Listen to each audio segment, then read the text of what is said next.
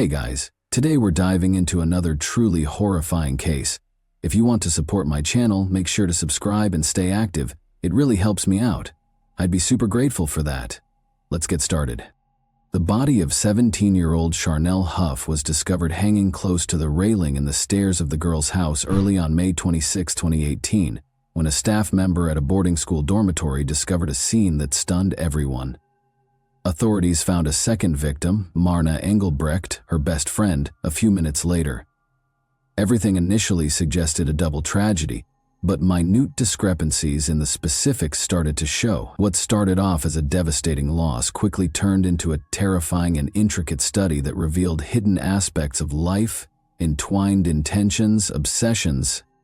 In Delareyville, a small village in the northwest province of South Africa, Charnel Huff lived on a farm with her father, Ronnie, her stepmother, Anna, and Anna's son, Eston, whom she considered to be her brother.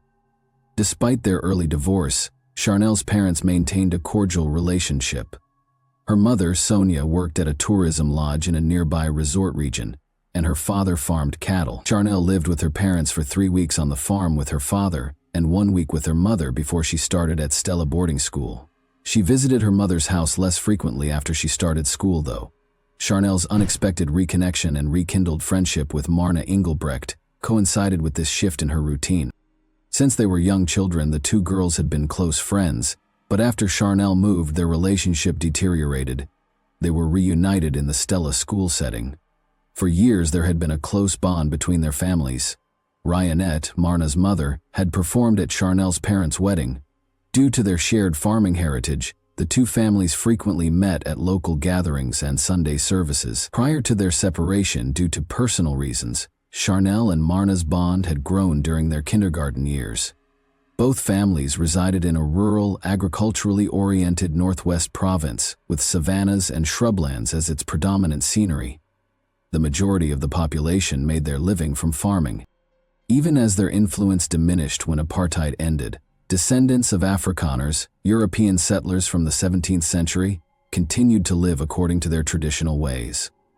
The Huff and Engelbrecht families were united by this cultural continuity, which reflected their common history and ideals. Charnel and Marna reunited at Stella boarding school 8 years after their childhood separation due to fate. The two girls were in the 8th grade, and they soon became friends again. The boarding school was far from Charnel's farm, in a little town. Life marked a dramatic change from her family's comfort zone to the independence of boarding school. Her mother, who lived far away, and her father, who was busy running the farm, were less involved in her day-to-day activities. Charnel's connection with Marna became a vital source of consolation and support in this new setting. Charnel Huff first became aware of Xander, an 18-year-old who had graduated from the same boarding school as her, in March 2017. She was drawn to him because of his athletic physique, dark hair, and bright green eyes, which went well with his assured manner. Even though he was already a graduate, Xander continued to be involved with the neighborhood and often traveled to places close to the boarding school. The history of his family was convoluted. When he was still a child, his parents, Monty and Mercia, were divorced. About 50 miles from Stella, Xander lived on his father's farm, but he occasionally went to see his mother, with whom he had a less intimate relationship. Charnel's days were full of adventures and common interests before Xander came into her life. Her passion for animals and horseback riding, a pastime that has remained a major part of their life, brought her and her best friend Marna Engelbrecht together. Although her father, Ronnie, thought Charnel may pursue modeling, Charnel also loved photography and wanted to make it her job. Growing up on the family farm, Marna was a hardworking student who loved science and math and wanted to become a veterinarian. Marna and her parents resided close to Rieberg.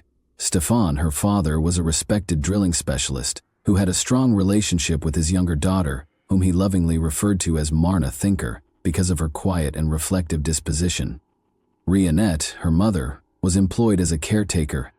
Marna's family was well known in the neighborhood for their close-knit ties, and their life appeared to be stable and harmonious, even if her older sister Ryan was a major contributor to the family dynamic. The two buddies spent the majority of their spare time together in their shared dorm room at the boarding school. Marna was notable for her generosity and brilliance, while Charnel was known for her charisma. Sometimes they stayed with each other's families on the weekends, but most of the time they went back to their own homes. Both families had close and encouraging relationships. Ronnie Charnel's father treated Marna like his own daughter, and the girls' lives seemed content and secure. This exterior concealed a far more nuanced reality. Charnel had just lately met Xander, who had a complicated past. In addition to shaping his apparent confidence, his parents' divorce and the difficulties he had as a child also formed an underlying tension in him. Mercia, Xander's mother, had always thought of him as a unique child. Despite a challenging pregnancy full of problems, she gave birth to him after going through several sad struggles to become a mother. Even as Xander grew older, Mercia remained a loving and protective mother, and his early health issues only deepened their relationship. In contrast, Xander was disciplined by his father Monty, a former police officer, who also instilled in him a love of hunting, sports, and the great outdoors. From an early age, Xander became an essential part of his father's life, time with him by accompanying him on hunting, fishing, and forest excursions. Xander had a complex personality while he was at school, despite his powerful physique. Although he had a reputation for being a successful rugby player, his temper frequently caused him to argue with classmates, teachers, and even adults. Mercia consistently stood up for her kid, claiming that his actions were only a means of expressing his uniqueness, even though his parents were regularly invited to school meetings. Xander chose not to continue his schooling after graduating and started working with his farm on the farm. He was hardly active on social media, only posting pictures of his hunting trophies and guns to showcase his interests. His attractiveness and charisma attracted attention, especially from young women, even though he led a rather secluded existence. Charnel initially noticed Xander during a school function. Current students had been asked to meet with alumni, including Xander. Despite their brief first encounter, they soon found themselves spending more time together due to their mutual desire. As a senior in high school, Charnel was enthralled with his charm, athletic build, and self-assurance. The first several weeks saw a quick development of their bond. Xander gave Charnel all of his attention and tried his hardest to make her happy. He struck me as a loving and committed companion. Xander was anxious to make a good impression when it came time to meet her family. The encounter with Ronnie Charnel's dad went more smoothly than anticipated. Ronnie was wary at first, but she quickly warmed up to Xander's enthusiasm for farming. In the end, he accepted Xander's offer to assist with farm chores. Their story together began with these moments. However, Xander's character qualities suggested possible future difficulties underlying the peace. He had previously shown signs of having a fiery temper and being resistant to compromise, and it was only a question of time until these characteristics affected the relationship. The first person to notice Charnel's behavior changes was Marna. She started to get less communication and avoidance from the friends she used to get out with. The changes were gradual at first, but each month made them more noticeable. Charnel often used laziness or exhaustion as an excuse to avoid seeing Marna or their other friends. Marna sought to politely ask what was going on after realizing that Xander was linked to these developments. Charnel, however, maintained that everything was okay. Following Xander's complete integration into Charnel's social circle, these alterations started. Xander's control initially appeared to be subtle. Charnel took his frequent inquiries about her activities and who she was hanging out with as signs of concern and care. He gradually began requesting access to her texts, social media profiles, and phone. Charnel obeyed because she believed his jealousy was a sign of his intense love for her. It reached a breaking point during prom planning. Charnel went shopping for a dress with her mother. When Xander became involved, what should have been a happy time became uncomfortable. In addition to demanding that she wear little makeup and straighten her hair, he insisted on approving her outfit choice. Charnel complied with his demands in a manner he thought appropriate in order to prevent confrontation. She later told a few pals that she was uncomfortable but didn't realize how serious the issue was. Xander's domineering actions kept getting worse. He publicly disliked everyone he believed to be a negative influence and started meddling in her connections. He insisted on thorough explanations whenever Charnel spent time with friends. She gradually began avoiding confrontations by restricting her social interactions. Their encounters became infrequent, even with her best friend Marna. Marna made an effort to speak with Charnel, pointing out that Xander's actions were inappropriate. Charnel persuaded herself and others, though, that these were only short-term difficulties brought on by Xander's character. She thought he would change, but even during family gatherings with his relatives, he got more hostile and his control tightened. Charnel became aware of Xander's intense observation of her words and behavior. Ronnie and Anna, as well as Charnel's family, initially supported the connection, but with time, they started to notice changes in her behavior. Although they blamed it on academic stress, only Marna saw the underlying problem and made an effort to connect with her friend. She appeared more reserved and less confident. But as Xander's power grew, Charnel found herself more and more alone. Charnel Huff made the decision to break up with Xander in January 2018. Since his actions had grown more hostile and domineering, this choice had been coming for a while. By the end of the previous year, Charnel's family and friends had noticed the extreme pressure he was putting on her. This included him constantly watching her phone and social media, and he would physically impose his power during heated fights. Marks occasionally departed Charnel when these altercations alarmed her family, especially Marna. Xander's response to the breakup was intense. He started saying he couldn't live without her and threatening to hurt himself. In addition to these threats, he frequently sent her emotional manipulation texts in the hopes that she would change her mind. Even though this was stressful, Charnel refused to back down this time. She was adamant about ending the unhealthy connection. The best friend of Marna, Charnel, became caught up in the fight during this time. Alarmed, Xander started sending Marna threatening and derogatory messages, accusing her of turning Charnel against him. Marna confided in Stefan, her father. He stepped in right away, calling Xander and telling him to cease the abuse. Although the situation was momentarily diffused, Xander's animosity persisted. Charnel started spending more time with Brandon Victor, a friend she had known since she was 14, a few months after the breakup.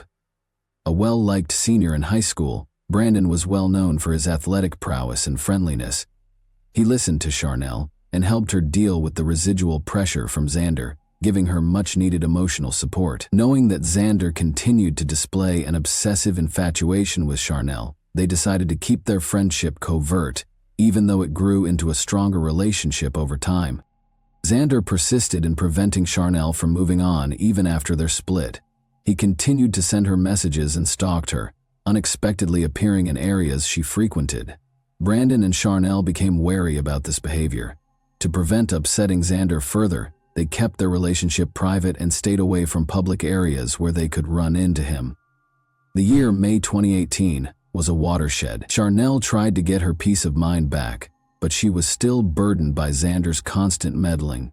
His inability to accept her choice and his constant attempts to meddle in her affairs made things tense and unstable for her and those close to her.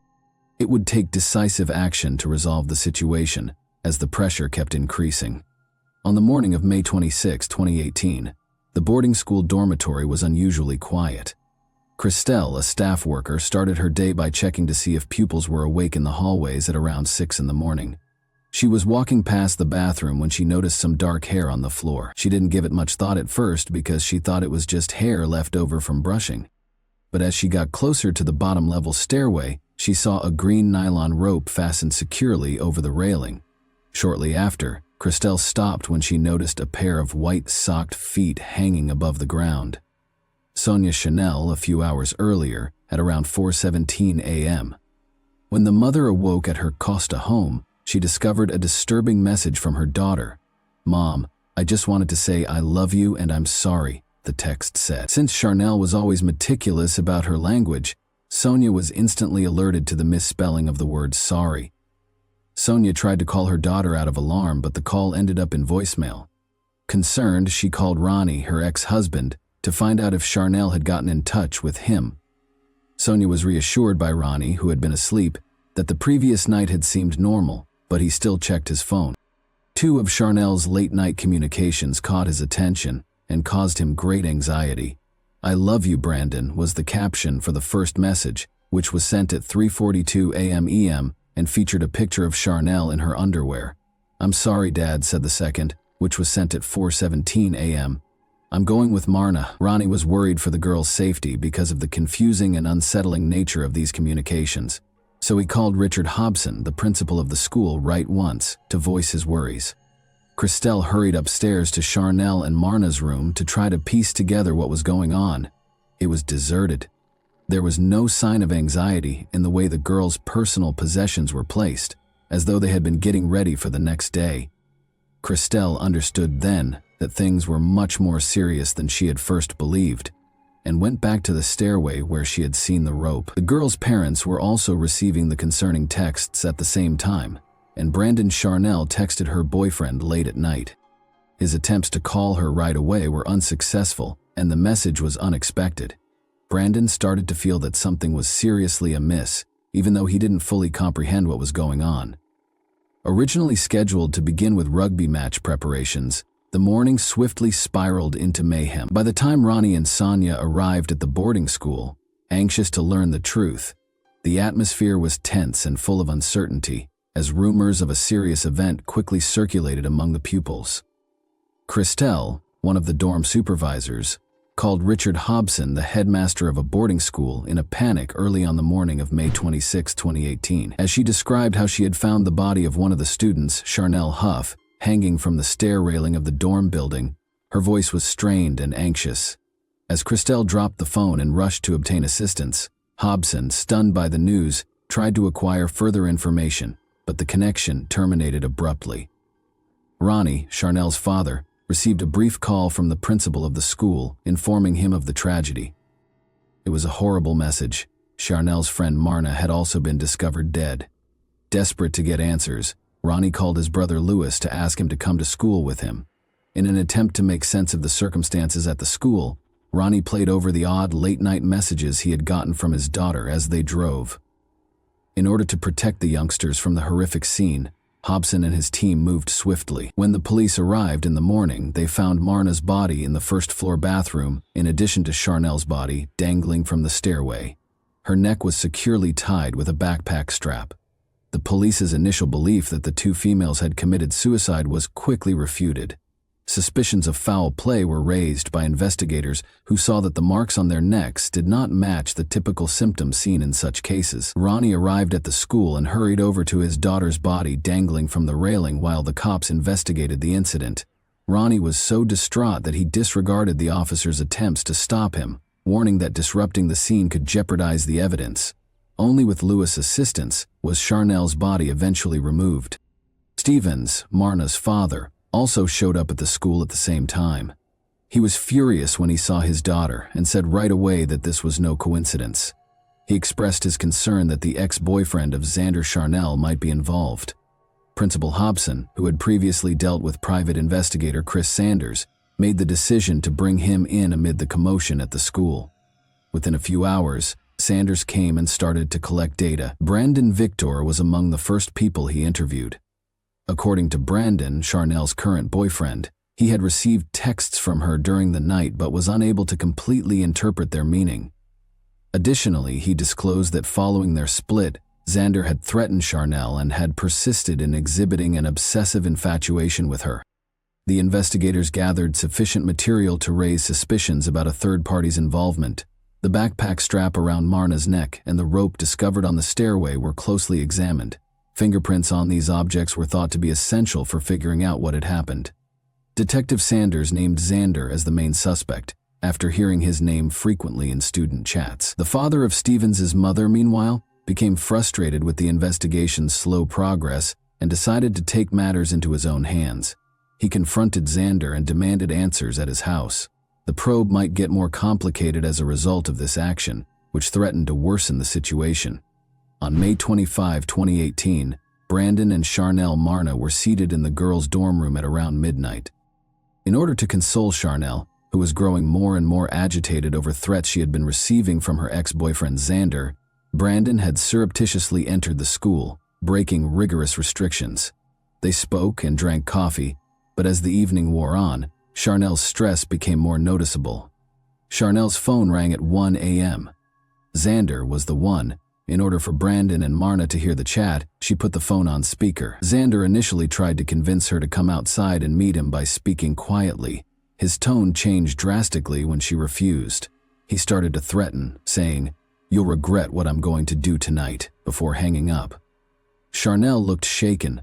Despite Brandon's willingness to stay, She asked that he go back to the boys' room because she was afraid he would be punished if anybody found out. Brandon departed at around 2 in the morning. He saw the girls alive for the last time.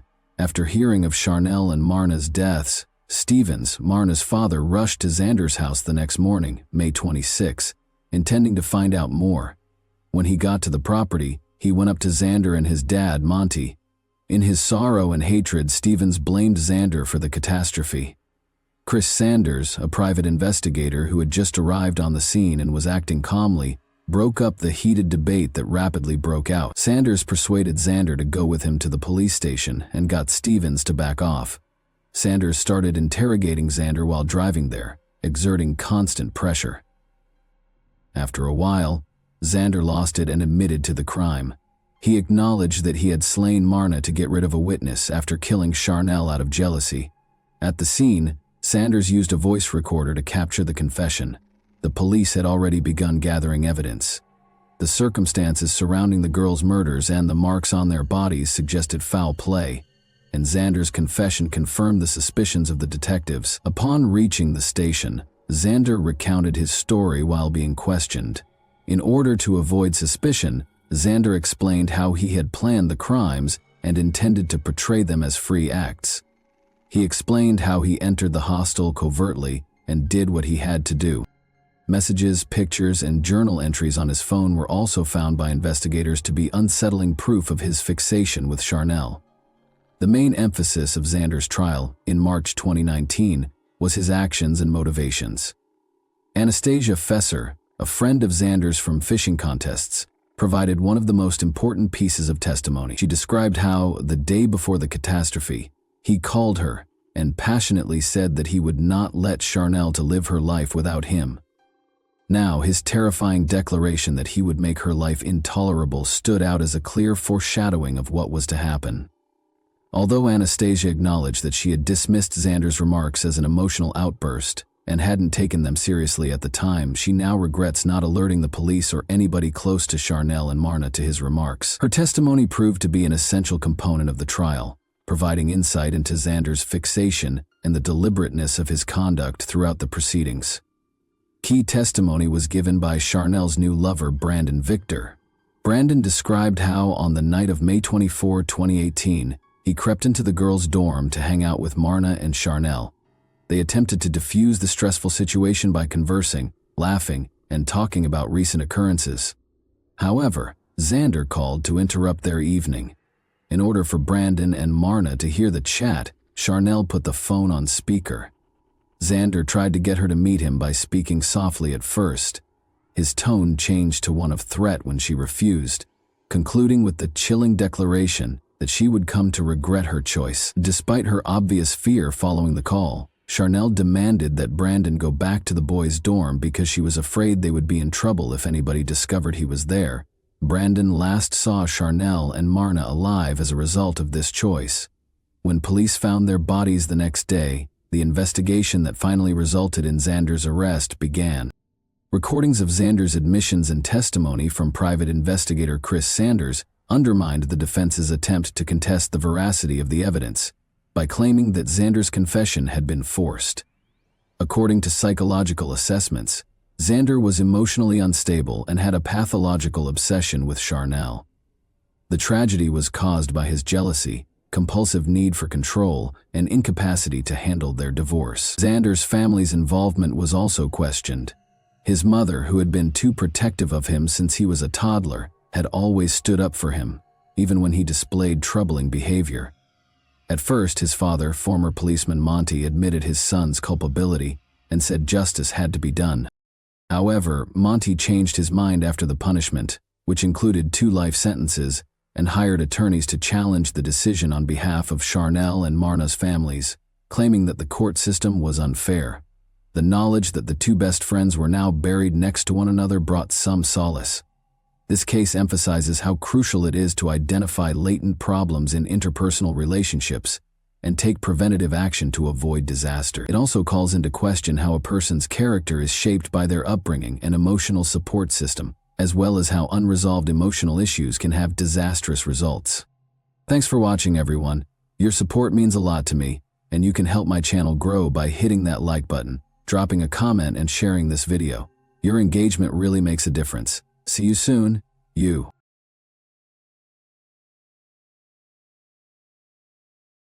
Hey guys, welcome to my channel, and today we're going to take a look at another horrible case with you. The instance of Sheila Labar, an angelic-looking demon. Early life, physical and psychological trauma can have a highly unanticipated impact on an adult's life.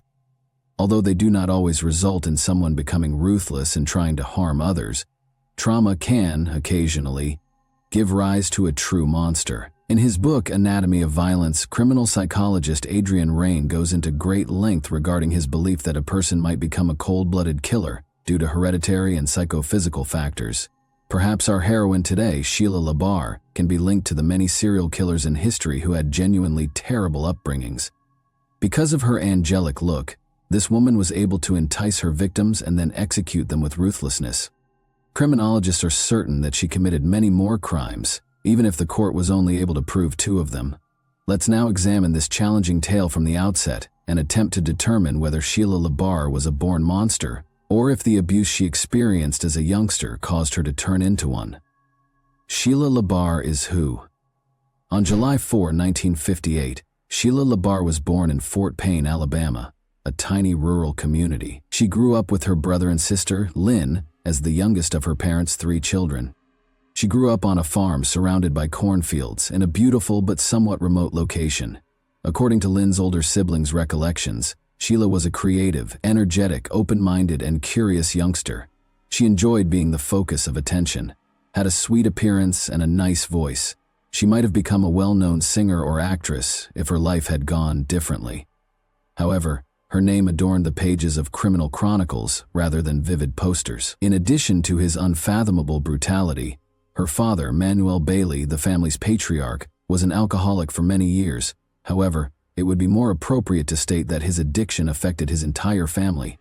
He frequently went on rampages, becoming a true beast who delighted in mistreating his wife and kids. He beat them with anything he had and humiliated and degraded them.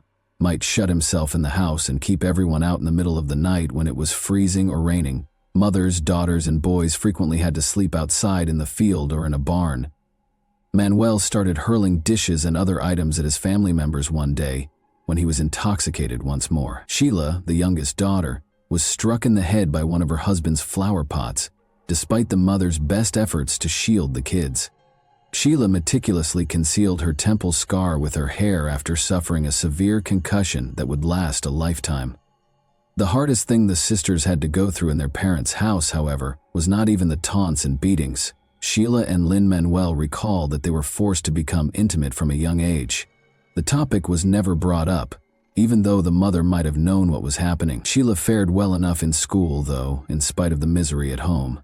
She had aspirations of leaving the farm as soon as possible and taking over the big metropolis. The girl had a lot of drive and ambition. She had everything she needed to pursue her childhood dream of being an actress or pop singer.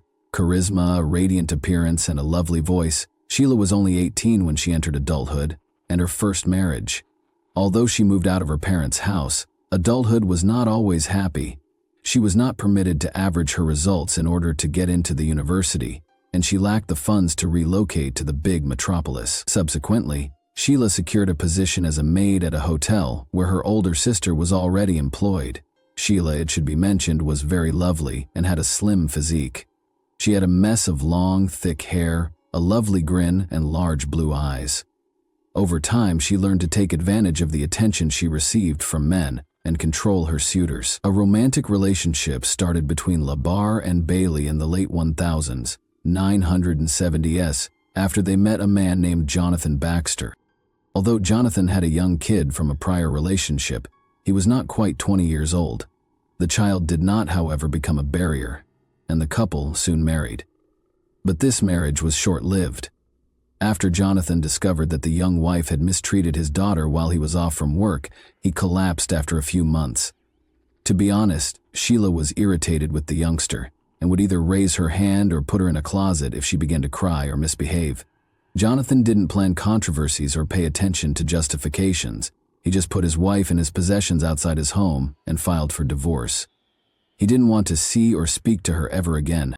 Sheila survived largely off of the men she dated after the divorce, but all of these relationships were short-lived, lasting only a few weeks to a few months, until she met Ronnie Jennings, her future second husband, in the early 1980s. After a turbulent courtship that ended in marriage, Sheila adopted the double last name Bailey Jennings. Two irascible and unstable persons who frequently cheated on one another, scandalized, and even fought nevertheless were in an unhealthy relationship. They were married for over 3 years. Sheila requested a divorce from her husband in 1984 following yet another family dispute, but he turned her down. Ronnie actually didn't keep the relationship going at all.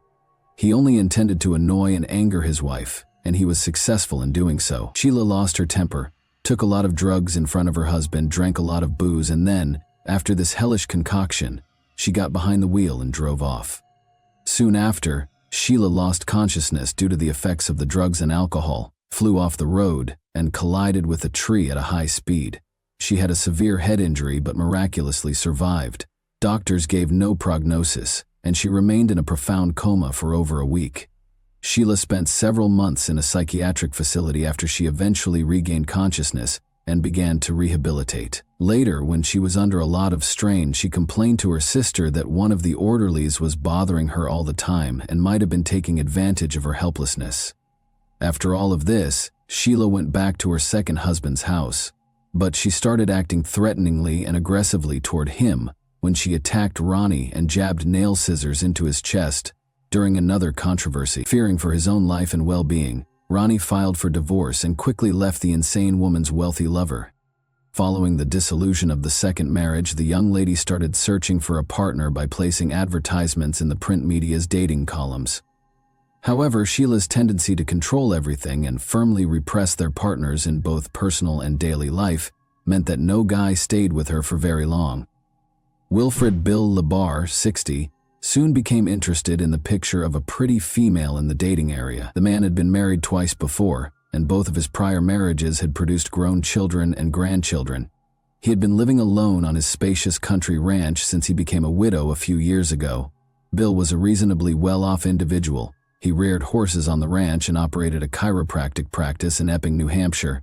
At the same time, he needed a strong, powerful woman because he felt lonely. Indeed, he discovered just that. Sheila was drawn to the affluence of her new acquaintance and thought that they would make a perfect match.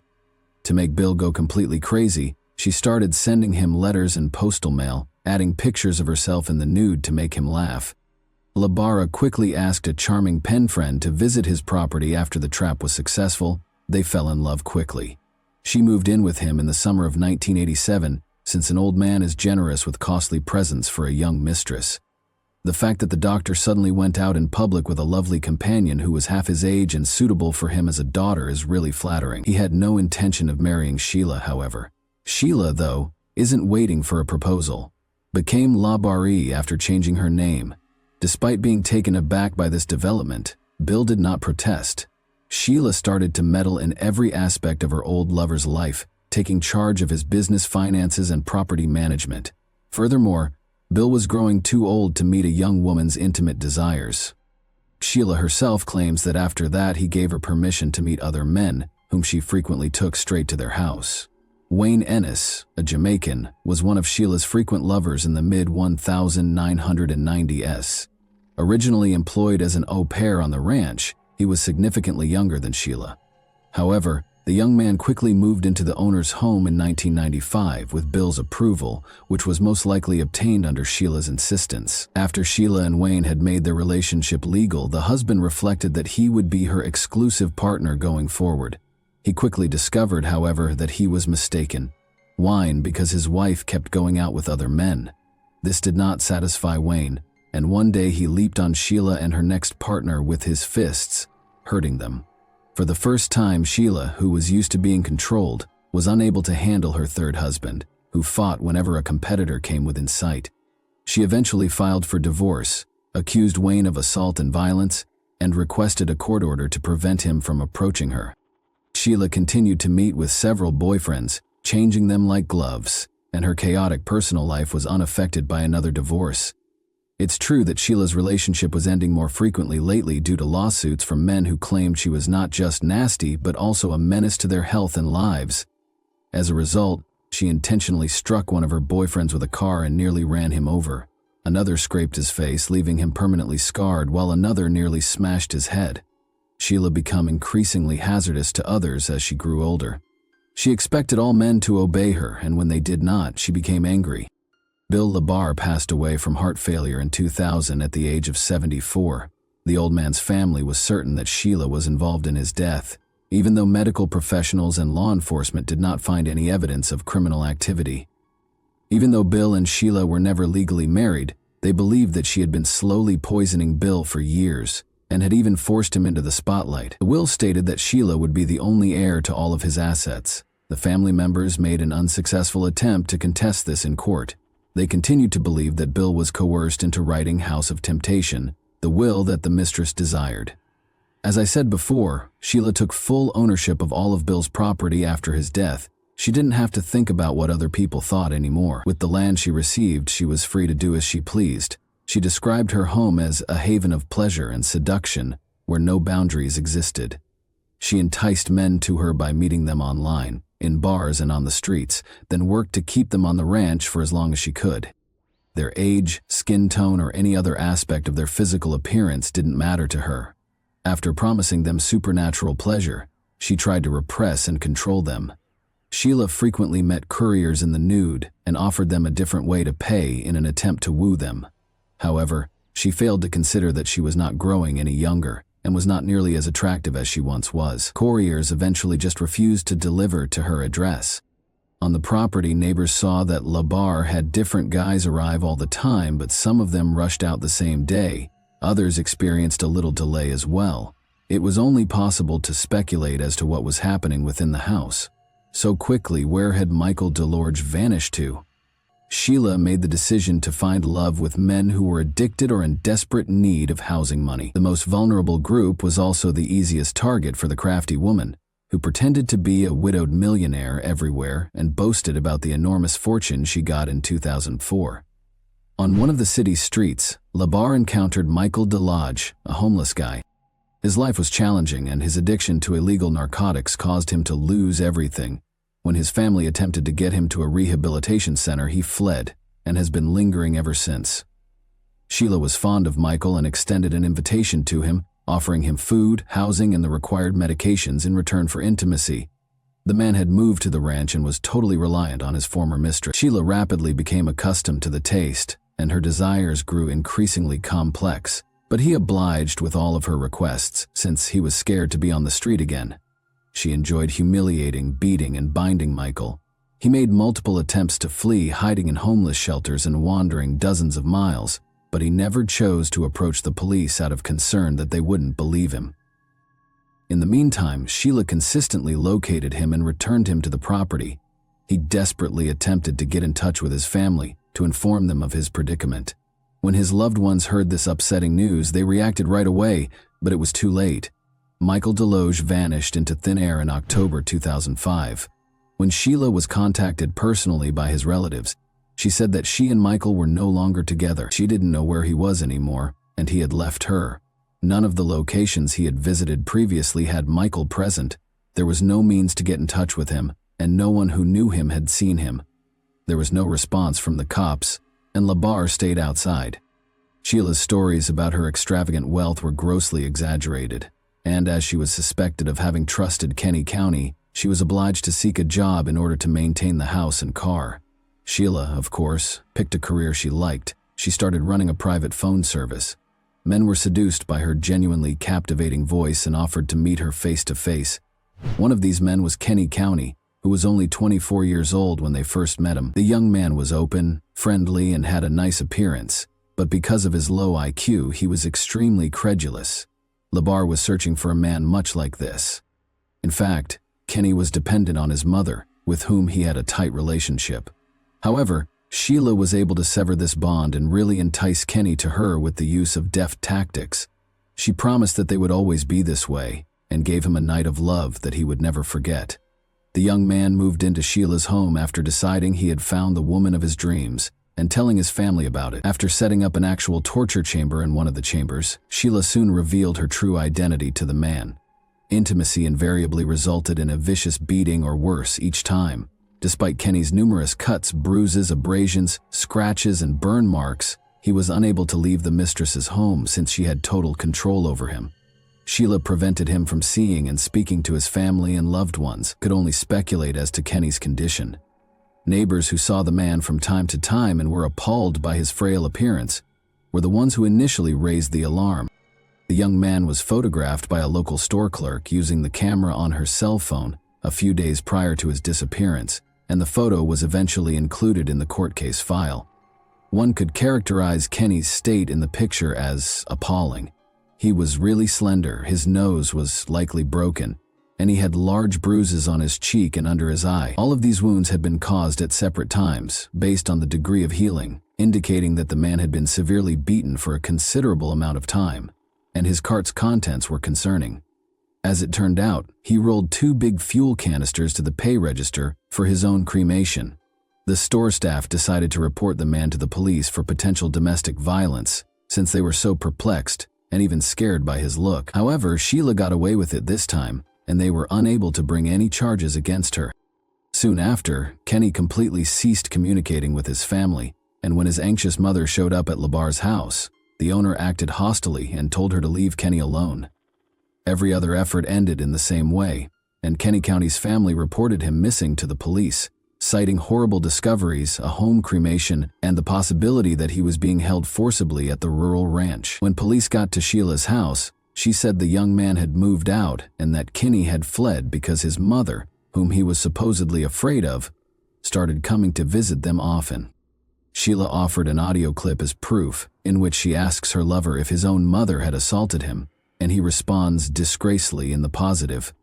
The following day, an officer who was visiting Sheila obtained a search warrant for the estate since everything seemed more than odd. Although Sheila had previously been on the radar of the police on numerous occasions, and her name had been connected to another enigmatic partner disappearance, she had never been questioned, and her home and property had never been examined.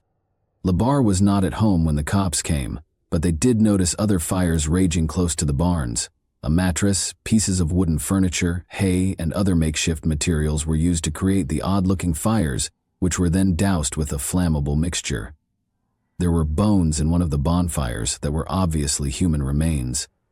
The team asked for forensic specialists to report all the findings as reinforcements. However, compared to what they found later, that proved to be only the beginning. Poorly cleaned blood traces were discovered almost everywhere in the residence. It appeared as though a true massacre had taken place, since there was so much of it. The blood turned out to have come from at least 3 separate individuals. 2 empty fuel cans, the identical ones the child had purchased at the neighborhood store the day before, were laying close by, and the bones smoking in the fire belonged to the missing Kenny. That wasn't all, though. The remains of Michael Deluge, who vanished a few years prior, and some fingers belonging to an unidentified third man were also discovered on the property. Numerous products that belonged to the same group, among other things. At the ranch, eyes belonging to different men were taken from the sump. Their whereabouts are unknown. The hostess herself had worked it out and fled, so she wasn't home when the police arrived. Sheila apparently hoped to get lost when she hitched a ride to Boston. She also wooed a motorist who gave her a ride on the way, and he kindly offered her to live in his home. However, the new boyfriend himself called the police the following day to tell that Sheila was now in his bed after seeing TV news about the hunt for a dangerous criminal. She was taken into custody there. A box of videotapes was discovered during the investigation of Sheila's house, which was another terrifying discovery. Kenny, Michael, and a number of other men admitted to heinous atrocities on the tapes, but based on their looks and state of health, it appears that they were tortured to make these admissions. There have been many concerns about Labarage's mental health since her arrest, thus the court mandated the required assessments. Sheila was diagnosed with schizophrenia symptoms and a delusional illness. She referred to herself as a heavenly angel sent to shield children from sexual predators. Her lawyer attempted to construct a defense based on Sheila's deteriorating mental condition. He referred to his client as gravely ill and attempted to demonstrate that she was unaware of what she was doing. Her childhood trauma, both physical and mental, was the cause of this. According to the defendant, she met God many years ago when she was in a coma near death after a tragic accident, and the deity instructed her to rid the world of those who violate children.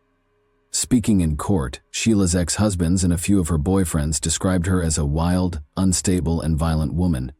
The third spouse, Wayne Ennis, also claimed that the ex-wife had constantly urged him to assassinate Mr. Labar so that she could have his property. It was established that Sheila knew what she was doing when she committed her crimes, despite the defense's efforts to persuade the court that she was mad and in need of treatment. She was convicted in July 2008 and given a life sentence without the chance of parole. Her appeals were all turned down. Sheila is currently incarcerated at Homestead Correctional Facility in Florida. And that wraps up today's chilling story. If you enjoyed this video, don't forget to like and subscribe so you never miss a new upload. Also, let me know in the comments, what part of this story shocked you the most? Thank you for watching, and I'll see you in the next video.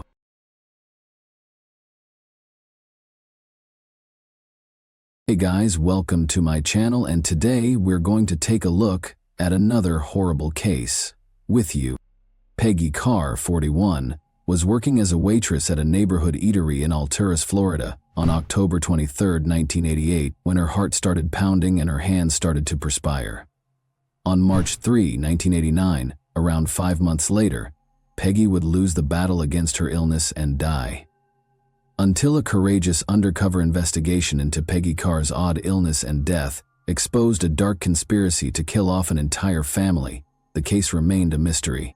Alturas, a small, tight-knit village in Polk County, Florida, with a population of slightly over 4,000, was where Peggy Carr and her family resided. Alturas is renowned for its lovely orange groves and tranquil atmosphere. Alturas is now a safer neighborhood than the majority of U.S. localities, with a violent crime rate of 21.8%.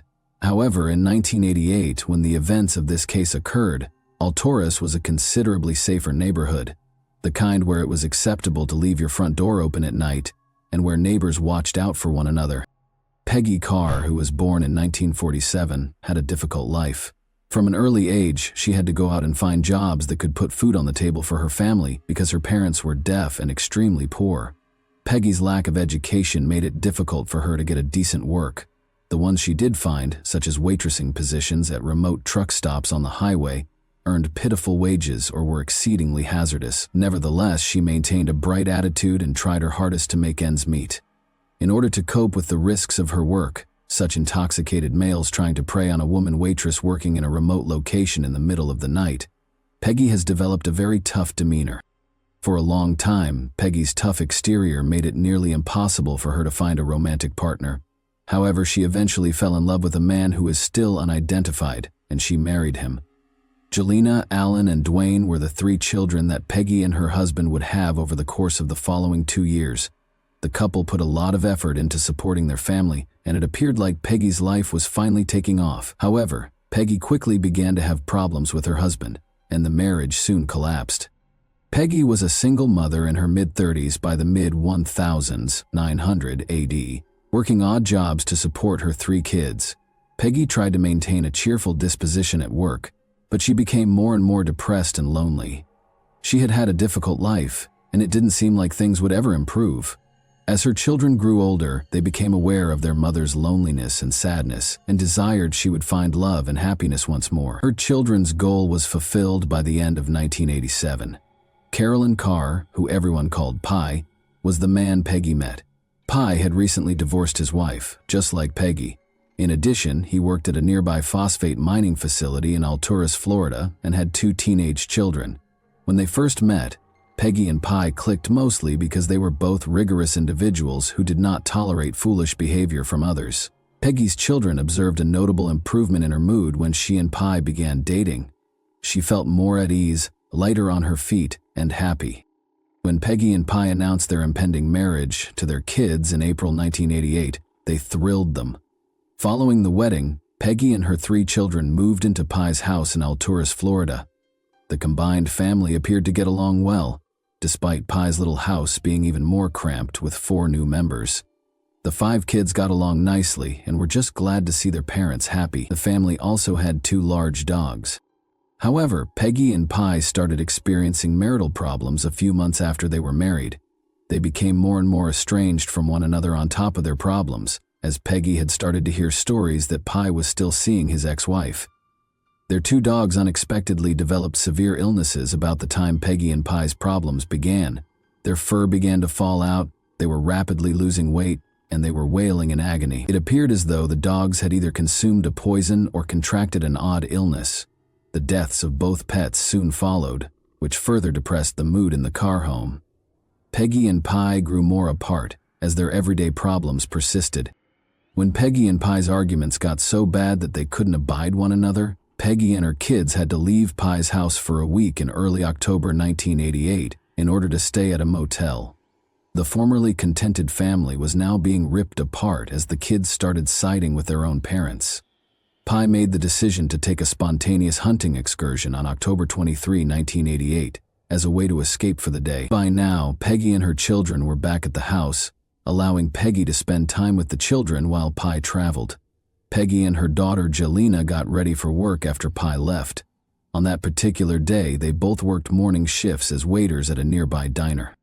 Peggy's heart started to race wildly as she was serving guests and waiting tables. Peggy wasn't working on any demanding or heavy tasks that morning. She was merely carrying the trays with the orders from the clients. Peggy believed her heart would stop pounding so rapidly if she simply relaxed. Her hands began to perspire, and she soon began to experience a tingling feeling in her arms and legs. Peggy was still unsure of the cause of her feelings when it dawned on her that she might be experiencing a heart attack. Instead of losing her mind or going into a frenzy, Peggy made an effort to relax. After washing her face and hands in the staff washroom, she sneaked into the staff break area to unwind for a while. Jelena went to check on her mother after noticing that she had gone into the break room while she was unwinding. With composure, Peggy stated that she thought she might be having a heart attack and that she would go home to rest. Jelena was not startled by Peggy's composed manner, but she was instantly concerned that her mother might be having a heart attack. She thought there was nothing to worry about if Peggy claimed she would sleep off a heart attack, because she knew she disliked setting off false alarms and panicking needlessly. She did, however, get her mother to swear that she would visit the hospital if her condition worsened.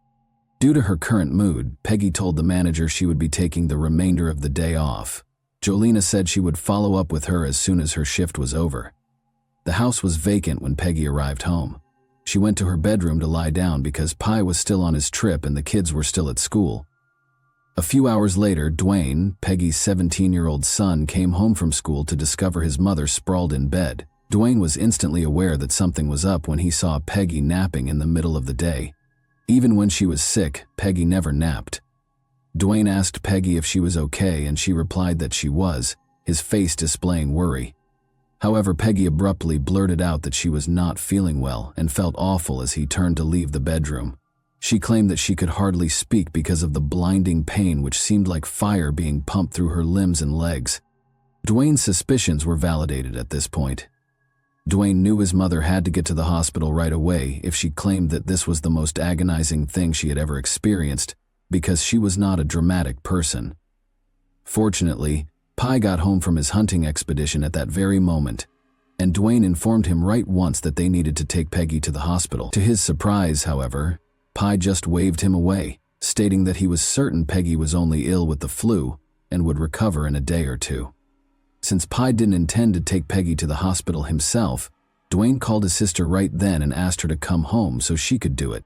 Jelena's condition had deteriorated to the point where she was unable to walk or stand, so Dwayne had to assist Peggy to the car when she got to the house. The true issue started when they arrived at the hospital and Peggy was brought into the acute care unit to start treatment because neither Dwayne nor Jelena knew what might have caused Peggy to feel the way she did. Peggy was now limited to lying down and groaning in agony. Her limbs still felt like they were on fire. Her heart was still pounding, and she was now throwing up and feeling sick. Peggy underwent a battery of tests in an attempt to identify her condition, but every test came back negative or indicated that she was in perfect health. The doctors were genuinely perplexed by this. Peggy was writhing in agony, and since the tests they had performed had revealed nothing wrong with her, it appeared as though her illness had struck out of the blue. The physicians chose to keep her in the hospital and monitor her because they had no other option. Peggy's symptoms appeared to get better after she was in the hospital for roughly 3 days. She was able to communicate, eat, and move around a little, but she still had intense agony in her limbs and her heart continued to race. The physicians made the decision to release her so she could recover completely at home because she appeared to be on the mend. On October 26, 1988, Peggy arrived home and slept in bed to recuperate. She saw that she was getting better. However, all of the symptoms returned after a day, this time with considerably greater intensity. She was feeling sick, her heart was pounding, her arms and legs felt like they were on fire, and she had dropped so much weight that she was a shell of her former self. However, Peggy's family decided it might be better for her to stay at home rather than go to the hospital, because they understood that even the doctors didn't know what was wrong with her. However, it appeared as though Peggy was collapsing before their very eyes. She was unable to eat, sleep, walk, or even speak. The anguish she was experiencing was so great that she was only able to lie in bed, writhing in agony and occasionally screaming into her pillow. Her family finally gave in and agreed to take her back to the hospital on October 30. The physicians recognized Peggy from the week before and that they had been unable to identify the reason behind her symptoms when she arrived at the hospital, but they were doing everything they could to be sure. To find out if they had missed anything, the physicians decided to give Peggy another round of tests. They checked for all the common illnesses that may afflict a 41-year-old woman, including food poisoning, since they believed Peggy had consumed something that was making her stomach hurt. However, the test results once more indicated that Peggy was in perfect health. Once more, the physician's only option was to place Peggy in a room and watch her. Peggy's cries of excruciating pain reverberated through the hospital corridors as she lay in her room, audible to other patients and personnel. Peggy had started to drift in and out of consciousness by October 31. However, things were going to become worse. Dwayne, Peggy's son, and Travis, Pi's 16-year-old son, were both sent to the same hospital as Peggy. The symptoms that Peggy had been experiencing for more than a week had suddenly started to affect them as well. Similar to Peggy, Dwayne and Travis underwent a battery of tests to find out what was wrong with them, but the results were likewise inconclusive. However, one of the neurologists treating Peggy, Dr. Robert Van Hook, observed something about their symptoms that caught his attention right away. Travis, Dwayne, and Peggy were all experiencing hair loss. The neurologist suspected that he understood the precise reason of their disease based on the other symptoms they were experiencing, but first, he ordered a very particular test kit to confirm his assumptions. The neurologist checked Travis, Dwayne, and Peggy after the test kit arrived, and the findings were positive. Each of the three had consumed thallium nitrate, a costly and uncommon substance. Once employed as rat poison, thallium nitrate is a tasteless, colorless, and odorless metal that was outlawed due to its high toxicity to humans, with symptoms including extreme hand and limb pain, nausea, hair loss, weight loss, and irregular heartbeat. Even a minor increase in the naturally occurring amount of thallium, which is present in the ordinary human body in trace amounts, can have deadly results. Dwayne and Travis each had roughly 20,000 times the amount of thallium that naturally occurs in their bodies, whereas Peggy had 50 times that amount. The remaining members of the family were tested by the doctors, and while their thallium levels were not as high as those of Peggy, Dwayne, and Travis, they were all elevated. The doctors had not previously thought that Peggy and her son's conditions might be criminal before the test results. However, they started to view the case differently once the test findings suggested that Peggy and her family might have been poisoned. The hospital informed the Polk County Sheriff's Office about the case and the possible criminal activity occurring there. No one knew where Peggy and her boys had encountered such a costly and uncommon substance. Were they intentionally poisoned, or was it an accident? As the authorities started their inquiry, Peggy's situation appeared dire. Even though thallium poisoning may be cured, Peggy's body had been so thoroughly damaged by the poison that she was unlikely to live even if therapy had been given. As they waited for the poison to kill her, the doctors told her that the only thing they could do was to make her as comfortable as possible. For the boys, however, there was hope. Everyone hoped that the treatment they received would be quick enough to save their lives. Peggy fell into a coma a few days after learning that she was not going to be saved. After 2 months in the hospital, her family opted to remove her from life support on March 3, 1989, although she would stay in the coma for the following 4 months. Dwayne recovered completely. Although Travis would finally recover from the poisoning and spend 6 months in the hospital, the severe damage the poison had done to his limbs meant that he would never be able to walk again. The situation involving Peggy and her sons was extremely difficult for Polk County Sheriff's Office Sheriff Judd. They had a murder and other attempted murders on their hands, and a killer was at large, regardless of whether they were poisoned on purpose or not. There was a chance that the poison's source was still available for other Alturas residents to consume if they had accidentally consumed it. Sheriff Judd was determined to find the truth because the stakes were high. Every surface and object in the Carr residence was examined for thallium by investigators, but the results were all negative. Meanwhile, panic broke out in Alturas as word spread that the Carr family had been poisoned and that the authorities were unsure of the source of the poison. Families feared they might already be dying and not be aware of it, or that the poison may have originated from their groundwater. Because the Carr's well water was connected to at least 2 other homes, detectives looked into it, but they discovered nothing. Furthermore, Peggy and her sons had experienced symptoms that no one else in the town had. The investigation was then joined by Prosecutor John Aguero of the Florida State's Attorney's Office, who began investigating the possibility that thallium originated from pesticides, insecticides, or any other plant spray. There were numerous orange groves in Alturas, and the pesticides used to maintain the trees may have contained thallium, but all test results were negative. Police found their first break in the case, an 8-pack of Coca-Cola bottles with tampered-with lids, while searching the Carr home for anything Peggy and her sons might have eaten or consumed that might have contained the poison. The bottles were sent for testing right away, and the results revealed that the Coca-Cola bottles had high amounts of thallium. The drinks had been filled with thallium before the covers were put back on. The first obvious conclusion was that the bottling firm had tampered with the product. If it was, almost everyone drank Coca-Cola, which may lead to a nationwide thallium poisoning problem. Many inhabitants of Alturas were afraid to drink Coke after learning about this additional lead. But as the investigation went on, it became clear that neither the Alturas Coca-Cola outlets nor the bottling firm were responsible for the poisoning. Investigators came to the horrifying conclusion that, although the bottles had been tampered with, the person who did it specifically targeted the Carr family. Pye Carr himself was the main suspect. On October 23, the day Peggy had started exhibiting symptoms, Pye had abruptly made the decision to go hunting, which kept him gone for the majority of the day. Investigators thought this might have been an attempt to hide his identity. Additionally, Pye had access to a chemical as costly and uncommon as thallium, since he worked for a phosphate mining company. Given that Pye and Peggy had been experiencing marital problems, it appeared highly likely that Pye was the one who poisoned Peggy. But there were some problems with this theory. Additionally, Pye and his kids tested positive for thallium poisoning, indicating that they drank the same Coke as Peggy and her kids. Therefore, it appeared more plausible that Pye would have planned it so that only she consumed the poison, or at the very least he would have ensured that his kids did not get it, if he really wanted Peggy dead. Nevertheless, Pye was taken in for interrogation by the police. Pye swore that the hunting excursion was a coincidence, and told them he had no idea how the poison had entered his house. He casually remarked something during his conversation that did not seem significant at the time, but when police investigated Pye's tip, they would uncover the next significant clue that would enable them to solve this confounding case and identify the person who had poisoned Peggy and her family.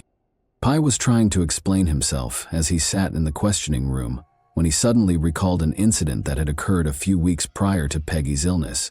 One day, Dwayne, Peggy's son, went to check the mail and discovered a printed note addressed to Pye. The note said, "You and your so-called family have exactly 2 weeks to move out of the state of Florida or you will all die. This is no joke." Peggy and Pye thought the death threat was a joke from some naughty teenagers. But now that the whole family had been poisoned, it appeared that the note might not have been a joke. It could have come from the poisoner of the Carrs. When authorities started looking into the note, they discovered a few details that quickly led them to believe that the sender was familiar with Pye and his family. For instance, the sender had correctly typed Pye's name as Pye instead of Pye, which is how most people would spell it.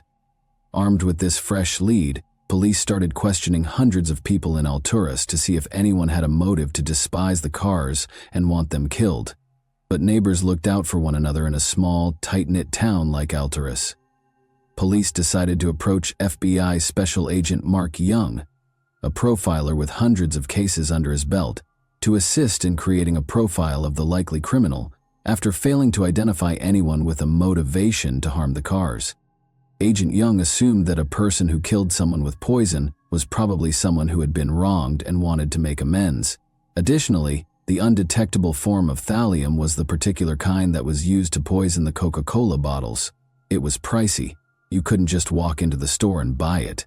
This demonstrated that the offender was bright and had a solid understanding of chemistry. In light of this, investigators eliminated potential possibilities until they arrived at George Trapal and Diana Carr, the Carr's neighbors.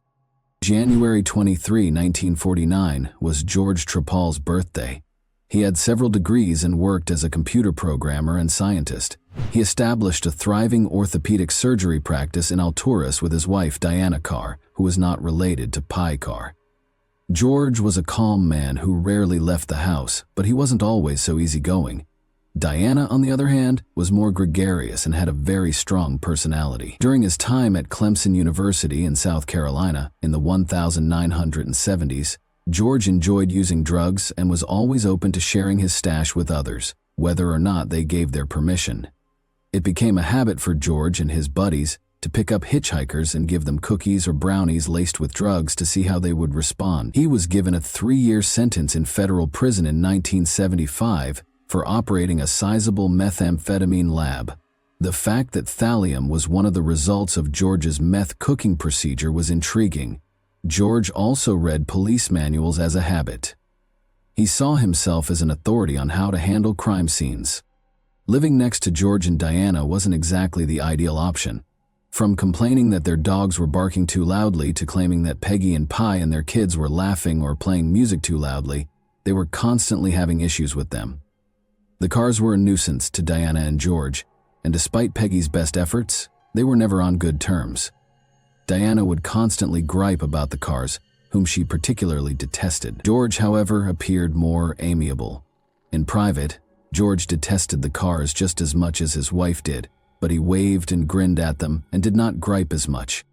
George accused Pi of breaking zoning restrictions in March 1988 when he attempted to turn his garage into an apartment for his stepdaughter Jolena and her infant daughter. As usual, Diana raced to the Carr house to complain 2 days before Peggy became ill. When they reprimanded her, she yelled, "You won't get away with this. This isn't over." In addition to being highly successful in their respective industries, George and Diana were exceptionally bright individuals who belonged to the esteemed Mensa organization. A lawyer called Roland Barrel and his buddy Dr. Lance Ware established Mensa in 1946. It is an elite club for very clever people who score in the top 2% of the general population on a particular IQ test. Applicants must pass a battery of unique IQ tests in order to be admitted to Mensa, and passing these tests alone does not ensure membership. After being accepted, members frequently host debates, seminars, gatherings, discussion panels, and other get-togethers to exchange ideas and have thought-provoking discussions. Despite having its headquarters in England, Mensa has locations all over the world. George and Diana were members of the Mensa branch in Florida, which hosted monthly entertaining and thought-provoking events known as murder mystery weekends. Over the course of a weekend, members would alternately plan a crime mystery that the other members would attempt to solve. All of the members would spend that weekend at a remote place, such as a hotel or inn, where they would stay and contribute to the murder mystery. A middle-aged woman called Sherry Gwen joined the Mensa Florida branch in April 1989, just a few weeks after Peggy passed away. Sherry had fled an abusive marriage in Texas and relocated to Florida. She felt a sense of belonging after joining Mensa, and she quickly grew close to George and Diana. George and Diana took turns organizing the murder mystery that would be solved for that month's murder mystery weekend the month Sherry joined Mensa. George, who was currently 40 years old, took this duty very seriously and worked for weeks to craft the ideal crime. All of the members had a difficult time attempting to solve the case and find the murder weapon, but their murder mystery weekend was a huge success. Sherry, however, was captivated when George eventually revealed the murder weapon to the gathering. In an attempt to find out everything George knew about the murder weapon and what would happen if it were used in real life, She would spend hours discussing it with him. George, who was sometimes eclipsed by his wife, was impressed by Sherry's attention and was pleased to respond to all of her inquiries. Diana relocated her medical business from Alturas to Sebring, a nearby town, in December 1989. Thus, she and George also made the decision to relocate there. Since they hadn't sold their house yet, Sherry requested if she might rent it as soon as she heard about it. Almost the whole Alturas Police Department swarmed into the house as soon as Sherry moved in. In reality, Sherry Gwynn was not a divorced woman who fled an abusive marriage in Texas and relocated to Florida. She was an undercover police officer tasked with looking into Diana Carr and George Trappell. Her real name was Susan Gorek. George was interrogated by police as part of their preliminary inquiry. When asked if he knew anyone who might want to harm the Carrs, he appeared modest and reticent, but he claimed that someone must have wanted them to leave the area. The death threat Pi had received weeks prior to Peggy's illness was reflected in this remark. Police became suspicious of George after learning of the fights between the Trappells and Carrs. He also resembled the FBI's description of the offender, which was a white man with a high level of intelligence who avoided confrontation and had a meek nature. Susan Gorek had been tasked with looking into them. Susan thought George was probably the murderer when she learned that thallium poisoning was the murder weapon George employed to plot his murder mystery. Additionally, he printed a pamphlet explaining the murder in this mystery, which stated, "When a death threat appears on the doorstep, prudent people throw out all their food and watch what they eat. Hardly anyone dies from magic. Most items on the doorstep are just a neighbor's way of saying, 'I don't like you, move or else.'" She thus requested assistance and directed a search of the house as soon as he and Diana left. The cops discovered a wealth of chemicals, including thallium, in the garage. They also learned that George had machines to take off and put back the bottle caps, since he frequently brewed his own beer. Investigators concluded that George chose to get rid of his neighbors because he had finally had enough of them. He was able to sneak a case of Coca-Cola into the Carrs' kitchen, had the resources and motivation to conduct the crime, and fit the profile. People in the neighborhood of Alturas rarely closed their doors, and it was common to walk by and greet a neighbor. The police had sufficient evidence to bring George in for interrogation. George was bashful and avoided making eye contact with the interrogating officers when he first arrived at the Alturas police station.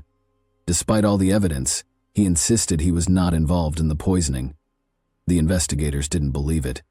1 count of first-degree murder, 6 counts of attempted first-degree murder, 7 counts of food or water poisoning, and 1 act of tampering with a consumer product were among the charges brought against Trappell on April 5, 1990. These 15 criminal charges, which included first-degree murder, 6 counts of attempted murder, food or water poisoning, and product tampering, were tried against George in January 1991. Following a 4-week trial that took place between January 7 and February 7, 1991, the jury found George guilty on all counts. He received a death sentence. George is still incarcerated at the Union Correctional Institution in Rayford, Florida, on death row today. George has appealed the FBI's investigation process and the reliability of the state's witnesses on multiple occasions, but each time his pleas have been rejected. Diana Carr never faced any charges. She will eventually remarry after divorcing George in 1996. Since learning that the evil mastermind who killed their mother, paralyzed their stepbrother Travis, and almost killed Dwayne has been brought to justice, Peggy's children, Alan, Jelena, and Dwayne, have moved on. Peggy's life had been extremely difficult for a long time, and just as things were starting to improve, a neighbor who simply didn't like her and her family cruelly took her life away. At least her family can finally move on knowing that she received justice. However, do you believe Diana Carr ought to have faced charges of murder, or at least attempted murder as well? And that wraps up today's chilling story.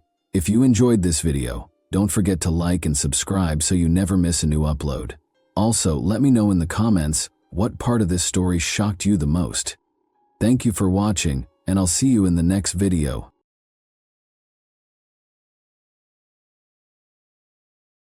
Hey guys, welcome to my channel, and today we're going to take a look at another horrible case with you. It became a nightmare on New Year's Eve. Statistics show that a crime's nature is significantly influenced by the time of day it is committed, such as during the day. Domestic violence occurrences are more widespread in the evening, as are economic crimes such as robberies, thefts, scams, etc. However, crime and the most heinous acts of evil occur at night, when the streets are dark and almost empty, making it difficult to identify a criminal. It is common knowledge that it is dangerous for women in particular to stroll alone on city streets at night. However, there are situations when it is unavoidable. The narrative of Rachel Moran, a young British woman, started this way. She had to go back home on New Year's Eve after spending time at her parents' house. Rachel never made it home this time, vanishing 150 feet from her destination, even though the distance was just roughly 1 mile along a path she walked every day. After a month of searching in the hopes that the young girl might still be alive, the shocking revelation stunned Ireland as a whole. Rachel Moran was who? On January 17, 1981, Rachel Moran was born in English Call, Ireland. In the family of Wanda and Ray Moran, she was the youngest of 4 children. She was raised with a brother and 2 older sisters with whom she had a deep bond from an early age. Rachel's passion was dance. Seeing her interest, her parents signed her up for a ballet class, which she continued to attend for many years. She even intended to pursue a career in this industry, either as a choreographer or a ballerina. But as she got older, her opinions and tastes started to shift. After graduating from high school, Rachel enrolled in a prominent university to study management information systems, because she was an exceptional student who had a preference for the exact sciences. About 2 years into her studies, Rachel came to the conclusion that her career choice had been a mistake. She chose to return to choreography and continue her study as her artistic side took control. She met Mark, a young man who was just a year older than her while working part-time during this time. They became close very fast, and their friendship soon developed into a romantic partnership. After deciding to live together approximately 6 months after meeting, the couple rented a modest apartment in a brand new, comfortable apartment building that was only a mile from Rachel's parents' home. So she went to see them nearly every day. Rachel began working at a nearby bakery in the fall of 2002, specializing in confectionery decoration. She became enamored with this profession and gave pursuing a second degree in culinary arts some serious thought.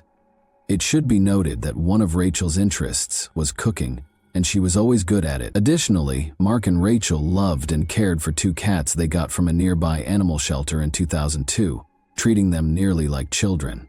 The young couple fed the pets on time, took care of them in every manner they could, and made an effort to avoid leaving them alone at home for extended periods of time. A dispute on New Year's Eve as the 2003 New Year's celebration drew near. Everyone in the area was occupied with getting ready for the celebrations, selecting recipes for the holiday table, and purchasing presents for their loved ones. Rachel was trying her hardest to stay up to date for the holidays while juggling a lot of orders at work.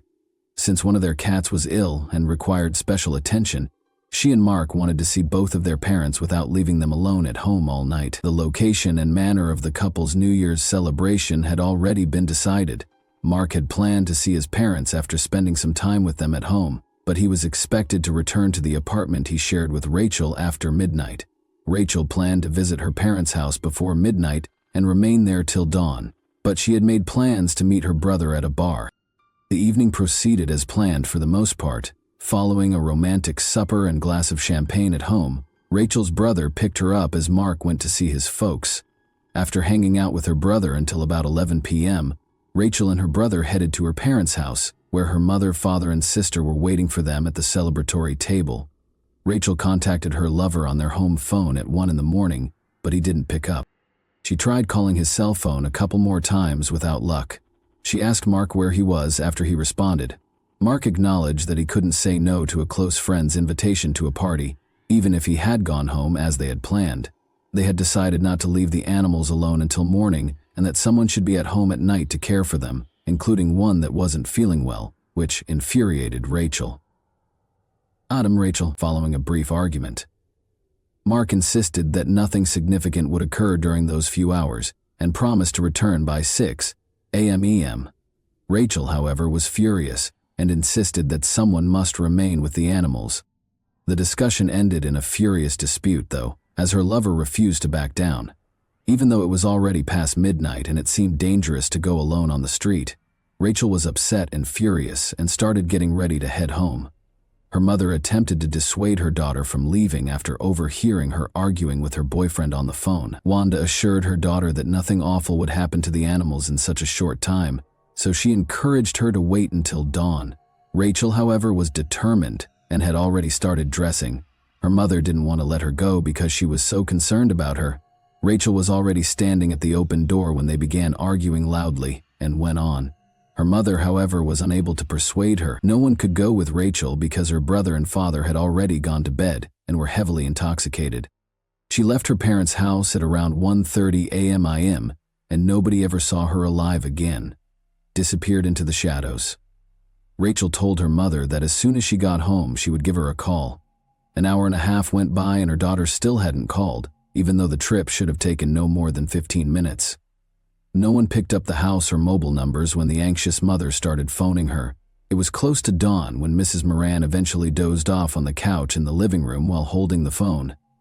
On January 1, she heard her husband on the phone when she woke up at 9:30 a.m. She thought he was talking to Rachel since he used the word daughter. But as soon as he ended the call, he revealed that it was their oldest daughter, who had been attempting to contact her sister all morning and was beginning to become anxious.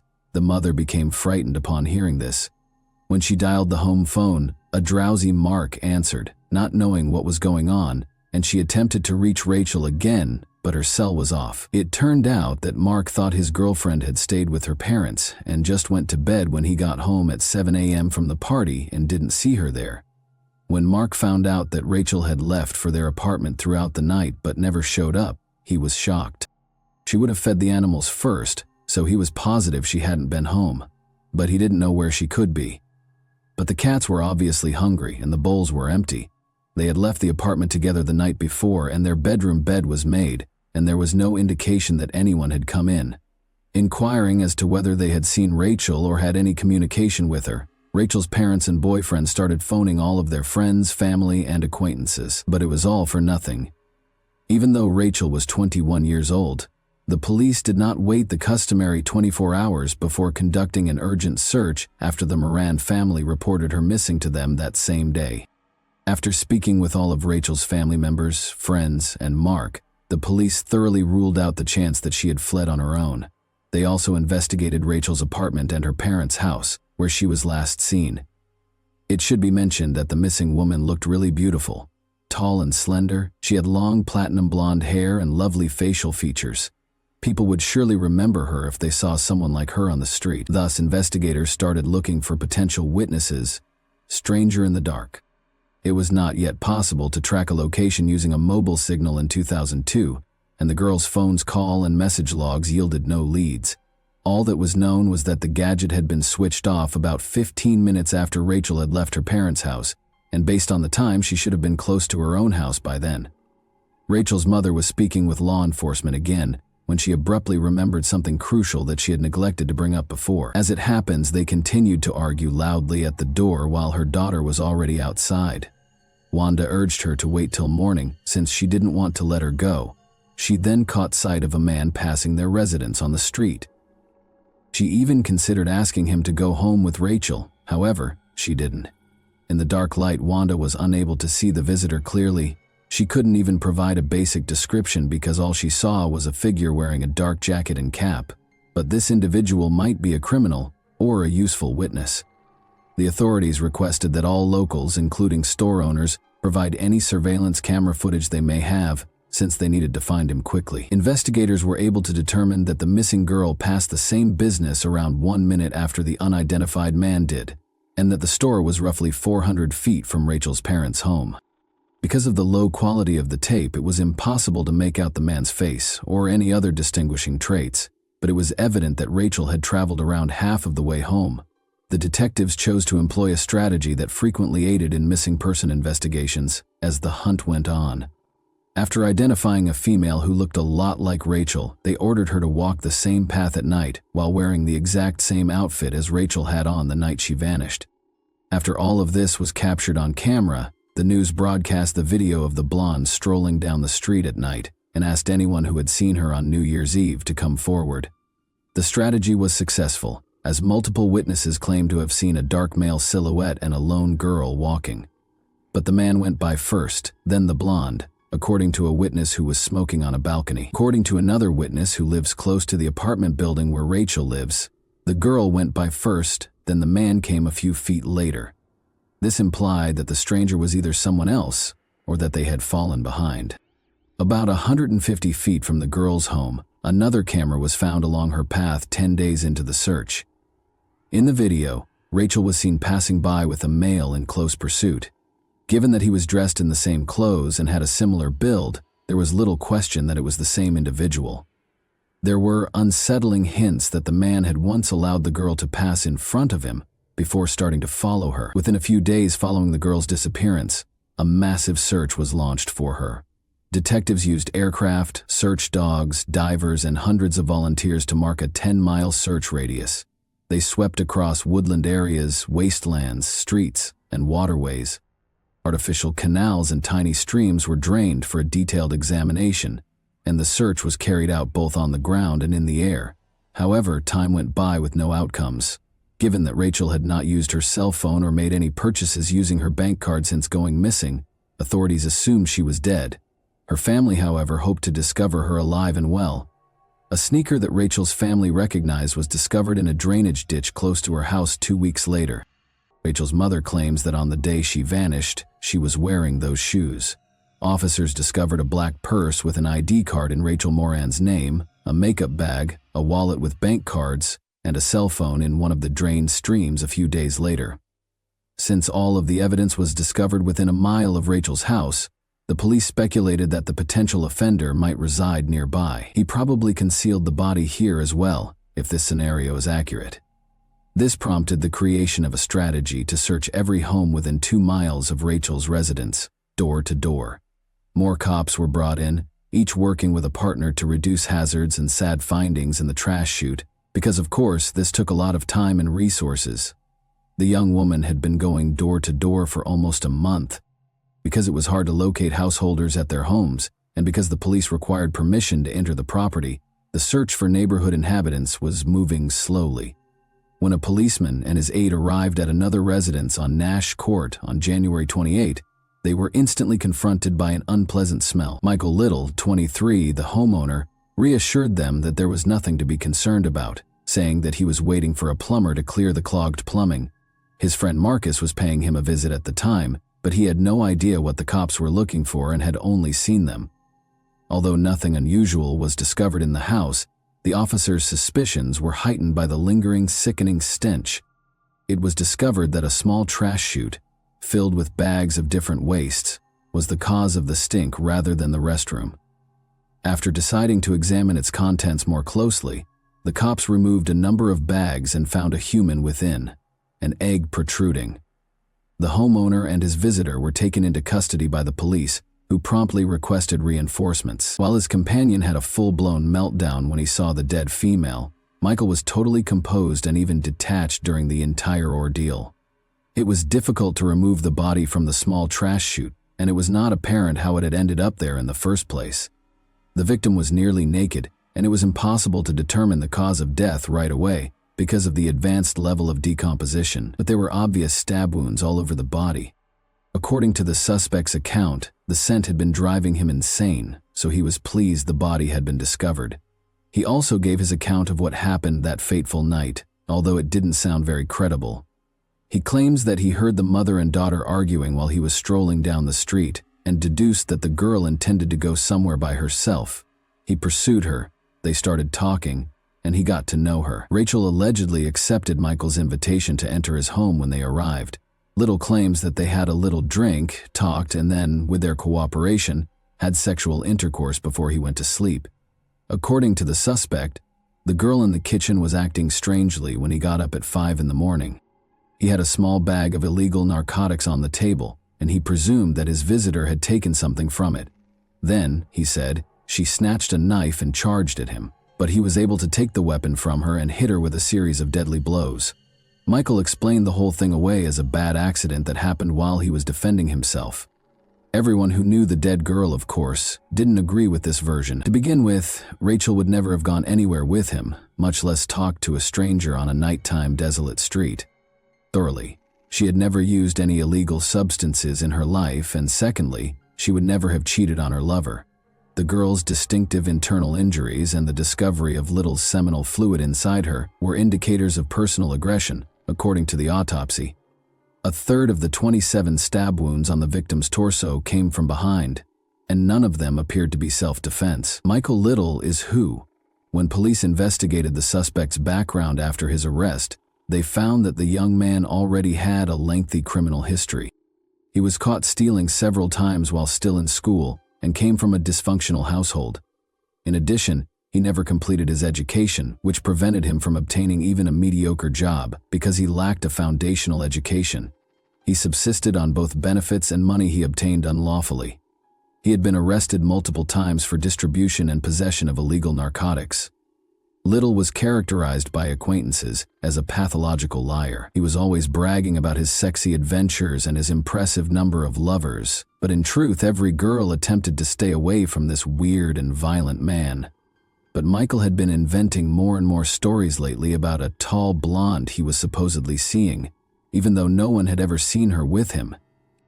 Since the victim and the suspect lived in the same neighborhood and had houses only a few hundred feet apart, police theorized that the suspect may have seen the victim before. He probably started to fantasize about the girl and tell his buddies about her when he became interested in her.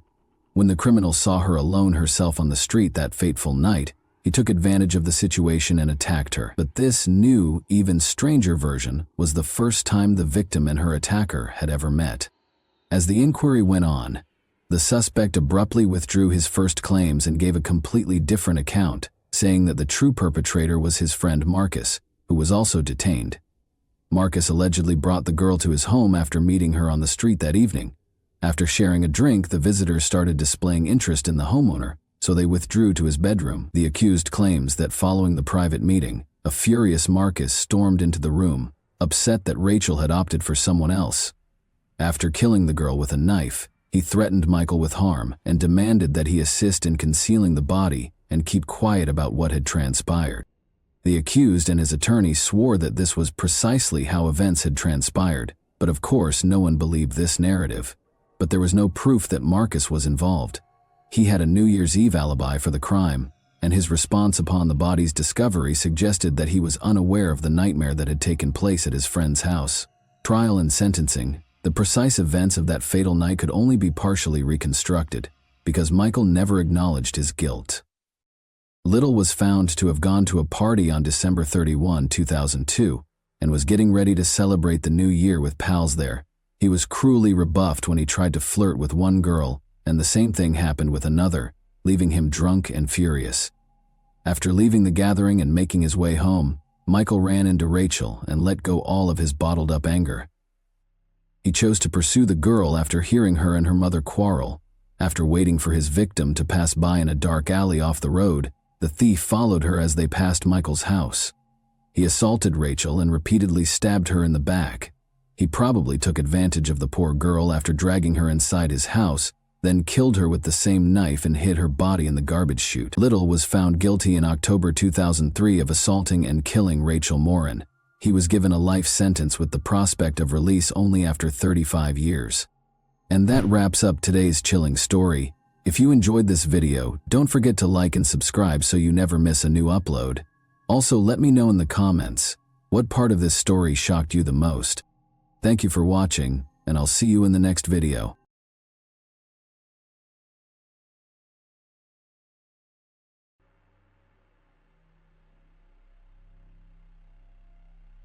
Greed, envy, and the desire to accumulate wealth with little effort frequently drive people to commit the most heinous and cynical crimes. It's difficult to imagine how cruel a person can be in the pursuit of quick riches. As an example, consider the murder of a close relative. The story of Elizabeth Vasquez is truly shocking and terrifying. This kind and hardworking woman dedicated her entire life to the betterment of her family, striving to provide her beloved daughter with the best possible education. But the greedy heiress and her boyfriend did the unthinkable. For several years, this complex case sparked controversy and shocked the public with its inhumanity, demonstrating how a young woman can easily decide to murder her own mother. Let us try to understand how a prosperous and well-off family produced a true monster devoid of any feelings of pity, remorse, or conscience. The Vasquez family is large and happy. Elizabeth Lillian Vasquez Movila was born in Catamarca, northwestern Peru, in 1967. She was the oldest of 6 children born to Ernesto Vasquez and Maria Movila. Her parents were hard-working, simple people who worked hard to provide for their large family, including an education and a chance at a better life. The Vasquez family was friendly and happy. Elizabeth began helping her mother care for her younger siblings at a young age. She was an excellent student who graduated with honors, allowing her to easily gain admission to the prestigious university's Faculty of Law and Economics. While attending university, she met a young man named Alejandro Espino, who was also studying law and was regarded as one of the best students in his class. The two developed a romantic relationship that grew quickly, and they were officially married in 1987. Elizabeth's parents supported her decision from the start and happily welcomed her son-in-law into the family. Alejandro was a serious, intelligent, ambitious, and purposeful man who could properly care for their eldest daughter. Initially, the newlyweds lived in the Vasquez family home.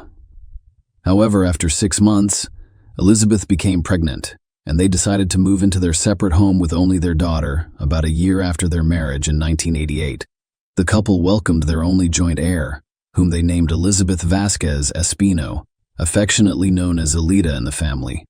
The girl became the focus of all her numerous relatives' attention, as well as her parents' greatest joy. Several years after the birth of their daughter, the couple, whose careers were steadily improving, decided to relocate to Peru's capital, Lima. Alejandro was then vying for a prosecutor position in an anti-corruption department, while Elizabeth had started her own legal consulting firm. Both worked tirelessly for the benefit of their family, but were unable to devote enough time to their young daughter, confronted with an unsatisfactory experience hiring a nanny who did not perform her duties diligently. The young mother decided to send her daughter to her parents' entire market so that they could care for the heiress. Maria and Ernesto readily agreed and were overjoyed to have their granddaughter stay with them for a while. Notably, their youngest daughter, Giovanna, is elite. His aunt was only a few years older than Elita, so they got along well and interacted like sisters. Because of their complete dedication to work, the parents rarely saw their daughter and compensated by showering her with gifts during visits. Elita's stay at her grandparents' home lasted several years, and when her parents decided to bring her back to Lima, she had already begun school. It's worth noting that the abrupt change in environments did not help the girl, and she took some time to adjust to life in the bustling, noisy capital, after the quiet, almost provincial Catamarca and the difficult parent-daughter relationship. As a child, Elita was quiet and well-behaved. She strived for academic excellence by studying music and foreign languages. She had a close and trusting relationship with her parents, who tried to make up for the years of forced separation. Elizabeth aspires to be more than just his mother. She wants to be his best friend, someone with whom she can share her most intimate thoughts. This remained true until Elita turned 15, when her elitist personality deteriorated rapidly. Tantra transformed her into a rude person. I stopped listening to her parents. She abandoned her studies, became involved in bad company, and worst of all, began stealing money from her parents' wallet. Elizabeth tried a variety of methods to connect with her daughter, hoping it was just a phase that Elita would outgrow. However, the girl frequently instigated heated arguments with her mother, resulting in hysterics and tears. During these times, Alejandro usually remained neutral, but if Elita sought his help, he frequently took her side. Elita was deeply hurt and offended by being constantly compared to her smart, beautiful, successful, and hard-working mother. Next to Elizabeth, Elita appeared to be the ugly duckling, completely opposite of her mother in every way. She lacked striking features, was overweight, lazy, and temperamental, frequently lied, and did not hesitate to steal. Elita had numerous complexes about her appearance, and when she expressed a desire for plastic surgery, Elizabeth, eager to please her daughter and mend their relationship, did not stop her. Elizabeth paid for her daughter's first rhinoplasty, followed by several more surgeries, When Alejandro and Elizabeth decided to divorce in 2007, their 18-year-old daughter reacted with a hysterical outburst, screaming, insulting, and blaming her mother for driving her father away. At the time, the family was in the United States, and the divorce caused some complications for citizens of other countries. Nonetheless, they returned home as divorced people and started living separately. By mutual agreement, the now adult but still dependent daughter remained at her mother's house. They continued to have heated arguments, and Alita would call her father crying and begging him to take her in. However, Alejandro, who had moved on with a new love, was reluctant to do so. He always persuaded the leader to reconcile with her mother and wait a little longer until she completed university and began her independent life. Despite her poor academic performance, bad character, and provocative behavior, elitist parents enrolled her in the law faculty of one of Peru's most prestigious universities. Our father and mother decided not to skimp on their only child's education, despite the cost. Elite has an untrustworthy boyfriend, and Alita has had her fair share of teen romances. But at 19, she felt truly in love for the first time. It all began on a Sunday morning at church, where she met a charming young man named Fernando Gonzalez. He couldn't take his gaze away from her during the service, and afterward, he approached her to introduce himself to Alita. Fernando appeared like a prince, handsome, attentive, and pleasant in voice. He invited her for coffee and conversation. As it turned out, he had a habit of scouting churches for young, well-dressed girls who arrived in luxury cars, then striking up a conversation, charming them, and playing on their emotions. He'd tell stories about his difficult childhood in a large family abandoned by their father, and how he was now supporting his mother, brothers, and sisters while working multiple jobs. Wealthy and naive girls would sympathize and offer him money. He occasionally managed to keep a wealthy girlfriend for a few months, but they usually left him once the truth was revealed.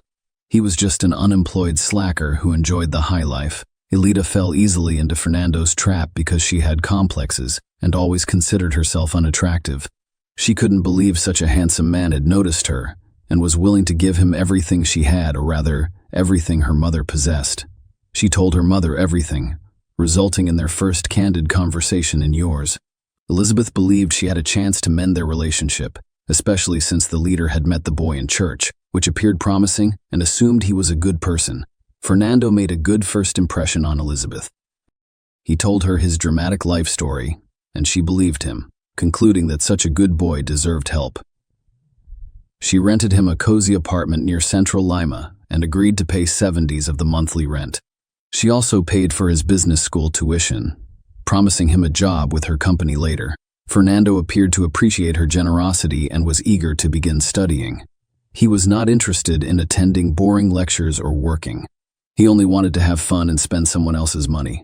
He gladly moved into the rented apartment but never paid anything for it, claiming to be broke and promising to repay later.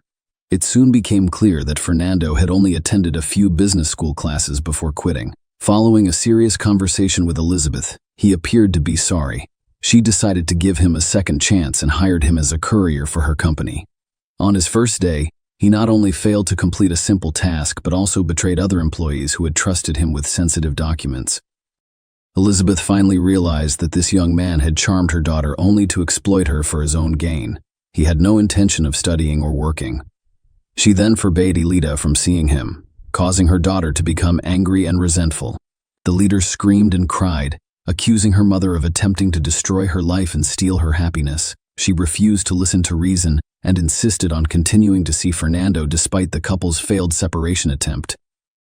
Elizabeth decided to send her daughter to her parents' house for a while, naively believing that if Alita didn't see her boyfriend for a few months, her feelings would subside and Fernando would find another wealthy fool to exploit. But Elizabeth was gravely mistaken. Alita continued to communicate with her boyfriend via phone and social media, and her resentment of her mother only grew. Fernando had to leave the rental apartment because Elizabeth refused to pay for it. However, he found a smaller place rented for him by his young lover using her mother's money. As a spoiled child, Alita had some financial freedom and was able to use some of her mother's accounts. When summer vacation ended and university resumed, Alita rushed to see her boyfriend, who once again asked for money. She withdrew a significant amount from her mother's account and gave it to him, resulting in a heated argument with her mother later that evening.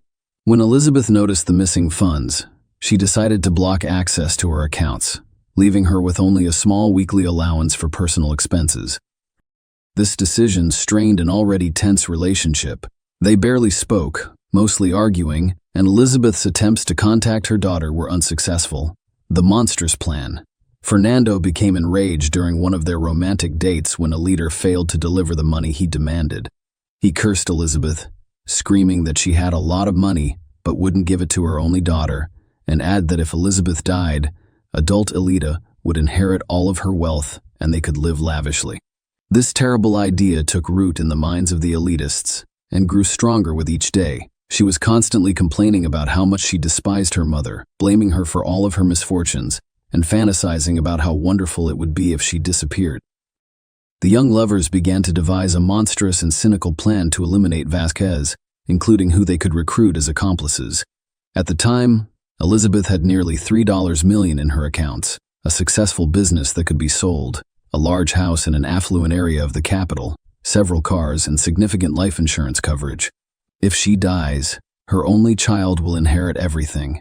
Alida Elizabeth seemed to sense danger, and she realized she couldn't keep her daughter away from the mercenary and deceitful young man who had a negative influence on her. The situation was escalating and could end in the most unexpected way.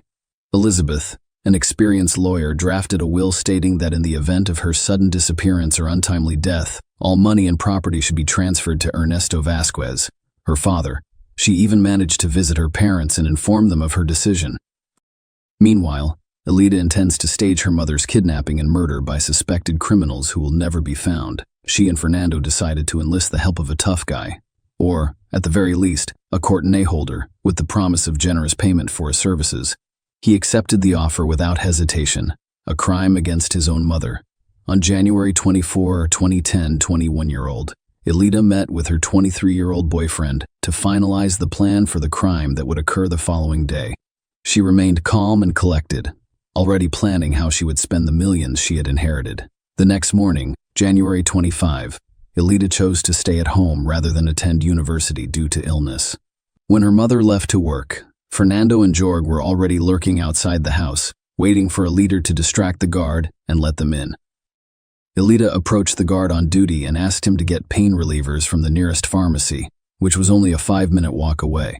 This brief absence allowed the young men to enter the house and hide in the master bedroom. When Elizabeth returned, the leader loudly dropped the glass in the kitchen, signaling her attackers to assemble. When Elizabeth entered her room, Fernando knocked her to the ground and began choking her, while George held her down. Elizabeth miraculously managed to break free and run into the hallway, where her own daughter kicked her in the head. They restrained Elizabeth while she was conscious. However, their plans were thwarted by Maria Celine, a young servant girl who Alida tricked into another room and locked inside. When Elizabeth regained consciousness, her daughter, boyfriend, and accomplice brutally tortured her in an attempt to obtain the safe code and bank account passwords. Terrified, Elizabeth knew her daughter was in trouble, but she had always blamed it on Gonzalez as a negative influence. She now saw her only daughter's monstrous nature. Elizabeth was able to loosen the restraints and fight back against her daughter, scratching and punching her until Fernando knocked her to the ground. Alida became enraged and kicked her mother, eventually smothering her with a pillow until she stopped breathing. The trio then bound Elizabeth's lifeless body, duct-taped her mouth shut, and placed her in the trunk of her own car. Staging a kidnapping, Alida then dispatched another guard to get medication, allowing her accomplices to drive off the property. She released her to terrified Maria, falsely claiming that she and her mother had quarreled but reconciled and that her mother had gone to bed. A strange story about a kidnapping during the search for a missing woman. As was customary in the morning, the maid prepared breakfast, but Alida entered the kitchen and informed her that her mother had gone to work early due to an important meeting. Alida then left the house to visit her mother's workplace. She walked into the office of Jessica Hippo, her mother's best friend and accountant, and broke down in tears, reporting that her mother was missing and that she was receiving strange, threatening, and ransom calls. The accountant immediately began blocking the accounts to prevent the intruders from accessing them, reported the incident to the police, and then left the office for a while. When she returned, Alida had left, and the office was in disarray, as if someone was searching for something. Later, it was discovered that Elizabeth's will had gone missing, which Alida had learned the day before by overhearing a phone conversation with a key she had stolen from her mother. Alida had also taken a copy of the will and cash from the safe while her mother was studying. Police arrived and inspected the house, interviewing both the missing woman's daughter and the office staff, but found no useful information. Everyone claimed that Vasquez had no enemies and that no one had threatened her, so no one was initially named as a suspect. The primary hypothesis was that it was a kidnapping for ransom. All that remained was to wait for a call from the criminals to receive additional instructions and demands. A terrifying discovery and the initial suspect. Elizabeth's disappearance was discovered the following day. It was reported that her car had been abandoned in a vacant lot outside of town. The inside was empty, but when law enforcement officers opened the trunk, they were astounded by what they discovered. Inside was the lifeless body of a missing woman, with signs of beatings. Forensic experts found dozens of bruises, severe head trauma, and rope marks on the victim's body, indicating that she was tied up and attempted to free herself. It was also determined that Vasquez died as a result of asphyxiation. Particles of blood and epithelium were discovered under her fingernails, indicating that she had resisted. It was now necessary to identify who the blood belonged to. Alida appeared in the lineup as a grieving daughter, crying, wailing, and appearing almost unconscious. However, during the interrogation, she behaves very differently. She was calm, even cold-blooded, and she was visibly annoyed by the investigators' questions. Furthermore, she contradicted herself repeatedly during her testimony when the police decided to check the information about the kidnappers' calls and sent a request to the cell phone company. It turned out that Alida had not received any calls. It also turned out that in the days preceding and following her mother's disappearance, Alicia had been in frequent contact with Juan Fernando Gonzalez, whom they also decided to question. However, the young man either insisted on his innocence or remained silent, resulting in irrefutable evidence and an arrest. Elizabeth's maternal grandparents were in charge of her funeral, while Elizabeth herself was unconcerned, focusing solely on how to get out of the situation, remain free, and save money. She called her father, who was already aware of the incident and crying, and told him she was innocent and asked for help. Her father advised her not to say too much and promised to get her out of the situation, despite knowing full well who had committed the crime. However, he did not want his daughter to go to prison because it would have brought shame to Alejandro, who was a powerful and respected man at the time, serving as Justice of the Peace and President of the Supreme Court. Meanwhile, forensic analysis revealed that the blood and skin particles under the deceased's fingernails belonged to her daughter. Alida attempted to claim that she had a serious disagreement with her mother, and that they had briefly quarreled before reconciling, but no one believed her. Further inspection of Elizabeth's room with special equipment revealed numerous white traces of blood throughout the house, including in the elitist room, despite her attempts to wipe away the evidence. At the very least, a story that she had an argument with her mother in the evening, but then made up, and that her mother left early for work the next morning and was never seen again, quickly fell apart. She contradicted herself, first claiming that she had not entered her mother's room, and then recalling that the ransom calls were entirely her creation. The testimony of the maid, Maria Solen, was crucial in the case.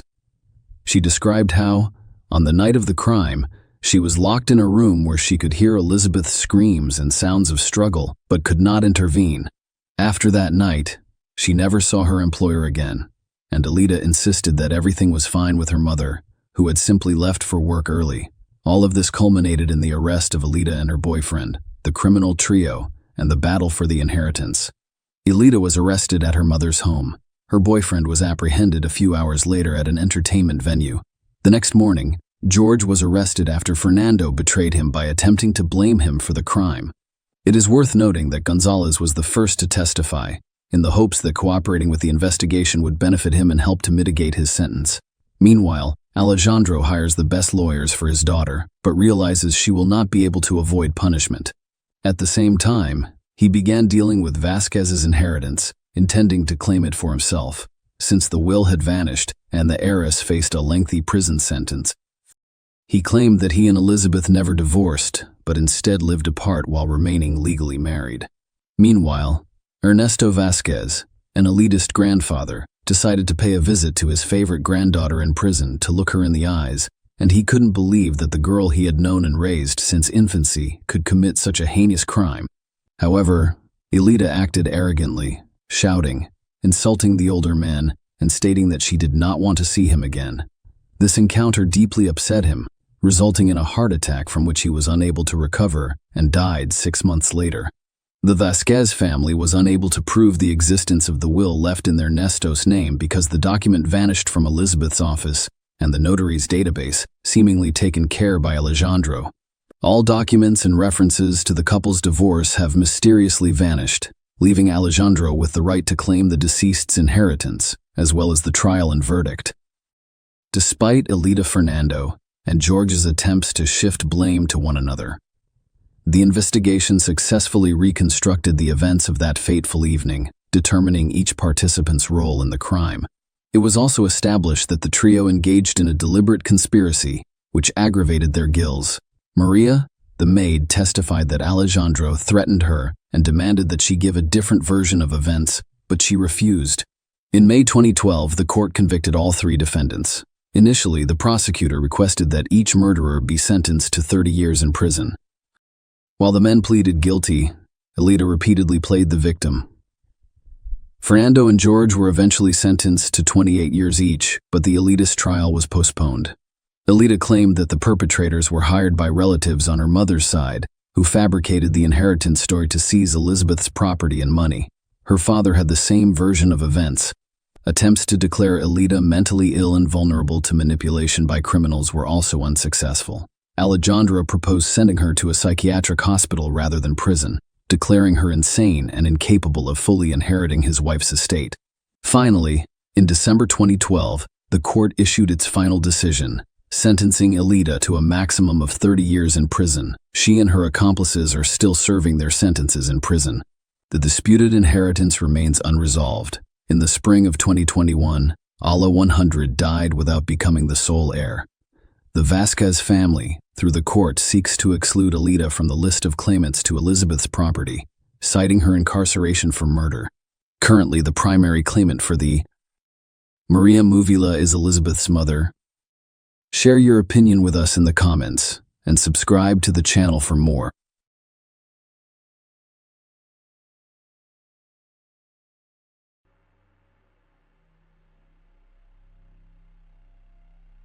In March 2020, the COVID-19 pandemic struck the United States, and the entire world began to shut down. People were overcome with shock and fear of an unknown disease. On March 23rd, Gretchen Anthony, 12, who was visiting her father at the time, received a text message from her mother. "Good morning. I have tested positive for the coronavirus. That means I will have to stay home for at least 2 weeks. Okay, I really hope you feel better," Ava responded.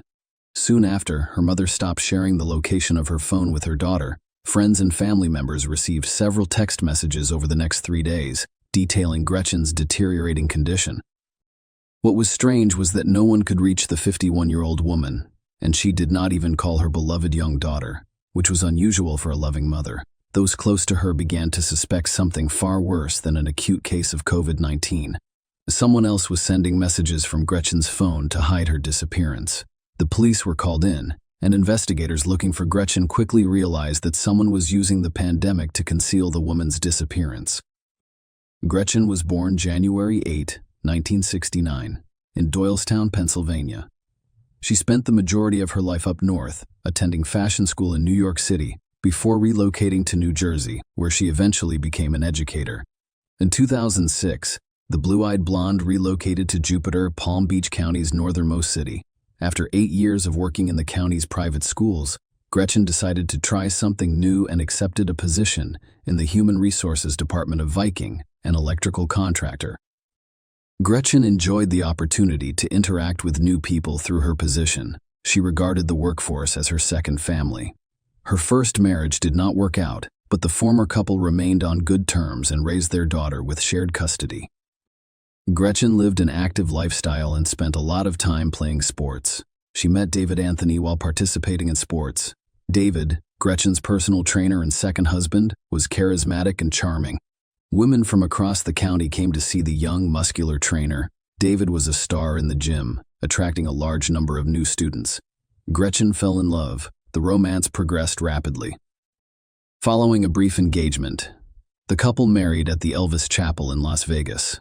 Gretchen Stoughton Crane changed her name to Gretchen Stoughton Anthony in 2015, and she believes she has found the husband of her dreams.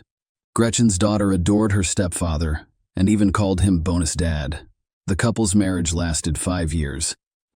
However, the relationship that began with magic and perfect happiness evolved into a woman's fear for her own safety. When tragedy struck, police and later journalists began to investigate the identity of the second spouse. They were in for plenty of surprises. David Ethan Anthony was originally known as David Anthony Deutsch before changing his name. David Anthony Deutsch, a standout college basketball player, was arrested in 1997 for robbing a Blockbuster video store with a water pistol and assaulting a police officer. In each case, he entered a plea bargain and served some time in jail. David grew up in Palm Beach Gardens without a father, so he spent much of his childhood and adolescence alone. He didn't say much, was withdrawn, had low self-esteem, and was bullied at school for his weight. He wasn't even allowed to participate in a recreational sports league because he was so much larger than the other kids. Not surprisingly, as a teenager, David suffered from severe depression and developed symptoms that his family suspected were indicative of bipolar disorder.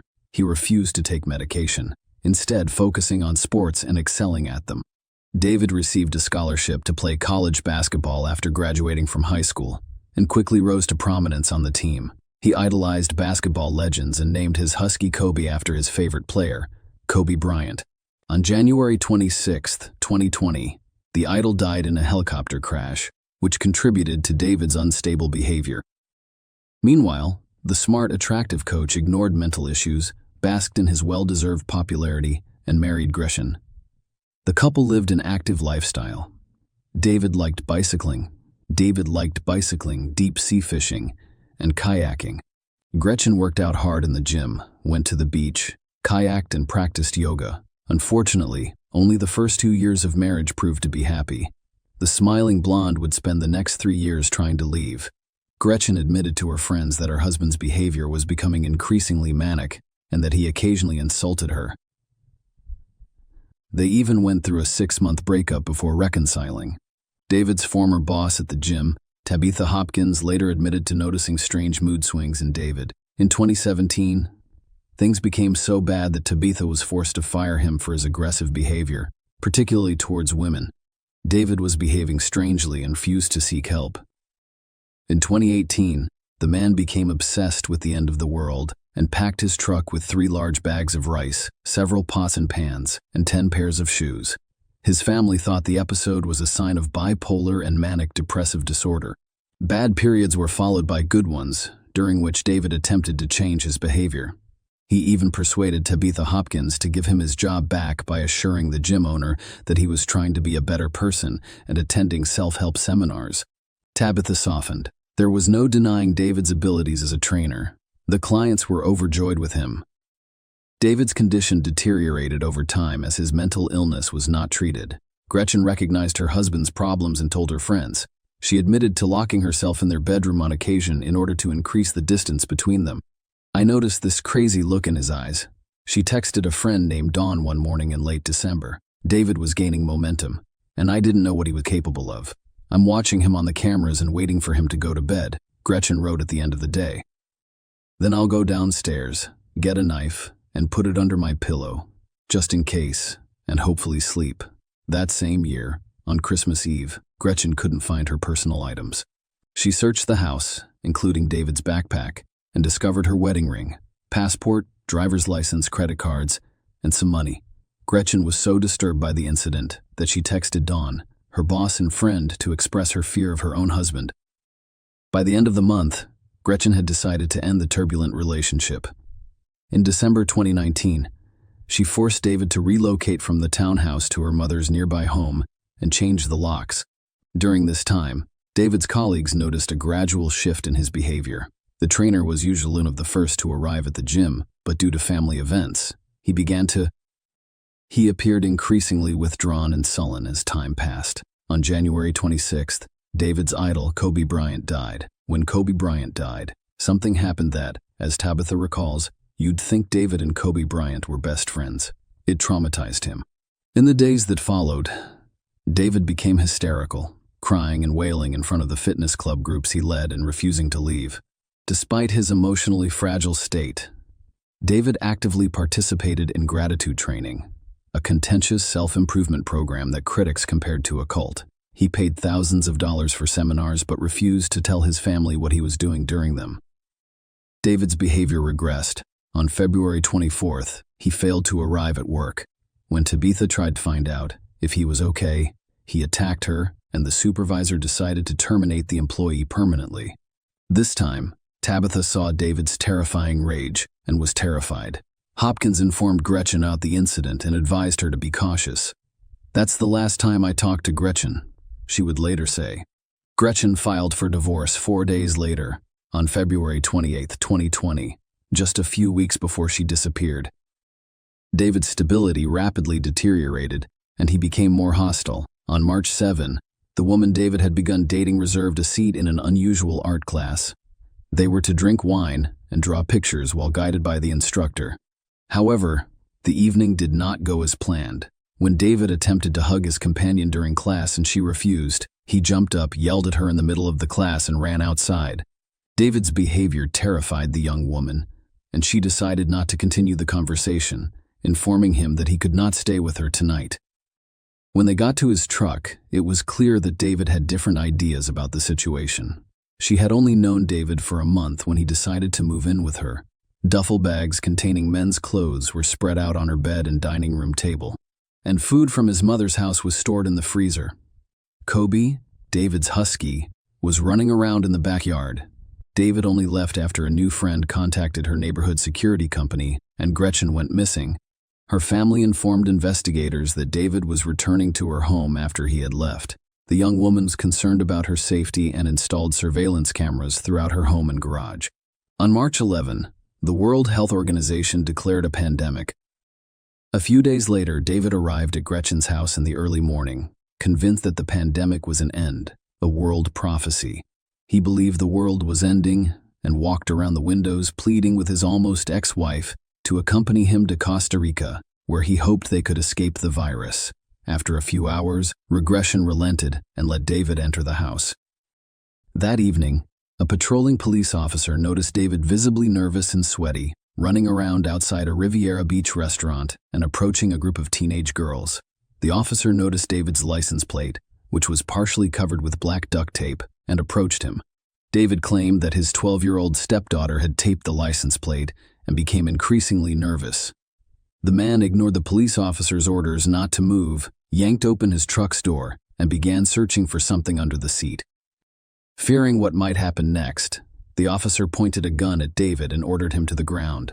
When the officers searched under the driver's seat, where David was attempting to reach, they discovered a large knife.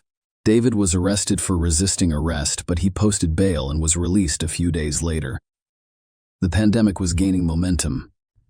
Some states began prohibiting people from leaving their homes as early as March 20. Gretchen, like everyone else, was trying to figure out how to adapt to the new reality. She shared virus-related videos and safety tips, as well as memes and jokes mocking the absurdity of the new normal. On Thursday, March 19, she posted a quote from a meditation blog: "There is chaos around you. The wisest choice is to create peace within yourself." After that, her profile was no longer active, and she stopped answering calls and messages. For all of her loved ones, this moment marked the beginning and end of their lives. On March 23, 2020, Gretchen and Anthony began texting their friends and family. Gretchen sent a series of messages to friends and family over several days, first stating that she was quarantined at home, and then describing her deteriorating condition and hospitalization in the emergency room at Jupiter Medical Center. Another message stated that she had been transferred to another CDC facility that did not exist. On March 24, Don Paris, Gretchen's supervisor and friend, received a message from her saying, "I tested positive for coronavirus early this morning. This is bad news, but I'm at a coronavirus KDC treatment center that only handles COVID cases. The good news is that my blood type can potentially be used in treatment. I'm not sure if you remember when I said I have a strain of mad cow disease in my blood. Well, That strain is important for gathering more answers and finding she could be placed in a medically induced coma and lose her ability to write. Jeff Dreher did not believe the reports. He was perplexed by the numerous text errors and abbreviations. The tone of voice in the messages sounded more like David Anthony, and Jeff became concerned. Furthermore, it bothered everyone who received these messages that no one, including his daughter Gretchen, ever called. Friends couldn't imagine Gretchen dying from anything because she was in great shape and took her health very seriously. When calls to the medical center confirmed that Gretchen Anthony had not been admitted, her family and friends decided to contact the police to see how she was doing. Brett and Anthony's boss reported to the police that he was last at work on March 20. When he called her insurance company to see if he was receiving medical care, they informed him that there had been no referrals under her policy to process treatment. Jupiter Police Detective Jared Kennison contacted Jupiter Medical Center and discovered that the hospital's records did not include any information about such a patient. In fact, police discovered that Gretchen had not visited Jupiter Medical Center since 2008. Police searched the medical center parking lot and discovered a Mini Cooper with Gretchen's purse in the most visible spot, which prompted patrol officers to become concerned. Officers visited the missing person's home. What they discovered at Gretchen's house was alarming, turning a routine visit into a possible murder case. A neighbor approached the officers and provided disturbing information. Early Saturday morning, March 21, I heard a desperate female screaming as if she was being attacked. And then I heard her scream, "No." Then I heard her scream, "No." Then I heard something like, "It hurts. Stop." The scream was quite serious. Unfortunately, Gretchen did not contact emergency services. Some people are simply wary of contacting the police. Officers became even more concerned when another neighbor reported seeing a soapy substance leaking from under Gretchen's garage door. The front door to the garage was locked, and a key was broken in the deadbolt. When officers opened the door, they noticed a strong, pungent odor of cleaning product in the garage. Patrol officers used body cameras to search the house multiple times. They discovered signs of a violent struggle, such as a broken picture frame, shards of glass on Gretchen's bed, and a soiled towel. Officers also discovered that surveillance cameras inside the house had been removed from the walls, possibly to destroy compromising evidence, and contacted a service provider to retrieve the footage from the cloud. Police investigated and discovered that a neighbor had photographed a black Nissan pickup truck parked outside Gretchen's home following the terrifying scream. Gretchen's almost ex-husband, David Anthony, owned the exact same pickup truck before abruptly leaving. His mother told police that her son packed his truck and left on Tuesday, March 24, 2020, saying he was going to Costa Rica. Their suspicions were heightened when they saw a video shot in the parking lot of Jupiter Medical Center, where Gretchen's car was discovered. A Mini Cooper pulled into a parking spot, and a tall figure about the height of David Anthony emerged from the vehicle. Investigators began tracking Gretchen's mobile and discovered that it was registered in the Pensacola, Florida area. As later confirmed, David had driven only 600 miles to Pensacola, Florida, the westernmost city, after stopping at a couple of local pawn shops to sell some women's jewelry. He and his dog Kobe continued west, spending one night at a hotel in Pecos, Texas, before settling in Las Cruces, New Mexico. David contacted detectives from 2,000 miles away and reported that Gretchen was alive and in no danger. He explained that his spouse had given him a written statement, which he read aloud on the phone. According to the statement, Gretchen discovered financial crimes at her workplace and fled Florida with David, fearing for her life. The statement also stated that she had fled from her first ex-husband, Jeff. Detectives did not believe it and continued their investigation. They tracked Gretchen and David's cell phone signals, which indicated that the two phones were in contact, expecting the worst. On March 29, detectives obtained a warrant to impound the truck and worked with Las Cruces police to arrange a traffic stop. Las Cruces police detained David and seized his truck and property, including his and Gretchen's phones, but there was insufficient evidence to bring him in for questioning. He was allowed to simply walk away. On March 30, 2020, Jupiter police obtained electronic records from Gretchen's home, and investigators discovered the truth. On March 21, David lurked silently on the porch that overlooked the back of the garage. He was holding an elongated object, Gretchen appeared 6 minutes later in the video. The video shows David forcibly driving her into the garage, and a scream can be heard over it. She first yelled to the Amazon Alexa device in the garage, "Alexa, turn on the lights in the garage." The surveillance camera audio then recorded a muffled thud and Gretchen's muffled screams. She yelled at Alexa again, "Alexa, call 911." David had no idea that unless he programmed her smart speaker to call 911, it would not call the police in an emergency. After a while, David's face appeared in the frame, and his hands were gloved in one shot. Gretchen's bloodied head could be seen as he walked around the garage. On March 30, investigators had seen enough. Detectives obtained a warrant for David's arrest. The case evolved from a missing persons case to a murder investigation. Detective Kennison arrived in Las Cruces shortly before midnight on March 31st. Police arrested David outside a convenience store. A Jupiter detective questioned him at the state police headquarters in Las Cruces, New Mexico. They had one goal: to persuade David to reveal the location of Gretchen's body, and the detective failed. David claimed Gretchen was alive. During the interrogation, David Anthony repeated this claim 35 times. Detectives even tried using a voice recording of Gretchen's daughter, whom David adored. With her father's permission, the girl recorded her request. "David, it's Eva. I love you. I'm scared. I miss my mom," she said to him. "I need to know where my mom is. Please do the right thing and tell me where my mom is. Please. I love you." Detectives played the tape for David, but he remained unconcerned. While incarcerated, he refused to discuss what had happened to Gretchen. He remained silent for months, as is typical of him. David understood how difficult it would be for the prosecutor to obtain a conviction without Gretchen's body. He was charged with second-degree murder and extradited to Florida. While David was in custody in Palm Beach County, Florida, a grand jury indicted him for kidnapping and increased the murder charge from second-degree to first-degree murder. This marked a turning point, and in December 2020, after 8 months in prison, the criminal agreed to a plea deal with the prosecutor. In fact, he could have received the death penalty for first-degree murder.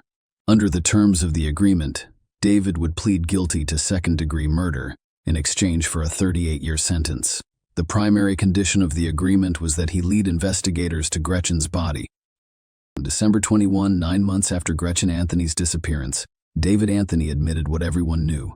He killed his wife. Gretchen's body was discovered wrapped in a blanket 3 miles away in the woods behind a Walmart and near a nursing home. Investigators determined that she died from stab wounds to the neck and torso. There were numerous defensive wounds indicating that she was fighting for her life. At the sentencing hearing, David Anthony stated that the COVID-19 pandemic contributed to his crime stemmed from his perception of the pandemic as Armageddon, forcing him to flee. "My delusions saw the COVID pandemic as a prophecy of the end of the world in Armageddon that I felt compelled to avoid at all costs." According to the plea agreement, David Anthony was sentenced to 38 years in prison on January 14, 2021. He is currently serving his sentence at Martin Correctional Institution in Florida. Share your opinion with us in the comments, and subscribe to the channel for more.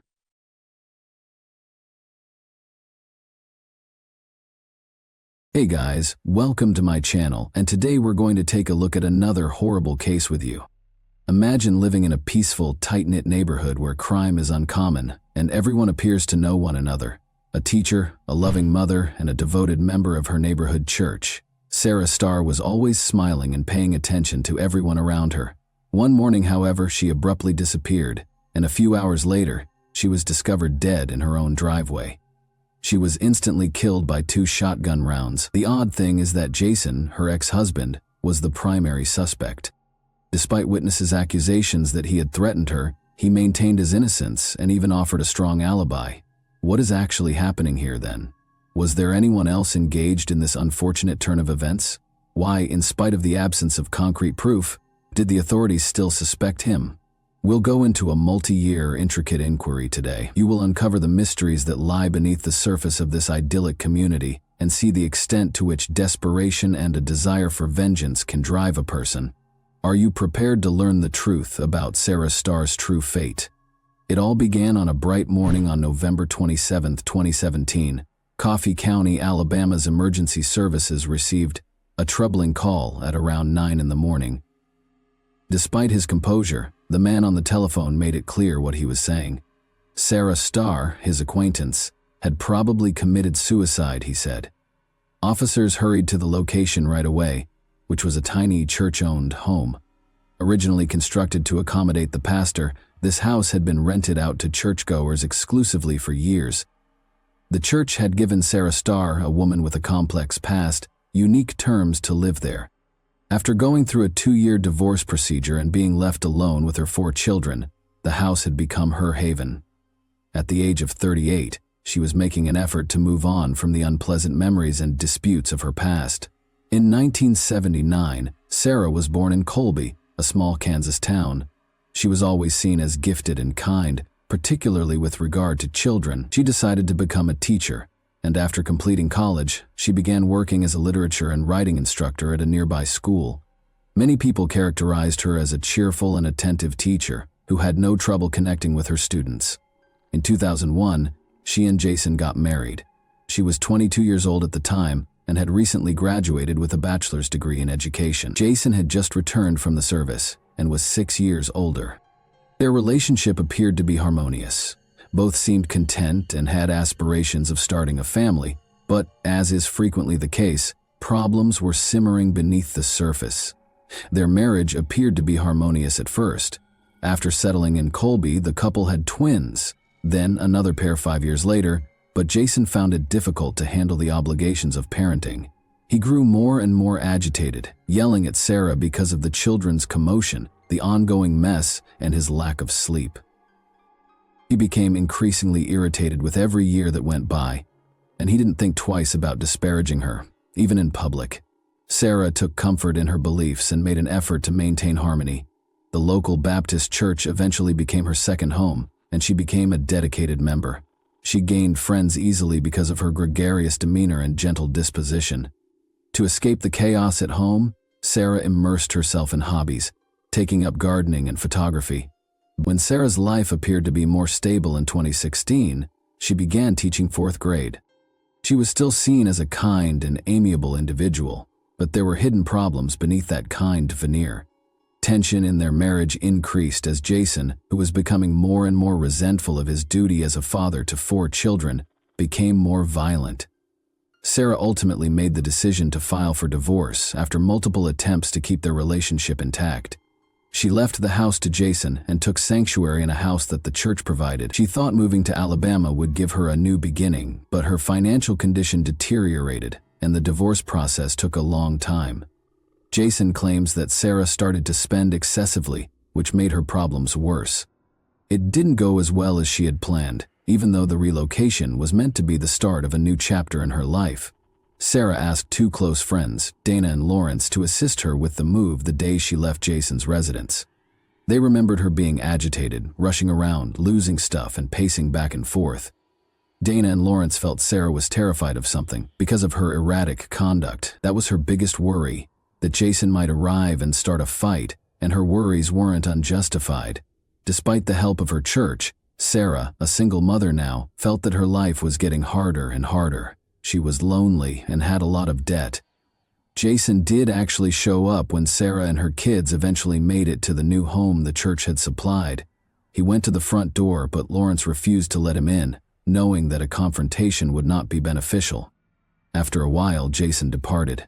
However, Sarah reacted as though she had seen a ghost, according to Lawrence. She was crying and trembling. Jason had threatened her, she said, and now her darkest nightmares were real. The divorce process was eventually completed 2 years after the incident.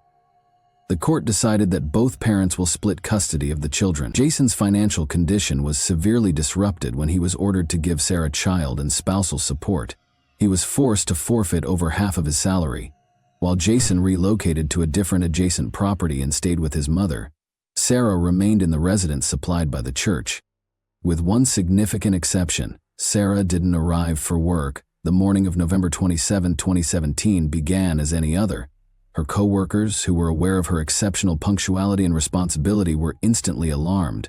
Sarah's disappearance appeared totally out of character, and she was not returning calls or reading messages. Concerned, one of her coworkers drove to Sarah's residence to see how she was doing. Her coworker discovered Sarah's lifeless body on the driveway when she got there. Blood and many bullet wounds suggested a violent crime. Although emergency personnel were immediately contacted, Sarah had already lost her chance. When the police first got on the site, they thought it might have been self-harm, but after looking over the crime scene, they soon determined it was an act of hostility. It was later discovered that the shots were fired at close range by an unidentified assailant who had been waiting for Sarah with a shotgun at around 6:30 a.m. as she was leaving her home. Her head was struck by the second bullet, and her chest by the first. The gunshot were heard by the neighbors, but they paid little attention. Such noises were not unusual in the rural area where hunters were prevalent. Nobody thought they were listening to Sarah's last moments. When forensic specialists got to the location, they couldn't find any tire tracks or fingerprints. Although the offender had exercised caution, the police's suspicions naturally shifted to Jason, given the recent divorce and the strained relationship between Sarah and her ex-husband. Detectives initially spoke with Dana and Lawrence, Sarah's acquaintances. They acknowledged that Sarah had had an especially difficult few months. She frequently talked about how afraid she was of Jason, and even implied that he might do anything to get even with her. Their remarks made the probe more tense. Jason, Sarah's ex-husband, lived a short stroll from her house, so he had enough time to go there early in the morning and then sneak out. Investigators who were suspicious of Jason kept looking into the incidents, concentrating more and more on his possible role. Jason, however, maintained his innocence when they brought him in for interrogation, saying that he was eating breakfast at a cafe with his children when the crime was committed. His alibi was supported by surveillance footage and witness statements, but the police were still hesitant to rule him out. His reasons were obvious: a difficult divorce, child support, and debts that were seriously affecting his finances. Police were regularly informed by Sarah's relatives and acquaintances that she was terrified of Jason. They believed that he was the only one who could have gone to such lengths. He was not directly connected to the crime, though, according to the authorities. Authorities urged the public to come forward with any information that could aid in the case's resolution during a number of press briefings. The governor of the state even offered a $5,000 0-cent prize for information that would result in the offender's arrest, and a local citizen contributed an additional $500 0-cents to the total. The inquiry stagnated in spite of the police's efforts and extensive media coverage. For a number of years, the case remained unsolved, and police didn't pick up steam again until December 2021. They were sure that Jason might have been indirectly involved, perhaps by hiring someone to commit the murder, after learning fresh facts. After the divorce, he had a compelling reason for doing so. He had to pay child support, which now accounted for over half of his salary and had become a significant financial burden for detectives. As they started looking through Jason's digital files, they saw some odd things on his computer. Notes that appeared to be written by him for a book. He expressed his feelings about his relationship with Sarah, the unfairness of the court's ruling, and his dissatisfaction with paying child support in these posts. The police suspicions were heightened by the text's disparaging statements about women. His pre-crime bank dealings were also examined by the cops, who discovered a number of odd payments. Jason sent a woman named Lily $2,600 0-cents between September 7 and November 15, 2017. She turned out to be a friend of Darren, Jason's brother. The fact that there had never been any transfers between them, and that, according to Lily, they hardly knew one another prior to that, made this even more suspect. During Lily's interrogation, police learned that Jason had given his brother a 2016 motorcycle, a costly vehicle, ostensibly for repairs following an accident. He said that the bike required extensive repairs, which would have cost about $5 0-cents, and he made plans to send modest amounts of money to his brother via Lily. Detectives thought this was strange. Why did Jason, who was already having financial difficulties, decide to give his brother such a costly item out of the blue? And why was he conducting these transactions with Lily, a lady he hardly knew? These payments may have been tied to the crime, but detectives assumed that Jason and Darren were hiding them as repair expenses. They started keeping a careful eye on Darren. A rugged and reclusive man, Darren had spent the majority of his life alone in a trailer in Texas. He has previously been caught speeding and found in possession of prohibited narcotics. The investigators made the decision to examine the brothers' phone conversations and text messages. After seizing their phones, they discovered some important information. As it happened, Darren had definitely visited Coffee County, Alabama prior to Thanksgiving of 2017. His phone kept pinging close to Sarah's residence during his 10 days there, which began on November 18. His phone was turned off at midnight the night before the crime, which sparked suspicion. It wasn't switched back on until 10 in the morning the following day, by which time he had returned to Texas. This implied that Darren might have made a conscious effort to conceal his location at the time of the crime. In the evening of the same day, Jason received a text message from Darren that seemed to be coded. He told of a deer hunt that went well. According to the police, the brothers were communicating using coded language. Sarah's neighbor remembered seeing Darren's motorcycle close to Sarah's house. Prior to the incident, several local people had noticed this unusual bike, but nobody gave it much attention. When investigators looked at video from a security camera on a shed close to Sarah's house, they discovered another important piece of evidence. Shortly after the gunshots were heard, the camera caught a motorcycle that matched the description of Darren's ride, departing the area. The research took a significant turn in December 2021. With sufficient proof, the police accused Jason and his brother Darren of plotting a crime and filed charges against them. Jason was arrested first, and he promptly asked for a lawyer in spite of his brash assertions of innocence and defiant demeanor. But his self-assurance was fleeting. Shortly after being questioned, he suddenly admitted to killing Sarah. In spite of this admission, he was granted bail and required to wear an electronic monitoring bracelet. Darren fled after finding out about his brother's arrest. He was put on the most wanted list after the police and FBI began a manhunt. An initial $10,000, 0 cents reward, later raised to $22, 0 cents, was given for information that resulted in his capture. On February 5, 2022, over 2 months later, Darren surrendered in Texas. In contrast to Jason, he declined to post bail and stayed in custody for the trial, denying any involvement. The paucity of concrete proof and the volume of circumstantial evidence caused the hearings to go on for months. The lawyer for Darren contended that there were no tangible signs connecting his client to the scene of the incident. He emphasized that the surveillance film was too hazy for a certain identification and that the weapon used in the incident was never located. He also underlined how the prosecution's case was undermined by the lack of motorbike tire traces and fingerprints. The prosecution responded by providing proof of Jason and Lily's transactions, emphasizing the money transfers that had taken place in the preceding months. Following the crime, they contended that the motorcycle that was delivered to Darren was utilized for the journey to Alabama, and that these payments were for services rendered. The security film from the shed, which showed a motorcycle similar to Darren's leaving the area soon after the crime, was an important piece of evidence. The prosecution maintained that, in order to hide their traces, the brothers transferred money through Lily. Lily said she was only complying with the brothers' instructions and had no idea what their goals were when she was questioned in court. Her evidence was crucial in establishing the case against the brothers, even though all of the accusations against her were ultimately dismissed. Each side tried to influence the jury during the trial, which lasted for several days.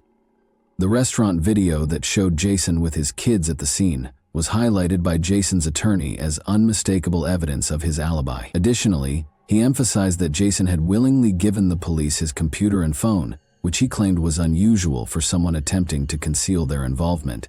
Jason's own confession and the gathered circumstantial evidence persuaded the jury in spite of the defense's attempts. On January 4, 2024, the jury convicted both brothers of conspiracy to commit murder, following 6 days of testimony and 6 hours of discussion. Jason and Darren were given life sentences without the chance of release in June. This ruling was viewed as a show of mercy because the jury was unable to agree on the death penalty, which would have been appropriate given the nature of the offense. Additionally, Jason has been forced to pay a $25,000 0 cents fine. Jason's defense team decided not to appeal the verdict because of his confession, while Darren's lawyer declared that he would. During the trial, Sarah's parents had assumed custody of the Star children. The older twins publicly declared they no longer wanted to have any contact with their father. There is currently no verified information regarding the status or result of any possible appeals, and both brothers are still incarcerated in federal prison. There is more to this story than jealousy and familial strife. It serves as a reminder of how emotional and financial problems can turn tragic. The most tragic aspect is that the defenseless kids Jason was meant to watch over lost their mother because of their own father and uncle. This example emphasizes the terrible truth that sometimes people closest to us can be more harmful than we think, as well as the significance of spotting aggressive and manipulative behavior in relationships. We are prompted to consider how well we know the individuals in our lives by stories such as this one. Maybe you or a loved one is now in a difficult relationship. Never disregard warning indicators because, regrettably, anyone could experience what happened to Sarah. Look after yourself. This instance serves as a sobering reminder that even the people we trust the most can be dangerous. So don't be scared to ask for help or to look out for the welfare of those you care about. How do you feel about it? What took place? Can such a heinous deed ever be justified by financial pressure and resentment? And that wraps up today's chilling story. If you enjoyed this video, don't forget to like and subscribe so you never miss a new upload. Also, let me know in the comments what part of this story shocked you the most. Thank you for watching, and I'll see you in the next video.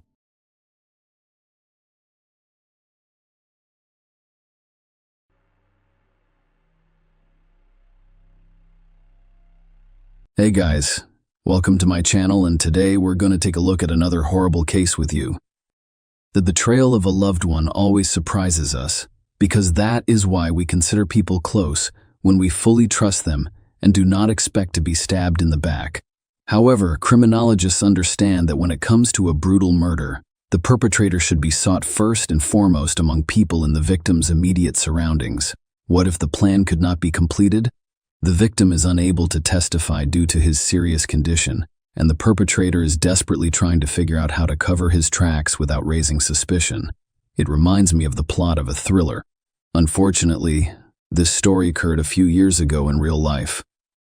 Wang Nan, a pregnant Chinese woman, was involved in one of Thailand's most high-profile incidents.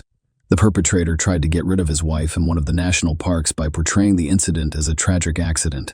However, it appears that nature intervened to prevent the young woman and her child from being killed. When the truth was exposed, it literally shocked the detectives investigating the case, as well as the doctors who saved the victim's life, because they were certain that the husband was deeply concerned about his wife and child.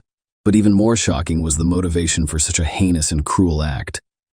It should be noted that this situation is not unique, and around the same time in Thailand, another couple from China had a similar story, but the man was able to put an end to the plan. But let's go through everything in order. Wang Nan's story. Wang Nan was born in Nanjing, a major metropolis and former Chinese capital, in 1987. She grew up in a relatively affluent family, and her parents strived to provide their daughter with the best education possible, while also encouraging the development of her talents and potential. The girl excelled in school, and she found it particularly easy to learn the exact sciences. Wang Nan enrolled in a prestigious university after graduation, where she studied the fundamentals of business and finance while also learning several foreign languages. After receiving her diploma, the girl secured a position at a large travel agency, where she established herself as a valuable, responsible, and highly motivated employee. She quickly advanced in her career and was transferred to Thailand, where she oversaw the development of a new branch. Nan worked as a top manager for a few years before leaving the travel agency to start her own business. She opened a restaurant serving Chinese national cuisine and was so successful that her idea quickly expanded into a small but popular chain in Bangkok. Xiao Dong Wang was a successful young entrepreneur who competently led and developed the business. However, in order to advance her career, she completely sacrificed her personal life. The young woman later recalled that her most recent romantic relationship occurred while she was still a student. However, as labor activity began, she simply did not have time to go on dates due to her full-time employment. Wang Yan wasn't too concerned about her loneliness, even though she was almost 30 years old. She was constantly in business, rushing around and working tirelessly. Even though she had lived in Thailand for a long time and was well-versed in the language, she decided to improve her skills and enrolled in additional TI courses. At the training center, Wang happened to meet a young man named Hugh, who stared at her for a few minutes before approaching her in his native language. They spoke briefly, and the man asked Nan why she was studying the language. to which she replied that it was necessary for her business development. Yu suggested that they exchange business cards so that they could meet and socialize for a while. Nan was reluctant to continue chatting, but she did so out of politeness. She gave him her business card, and he gave her his in return. Xiao Dong's business card stated that he was in the export-import business in Bangkok. Wang was unimpressed and simply threw the business card into her purse, forgetting about it. Only Yu appeared to be genuinely interested in the young woman, and he called her the next day. However, she was too busy with work to hold a conversation for more than a few minutes, so she declined the invitation to meet for coffee. A few days later, the situation repeated itself, and Nan declined to go on a date, citing her busy schedule and preparations for an upcoming business conference. She intended to expand her business relationships and meet new partners there, but Yu arrived at the event with a luxurious bouquet of flowers. After waiting for Nan to be free, he approached her and asked her out again. Wang Nan was bribed due to her persistence. Because no one had ever tried so hard to get her attention before, she agreed to meet him for dinner and an unexpected romantic encounter. It appeared that Yu did not simply fall in love with men, he had literally lost his head. He constantly showed her affection, made pleasant surprises and gifts, delivered flowers to her door every morning with little romantic notes inside, and called at least twice a day to say good morning and good night. Wang's emotions were mixed. On one hand, she was annoyed by the guy's obsession, but on the other, she was flattered that someone was attempting to win her heart. So unexpectedly, for the first time in a long time, the young woman entered into a romantic relationship. Her boyfriend not only wooed her beautifully, but he also tried to be perfect in every way. He shared her interests and points of view on a variety of topics, learned to cook Wang's favorite dishes, tried to diversify their leisure time by purchasing tickets to various events, and was always willing to assist her at work and at home upon the first request. Wang Nan could not believe how happy she was. It appeared to her that this only happened in movies, but it was actually happening to her, except Yu was in too much of a rush. They had only been dating for a few months, but he was already planning a wedding and naming their future children. Wang was slightly embarrassed by this type of conversation. But at times like this, Yu began talking about how they were both in their 30s and that it was time to start a family, a wedding without rings and veils. The man had no idea how to behave or how to respond to her suitor's behavior. She realized Yu was correct about his age, but she still questioned whether he was the right person to marry. One day, after another heart-to-heart conversation, Yu promised Nan that he would prove his love for her. That same night, after they had returned home, the man in love sent his girlfriend a long, touching letter filled with tenderness. He confessed his love to her and promised to be the best husband and father for their children. Wang awoke to find the suitor on her doorstep, holding a bouquet of flowers. Yi Jiaon declared that he had never been more serious about his intentions, and he was ready to marry her right now. Ran Kofad said the courthouse wouldn't open until an hour and a half later, so Yu offered to go there right away. And if the door was open, they'd register the marriage right away. Wang agreed to the venture, knowing that the government office would be closed. To her surprise, the door was opened, and the authorized officer registering unions was already sitting at his desk. Yu had arranged everything in Ad Wang Si, requesting that an exception be made for him and his bride to marry early in the morning. It was an unusual wedding. No guests, no rings, no dress or veil, and no memorable photographs. Wang Nan couldn't shake the suspicion that all of this was a lie because she didn't even introduce the chosen one to his mother, with whom they had always been close. When she regained consciousness, she found herself holding a marriage certificate.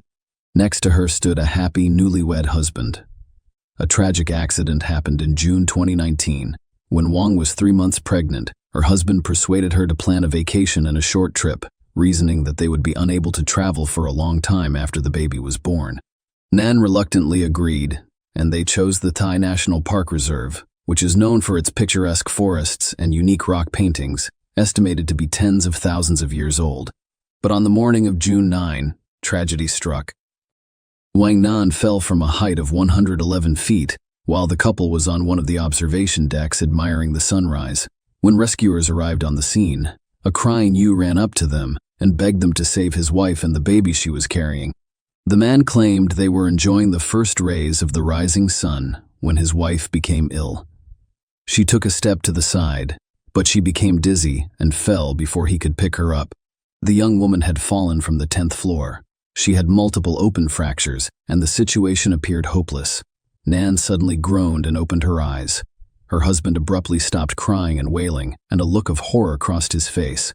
However, he quickly gathered himself, loudly thanked the Almighty that his beloved was still alive, and then leaned into her ear and whispered something about Chinese unstable family life before dealing with the events of that tragic day. Let us go back 6 months and see how the couple's family life was.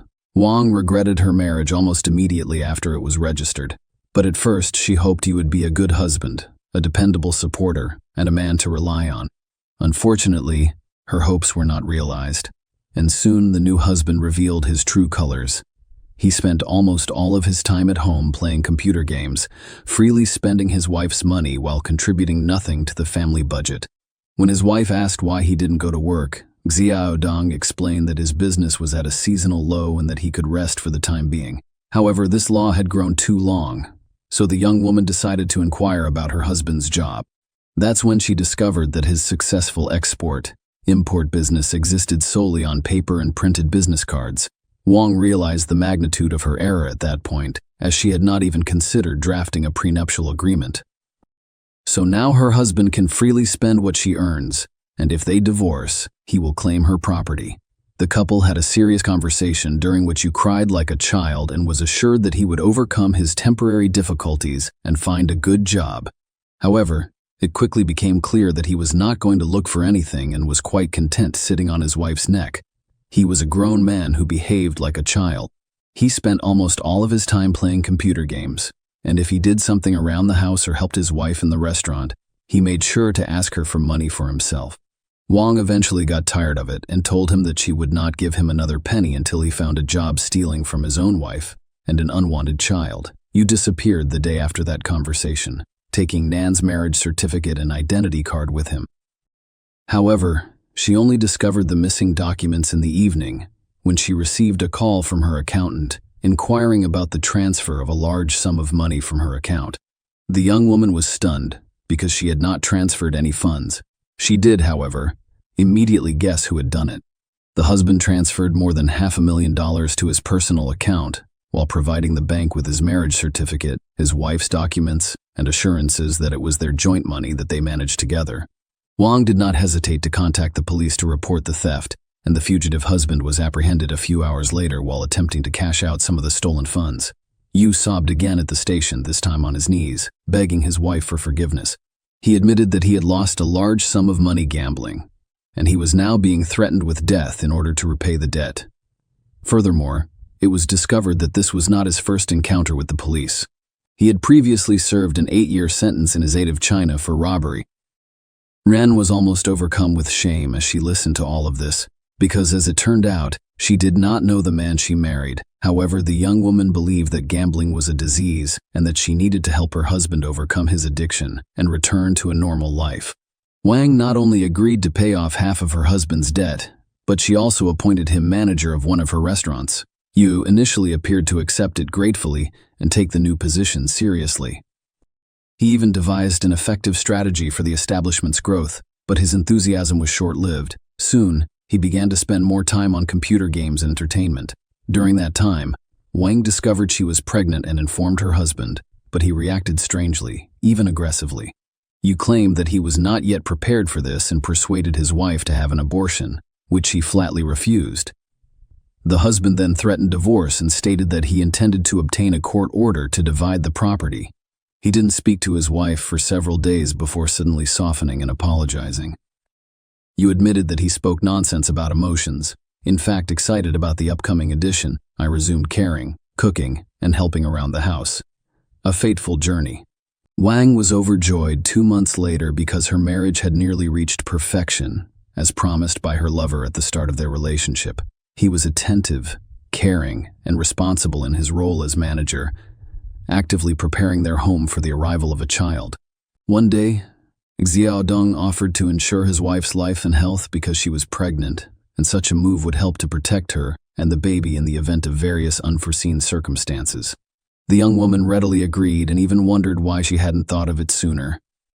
Yu took out the insurance the next day, and a few weeks later, she mentioned taking a vacation to relax and unwind. Nan was hesitant, but her husband insisted, claiming that they did not have a honeymoon and that with a baby, they would be unable to travel in the coming years. He also stated that they had been through a difficult period and needed to reset in order to clear their minds of all negativity and heavy thoughts.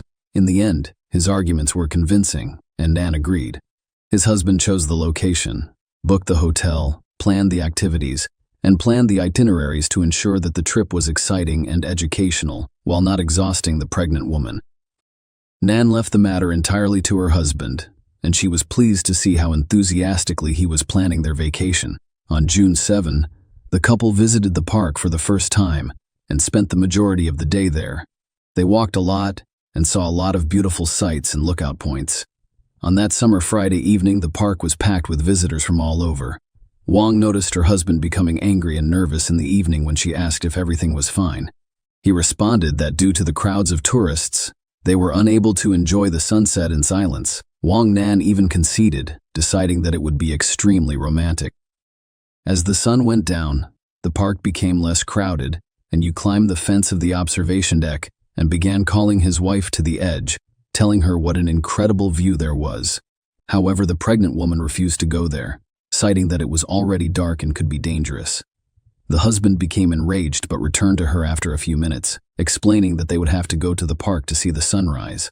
Since the couple arrived at the hotel after midnight, they decided to rest and sleep in on Saturday, before returning to the reserve early Sunday morning. On June 9, early Sunday morning, as planned, the couple went to the national park to see the first rays of the rising sun. They awoke at around 3 a.m. They left while it was still dark outside. There were very few visitors at that time. Wang briefly considered that they were all alone there. The couple met at dawn and on one of the observation decks. He then went down to the cliff and persuaded his wife to approach him to admire the rock paintings. Nan hesitated, but her husband assured her that it was safe and that he would help her down before climbing up. The young woman trusted her husband and approached the situation with caution. The view from up there was truly breathtaking. Yu hugged his wife and asked if she had any regrets in this life. Nan was surprised by the question, but she confidently responded that she had no regrets. Yu ran his hand through her hair, kissed her on the cheek, and then leaned over to her ear and said, "Die." At that moment, he loosened his embrace and pushed his wife down the cliff, a miraculous rescue. Yu looked around again to make sure no one had seen them, then looked down intently but couldn't see exactly where his wife had fallen. He listened. It was quiet. No one was screaming or calling for help, which meant there were no witnesses downstairs either. Yu then leisurely headed towards the park exit to bide his time and report the incident, when one would surely be dead. However, down below, a few hikers who had turned off the trail noticed the body lying on the rocks and immediately called the rescuers, reporting the incident. Yu Xiaogong had already left the reserve when several cars with flashers and sirens whizzed past him. He immediately realized what the matter was and went back, proceeding to the place where his wife had fallen. There he put on quite a show, with tears, screams, and pleas for help. At that moment, he was sure that his wife was already dead, so no one would know the truth. But as it turned out, during the fall, Nan caught on the branches of trees, which reduced the speed and landed first on the bushes and then rolled on the rocks. All this cushioned the impact and saved the lives of Wang and her child, but it did not save her from serious injuries while Yu was crying and lamenting that he did not want to live without his beloved wife and child. She suddenly opened her eyes and tried to say something, but could not. At that moment, everyone noticed the genuine horror on her husband's face, but he quickly pulled himself together, leaned over to his wife and hissed in her ear in Chinese that she should keep silent if she wanted to live and attempt to finish the job. The victim was diagnosed with head trauma, multiple closed and open fractures, lacerations, soft tissue contusions, ruptured internal organs, and massive blood loss. In addition, her spine was severely damaged, and doctors feared that even if she survived, she would never be able to walk again. Wang spent several days in a coma, hooked up to life support machines. During this time, her husband literally never left her side, spending days and nights in her room. Doctors applauded such devotion and love, but in fact, every time he was alone with his wife, he thought about how to finish her without arousing suspicion. He scrutinized the apparatuses, but he still couldn't figure out how to disable them discreetly. The terrible truth and the loss of a child. When one came to her senses, her husband was scared out of his wits. He did not leave her alone, not for a moment, fearing that at any moment she would talk and tell the police the truth about what had happened. Once alone, he threatened her again, saying that he had nothing left to lose. During the first interrogation, the victim confirmed her husband's words, saying that her fall was the result of dizziness.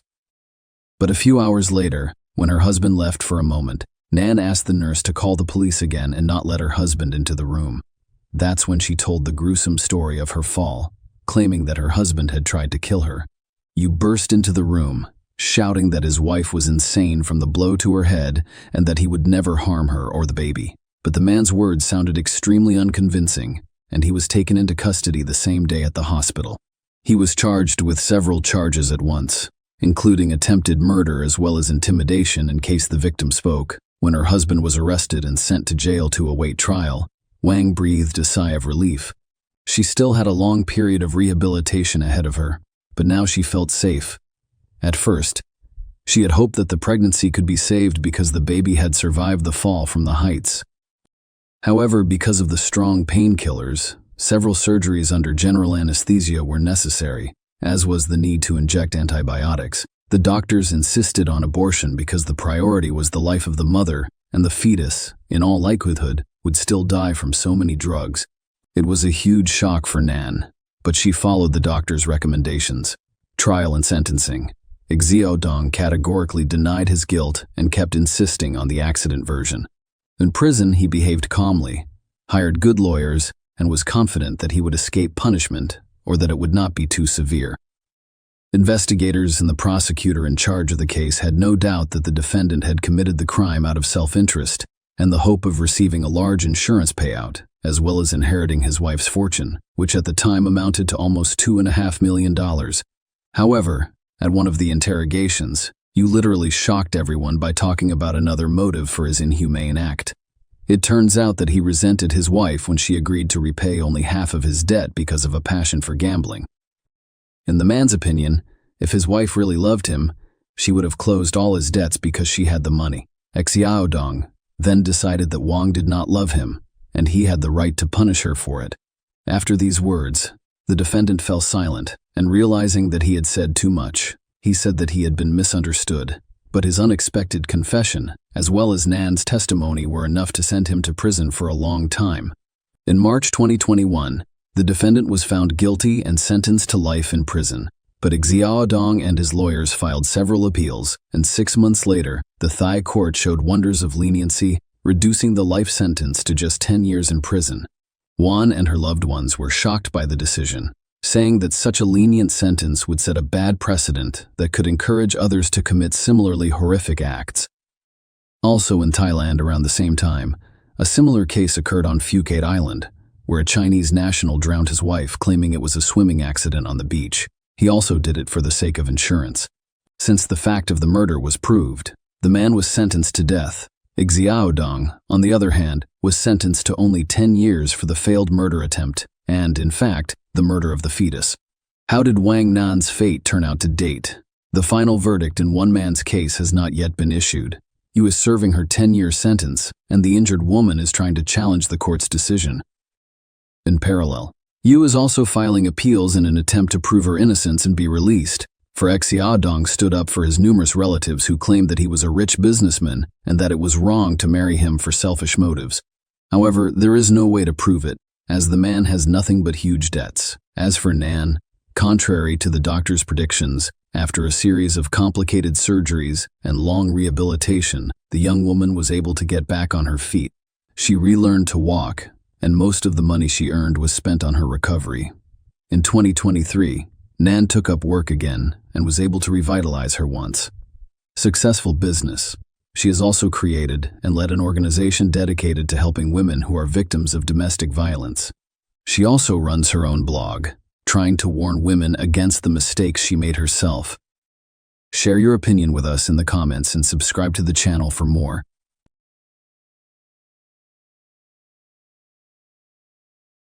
Hey guys, welcome to my channel, and today we're going to take a look at another horrible case with you. Detectives had been having a hard time solving cases involving John or Jane Doe victims for years. These victims could only be identified by looking through missing people databases for a match, or by a family member recognizing the victim. However, they now have a new tool at their disposal thanks to developments in DNA technology, which is enabling them to solve crimes that had been unsolved for years. Families are finally getting the closure they've long sought over their missing loved ones, while victims who had been anonymous and unrecognized for decades are finally getting their identities back. We'll examine 2 John Doe cases today where the victims were ultimately identified. After decades, the victims in both of these crimes were eventually identified in 2023 through the use of genetic genealogy, a groundbreaking new DNA technology. Let's get started on these situations right away. With a population of more than 640,000, Bucks County, the 4th most populated county in Pennsylvania, is the subject of our first case today. The city of Doylestown serves as its county seat. Its southeastern boundary is the Delaware River, and its entire size is 622 square miles. In 1986, a startling discovery was made here, close to the river. It appeared to be a calm Sunday morning in Buckingham Township, Bucks County, Pennsylvania, on June 15, 1986. After their late Saturday evenings out, most individuals slept in the morning because the weekend was coming to an end. Others sought comfort in their pastimes. A Buckingham Township fisherman chose to spend his morning fishing by the Delaware River, which was his favorite activity. Armed with his equipment, he left home in hopes of enjoying a leisurely day of fishing in the Delaware River. He could not have been prepared for what he was about to learn.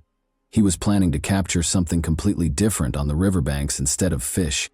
When he got to the river, he was strolling along the bank close to the Mooresville boat ramp, trying to find a suitable place to set up shop, when he saw something white protruding from the vegetation at the riverside. He approached curiously to see what it was, and when he saw it was a human skull, he flinched in disbelief. He searched the area, but he was unable to uncover any more bones or remnants strewn around the head. He first considered calling the police because he knew he had to do something, but he didn't know how long it would take them to arrive, so he decided to handle things himself. He picked up the skull and brought it to the Buckingham Township Police Department so they could look into it. Upon receiving the skull, the Buckingham Township Police Department was unsure of how to proceed with their investigation.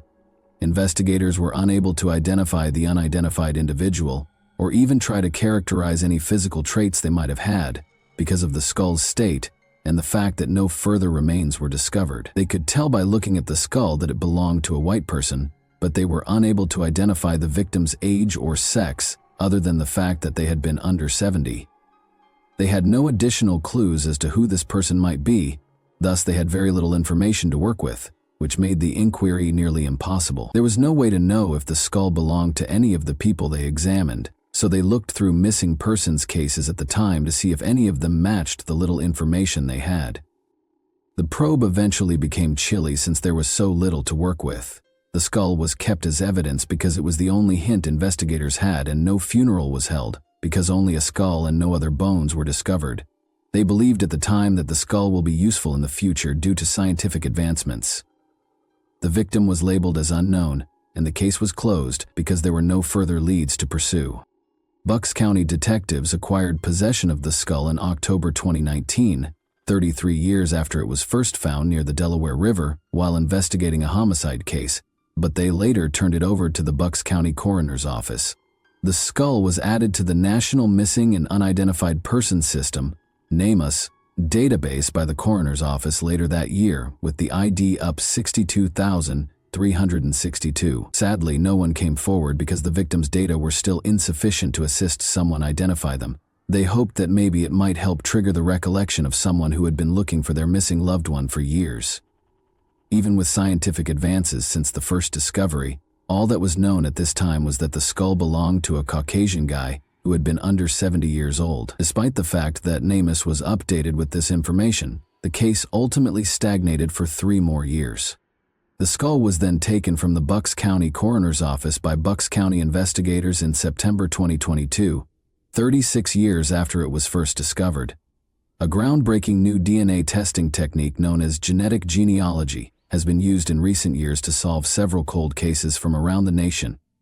It identified potential relatives to DNA profiles that had been unidentifiable for years using family trees and DNA testing. Detectives in Bucks County were optimistic that this incredible new technology would help them make a breakthrough in the John Doe case they had been pursuing for more than 35 years. Because they had so little information, they had all but given up on ever solving this case. But, after 36 years, they suddenly thought they would have a chance, because to genetic genealogy, Othram, a Texas-based company that specializes in forensic genealogical testing, received the skull. The money required to analyze the skull was provided by AudioChuck, a podcasting company that produces several true crime podcasts, because forensic testing is a costly procedure. After the money was obtained, thanks to AudioChuck's assistance and kindness, Othram's forensic detectives began to work. To create a thorough DNA profile, they first created a viable DNA extract from the skull and then employed forensic-grade genome sequencing in order to determine whether there were any matches in their databases that would point them in the direction of John Doe's surviving relatives. In 2022, their in-house genealogy team next compared this profile to other profiles in their system. They were directed to a 49-year-old Florida resident whose DNA partially matched the profile they had created from the skull after a few short weeks of waiting for results. Othram experts thought this woman might be the daughter of John Doe, who had stayed anonymous for years based on the match percentage. They gave the police in Bucks County these clues, and on January 4, 2023, they proceeded to interview the woman to find out if her father had been missing for more than 30 years. The detectives learned from the woman, whose identity was kept secret, that her father had indeed disappeared when she was just 11 years old. A parent-child relationship between their individual samples was established by a follow-up test that compared the woman's complete DNA results with the profile Othram had created. When detectives ultimately managed to identify the John Doe, they discovered that Richard Thomas Alt had been his identity. The year 1954 saw the birth of Richard Thomas Alt in Trenton, New Jersey. Although not much is known about his early years, he lived his entire childhood in Trenton, where he was lavished with affection by both of his parents. As an adult, he stayed close to his parents and frequently spent time with them because they resided in the same city. He met Lori Sudman, a young secretary, maybe in his late 20s, and fell in love with her right away. They became romantically involved quite fast, and they were still together when Richard vanished. In the spirit of celebration, Richard visited his parents on Christmas 1984, the last time he was ever seen alive. They enjoyed a great day together, and his parents were unaware that this would be their final chance to see their cherished son. They started to worry more and more over the course of the following few days because Richard had not contacted them in any way, which was highly unusual. They attempted to phone him but received no answer. Additionally, they were unable to contact his girlfriend Lori when they attempted to call her to ask whether she was aware of his whereabouts. They finally called the police to report him missing in January 1985. A description of Richard was distributed to the public, and a missing persons report was created. He was 5'10" and weighed 140 pounds according to it. He was a white male with blue eyes and strawberry blonde hair that was medium to long. In the hopes that someone who had seen Richard would come forward, the description was made public. However, nobody did. Lori, his girlfriend, was also reported missing at the time, but no one was able to locate her either.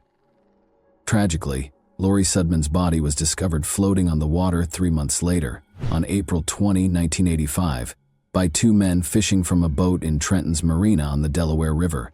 Since her fingerprints were in the system and she had previously been arrested on a drug charge, they were able to identify her using fingerprint analysis when they called the police. Her death was never investigated, and it is still an unsolved homicide. However, at the time, authorities believed that Richard's abduction and her death were both the result of foul play. The circumstances behind Richard's and Lori's deaths are still unknown, and his skull was found more than a year later, but took more than 30 years to identify. Authorities in Bucks County concluded their inquiry into Richard's death and disappearance after he was recognized in 2023, since there was no proof that a crime had been committed in the county. The Mercer County Police Department, which has authority over the case, is currently conducting the investigation into his and Lori's deaths. They have requested that anyone come forward if they have any information that could aid in the investigation. I can't even imagine wondering and worrying about a lost family member for even a day, let alone for 37 years.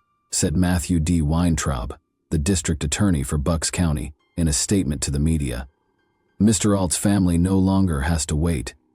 He notably commended Othram, stating that the issue could not have been resolved without their technological expertise. I'm just glad that we could give them some peace of mind with this identification and the eventual return of his remains to his family, he said. In cases like this that have seemed hopeless for so long, he thinks that genetic genealogy and the knowledge of organizations like Othram will continue to yield results. Our second example involves Lolita, a tiny community of just over 800 people tucked away in the center of Humboldt County in Northern California. Beautiful forests and undulating hills encircle Lolita, offering a charming setting for outdoor pursuits including hiking, fishing, and camping. However, a horrifying discovery was made here in this picturesque location in 1998.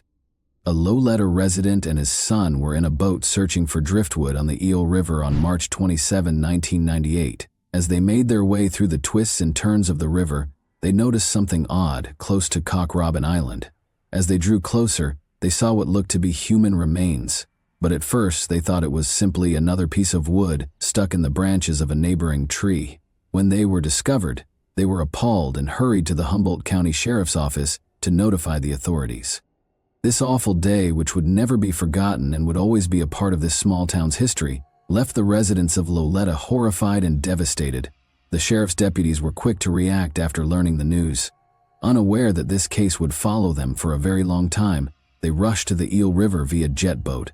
Their worst fears came true when they eventually reached the spot where the locals had reported the discovery. There, a man's body was discovered in a state of advanced decay and only partially clothed.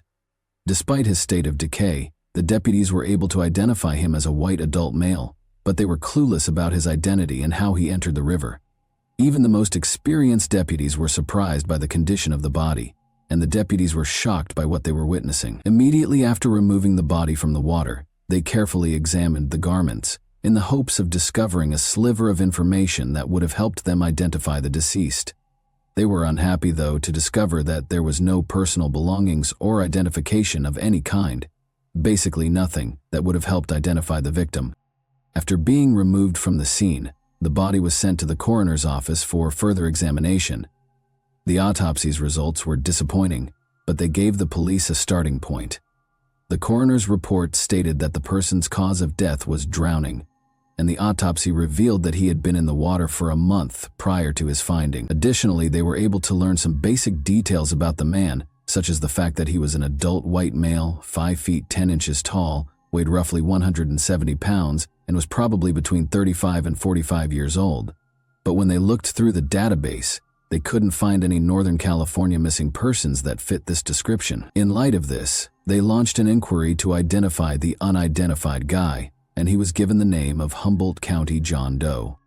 Detectives felt a feeling of urgency as they tried to unravel the mystery surrounding the man they had found in the river before they could determine what transpired prior to his death. They realized they needed to find out who he was. They were certain that someone out there was missing a loved one, and they were determined to find out who this person had been, in the hopes that someone might remember to file a missing persons report and provide fresh information in the case.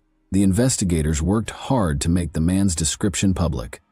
Weeks passed, but they were still unsuccessful despite their best efforts.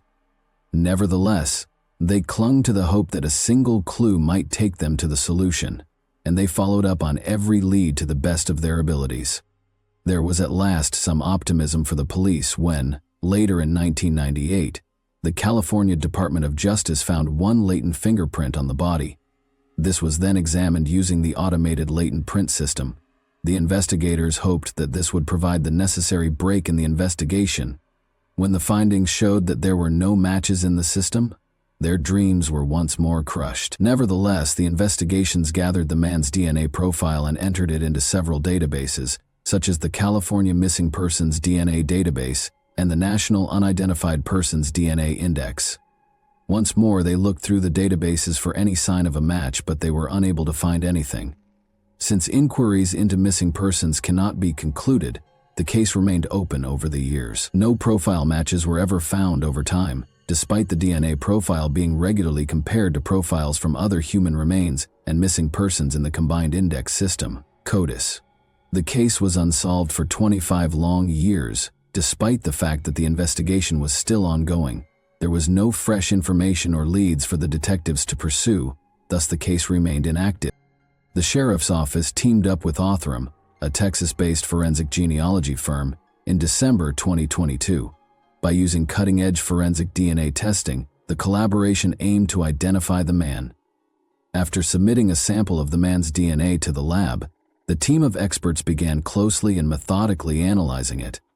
They developed a thorough DNA profile of the man using a state-of-the-art technique called forensic-grade genome sequencing. Their genealogy team used forensic genetic genealogy to provide leads for investigations after acquiring the profile. By analyzing a DNA profile's genetic composition and comparing it to the other profiles already in the system, this novel technology created family profiles by fusing DNA testing with conventional genealogical techniques. Researchers can ascertain the percentage of matches and whether the profile they are testing for has any biological relationships inside the system. They identified the Humboldt County John Doe using this technique. In mid-February 2023, Othram eventually provided the authorities with the testing results after months of excruciating waiting. The research conducted by the lab indicated that there was a high probability that the Humboldt County John Doe was related to a woman called Cheryl, who was residing in Missouri at the time. Othram said Cheryl was probably the sister of John Doe of Humboldt County. After contacting Cheryl, the Humboldt County Sheriff's Office detectives discovered that she did in fact have a brother named Jeffrey Todd Sydow, who had been missing for a long time. After all these years, Cheryl was taken aback when investigators finally contacted her regarding her missing brother. She informed the Humboldt County Sheriff's Office detectives that she had been looking for Jeffrey for years and had all but given up on ever learning his fate when they traveled to Missouri to interview her. Additionally, Cheryl informed investigators that Jeffrey was born in 1963 and would have been 35 years old when his body was discovered in 1998. She informed them, however, that they had not seen or spoken to him since the mid-1990s, and that the last time she or any family member had spoken with him was several years prior. She informed them that, for reasons that none of them knew, he had ceased to speak to her and the rest of their family. She had attempted to contact him but had never received a reply. For this reason, she and her entire family believed that Jeffrey had chosen to leave their life on purpose, which is why they had never filed a missing persons report for him. It would seem that Cheryl's information and Othram's DNA test would have been sufficient proof for the police to end the investigation, but they were determined to look elsewhere and definitively establish his identity. They accomplished this by obtaining Jeffrey's fingerprints and comparing them to a latent fingerprint that they had successfully removed from the body they discovered in the Eel River so many years prior. The fingerprints were a perfect match, proving that their efforts had been worthwhile. After 24 years, they were finally certain that Jeffrey Todd Sydow was the real John Doe from Humboldt County. The Humboldt County Sheriff's Office is currently coordinating with his family to ensure that his remains are returned to them so that he can be buried with his other departed loved ones now that his identity has been verified. She commended the detectives for their commitment to her brother's case and ensuring that it was handled after all these years, as she had been unaware of his whereabouts and fate for decades. The California Department of Justice DNA Lab and Othram were commended by the Humboldt County Sheriff's Office for their exceptional efforts and support in resolving this case and giving the Sydow family some closure regarding their missing loved one.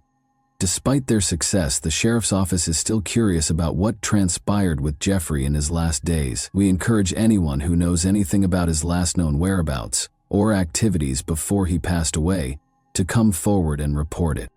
And that concludes it, people. We hope you had a great time with us today and learned how these two John Doe's identities were ultimately discovered in 2023 thanks to genetic genealogy. We anticipate that more and more of these cases that have lain unsolved for years will soon be resolved because of these technological developments.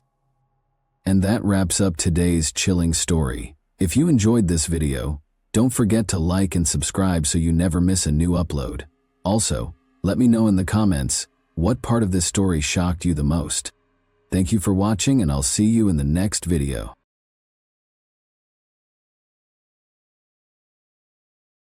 Hey guys, welcome to my channel, and today we're going to take a look at another horrible case with you. We'll talk about what happened in Amarillo, Texas.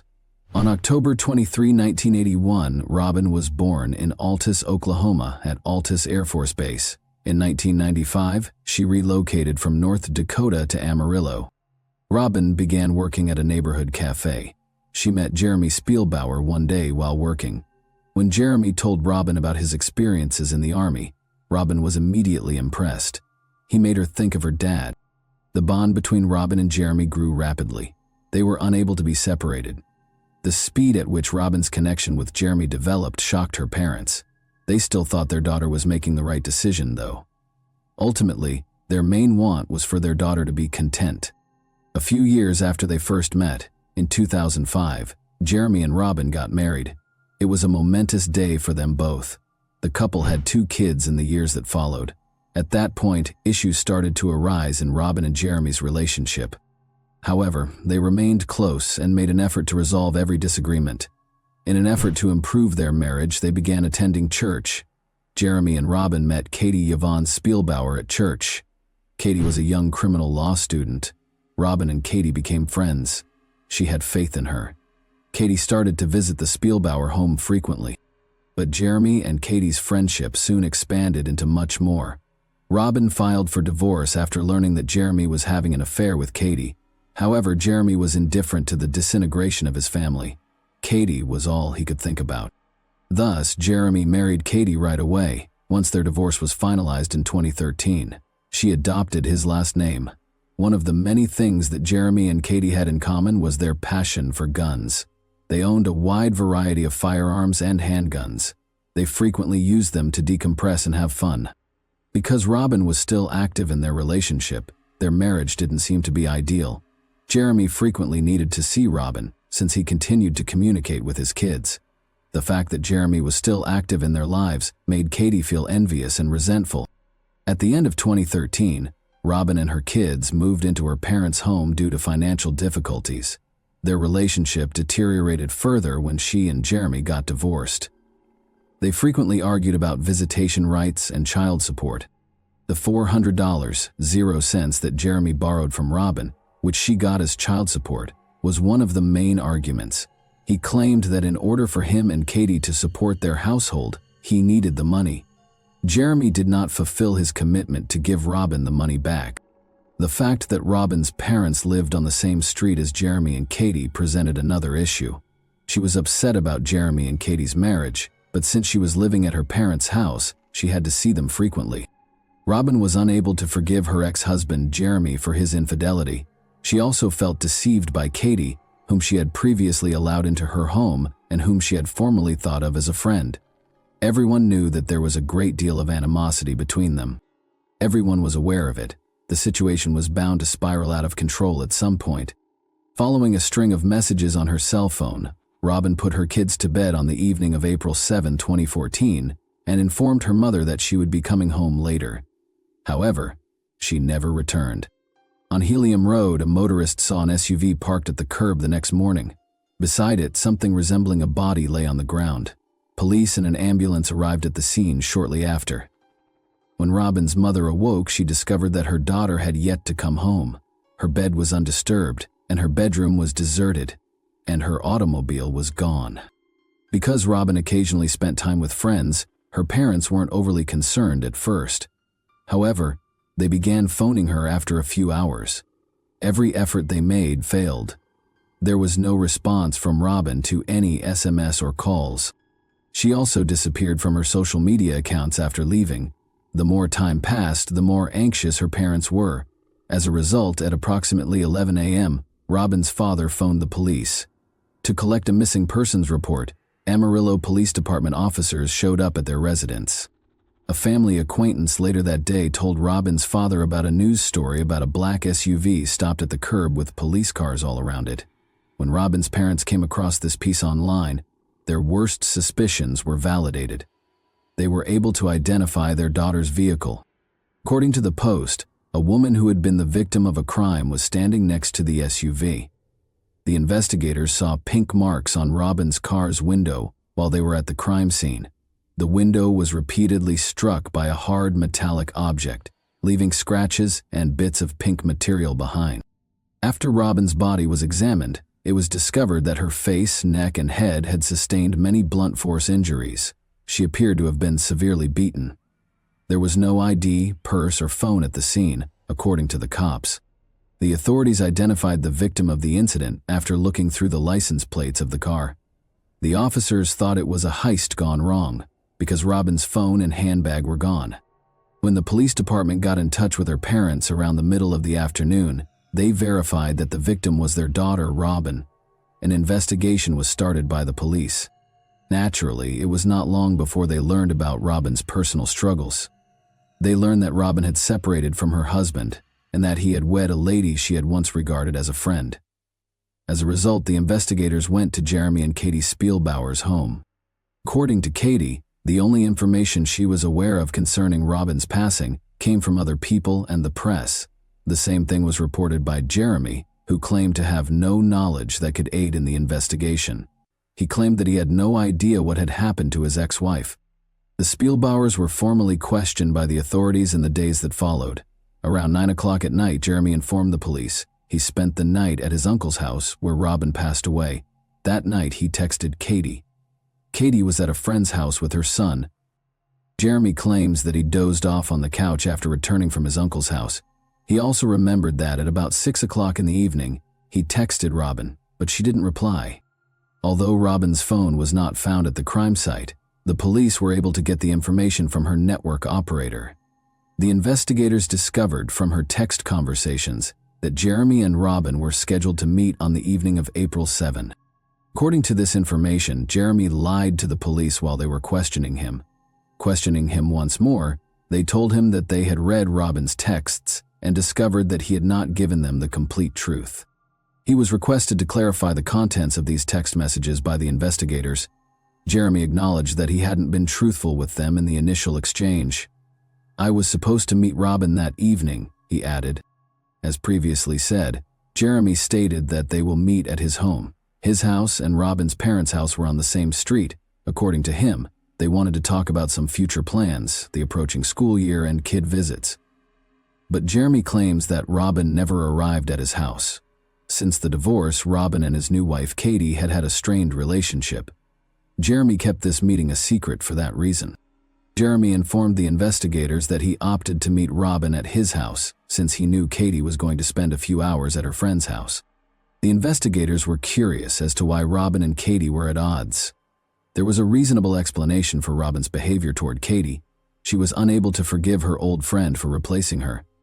Because Katie believed that Jeremy and Robin continued to have a close relationship after the divorce, she mistreated Robin. After all, Jeremy had an affair with Katie when he was married to Robin. Now Katie believed he was having an affair with Robin while he was married to her. Jeremy received around 300 angry messages from Katie 4 days prior to Robin's death. Katie wrote in one of the messages, "I'll take care of this myself." Following the autopsy's findings, this case took an unexpected turn. It was discovered that the original cause of Robin's death was incorrect. Experts discovered a bullet in Robin's head during the examination. Therefore, a gunshot wound from a .22 caliber firearm was the cause of her death. But the bullet that was taken out of Robin's brain was so badly distorted that a complete ballistic analysis could not be performed. The police did not discover the shell casing while they were at the crime scene because they initially thought Robin had died from multiple head injuries. But now that they had the autopsy results, the investigators went back to the SUV's parking spot on Helium Road. The search for the shell casing began. They discovered a .22 caliber case after searching through the parched grass and dirt. However, they discovered other pieces of evidence as well. 2 little metal pieces that seemed to be broken pieces of a weapon or rifle were also found by the cops. They started searching Katie's social media for a .22 caliber weapon after sending the cartridge case for ballistic analysis. They noticed a picture of her shooting a .22 caliber gun in pink and black. The police required a warrant to examine her home in order to verify this version, even though it might have been the weapon of the crime. They knew what to look for when they arrived at the house with the warrant. A black and pink .22 caliber gun was among the nearly 20 different firearms the police discovered during the search. The pink paint on Katie's gun matched the pink paint on Robin's car window. The gun's upper portion was also chipped off. The metal pieces that investigators discovered at the crime scene matched it. Experts came to the conclusion that someone was using a gun to strike Robin's automobile glass. The weapon sustained mechanical damage, and the hits were so powerful that they left paint and scratches on the window. The cartridge case that was discovered at the crime scene was verified by ballistics to match Katie's firearm.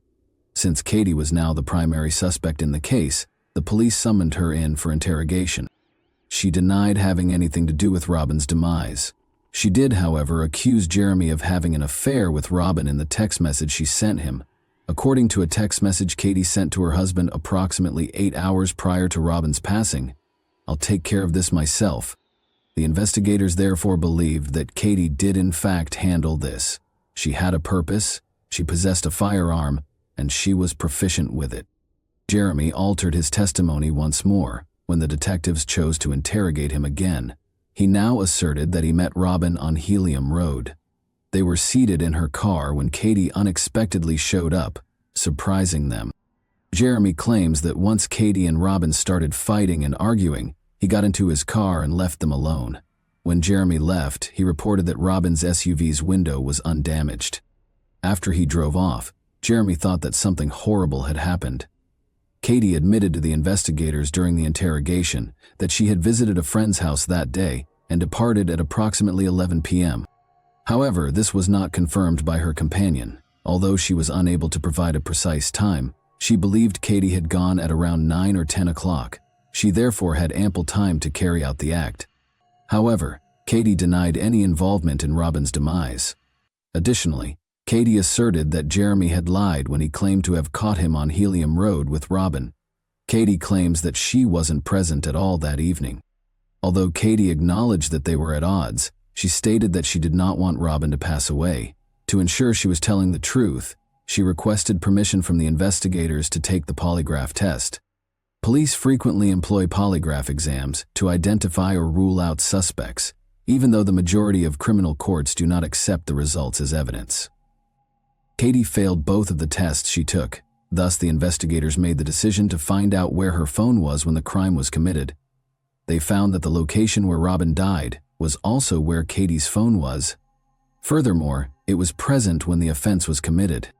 The police arrested Katie Spielbauer and accused her of killing Robin based on this evidence and the findings of the ballistic examination. Katie, however, persisted in claiming her innocence. Before the authorities made the startling discovery that they had imprisoned the incorrect person, she was held in the county jail for nearly a year while she awaited trial. Cell towers have a large margin of error when it comes to locating a phone. On the other hand, data from Wi-Fi phone tracking has a 100-foot margin of error. Katie Spielbauer was not on Helium Road when the crime was committed, it turned out. After expressing regret and vowing to use every effort to identify the person responsible for Robin's death, the authorities let her out of custody. Katie was incarcerated for 466 days. It became evident that Katie was innocent as a result. However, the fact that someone used Robin's black and pink gun to shoot her remained unchanged. Suspicion was directed towards someone else who had the firearm because it wasn't Katie. Naturally, that individual was Jeremy Spielbauer. It's possible that Jeremy told the police all of this in order to deceive Katie into believing a crime he had done. Katie was prepared to assist the police in prosecuting Jeremy after realizing that her husband was the reason she was imprisoned. Katie informed the process that she did not think their city was devoid of surveillance cameras. Additionally, after putting in extra work, the authorities discovered recordings from the bank building's cameras. On April 7, 2014, at 9:21 p.m., Jeremy Spielbauer was seen on camera driving by the bank. He was headed for Helium Road, where he was to meet Robin, his ex-wife. At 9:50 p.m., Jeremy was also seen on the footage heading in the opposite way. Authorities thought Robin was dead by this point. However, more proof was required before the police could file charges. Jessica Huffman, Jeremy's ex-girlfriend, told them she might divulge crucial information if they would shield her from Jeremy. She spoke up when they assured her that they would keep her safe. She disclosed a chat she had with Spielbauer during her testimony. She claimed that when the crime first occurred, she was too scared to report it to the police. Huffman claims that Spielbauer informed her in 2014 about the problems with Robin and his inability to visit their children. To ensure he could see his kids, Huffman advised him to go through the legal system. According to Huffman's testimony, he assured her that he would take care of it himself. He declared his desire to permanently remove Robin from their lives. Spielbauer suggested that it would be preferable if Robin had a gunshot in her skull, and Huffman sobbed as she described this. 5 days after this talk, Robin was discovered with a bullet wound to her head on the side of the road. It rarely happened by accident. Huffman further said that Spielbauer then threatened to shoot her in the head if she told anybody about their talk. In his testimony, Jeremy Spielbauer gave 4 distinct accounts of what transpired the night Robin died. He appears to have become entangled in his own deception. Jeremy claimed during one of the interrogations that the window of Robin's SUV was undamaged when he drove off, leaving Robin and Katie alone on Helium Road. He could not have known, though, that the specialists had discovered scratches on the window when he informed the authorities about it. Jeremy said that he noticed the scrapes when Robin's SUV was close to the sheriff's office, when the detectives questioned him about how he knew about this particular information. It was a falsehood. The window was taken out of Robin's SUV and transferred to the lab before the vehicle was parked next to the sheriff's office. As a result, Jeremy Spielbauer could only be aware of the window scratches if he had left them there himself. The way Jeremy acted during the examination of his home was another intriguing detail that revealed him. The first explanation given by the authorities when they confiscated the Pinkenback firearm was that Robin had suffered blunt force trauma. Only after learning that Robin had been shot in the head did the investigators secure a search warrant. Nevertheless, this information was not made public by the government. They arrived at the Spielbauer residence after obtaining a search warrant. Katie remembered that Jeremy informed her that all of their guns would be taken when the detectives searched their house. He could only be certain that he was the one who shot Robin, since he knew that Robin had died from a bullet wound to the head. It also implied that Jeremy Spielbauer was a cunning individual who intended to frame Katie in addition to firing Robin. The black and pink gun was the only firearm registered to Katie. In addition, it was the most noticeable weapon in their home. That was the main idea. Jeremy went to see Robin after grabbing this rifle. He killed her and ensured that there were still pink paint smudges on Robin's SUV window. The shell casing was not removed from the crime site by Jeremy. He was aware that it would turn out to be an important piece of evidence after all. Spielbauer went back home and replaced the gun, anticipating that the police would soon arrive with a search warrant. His strategy was nearly flawless, but during the probe, something went awry. It was discovered that, in addition to her own Social Security card, Robin also carried their children's cards in her wallet. The children's Social Security cards were eventually discovered by the police in Jeremy Spielbauer's vehicle. Nor was it favorable to him. Katie served as a prosecution witness during Jeremy's trial. She claimed to the jury that Jeremy had taken care of the issue after grabbing her and pinning her against a wall in their home. Katie told jurors that she believed Jeremy was accepting responsibility for denying his ex-wife her life because of the altercation that followed her questioning him about Robin's death. She clarified, "There's no refunds for lost time. I've lost my career, my car, my home, and my kids.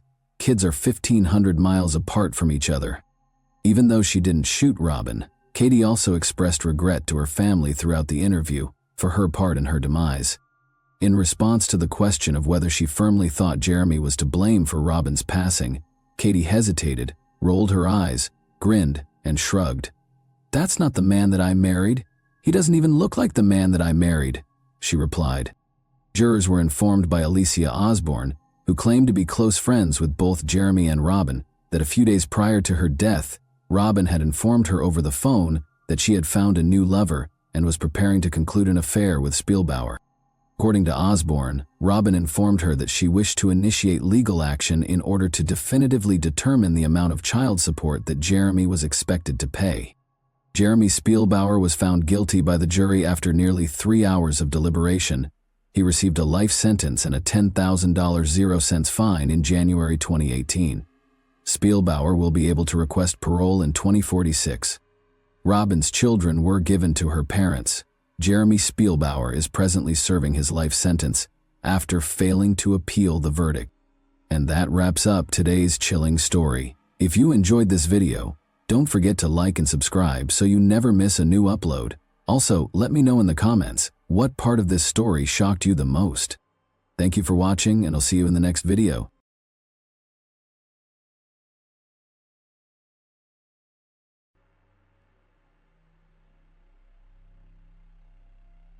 On December 20th, 2017, a press conference was held during which Mark Perez, special agent in charge of the Florida Department of Law Enforcement, announced a breakthrough in the disappearance of Mike Williams, a Tallahassee real estate appraiser who was originally presumed to have drowned while duck hunting on Lake Seminole.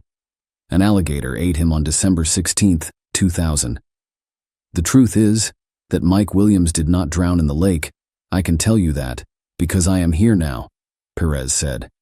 Animals that eat people did not eat him. He didn't leave his wife and 18-month-old daughter behind when he left town. He was killed. We can't say more about it yet because the investigation is still going on, but I'm happy to say that. This morning, investigators told the Williams family about new information they had found in the case. Today's story is about love, betrayal, cheating, and greed, but it's also about a mother who has been strong for 17 years and 4 days. Mike's mom, Cheryl Williams, didn't believe that her son had drowned in Lake Seminole. She pushed hard for police to look into her son's disappearance, and she really thought that the people who did it would be punished, even when no one else did. Either he was alive or he was dead. I chose to believe he was alive, and I think that's what helped me, Cheryl said on December 20th, 2017.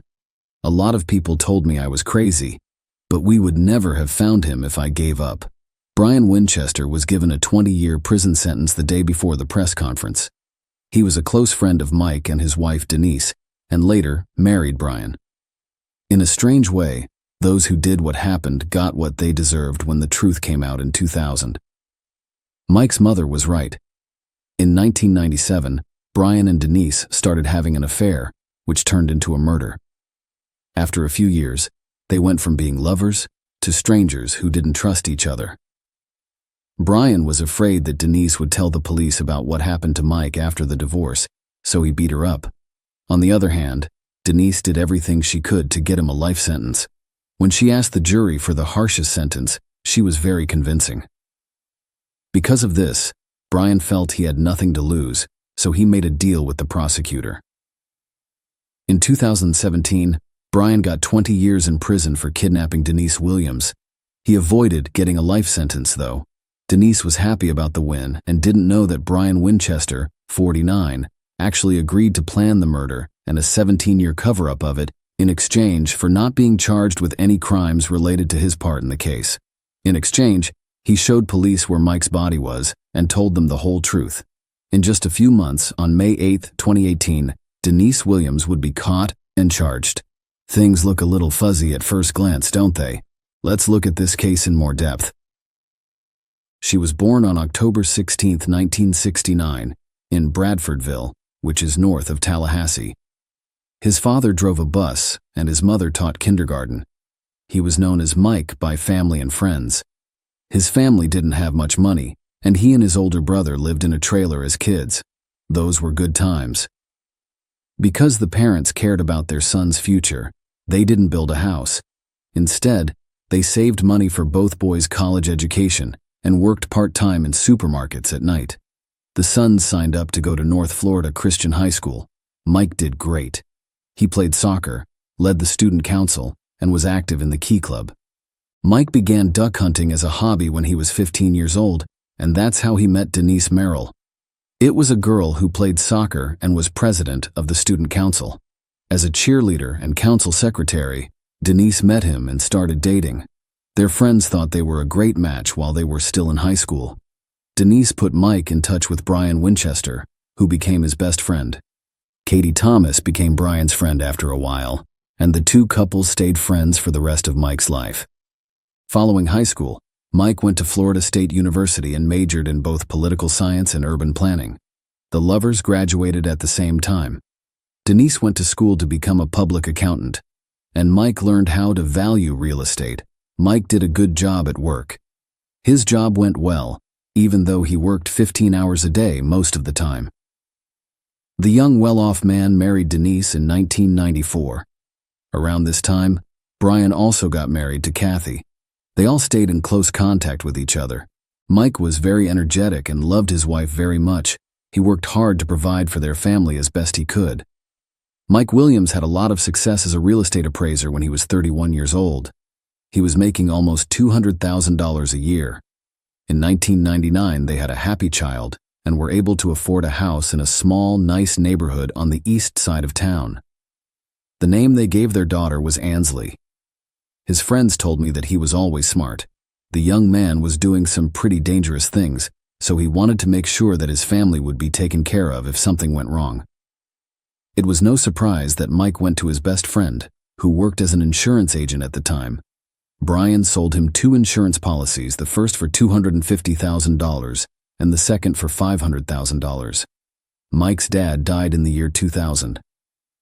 Williams was shocked by how quickly this happened, that he turned to a friend again to get money for his family.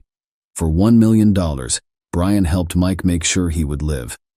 Denise says that the loving father of the family had almost $2 million in life insurance about 6 months before he went missing. They were married on December 16, 2000. Her husband got up early to go duck hunting on Lake Seminole, a big lake that is connected to the Apalachicola River. Today was their 6th wedding anniversary, and they had planned to spend the night in Apalachicola, a small town on the bayou. Mike's wife and daughter were waiting for him at home at noon, but he never came back. Of course, Denise was worried, so she called her dad, who then called Brian Winchester, Mike's best friend. Brian drove to Lake Seminole with his dad. They found Mike's Ford Bronco car near the boat dock, but Mike wasn't there. There was no boat to be found, so the men called the police. They looked in all the places Mike liked to hunt. Police from the Florida Fish and Wildlife Conservation Commission were called to help look for Mike. After a few hours, a helicopter pilot saw the boat drifting away from the boat ramp about 225 feet. The boat was searched, and Mike's shotgun was found still in its case. It looks like he never got to use it. The search turned into a mission to save lives. People in the area thought that the reservoir used to be an orchard before the 3 rivers were dammed up to make the lake. The lake was named Stumpfield because there were so many stumps left. The water level had stumps that stuck out above and below it. Because of this, any motorized boat in the area had to be handled carefully. People looking for Williams thought he hit a stump on his boat, fell out, and went under the water. His wading boots filled with water, and he probably drowned when he couldn't get out. A dive team from Montgomery, Alabama, and the Jackson County Sheriff's Office were among the other groups called in to help, but the thorough search turned up nothing. Mike was never found. After a week, the search for bodies turned into a rescue operation. Dogs were brought to the site, and probe poles were given to the teams to use to look into the lake's bottom. 10 days into the search, people found a hunting hat with a camouflage pattern that could not be linked to Williams. Fish and wildlife conservation officials in Florida thought that Mike's body had been eaten by alligators, which is why it couldn't be found. Most of the alligators that lived in the lake were male. The Florida Department of Law Enforcement agreed with this theory because they didn't see any signs of a violent death. The search was over after 5 weeks. Denise held a memorial service for Mike the day after the search was over. This was less than 2 months after the alleged accident. Everyone thought Denise was okay with losing her husband, but Mike's mom wasn't. In June 2001, 6 months later, an angler found wading boots floating in the lake. Divers searched the area around the lake and found a light hunting jacket and flashlight at the bottom. Williams had signed and written on a hunting license that was in one of the jacket pockets. The find made a lot of people wonder. There were no teeth marks on the hunting jacket or the boots that would have been made by an alligator. The things that were found didn't look like they had been in the water for 6 months. The flashlight still worked, and the boots weren't slimy. But after a week, Denise's lawyer asked the court to declare Mike Williams dead, based on the things that had been found. He said that alligators and other animals that live in water had eaten the body whole, and the motion was granted. The death certificate said Mike drowned while duck hunting on Lake Seminole on December 16, 2000, which was an accident. The body hasn't been found yet. For Mike Williams, this is how things might have turned out if Cheryl Williams hadn't given up and kept looking for her son. "All I know is that I can't stop looking for him until I find him," she stated. Cheryl's efforts made things very difficult between her and her ex-sister-in-law. Denise told her to stop looking and face the truth. She told them, "I'm sick of reading about Mike's disappearance. I just want to move on with my life. If you keep pushing this investigation, you will never see your granddaughter again." Denise kept her word, and Cheryl couldn't give up on her son. If the mother hadn't been so determined, her son's story might still be at the bottom of a dark, algae-covered lake. 3 years passed before Cheryl Williams could get the police to start looking into what happened to her young son. Cheryl will tell you years later, "I called, put up signs, wrote to the governor of Florida every day, put together my notes into an evidence book, asked people to post on social media, and talked to reporters about my missing son." The mother was so determined that she finally called alligator expert Matthew Oresco. In his answer, he said that alligators don't eat in the winter because it's too cold. The water temperature drops when it's cold, so alligators don't eat in the winter. They only keep their bodies at the right temperature. Alligators don't care about food at all when it's 14° outside. Oresco also wrote that forensic evidence is always left behind after an alligator kills an animal. After 3 years, Cheryl Williams finally got the police to drop the crazy alligator theory and start a real investigation into her son's disappearance. Investigators decided that Williams' death was not an accident after learning some little-known facts about what alligators eat, talking to people, and looking at some official records. "All the police agencies working on this case agree with my gut that Mike did not drown in Lake Seminole," said Ronnie Austin, who used to work as an investigator for the 2nd District State's Attorney's Office and prosecuted Mike's case. At first, the Florida Fish and Wildlife Conservation Agency took over the case because Williams was thought to be a hunter who had gone missing. Police spent 735 hours looking for the body in a 10-acre area of the lake, but they didn't look for any signs of wrongdoing. The Jackson County Sheriff's deputies who were brought in to help with the search also didn't look at any other options. Investigators talked to everyone who helped with the search. Years later, police officer David Arnett, who was at the scene that day, said that some things seemed odd right away. Williams didn't usually hunt alone. His truck was found in an undeveloped area from which he would have had to drag the boat over mud, not on the nearby concrete boat launch he usually used. The terrible storm that night should have pushed the boat to the east shore, but it was found on the west shore.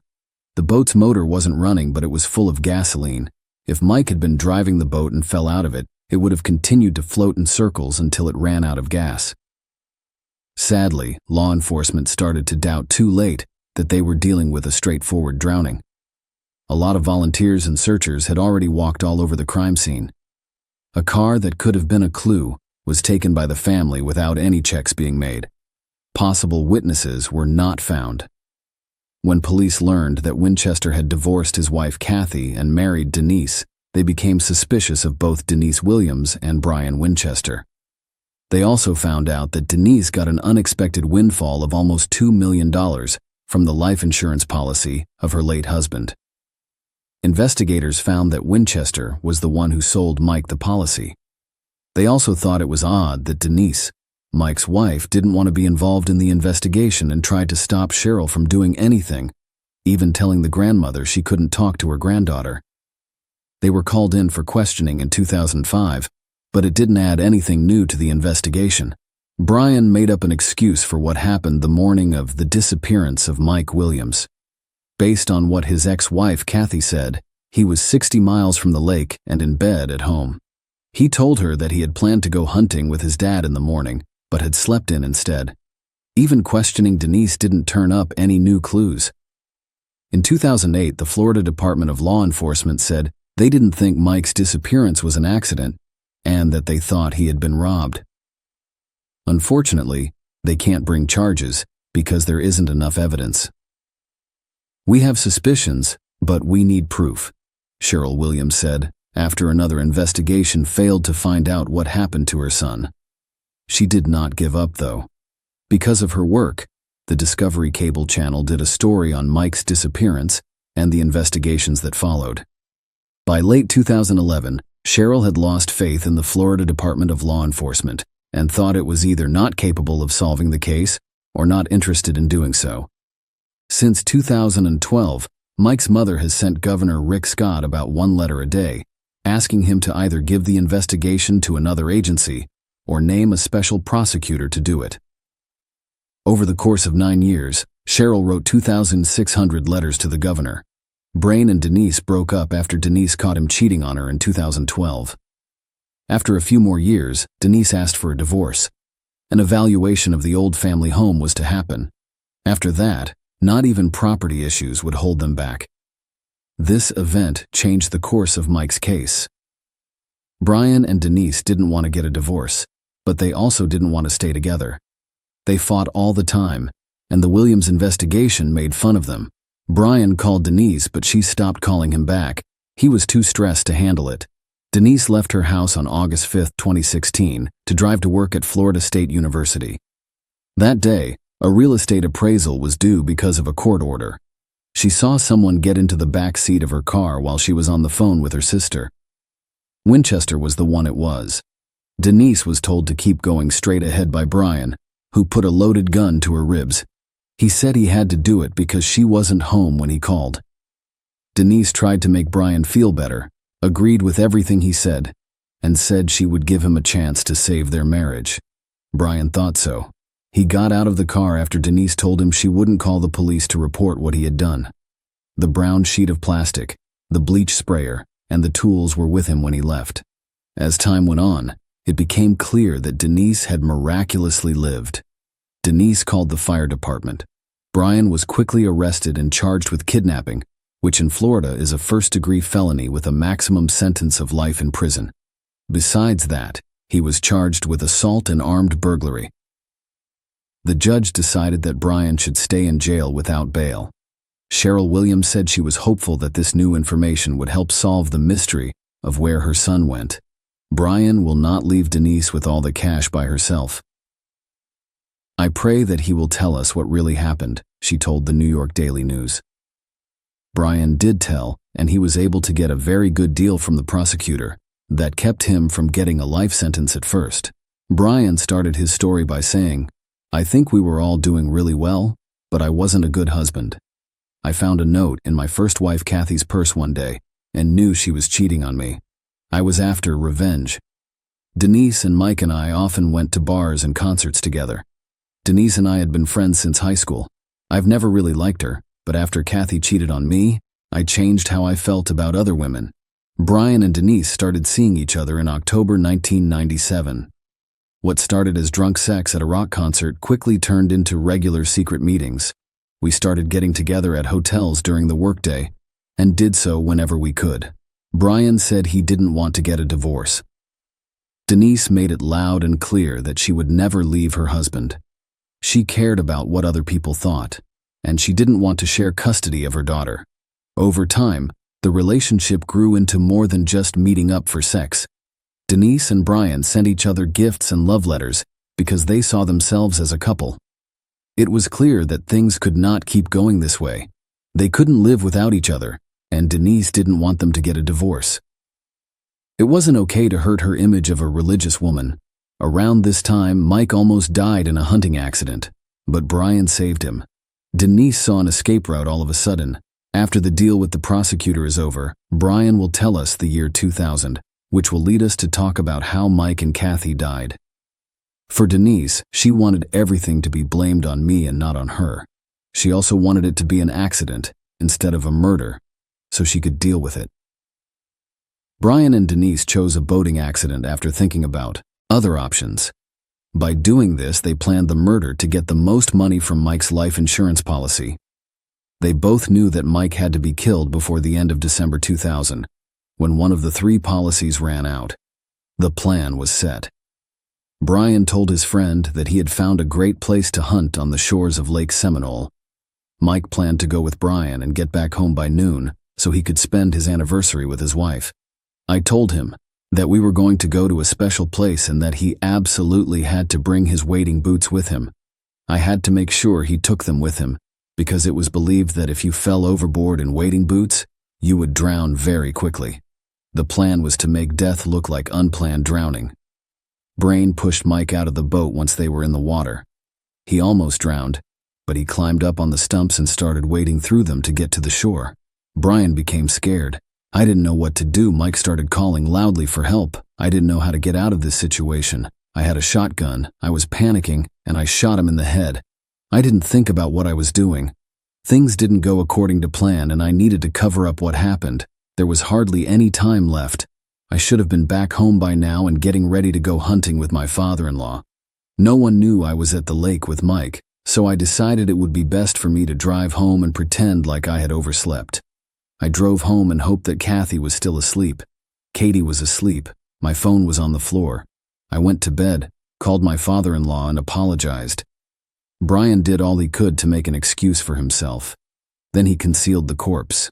Denise didn't know that Brian had killed Mike with a gun and buried him.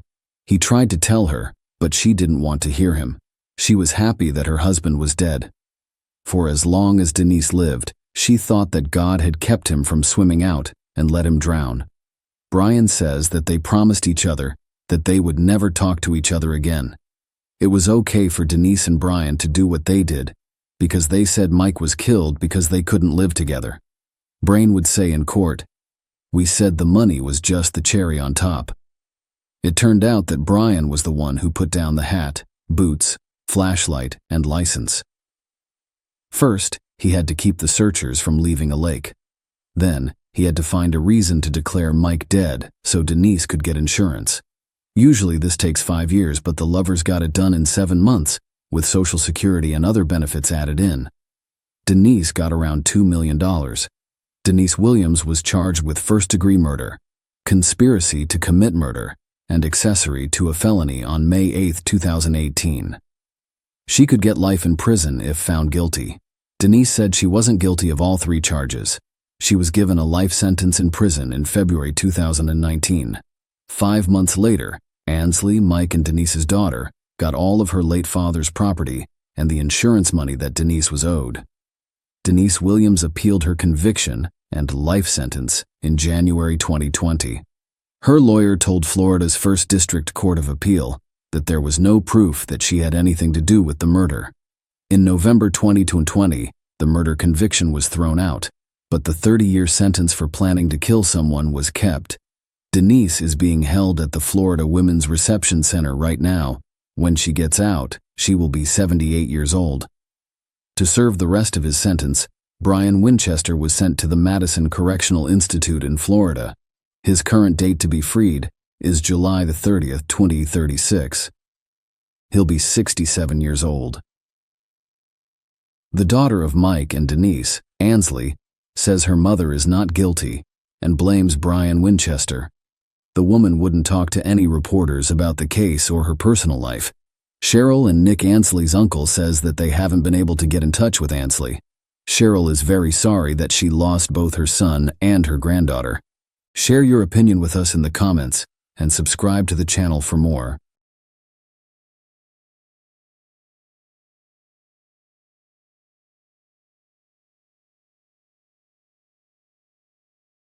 In November 1997, the Nists of Trenton, New Jersey, were preparing for their annual cruise, a tradition they had enjoyed since their wedding 6 years earlier.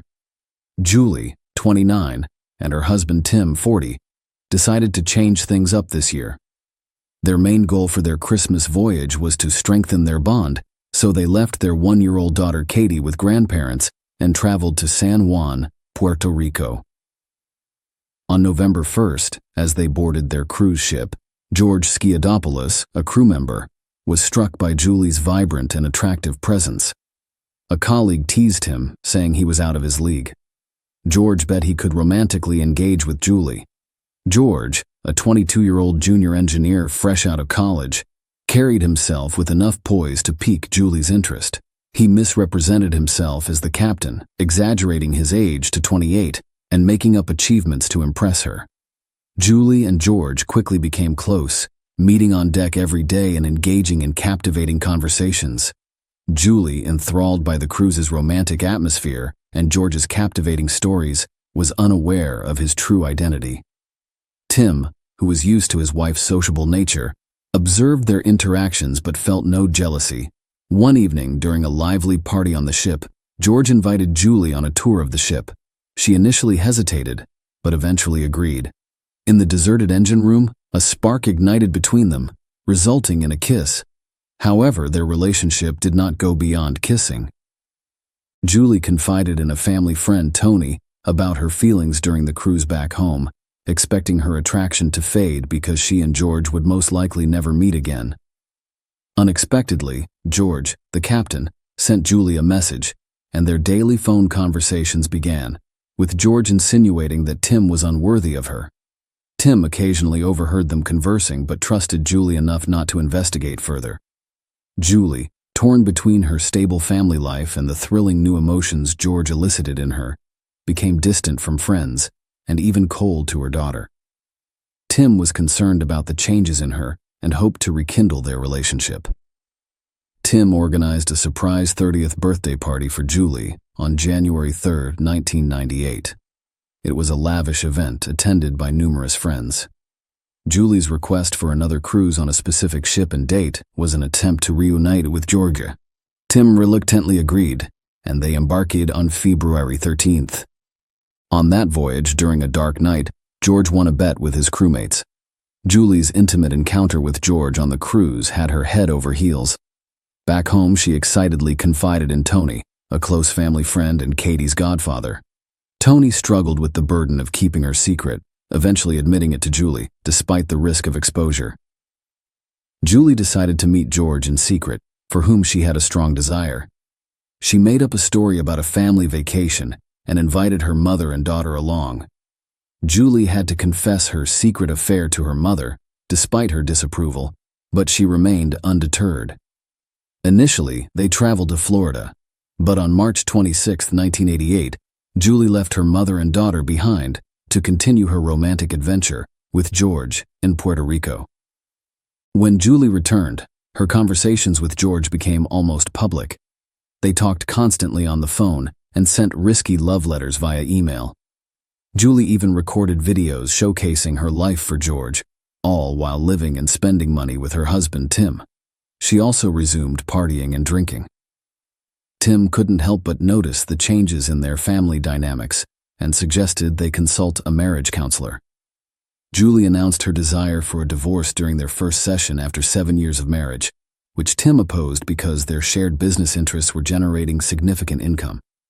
Julie knew she needed money for her plan to relocate to Greece with her daughter and begin a new life with her lover, who was scheduled to serve a mandatory 20-month military service there. Julie tried to help him flee and get a U.S. visa, but she didn't have enough money for her new boyfriend. Julie started a fitness regimen, but she had trouble sleeping and had to take strong sleeping pills. During her emotional turmoil, she began taking antidepressants. When George learned about this, he was furious and forbade her from using them. Julie lost about 10 kilos with the intention of returning to modeling to earn money, but George, unlike Tim, was extremely jealous and opposed the idea, forcing Julie to abandon her plans. Almost everyone, including Cheryl, who once helped Julie break into the modeling industry, disapproved of her relationship with the Greek man. They had followed Julie and Tim's lives since they met at an exclusive yacht club party. In July 1989, Tim, her 11-year-old senior, was a successful businessman with his own company and a new yacht. He founded his landscape design firm in the early 1980s, which grew alongside the U.S. real estate market boom. Initially, their relationship thrived, but Julie's jealousy became apparent when Tim waited for her at a bar with another woman. When Julie arrived, she assaulted Tim, leaving a bruise on his face and attacking the woman. It turned out she was Tim's longtime business partner's secretary. The conflict was resolved at that point. Tim was taken aback one day when he arrived at his office and found Julie sitting at his secretary's desk, smiling charmingly. She announced that the former employee would no longer be working there, effectively taking over her boyfriend's job and leaving him little choice but to accept her as his new assistant. This enabled her to work from home, giving her more financial flexibility. Julie had always wanted to be a model. One day, she saw a beauty contest advertisement in the newspaper and decided to enter, confident that she would win, and supported by her loving partner Tim. They compiled Julie's best photos and sent them to the magazine that organized the contest. However, the publishers used a scam to obtain free photos for their men's section at the back of the magazine. Julie eagerly awaited the publisher's response to the contest, but it never arrived.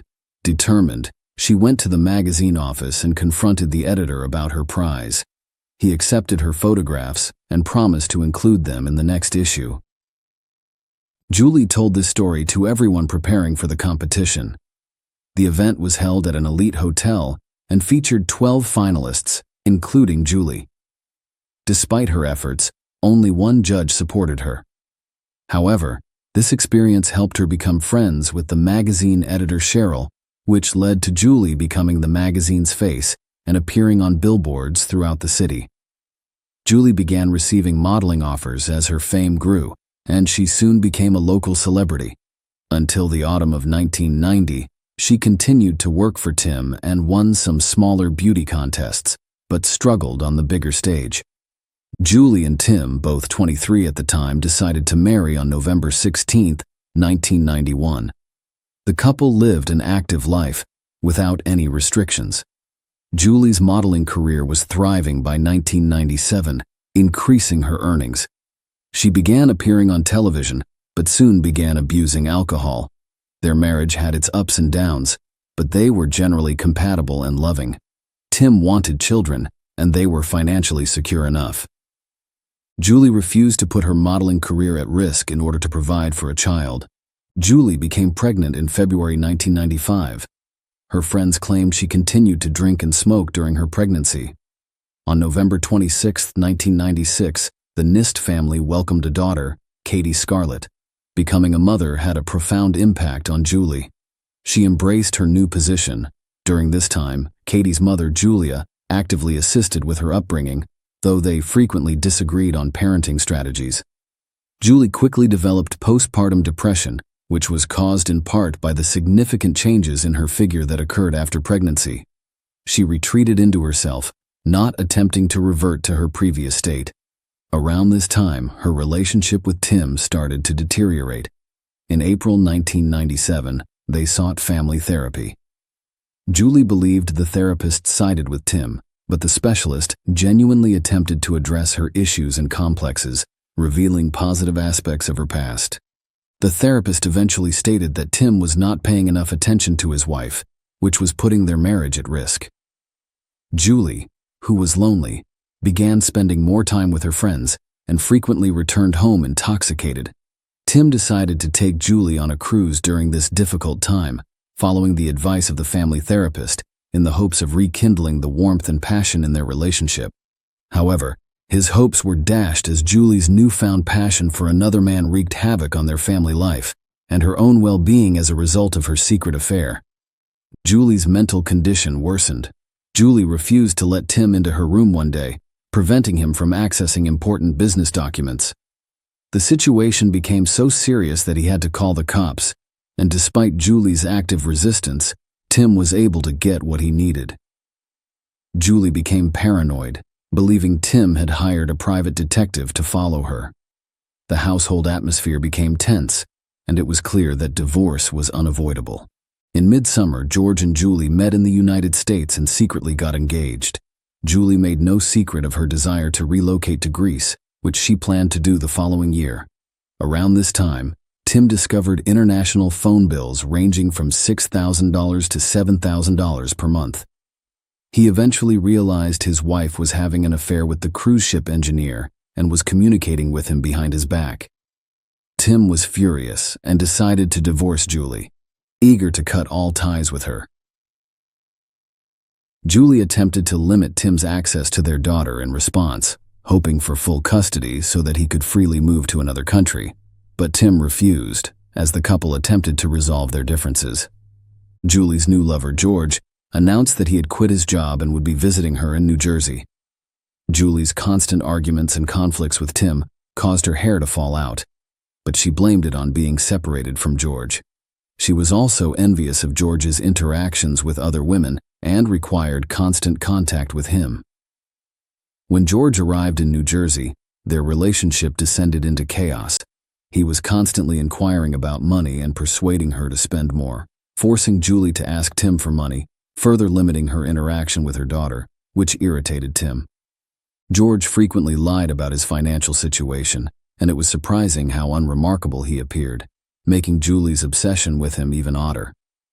Friends and family strongly advised Julie to end the relationship, unable to understand how she fell for a balding, unemployed, hopeless man with bad teeth who was also manipulative and extremely jealous. Regardless, Julie was smitten.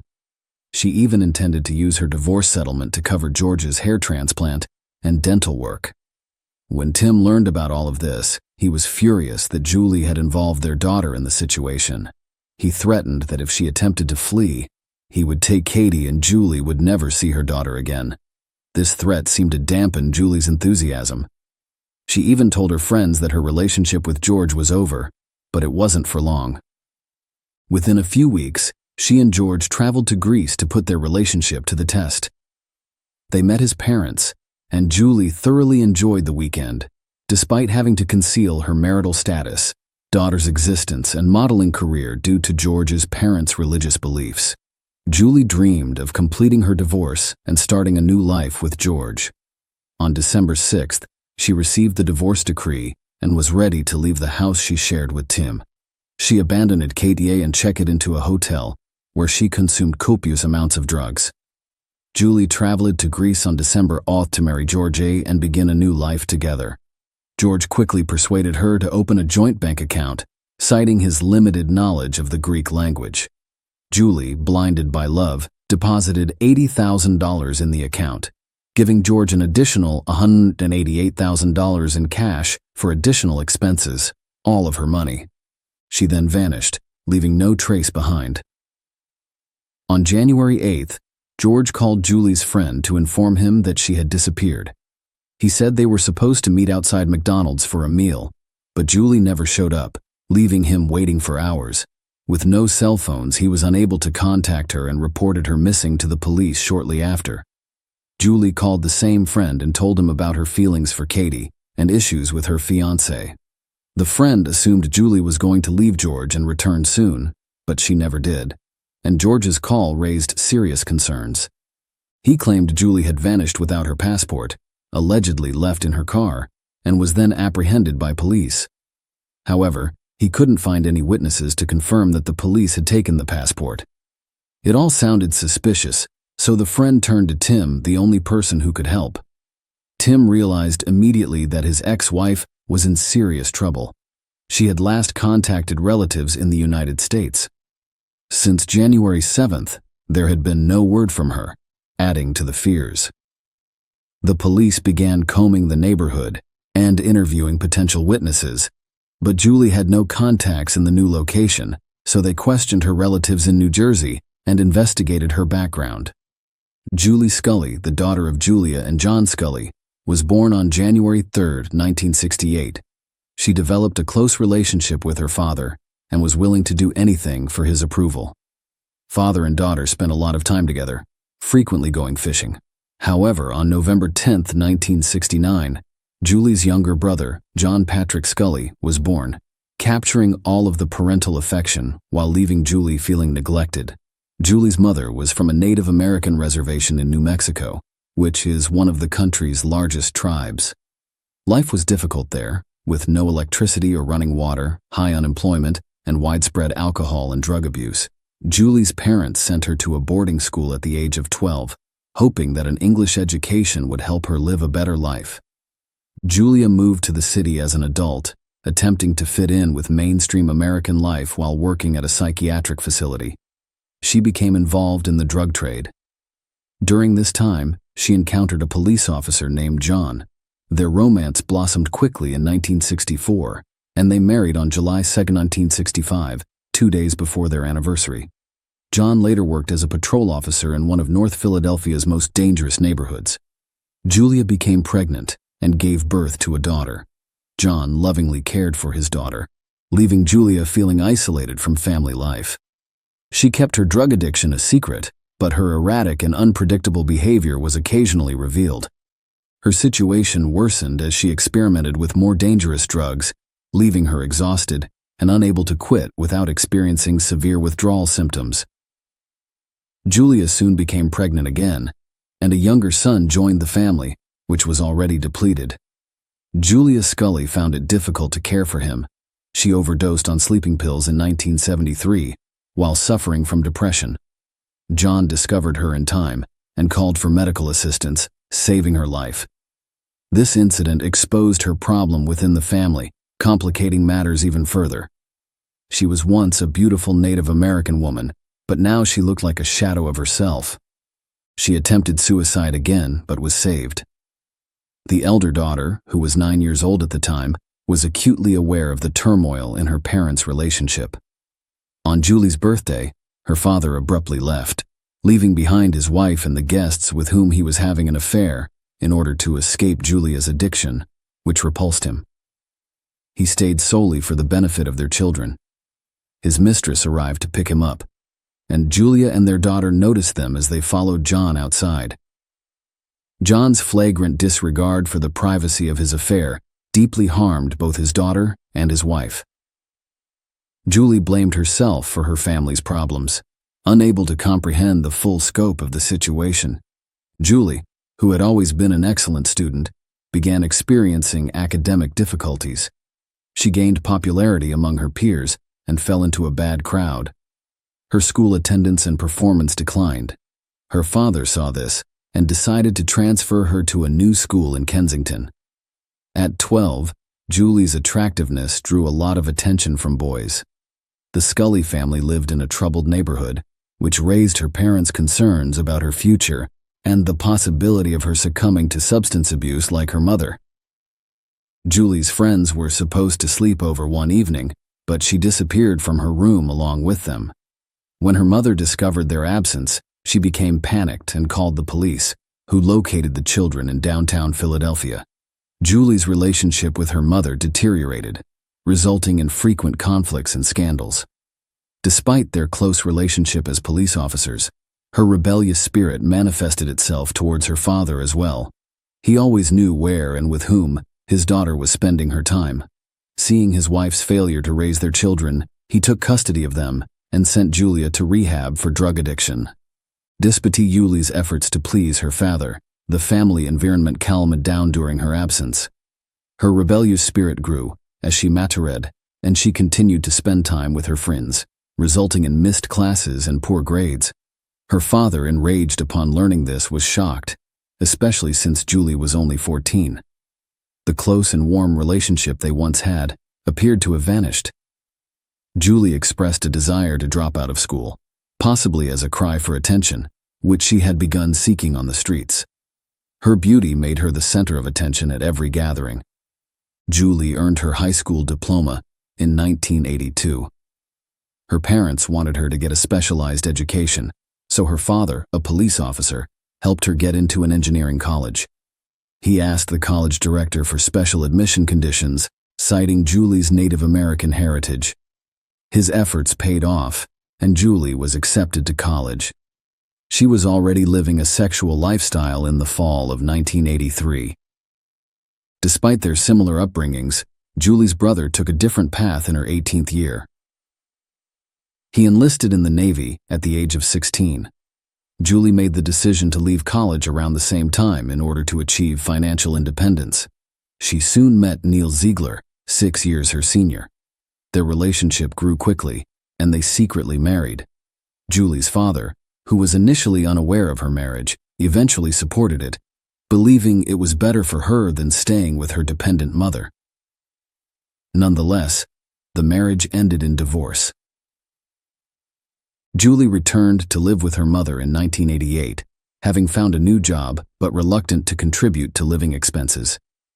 Her striking appearance drew attention everywhere, and many mistook her for a model. Julie gradually began to use her beauty to connect with wealthy men. Despite her outward confidence, she was vulnerable and desperately sought love, but only found fleeting relationships. During one such social gathering, she met her future husband, Tim Nist. Julie's mother went to therapy for years after moving out and eventually overcame her addiction. When Julie and Tim had a daughter, the grandmother eagerly took on childcare responsibilities, staying involved even when Julie fled to Greece with a new lover. After Julie's disappearance was revealed, her mother described George as truly pitiful. He was unattractive and unpleasant to look at, and he appeared to have no control over his actions. The missing woman's mother described how she fell victim to George's aggression during an argument with Julie. George shouted and insulted the woman before grabbing her by the throat and pinning her against a wall, refusing to let her go, until he heard threats of police involvement. Julie attempted to end their relationship and called the police following the attack, which resulted in George's expulsion from the country. Despite this, she soon joined him in Greece. She actively defended her lover, even accepting blame for the assault. Julie's mother suspected George was involved in her daughter's disappearance. Following Julie's disappearance, George continued to participate actively in the search. Julie's close relatives attempted to contact the American embassy in Athens, but were unable to do so due to a language barrier, as the Greek police stations handling the investigation did not have English-speaking staff. The FBI from the United States joined the investigation. At this point, it was revealed that George had been carrying Julie's passport the entire time. He initially claimed to have found it, but after learning of the FBI's involvement, he changed his story to one of theft. His behavior became more suspicious. He attempted to withdraw funds from their joint account, but was unable to do so. On January 23, 1999, the couple was supposed to marry. During this time, news of the missing American woman was broadcast on television and radio. George angrily called Julie's friend, who had approached the media about the case. He claimed innocence and even made a public statement in the press, actively giving interviews in an attempt to defend himself. However, 16 days after Julie's disappearance, George was brought in for questioning as the primary suspect. George explained that after moving to Greece, Julie quickly became disillusioned with both the country and him.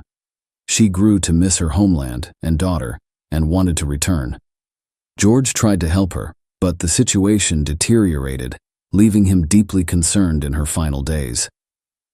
She cried constantly, and George's mother eventually learned about Julie's former husband and daughter in America.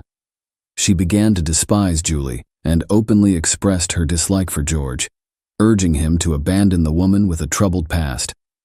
The lovers' conflicts became more frequent and severe, prompting their eviction from a hotel.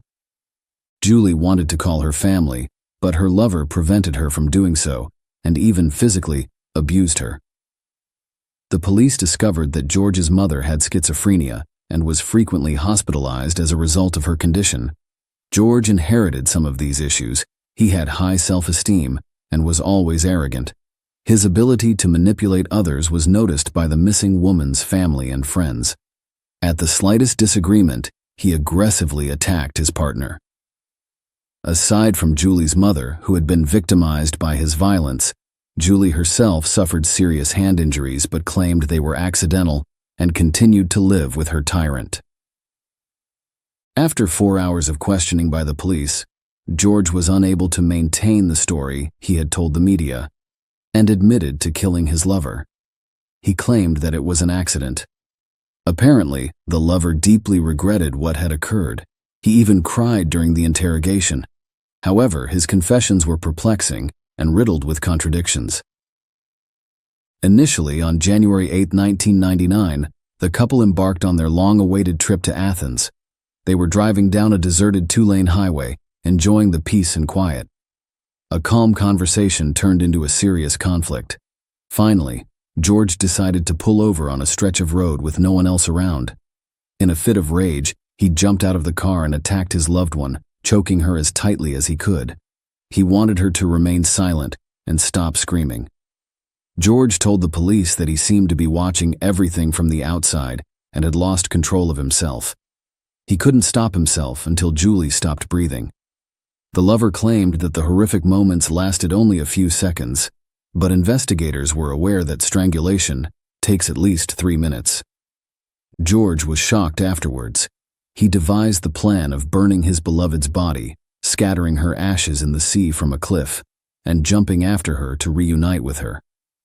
George explained that he attempted suicide by shooting himself with a pneumatic gun, jumping under a truck, and taking an overdose of medication. However, all of his attempts were unsuccessful. However, he was now at the police station for questioning, implying that all of his thoughts were a fantasy. In reality, he treated his beloved's body differently. Following the murder, George simply threw it in his car's trunk and drove to the nearest gas station. He bought gas and returned to the crime scene. George dragged the body away from the road near two small lakes, doused it with gasoline, and set it on fire. But the rain prevented the body from completely burning. At one point, he considered throwing it into the lake, but instead stuffed the charred corpse back into the trunk and drove to his grandmother's house. He found a large travel bag and decided to pack Julie's body in it, but it had stiffened and he couldn't bend it anymore. Furthermore, the head would not fit in the bag, so George decided to simply cut it off. He described how he took her head by the hair and lifted it to his face. He remembered seeing terror in her eyes, but she was still beautiful, so he kissed her on the lips before packing the body into the bag. Then he burned the bag and threw it in a swamp, leaving the head behind. Later, George drove to Kavala and threw Julie Scully's head into the sea. 19 days after Julie disappeared, her ex-lover and would-be husband assisted detectives in locating the murder site and the remains. Tim and the victim's family were informed by police that George had admitted to the crime. The victim's ex-husband traveled to Greece to bring Julie's body back home. Meanwhile, the criminal revealed what he had done to the woman in a live broadcast. When the murderer's mother found out about his crime, she had a stroke, and his grandmother was shocked. The Greek authorities described it as one of the most horrific murders they had witnessed at the time. Tim's father stated that the lover should have died alongside his beloved. Despite this, numerous articles have emerged blaming the victim for what occurred. The victim's family believed her lover had initially used Julie for money. When he learned about her wealthy husband, he persuaded her to divorce and win a large settlement in court, which she was supposed to put into his business. However, prior to her death, Julie realized his true intentions and refused to fund his projects, resulting in her becoming a victim. The trial for George Skiadopoulos began on November 27, 1999. In the Greek justice system, trials are conducted concurrently by 3 judges rather than a jury, which significantly speeds up the process. Furthermore, there were no defense witnesses present during the hearings. George made horrific confessions that lasted approximately 5 hours. His lawyers attempted to argue insanity, claiming that the criminal's mother suffered from schizophrenia and that he may have inherited mental illnesses. Meanwhile, the accused requested the death penalty, despite the fact that capital punishment was prohibited in Greece. On December 6th, the court unanimously sentenced George Skiadopoulos to life imprisonment without the possibility of parole for all charges. However, the Greek legal system was not flawless. In 2002, George filed an appeal, claiming he was insane at the time of the murder. As a result, his sentence was reduced to 23 years, with the option for further appeal. By 2007, the criminal had been released and was living with his new family in Kavala, United States. Julie's ex-husband, Tim Nist, became a source of strength for all of her family and friends. Despite her betrayal, he proved to be a dignified man by accepting responsibility and organizing Julie's funeral. Following the funeral, Tim received a diary of memories about his ex-wife written by Julie's friends for their daughter Katie. The entries attempted to portray her life in a positive and kind light. When her daughter grows up, she should know that her mother adored her and was a wonderful woman. Love is a complex emotion that can be both beautiful and constructive, but it can also cloud judgment and lead to dangerous behavior. In most cases, people can recognize the reality and protect themselves. Unfortunately, Julie's circumstances differed. Her story serves as a reminder that everyone's safety and well-being should always be a top priority, even when it comes to love. Share your opinion with us in the comments and subscribe to the channel for more.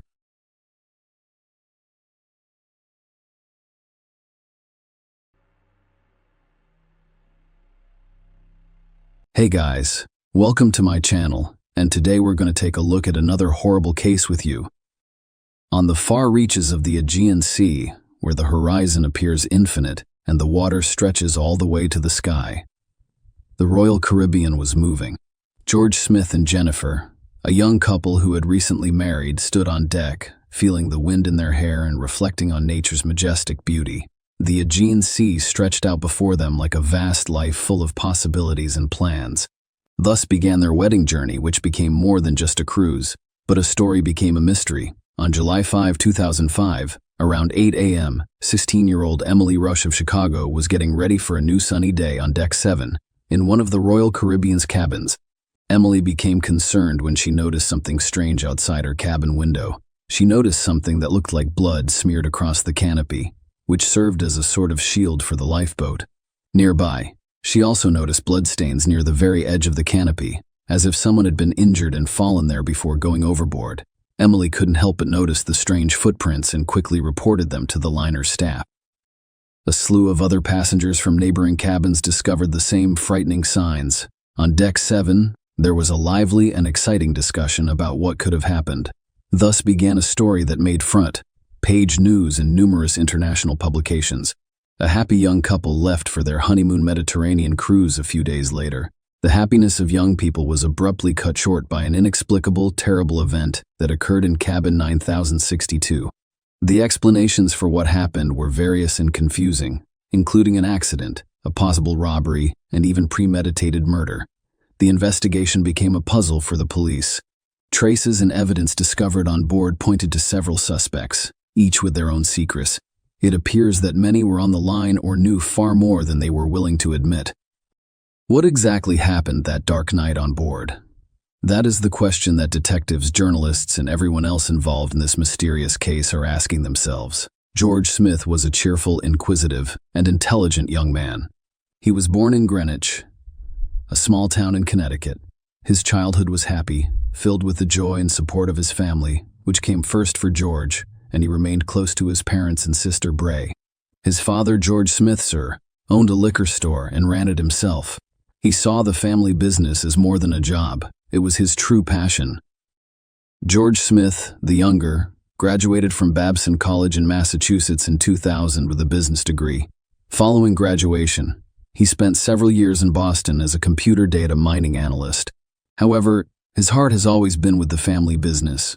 George made an informed decision and returned home to help his parents run the store.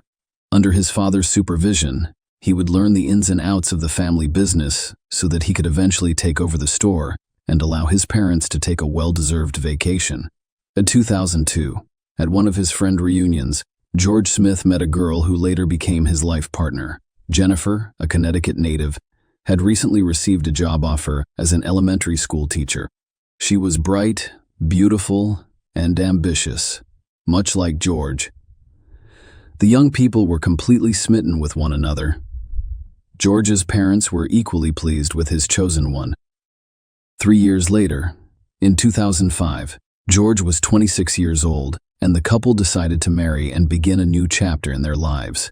They married at the Castle Hill Inn in Newport, Rhode Island, with the ceremony taking place on the ocean front. It was the ideal setting for such an important event in their lives. Following the ceremony, the newlyweds embarked on a wedding cruise aboard a luxury liner, one of Royal Caribbean's majestic ships.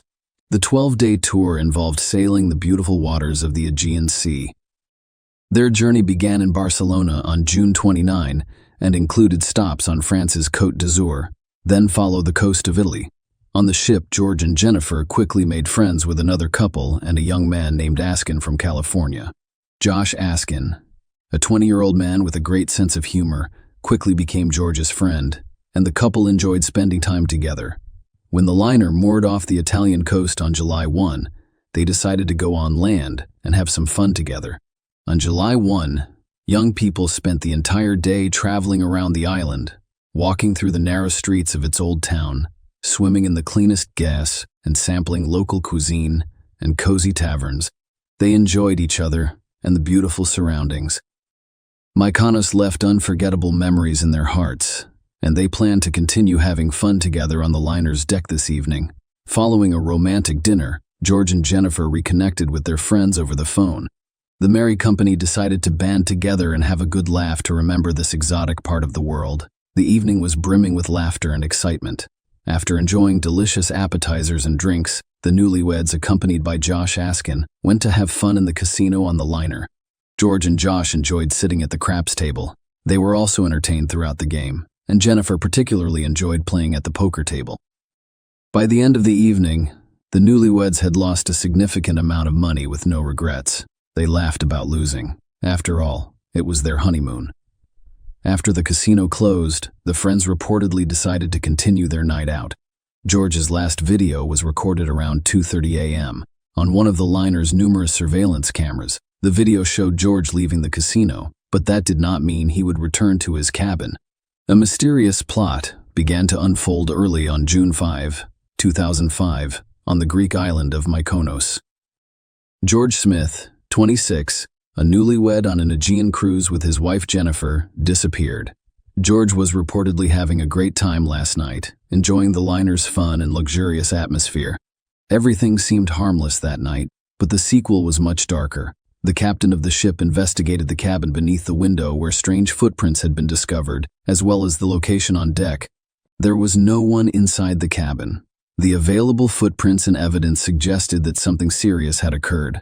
The potential disappearance of the newlyweds was linked to violence. The news spread quickly among all of the liner visitors, and there was panic aboard the ship. Passengers were disturbed by the strange events, and December 7 was closed off. No one was allowed in or out of their cabins. The ship's crew thoroughly searched every establishment on the liner in the hopes of finding George and Jennifer. Following the discovery of blood, the newlyweds were thought to have mysteriously vanished. He took control of the situation. The senior officer went to their stateroom to investigate what was going on. Based on all available traces, it was speculated that George may have fallen overboard the ship. Meanwhile, on the other side of the ship, the search for the young couple was ongoing. By 10 a.m. Jennifer was discovered in the ship's spa, where she was enjoying a pre-arranged massage session. Her facial expression conveyed deep surprise and concern. She claimed to be unaware of her husband's whereabouts and hadn't seen him since the previous night. Jennifer revealed that when she awoke this morning, her husband was not present. At first, she didn't think it was unusual because he had spent the night with friends and woke up in another cabin. So she went to a spa instead of looking for her husband, unconcerned about his absence. At noon, Turkish authorities arrived on board to begin an investigation. The ship's captain reassured the concerned passengers, stating that the unusual events necessitated cooperation with local authorities. He emphasized that it was a necessary step to clarify the situation and expressed optimism that it would be resolved soon. The police officers began questioning the missing man's wife, Jennifer. Her agitated demeanor and apparent lack of knowledge about her husband made her the primary suspect. She stated that she had not seen George since the previous night and that men in white uniforms from the Royal Caribbean had arrived at her door, announcing that her husband may have fallen overboard. They also noticed blood on the boat's awning. After that, there was no room for doubt. Something terrible had occurred to George. Investigators examined cabin 9062 aboard the cruise ship. This cabin was a mess. Perhaps it was the result of a hasty search, or even a struggle. In the bathroom, fingerprints were found on the balcony railing, as well as small drops of blood on the carpet and towel. Turkish investigators also discovered 2 small bloodstains on the bedding, each measuring about 2 centimeters long. The samples were identified, and the blood belonged to George. All evidence suggested that George had been traumatized inside the cabin prior to his mysterious disappearance. The investigators' attention was drawn to a chair on the balcony that had been repositioned so that they could sit next to the railing. They discovered marks on the railing that appeared to be caused by someone sitting on it. Many, including the ship's captain, suspected George had fallen from the balcony. However, the high railing and the presence of blood on the boat's awning and inside the cabin raised suspicions that a murder had occurred. Investigators began reconstructing the events of that night, attempting to determine who George was spending time with and what may have caused the tragedy. The investigation had only just begun, but it was clear that they were dealing with a complex and dark story filled with mysteries and unexpected twists and turns. When Turkish authorities entered the ship to investigate George Smith's disappearance, They decided to begin by questioning the group of boys with whom the newlyweds had spent the previous night. The situation remained mysterious, and any detail could be crucial in solving it. Members of the company revealed that George and Jennifer had drank too much that tragic night. According to them, George was intoxicated, so they assisted him back to his cabin, where they put him to bed, removed his shoes, and left him alone. They also said they couldn't find Jennifer and assumed she'd returned to the cabin later. However, Josh Askin's testimony contains a number of discrepancies. He claimed that he witnessed Jennifer leave with a casino employee named Lloyd. Josh believed the two of them had a passionate connection, and they made no effort to hide their feelings in George's presence. However, video camera footage revealed that Jennifer stumbled away at 3:30 a.m., leaving George with her new friends, and Lloyd's keycard data indicated that he returned to his cabin at 3:25 a.m., as confirmed by his girlfriend, whom he woke up upon entering the cabin. These discrepancies raised additional questions for investigators, leading them to believe that Josh Askin may have had his own reasons for concealing some critical information. The investigation continued, and with each new detail, the story became increasingly mysterious. Greg Rosenberg, a 19-year-old man, was on a cruise with his family and friends with this company, which also employed his cousin Zach Rosenberg and a close friend Rostislav Kaufman, all of whom, despite their Russian roots, held American passports and lived in New York City. The excitement began in the casino, where Jennifer and Greg Rosenberg decided to try their hand at poker. The mutual gambling continued until late at night. When the casino closed at 2:30 a.m., the group of guys decided to continue having fun together. They went to the disco and continued to dance and consume alcohol. Lloyd, the casino manager, was also spotted at their workplace. He joined in the fun as the young man continued with their nightly entertainment. The events of the night, as described by the witnesses, then begin to diverge as the group's individual members disperse to their cabins. Deep into the night, the boys were visibly drunk and rowdy. According to the ship's rules of order, delivery for people who are loud and behave inappropriately will be blocked. When the liner's staff refused to serve drunken passengers, the young people remembered that they had a bottle of absinthe purchased on a walk on the island of Mykonos. However, cruise passengers were not permitted to consume their own alcohol. Josh eventually returns to his cabin on the same deck to retrieve a special bottle of absinthe that he had planned to use. As it turned out, the absinthe was unusually strong, with an alcohol content of more than 70, making it one of the most potent drinks available. George decides to help his friend and conceals the bottle behind the waistband of his shorts. After 3 o'clock in the morning, when the liner was already completely silent, the astute janitor noticed something strange. A group of young men, including Greg, Zach, Rostislav, Josh, and George, were drinking absinthe. This incident was not overlooked, and it became an additional element in the investigation. However, it wasn't just the guys who were inebriated that evening. Jennifer, who had appeared relatively sober and calm at the start of the evening, began to change noticeably. She began to stagger and even leaned on the casino manager, Lloyd. Witnesses formed various opinions about her behavior. Some assumed she was attempting to maintain her balance, while others perceived it as flirting. It is also unclear what happened next between the young spouses. Witnesses reported a conflict between the couple. Perhaps they were just talking about the previous evening, joking or seriously, but Jennifer eventually hit George. It was unclear whether this was done in a playful or angry manner. After that, Jennifer left the disco. Jennifer, stumbling and visibly intoxicated, exited the entertainment venue around 3:30 a.m., leaving George with his new friends.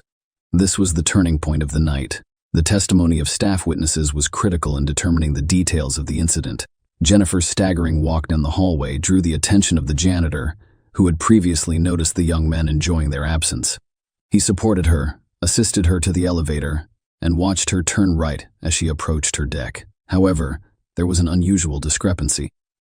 Her stateroom was to the left, but she went in the opposite direction. Jennifer was later discovered asleep in the hallway, far from her room. 2 guards and a female duty officer used a wheelchair to return her to her quarters. When they arrived, the clock already read 4:52 a.m., but George was not there. The curtains on the balcony doors were tightly drawn, and they remained stationary despite the breeze. This raised the question of whether George could go out to the balcony on his own, after his new friends abandoned him in bed. Deputy Chief of Police Chet Hyman and his wife were resting in a neighboring cabin when they witnessed the events unfold. The couple had been sleeping for quite some time, but by 4 a.m., they were startled awake by a noise on their floor. They first heard loud noises in stateroom 9062, where the newlyweds were staying, and immediately contacted guest services to report the noise. He also pounded on the wall and yelled at his neighbors, causing a brief silence. Then there was some loud talking for about 3 minutes. A loud argument broke out on the balcony. Chet and his wife heard someone say goodnight several times, as if they were attempting to chase people out of the cabin. This was followed by sounds like furniture moving, and then a loud thud resembling an object falling. Chet Hyman decided to see what was going on and opened the door. He saw 3 men he couldn't recognize. Several other passengers reported hearing a loud noise which sounded like a body hitting the boat's canopy, followed by a woman screaming. However, none of the eyewitnesses provided conclusive evidence that a woman was inside the cabin at the time. According to witnesses, 4 young men entered the cabin, but only 3 were visible when they exited. A question arose. Could one of them have stayed inside trying to find money from the newlyweds, who may have wanted to steal intruders after a generous game at the casino? The story about a failed robbery seems the most plausible. However, there are alibis for the 3 boys, Greg, Zach, and Rustislav, who were allegedly in another stateroom just minutes after Chet Hyman noticed the 3 unknown men. The Georgia stateroom's keycard records confirmed that the boys entered at 4:05 a.m. Their testimony revealed that the fact that they entered the cabin again was not recorded. Thus, there are several theories about what happened to George Smith. Version 1 robbery. The version of a possible robbery represents one of the major ones. George and Jennifer appear to have gotten drunk quickly that night.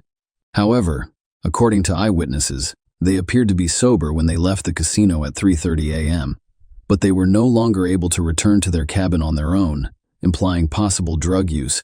This theory is supported by the testimony of other casino visitors, who claimed that George and Jennifer openly discussed having large sums of money, possibly as wedding gifts or casino winnings.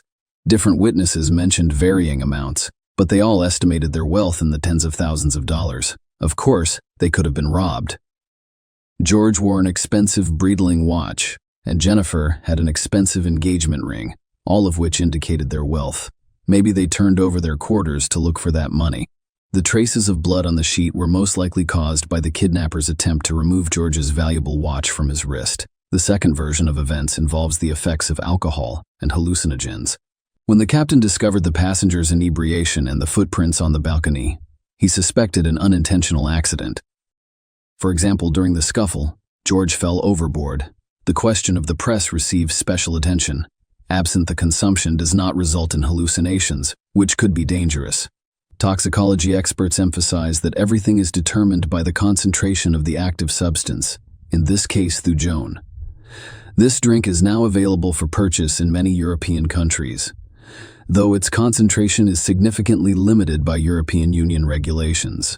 This means that in officially sold absenteeism, the concentration of thujone is insufficient to cause hallucinations. However, illegally produced drugs with much higher concentrations can be found on the black market, potentially causing hallucinations.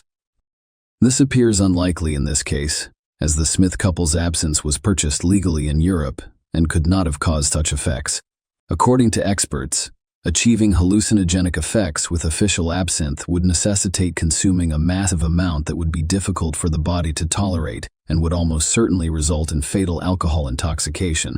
Thus, the version about the influence of alcohol and hallucinogens in this case appears unlikely and lacks compelling evidence. The interview of suspected company members in the George Smith disappearance case is a critical component of the investigation. FBI agents conducted polygraph interviews with several key players in the case, including Jennifer and casino manager Lloyd, both of whom passed the test. However, Josh Askin failed the polygraph examination. This could indicate that he had some secrets about George's disappearance, but it could also be the result of special interrogation techniques used to extract more information from him. There was also a videotape of 3 men, including a Russian, joking about what had happened.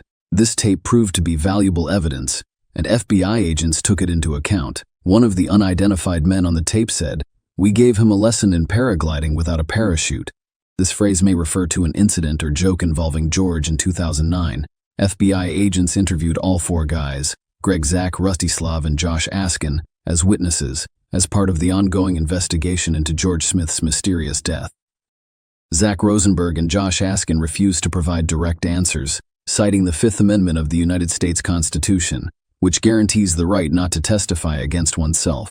Their testimony was ambiguous, and it appears that they were unwilling or unable to provide a complete account of what occurred. Greg Rosenberg, one of the young men who were entertaining that night, testified in the George Smith investigation. He claimed that they had ordered food for their cabin that day, which serves as a crucial alibi for the Russian boys. However, there are some contradictions in this claim. The ship's service logs do not show such orders, and the delivery service had been blocked for their cabin the day before. The staff was even instructed not to serve them that night. Greg cannot say for certain which of the cabin passengers placed the orders. When asked about George and Jennifer's relationship, witnesses provided varying responses based on their observations and recollections. Greg claimed that the heavy alcohol consumption made it difficult to determine how good the newlyweds' relationship was. He emphasized that everyone in the group was extremely intoxicated. His testimony made it impossible to draw firm conclusions about the nature of their relationship. Josh Askin reported that Greg left the cabin after ordering food. Greg, on the other hand, denied leaving, claiming that he never did. These contradictions complicated the investigation even more and necessitated additional verification and fact-finding. What was important about Greg's words was that he had no idea whether Jennifer or Lloyd were both involved in George's disappearance, but he insisted that the event was not accidental. The young man claimed that something bizarre occurred that night, which would be revealed to everyone sooner or later. Greg Rosenberg was murdered in December 2019, and the case is still unsolved. Police are investigating a potential link between his murder and the death of George Smith. George Smith's mysterious disappearance became a true mystery, casting a shadow over his family. The situation became increasingly complicated, and the actions of the relatives following the tragedy drew the attention of both the public and law enforcement agencies. The Smiths continued to press the authorities, demanding that the truth and justice be revealed. The investigation into George's disappearance was transferred from the FBI's Connecticut regional office to the New York office. Their persistence, and more importantly, their ability to capture the public's attention through the media, produced few results. To attempt to solve this dark secret, the family offered a $100,000 reward for information that could help find and punish the perpetrators. They also called for a boycott of the ship owners' company, which they believed was attempting to cover up the incident in order to maintain profits. The relationship between George's parents and his young wife, Jennifer, was strained. Following the incident, a thorough investigation into her behavior began. In public, she appeared to gather information to assess her reluctance and unwillingness to share enough information, raising suspicion. She claimed to be following FBI agents' instructions and doing exactly what she was told. In their pursuit of justice and truth, the Smith family eventually lost faith in Jennifer when she accepted the judgment company's offer to settle the lawsuit independently for $1 million. They interpreted the move as a betrayal and an attempt to avoid further allegations against the cruise organizers. The Smiths were disappointed by the lack of transparency in the Turkish authorities' investigation, and they believed Jennifer was too quick to accept the offer. They were convinced that Jennifer was concealing something and was not genuinely interested in discovering what had happened. Jennifer claimed to remember almost nothing from the night after 2:30 a.m. and was completely unaware that the liner staff had found her in the corridor and returned her to her cabin. The Smith family has been dissatisfied with the Turkish investigation and their belief in justice. Skeptical of the official findings, they decided to take matters into their own hands and enlisted the assistance of independent forensic scientist Henry Lee.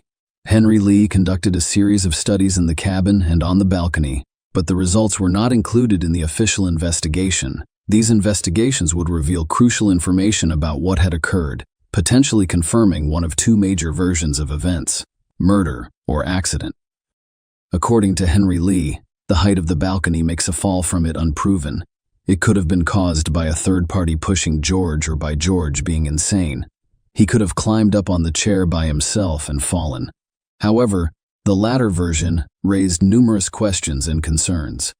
The expert planned to conduct an experiment using a dummy to simulate a fall from the balcony. However, the owner of the liner refused this request. George's relatives claimed that this decision was made to thwart their efforts to discover the truth. Henry Lee also conducted investigations in the cabin, on the balcony, and aboard the boat. However, the findings of these investigations remained unavailable to the public. At the same time, the FBI stepped in and launched its own investigation. Many of their findings and discoveries are also kept secret. The FBI clearly focused on the 4 young men who spent the night with George Josh Askin and the 3 Russians, Greg, Zach Rosenberg, and Rusty Slav Kaufman. Their testimony was largely inconsistent with that of the other witnesses, making the situation unusual and perplexing. The disappearance of George Smith remains a mystery, with unknown circumstances. With a lengthy investigation and numerous theories, the Smith family and his loved ones continue to seek the truth. They initially suspected Jennifer, but were eventually convinced of her innocence and increased the payout amount in the lawsuit against the company. This sum was divided among the family members, and they obtained the release of the shipowners' company's investigation results, including witness statements and other information. Jennifer was left with memories of her first husband, so she dedicated herself to charitable organizations in his memory, hoping to do good. A few years later, she remarried. Despite the FBI's efforts and lengthy investigations, they never discovered what really happened or where George's body was. Eventually, the case was closed and the incident was declared an accident. The FBI determined that there was insufficient evidence to continue the investigation. According to the Federal Bureau of Investigation's official statement, the mystery surrounding George Smith's disappearance remains unsolved. His family is still searching for answers as to the cause of his death. The inability to honor George's memory at his grave is agonizing for his loved ones, and they remain hopeful that one day they will be able to solve the mystery and learn the truth. Share your opinion with us in the comments, and subscribe to the channel for more.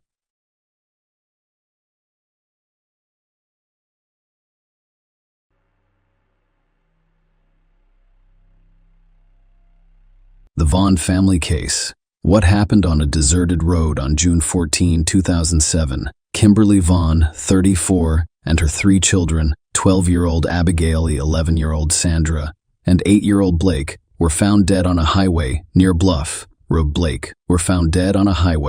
Bluff Road. They all died as a result of close-range gunshot wounds. Christopher Vaughn, the family's head, was the only survivor and suffered only minor injuries. He claimed he was shot by his wife, who he believes killed their children to settle the score. Christopher, on the other hand, was unable to provide specific information because he allegedly had a memory lapse. The case was investigated for 5 years before a final verdict was reached. However, some people continue to question the justice of the verdict.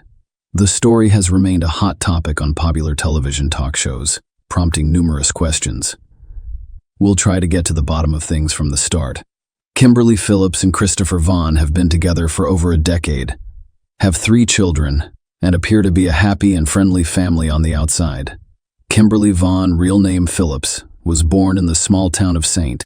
Charles, Missouri in December 1972. She grew up in a relatively affluent family with 2 daughters, Jennifer and Elizabeth. By the way, Jennifer was our heroine's twin sister. The Phillips did not take shortcuts when it came to their daughter's education and development. Kimberly, like her sisters, attended a prestigious school and participated in sports. She had many friends who described the girl as outgoing and friendly. Christopher Vaughn was born in September 1974 in St. Louis, Missouri, a nearby city. He was one of 3 sons in a modest yet welcoming family. During his school years, the young man was very interested in soccer and also enjoyed hiking, camping, and family vacations out of town. The couple met in the early 1990s. They quickly developed a romantic relationship.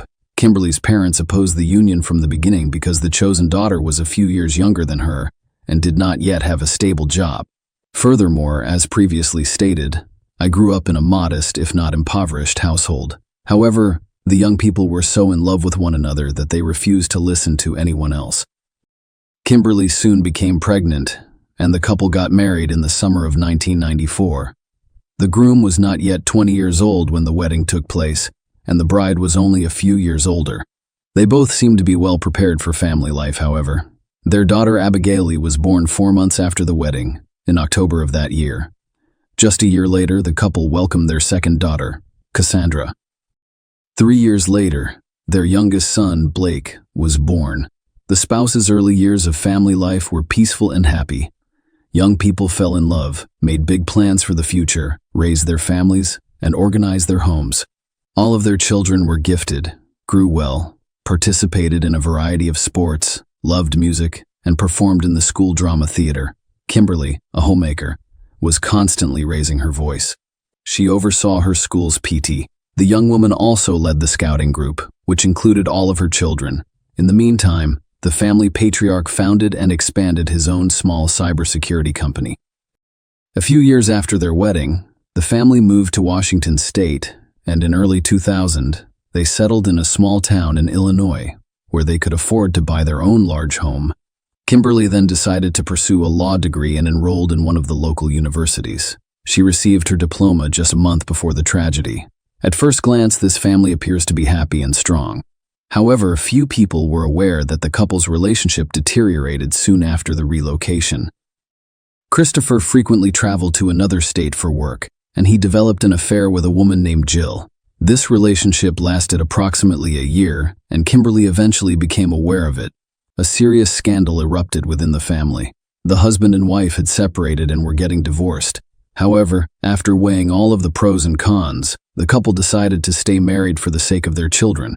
Husband and wife did their best to pretend that everything was fine, but the tension between them gradually grew. Kim lost trust in her chosen one because she was jealous of him and suspected him of cheating, which proved to be reasonable.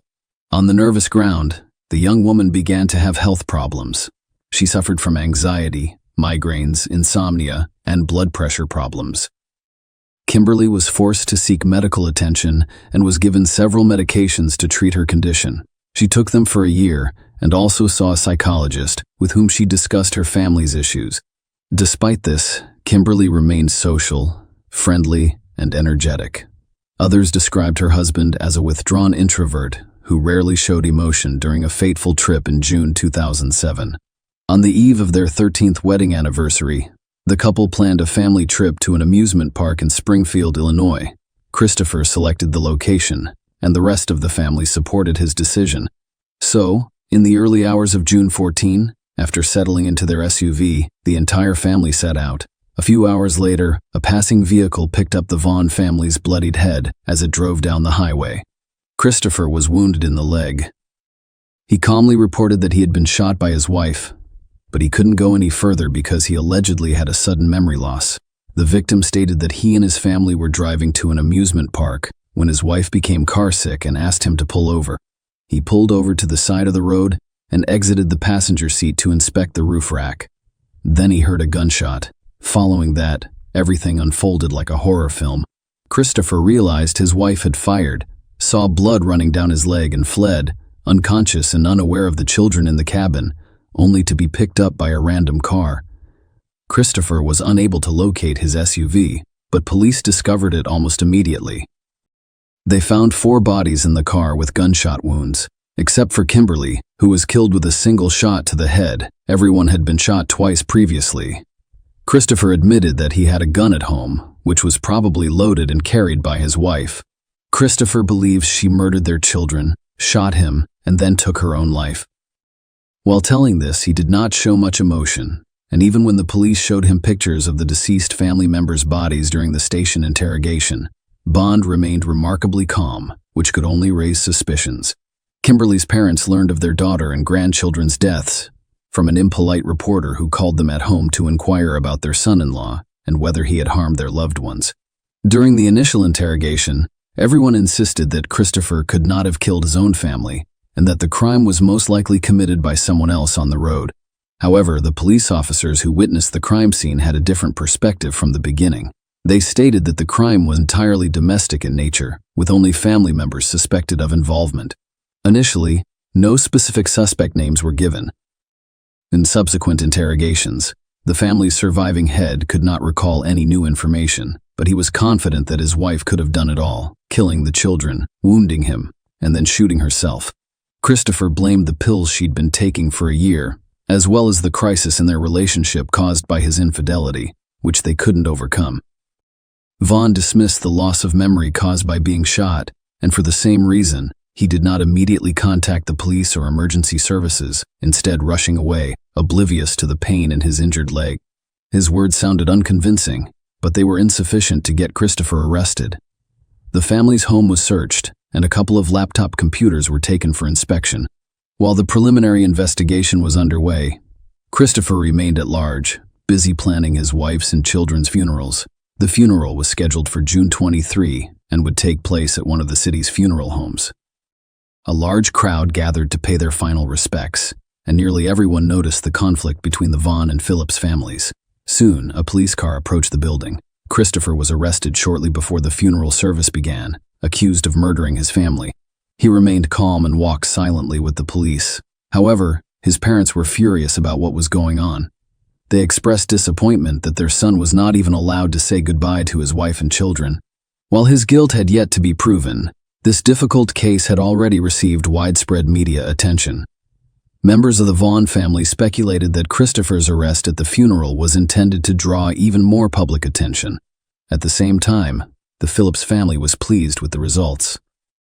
In an interview, Kimberly's mother expressed relief that her daughter had been cleared of a crime against her children. The investigation questioned Christopher's words from the start, but he stubbornly blamed everything on a lapse in memory, claiming that he couldn't reconstruct the timeline. But he was certain his wife had committed this heinous crime. He was simply fortunate that the bullet struck only the thigh's soft tissues, avoiding the larger vessels. During the investigation, it was discovered that Christopher had his wife's insurance policy, which included a $1 million payout in the event of her death. As the investigation into this case progressed, the police became more convinced that the husband was the primary perpetrator of this terrible tragedy. The investigation lasted more than 5 years, and Christopher was held in custody throughout. Despite his continued efforts to prove his innocence, Vaughn was charged with several serious offenses, and if convicted, he faced death. As a result, under state law, he was entitled to attorneys paid for by a special fund established to protect people facing the death penalty. Christopher's defense attorneys were thorough in their efforts to shift blame for what happened to his late wife. They discovered that Kimberly had a number of mental disorders that she developed during the marital crisis caused by her husband's infidelity and the resulting health problems. And the drugs she was taking allegedly worsened her condition rather than improving it. Lawyers nearly succeeded in proving that the wife took a loaded gun from home on a family vacation, massacred the children, injured her husband, and then shot herself in the head. The evidence and materials presented appeared to support this version, so the case was left to be decided. However, the state is currently implementing reforms to abolish the death penalty, and as a result, Chris has lost his lawyers whose work had been funded by the foundation. They requested $250,000 to complete the case, but Vaughn didn't have much money. Christopher was assigned a public defender who had to handle the case from the start and devise a new line of defense. This time, the attempts to exonerate the defendant seemed far less credible. The defendant's personal laptop, which was seized during a home search, contained an unusual and lengthy correspondence with a Canadian resident named Steve Weiland. The two had met on a social networking site about 10 months prior to the tragedy and began corresponding almost daily. Christopher told his new friend that he was deeply unhappy and that his marriage and family life were dragging him down. The men talked about the advantages of living in the wilderness, away from civilization, like hiking, camping, and survival skills in the forest, deserts, and mountains. Vaughn eventually persuaded his new friend to help him fake his own death in order to flee his family. Steve, on the other hand, was opposed to the idea and declined to participate. Chris then stated that he would still abandon his family and city life to flee to a Canadian province where no one could find him. About a month before the tragedy, the accused started writing about a girl named Maya, who he planned to take with him and allegedly loved. The police were able to easily find and bring Maya in as a witness. She turned out to be a dancer at Christopher's favorite strip club, and the two dated for several months. Throughout this time, Christopher complained about his unhappy family life. He once offered to run away with her. But Maya saw this plan as a foolish adventure, so she refused. Vaughn also had an affair with another young dancer to whom he falsely claimed to be single and child-free. I want to impress the girl. He spent a lot of money on her in a short amount of time, and even offered to take her to another country with him. The two girls and their pen pal were called as witnesses at the trial. Their testimony revealed that the defendant intended to flee with one of his mistresses rather than preserving his marriage. Christopher Vaughn's trial began in the fall of 2012, and it received extensive media coverage. Evidence revealed that he had purchased a gun shortly before the tragedy and had gone to shooting ranges several times to practice using it. Notably, the last time he fired at targets was the evening before his family's trip. Experts also discovered that the shot in Christopher's thigh was fired almost at point-blank range, contradicting his claim that his wife shot him when he got out of the car while Kimberly remained inside. Furthermore, the bullet holes in Christopher's jacket prompted numerous questions. According to the prosecutors, such a trace could have been caused by a single bullet fired while he was wearing his jacket. However, this assumption could not be validated. One of the most significant pieces of evidence was Kimberly's bloodstains on her husband's clothing. If Christopher, as he claimed, left the car while his family was still alive, how did his wife's blood, which he claimed she shot herself after he ran for help, get on his clothes and shoes? Furthermore, Kimberly's blood was not found on the murder weapon or on her hands, which would be impossible if she had shot herself in the head with a gun to her chin.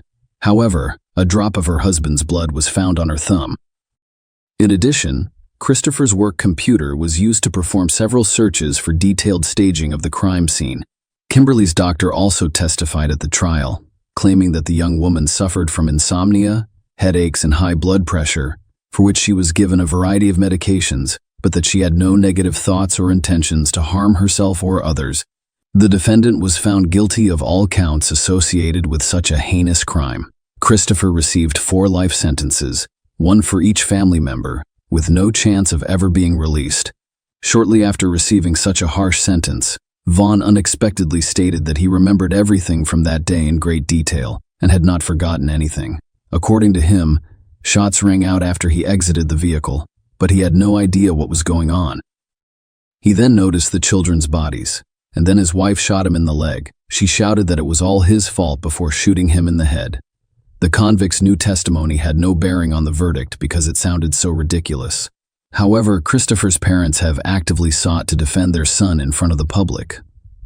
For several years, they have appeared on various talk shows, given interviews, and written blogs and social media posts about their dissatisfaction with life and how marriage has altered it. They also consistently blame all of the problems on the Phillips family, claiming that their members refused to accept their son-in-law from the start and did everything they could to make his life miserable. The Bond family had filed several clemency petitions, hoping that Chris would be acquitted or his sentence commuted. Several such petitions were delivered to the governor of the state. However, after reviewing the case file, he stated that he had no reason to question the court's decision. He advocated for the murder of a whole family. Furthermore, he committed the most heinous crime imaginable, leaving no room for leniency or justification in this case. Share your opinion with us in the comments and subscribe to the channel for more.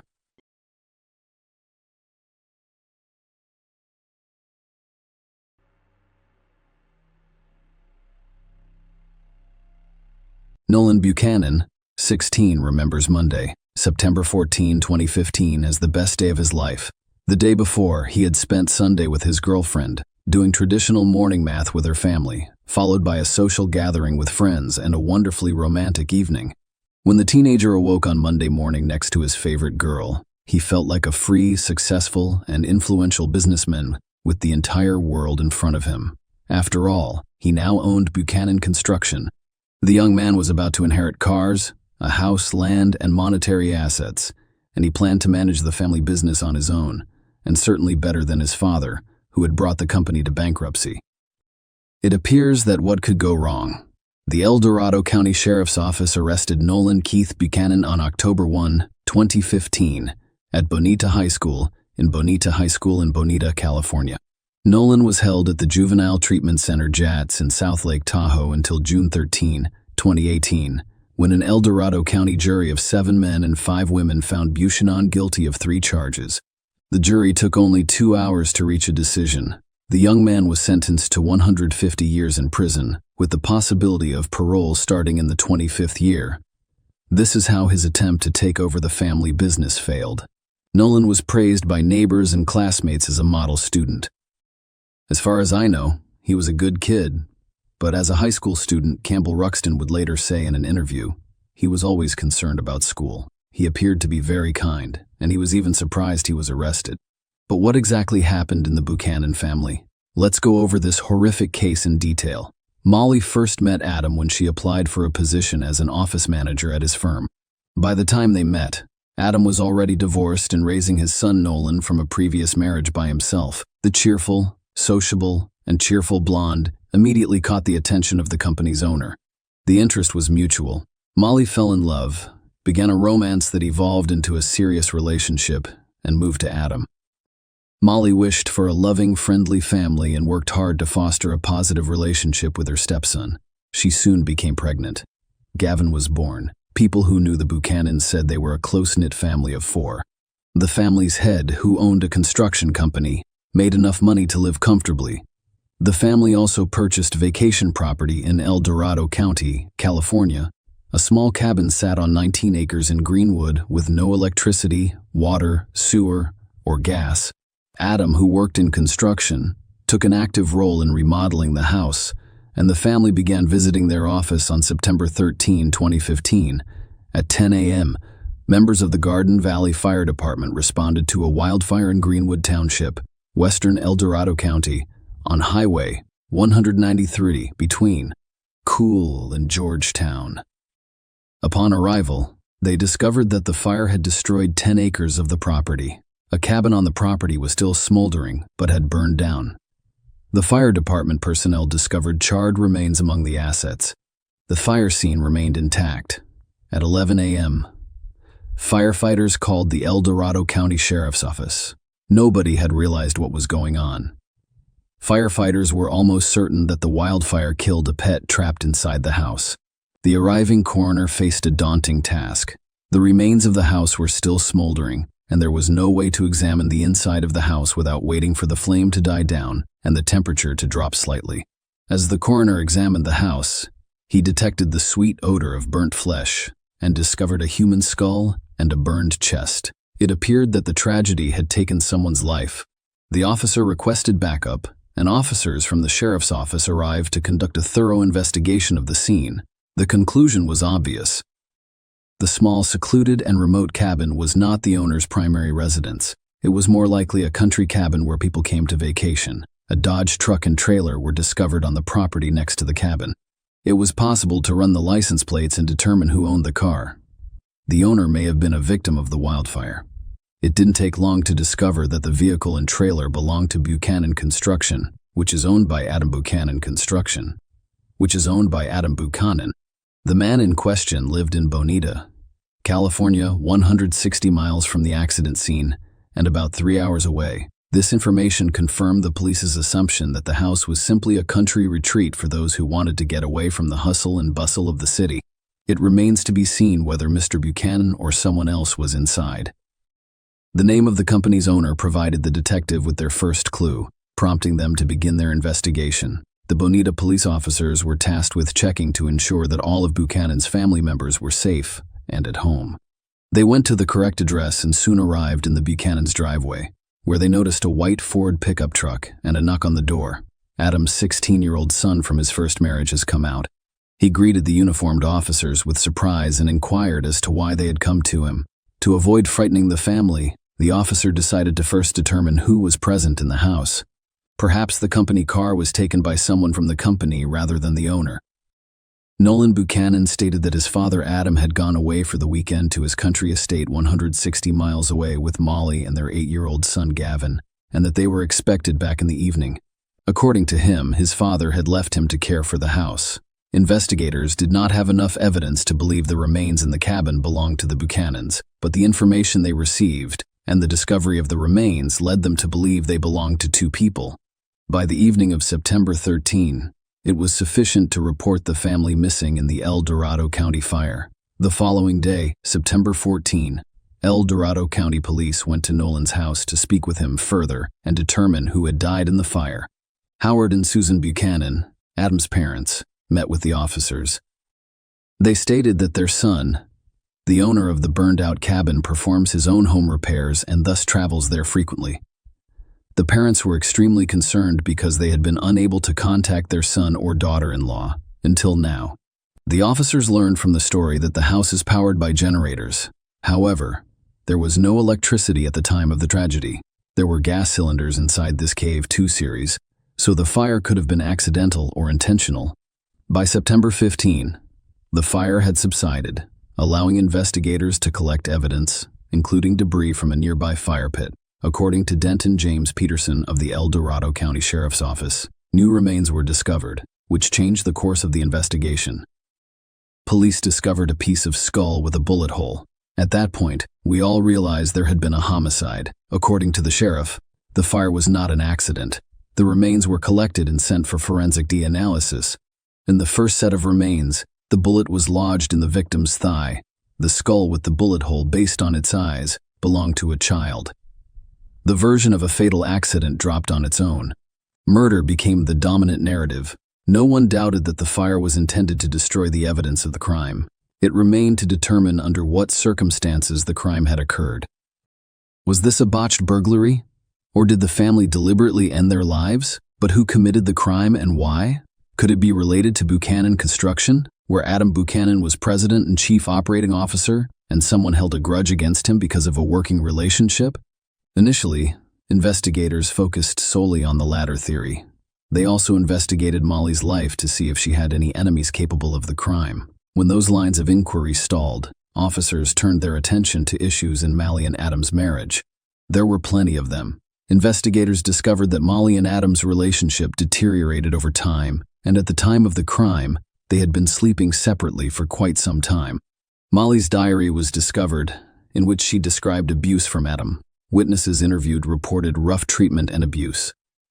They claim Adam was rude not only to Molly, but also to the children. Molly's mother, Susie Flankers, admitted to investigators that there were times when she was afraid they'd kill each other during an argument. Molly did not end her relationship with Adam, but would occasionally take her son and leave to go to her parents' house, returning a few days later until their next fight. It also turned out that the couple enjoyed hunting in the area surrounding their country house. Since everyone was armed, the investigators assumed that during another argument, one of the spouses grabbed a gun and shot, and when he realized what he had done, he committed suicide. However, there was an inconsistency. If the tragedy occurred as a result of a conflict between husband and wife, the instrument of crime must have been near the remains of one of them, which it was not. Investigators speculated that the weapon may have been damaged in the fire and did not appear as obvious as anticipated. Over the course of 5 days, the forensic team members took turns removing assets from the house. The search was conducted with surgical precision, but the results were not as expected. There were no weapons found in the house. By this time, the forensic examination data had arrived. The DNA found in the bodies belonged to Adam Buchanan, Molly McAfee, and their 8-year-old son. All 3 victims had suffered gunshot wounds prior to the fire, and the angle of the bullet wounds ruled out the possibility that someone committed suicide. The lack of firearms indicated that there was another person in the house. A 4th person was found to have shot the Buchanans, and the investigation had to restart. Police had no choice but to turn to the deceased 16-year-old son. Nolan told officers that the family left in an old Dodge truck. According to the son, his father chose to use the company vehicle over his personal Ford, which was parked in the driveway because he had loaded the truck and trailer with rocks to decorate the area near his country cabin. Police discovered this truck near the burned structure. When asked why Nolan did not take a vacation with his relatives, as in the first interview, the young man stated that he was responsible for the house and garden, while his father and stepmother were away. Nolan also stated that they had a neighbor growing forbidden grass on the Buchanan property, which caused his father to have frequent disagreements with his neighbor, demanding that he stop planting the grass and threatening to call the police.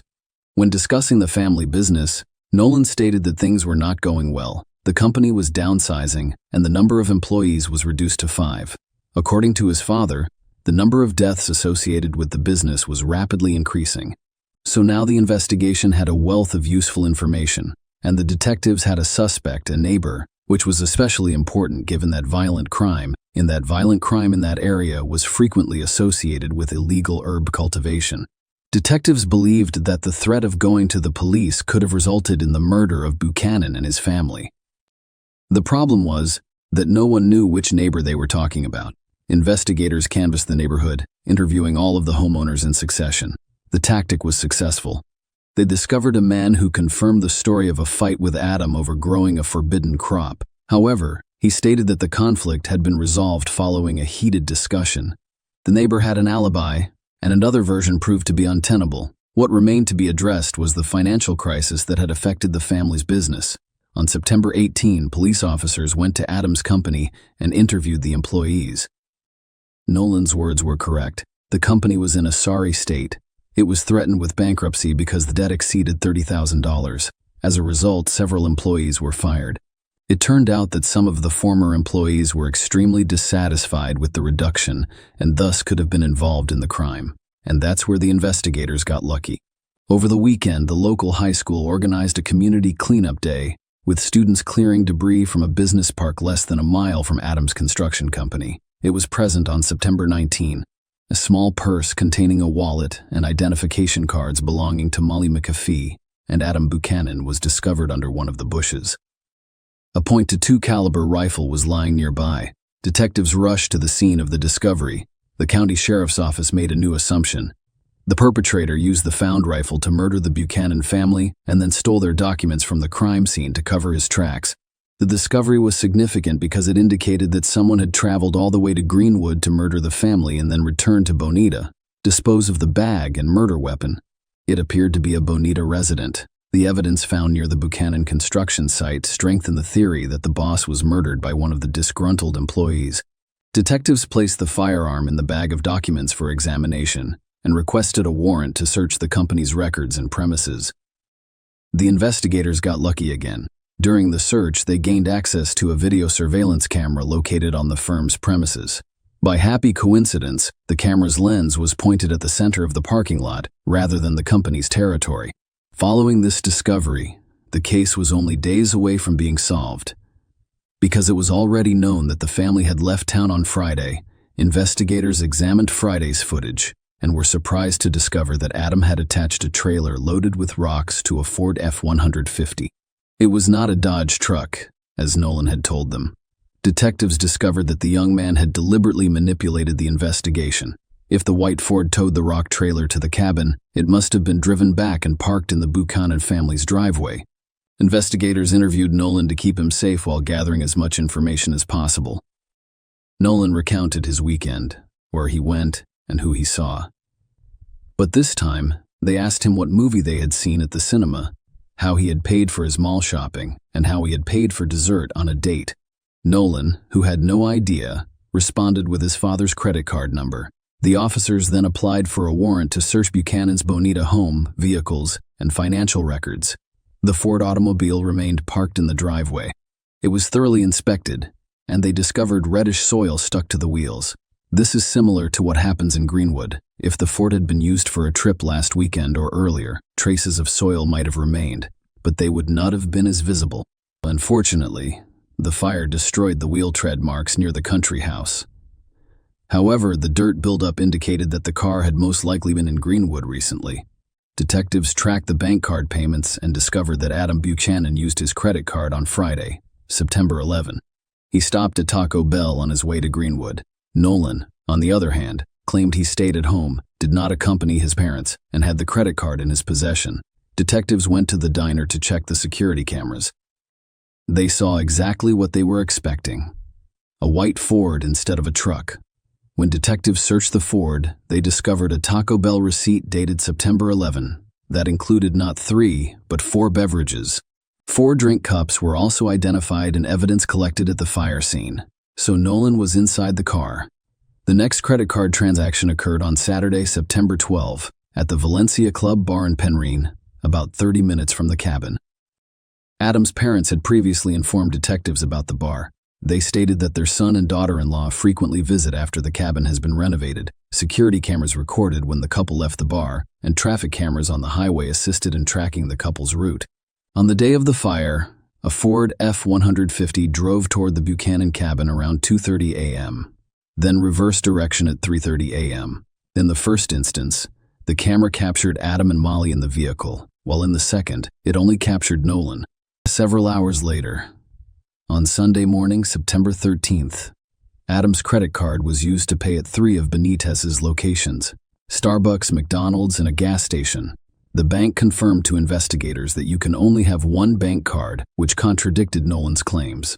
By this time, the forensic results had been returned. Nolan's fingerprints were found on the gun. He was arrested while in the middle of a high school class. Nolan Buchanan has pleaded not guilty to the charges against him. He attempted to distort the story by claiming that his father shot the family, after which he pointed a rifle at him and, in self-defense, took away the weapon. After accidentally shooting his father, Nolan claimed it was self-defense, blaming the fire and subsequent lie on panic and extreme fear. That's why he used gasoline to set fire to the house, making it appear as if nothing had happened. The defense repeatedly focused the jury's attention on Adam's abuse of his own son and other family members. The medical examiner questioned the verdict because the bullet wound mark on a piece of Gavin's skull corresponded to a shot fired at nearly a 90-degree angle. Nolan, on the other hand, claimed that his and his brother's beds were next to each other and that the noise and screaming had woken them up simultaneously. Nolan claims to have seen someone enter the bedroom and shoot Gavin just as he awoke. The shooter then pointed the rifle at Nolan, who miraculously pushed the attacker away. Under this scenario, the shot would have been fired at about a 45-degree angle, which contradicted forensic findings. The prosecution concluded that Nolan shot his brother when they were alone in the house while their parents were at a bar. After waiting for his father and stepmother to return, Nolan shot them as well. According to where the bodies were discovered, Adam was killed first, followed by Molly Nolan, who took the rifle. His parents burned their papers, doused the bodies in gasoline, and set fire to the house.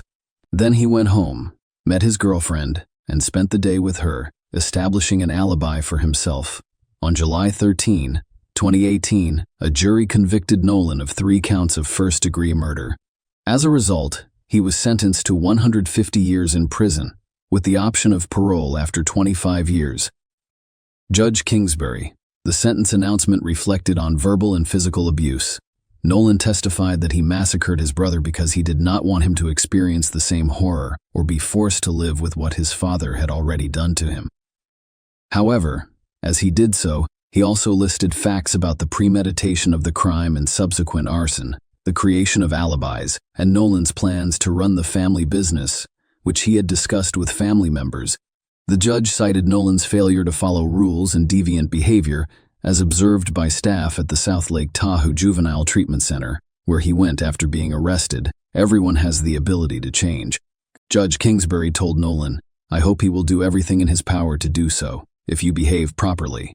According to the Senate bill and Supreme Court rulings, you will be eligible for parole after 25 years in prison. You decide whether or not to take that chance."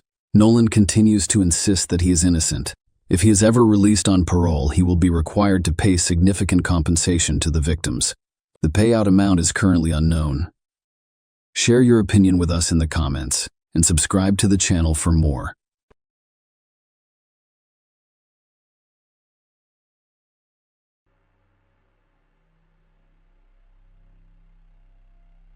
The Marlene Oaks case. Who owns the skull discovered in the woods? A crime is considered perfect when its primary goal is met and the perpetrator is not punished or even suspected. However, with the advancement of technology and scientific approaches, it is becoming increasingly difficult to commit such an act.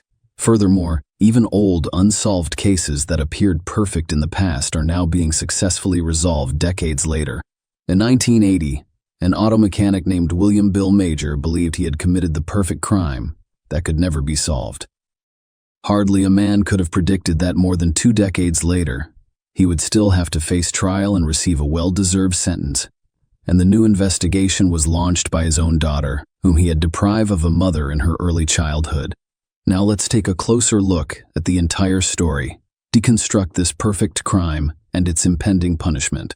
To be fair, it should be noted that this high-profile and very cruel case of the disappearance of a young mother, Marlene Oaks, could have been solved back in the 1980s because the victim herself, who had a premonition of her impending death, left many clues for the police that, for some reason, law enforcement did not pay attention to. Marlene Oakes. The early years. Helen Marlene Oakes was born on December 7, 1954, in the small town of Martinsville, Virginia, and was the middle of 3 children for Lorraine and William Oakes. She was raised alongside an older brother and a younger sister. Their family lived modestly, but the parents always tried to provide for their children and raise them to be worthy people. Today's childhood heroine preferred to go by her middle name, Marlene, which she preferred over Helen. She was petite and adorable, blonde with brown eyes and a charming smile, so it was no surprise that she drew a lot of attention from an early age. At the age of 16, barely out of school, the girl, eager to begin an independent life and escape parental care, hurriedly entered into the bonds of marriage. Her chosen one was a man named William Major, who was 10 years her senior, but the two were in love. The chosen one, who worked as an auto mechanic and appeared to the girl to be a serious and reliable man, was unconcerned about their age difference. Unhappy family life. Soon after officially legalizing their relationship, the couple moved into a trailer park on the outskirts of Verona, a small country town in Boone County, Kentucky. In 1972, the couple had their first common heir, a son whom they named Donald. Marlene was only 17 at the time, and her husband was already 27. 4 years later, the couple welcomed a younger daughter, Lalana. The couple continued to live in a small trailer on the ground of the trailer park. Marlene was a homemaker who raised their children and kept their modest home comfortable, while Bill worked at a service station fixing cars. He was skilled at his craft and, in a sense, a jack of all trades. He had every opportunity to build a successful career and start his own business.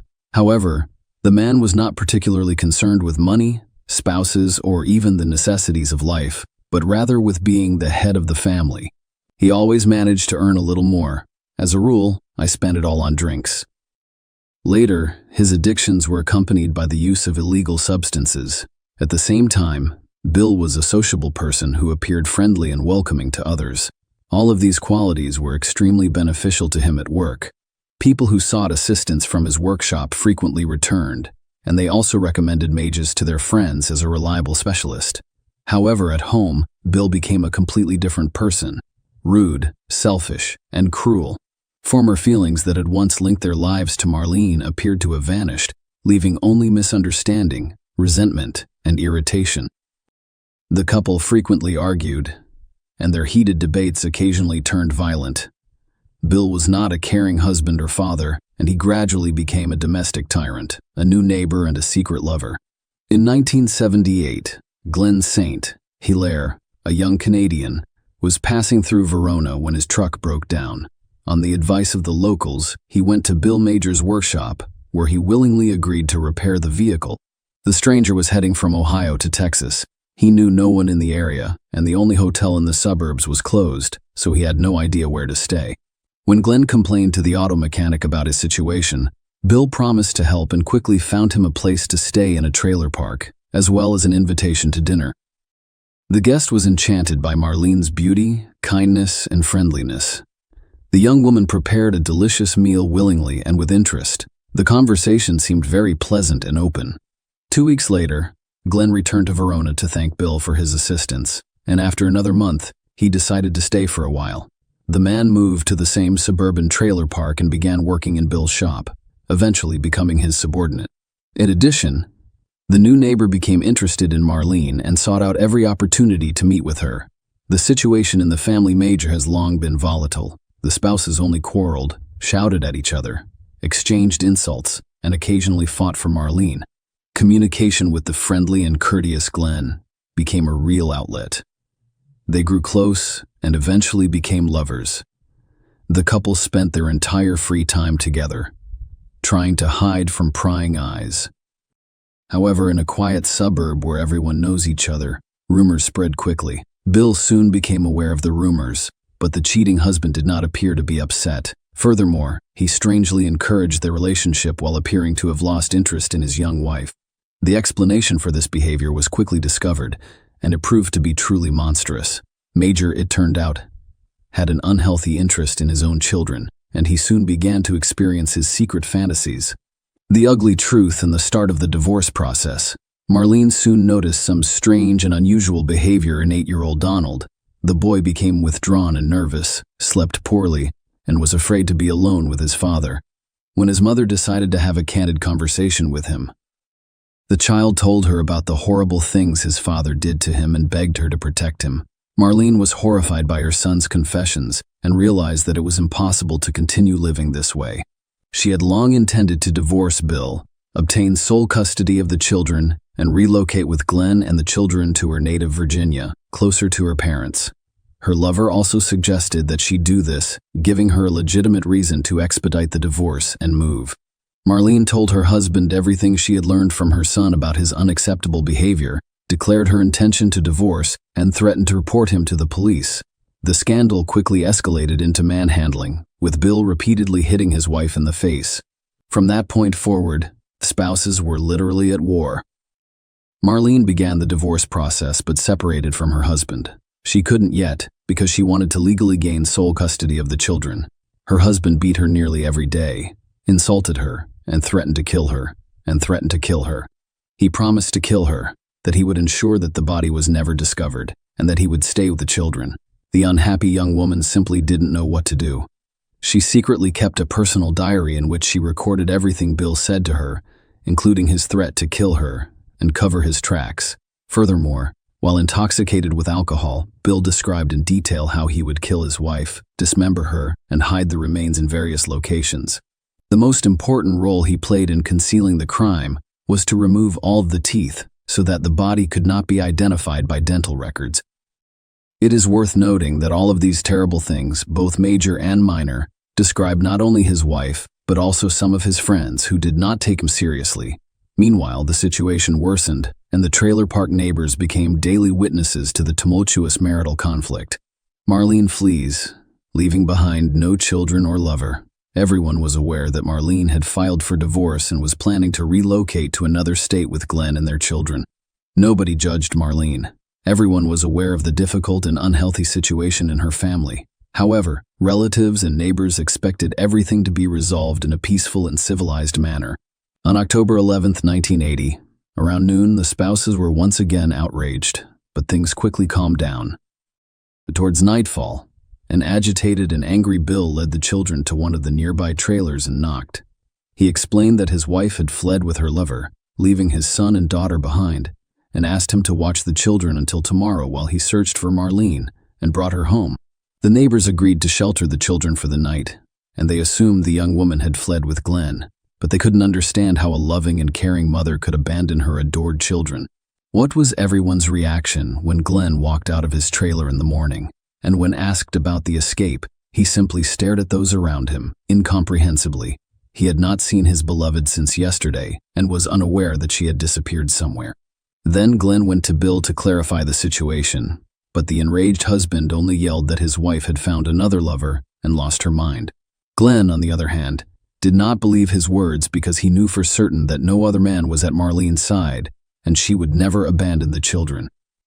A day later, Major went to the police, where he reported his wife's disappearance and gave his version of events. He also stated that their family car had vanished, lending credence to the runaway theory. However, the police found the entire story strange. They got the impression that Bill was making it up as he went along, occasionally contradicting himself and confusing himself with simple clarifying questions. Look for the missing woman. Interrogation of witnesses. The police decided to begin their investigation into this case by surveying the couple's neighbors and relatives, as well as researching the circumstances surrounding the young woman's disappearance. All agreed on the difficult relationship between the spouses, but claimed that Marlene would never have abandoned Donald and Lelena because she loved them more than life. There were also those who heard Bill's creepy stories about murdering his wife and disposing of her body. This resulted in the man's arrest and interrogation, but he claimed it was just drunken chatter and that he had no intention of harming his spouse. The next oddity was that a search of the house turned up the missing woman's passport, wallet with cash, driver's license, and all of her personal belongings. It appeared that she had just gotten into a car and left without her belongings, money, or documents. But where are you going? Marlene's relatives were unable to respond to this question, but her sister mentioned during their last disturbing phone conversation that Oaks was afraid for her life and kept a diary in which she recorded everything that happened to her. The detectives were eager to learn more about the diary, but when they searched the trailer, they discovered nothing similar. A few days later, Glenn arrived at the police station with the diary. He explained that Marlene had left him notes to keep in case something happened to her or she vanished without a trace. When the woman went missing, he waited a few days before taking the notebook to the station, realizing she was unlikely to return. The pages contained some truly horrific entries, such as beatings, humiliation, and threats. There was also a detailed account of how Bill promised to kill his wife. Marlene also mentioned the husband's unhealthy interest in children. In this regard, it was decided to speak with Marlene's son, but he provided no useful information, did not answer any questions, and simply asked to be allowed to go home. For some reason, the detectives ignored the fact that the boy was scared and unable to answer questions truthfully.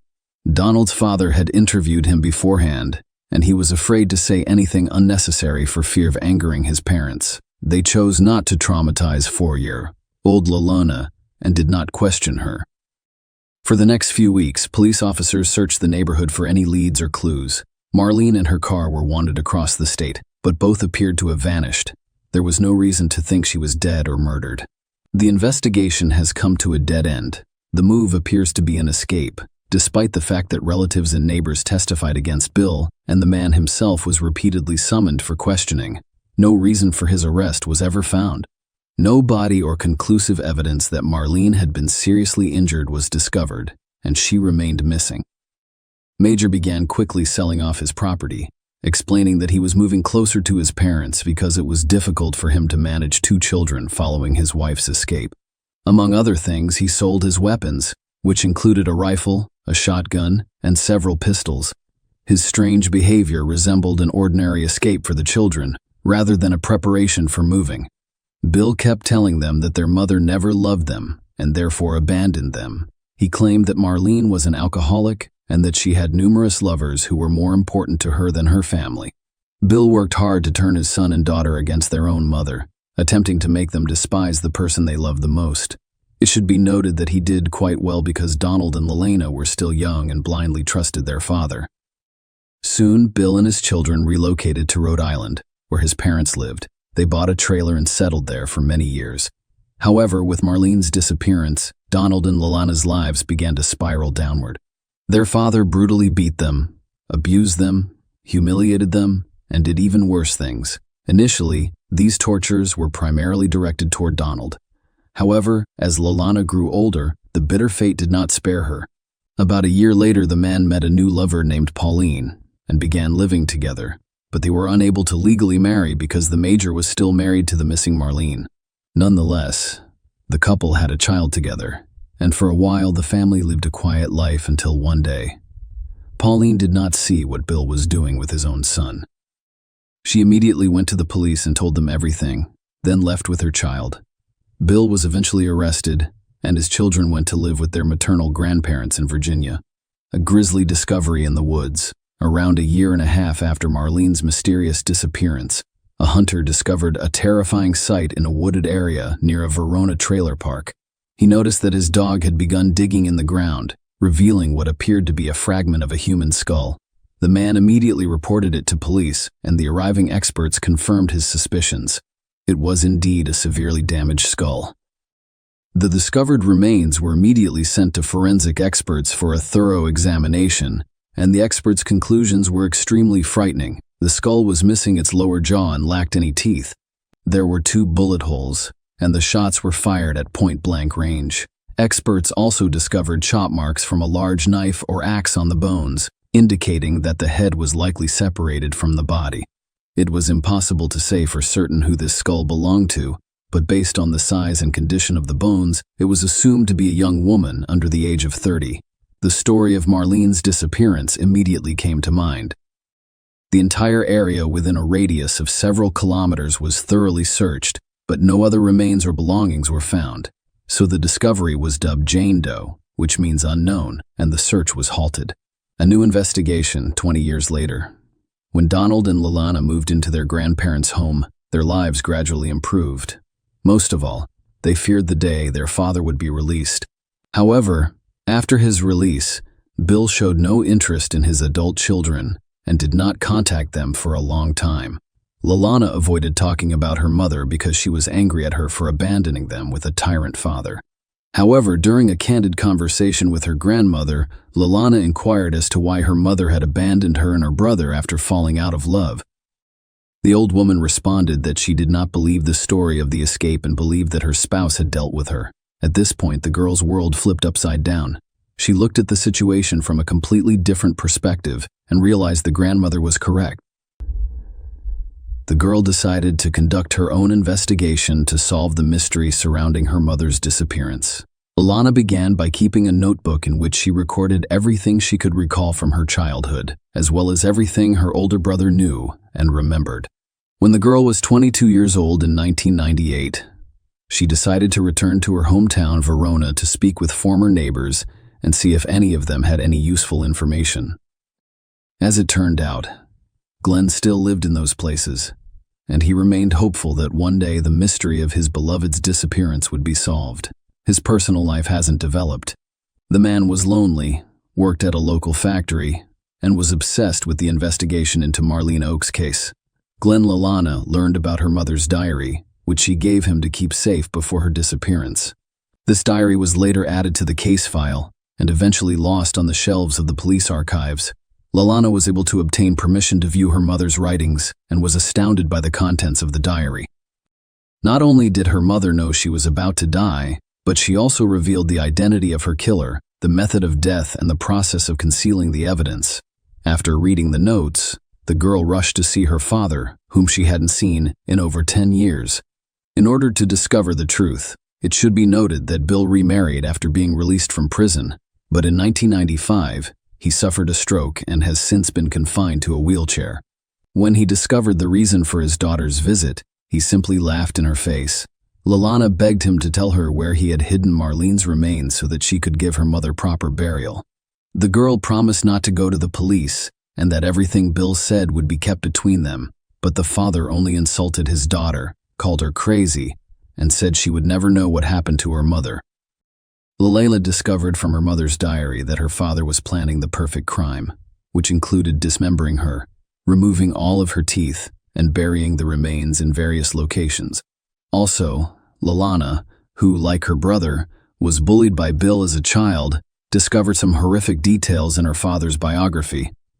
Bill had already served time for harassment prior to meeting their mother. However, for some reason, police officers overlooked this circumstance when they entrusted Majaru with the children following their mother's disappearance.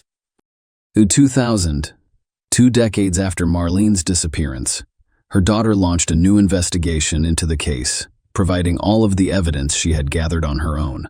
Lalana and her brother were re-interviewed, and this time they described everything their father had done to them, with the beatings being the least of their concerns. At the same time, Lalana learned of an unidentified skull fragment with no teeth or lower jaw discovered in the nearby woods a year and a half after her mother's disappearance. She began to insist on DNA testing, but the procedure was prohibitively expensive at the time, and government agencies refused to pay for it. However, Lalana did not give up and organized a fund to pay for the procedure. Relatives, neighbors, and concerned citizens all chipped in, and by the beginning of 2001, Lalana had raised enough funds to complete the identification process. The analysis determined the girl's kinship with the previously unidentified remains and confirmed that the skull fragment discovered belonged to the missing Marlene Oakes. Then, having already received the examination results, Lalana went to her paternal grandfather to speak with him and see if he knew anything. The elderly man was shocked by the news and agreed to testify against his own son. Bill's father claimed that in 1980, while his son was intoxicated, he told him that he killed his wife with 2 shots to the head, dismembered her body with a hunting knife, and buried the remains in separate locations that were a significant distance apart. At the same time, he removed the lower jaw and teeth with great care. Marlene's car was thrown off a cliff into the river, but the police were unable to locate it or its fragments for more than 2 decades. The turbulent mountain river either carried the vehicle far downstream or completely destroyed it, grinding it against sharp rocks. A trial and a fair verdict, regardless of the new circumstances and evidence discovered. There was still no probable cause to arrest Bill. The police then decided to play a trick. asking Bill's father to bring his son to a frank phone conversation in which he confessed to everything. The trick worked, and when Major learned that his daughter wanted to resume the investigation, he told her that she would be unsuccessful because he had safely hidden all of his wife's body fragments, her car, and the instrument of crime. Bill's words became the reason for his arrest as he confessed to everything. The man was arrested in July 2001 after listening to a recording of the telephone conversation and learning about the skull's identification. He admitted what he had done. However, he blamed everything on his late wife, claiming that she drove him to scandals, cheating, and threats to take his children and prevent him from seeing them. At the trial, Bill told his version of the story, claiming that he and his wife had a fight in the car and she began threatening him with a gun, but he grabbed the gun from her and allegedly accidentally shot her twice in the head, except that the shots were fired into the back of her head at point-blank range, implying a premeditated crime rather than self-defense. Bill's trial did not begin until the summer of 2003, 23 years after the crime. The 59-year-old defendant arrived at the hearing in a wheelchair. He himself remained calm and confident that he would be able to avoid punishment. The lawyer he hired insisted that this crime was committed in self-defense and that Lalana and Donald's claims of harassment were false. Despite the defense's best efforts, the court convicted Major of the brutal premeditated murder of Marlene Oakes. The man was surprised to learn that he had been sentenced to life imprisonment. In December 2016, Bill attempted to apply for parole but was denied. A year later, he died in prison from a second stroke. Share your opinion with us in the comments and subscribe to the channel for more.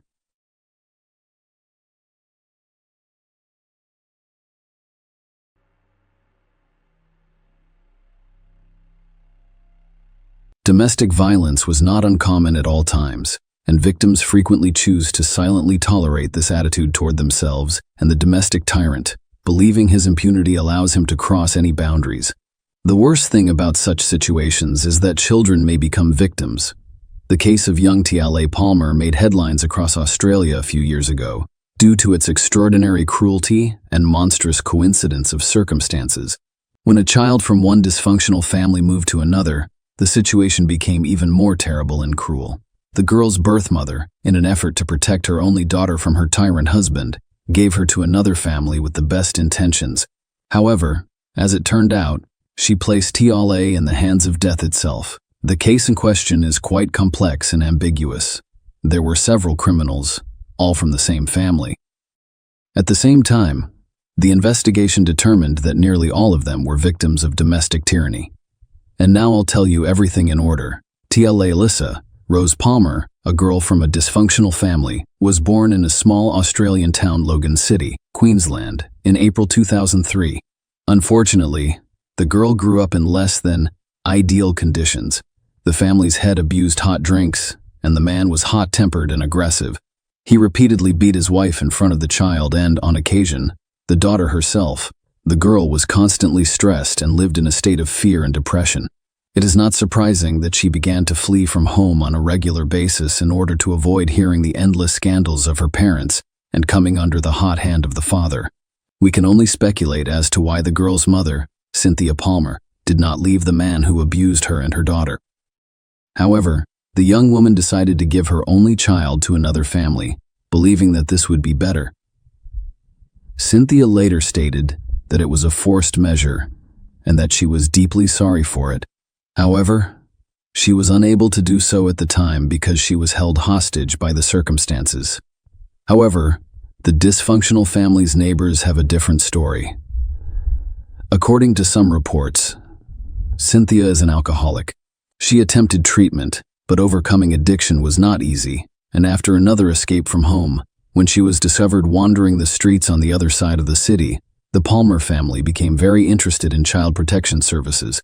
Representatives from the service came to the family home and offered assistance, and Cynthia did not refuse to have her daughter temporarily placed in a foster home, given the environment in which the girl was raised.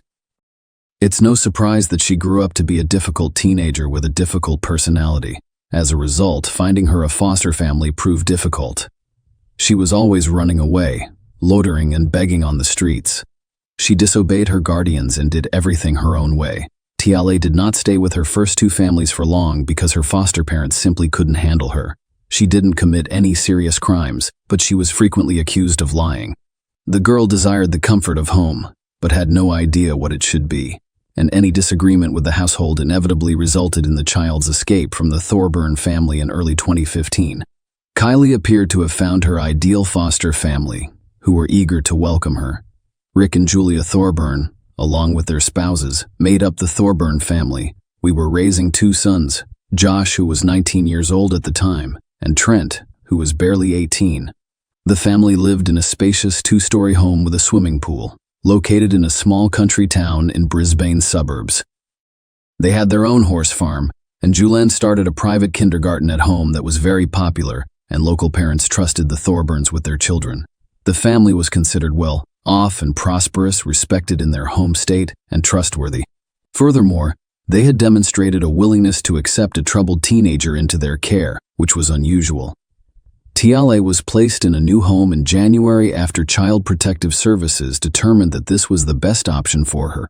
At first, everything went as usual. The girl rebelled, refused to live with her guardians, and ran away several times. But each time, the Child Welfare Service found her and returned her. But as the months passed, Kylie appeared to calm down, accept her new family, and get along with them.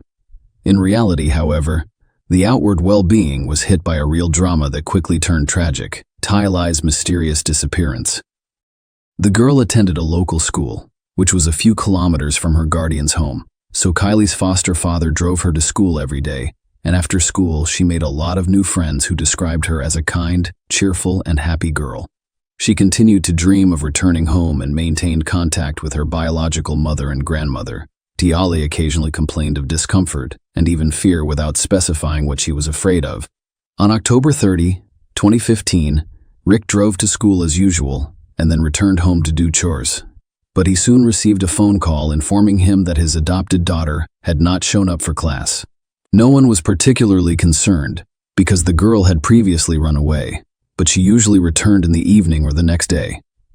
The guardians reported the incident to the police, and the search for Tiale began almost immediately. All members of the family willingly cooperated with the investigation and claimed that there had been no conflicts between them that could have resulted in a runaway for a long time. Instead, the girl was in good spirits and appeared to be quite happy. According to the family's head, he drove his daughter to school as usual, then returned home and cared for the horses until he received a call from a teacher reporting the girl's disappearance. His wife and sons confirmed these statements. The next day, the Thorburns set up a social media page dedicated to the search for Tiale. They posted information about her photos, the time and circumstances of her disappearance, and a description of what she was wearing that day. The couple asked anyone with information about Tiale's whereabouts to contact them or the police, but no one called. Police also searched the family's home in the state but discovered nothing suspicious. Although the foster parents' behavior appeared to be calm, they had essentially nothing to charge. Soon, many concerned people joined the search operation, genuinely concerned about the girl's fate. They combed the area using flyers with her photos and interviewed local residents in the hopes of gathering some useful information, a discovery on the riverbank. After a week of unsuccessful searches, the fishermen contact the police and report a terrible find. According to the men, they went to the Pimpama River in the morning of November 5. However, after barely casting their fishing rods, they noticed something unusual in the swampy, shallow water. As they came closer, the fishermen were horrified when they realized their discovery was nothing but human remains. The police officers who responded to the call reported that the body was that of a short man, but it was so disfigured that it was impossible to determine the deceased's gender. He had no clothes on, and no personal belongings could be found nearby. The body had numerous injuries that were initially thought to be caused by wild animals in the area. Furthermore, it decomposed rapidly due to heat, moisture, and a large number of insects drawn to the distinctive odor.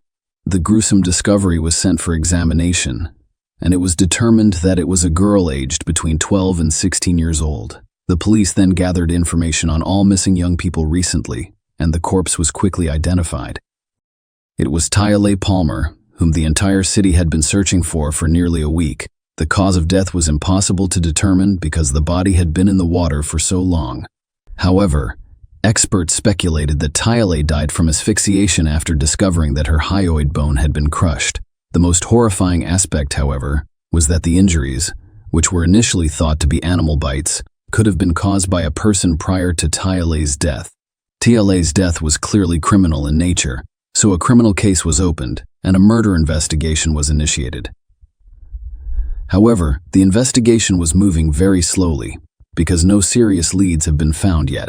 This meant that the process could take months, if not years, and result in another unsolved crime. The case quickly became public, and nearly a quarter of the city's population came to say goodbye to the deceased girl. People brought flowers, soft toys, and balloons to the memorial service. On November 14, young Tyale's body was cremated. Tyale's birth mother gave a series of interviews to reporters in which he openly accused Child Protective Services of criminal negligence that resulted in the tragic store fires.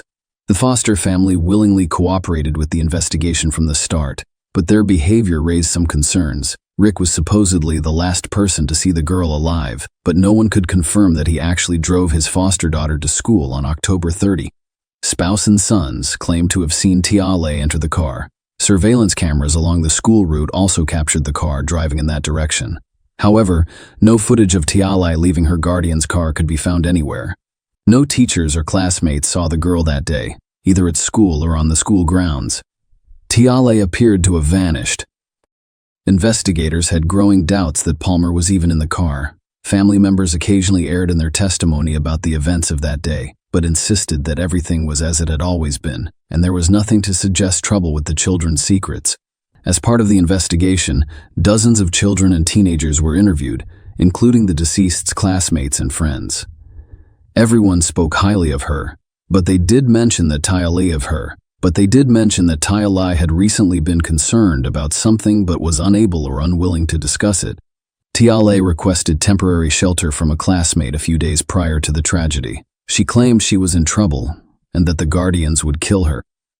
These statements were not taken seriously, and, despite feeling sorry for her, the friend was unable to invite someone to her house for a sleepover without parental permission. The other girl mentioned that Palmer had told her her secret. Trent, the youngest of the Thorburn brothers, was her 18-year-old love interest.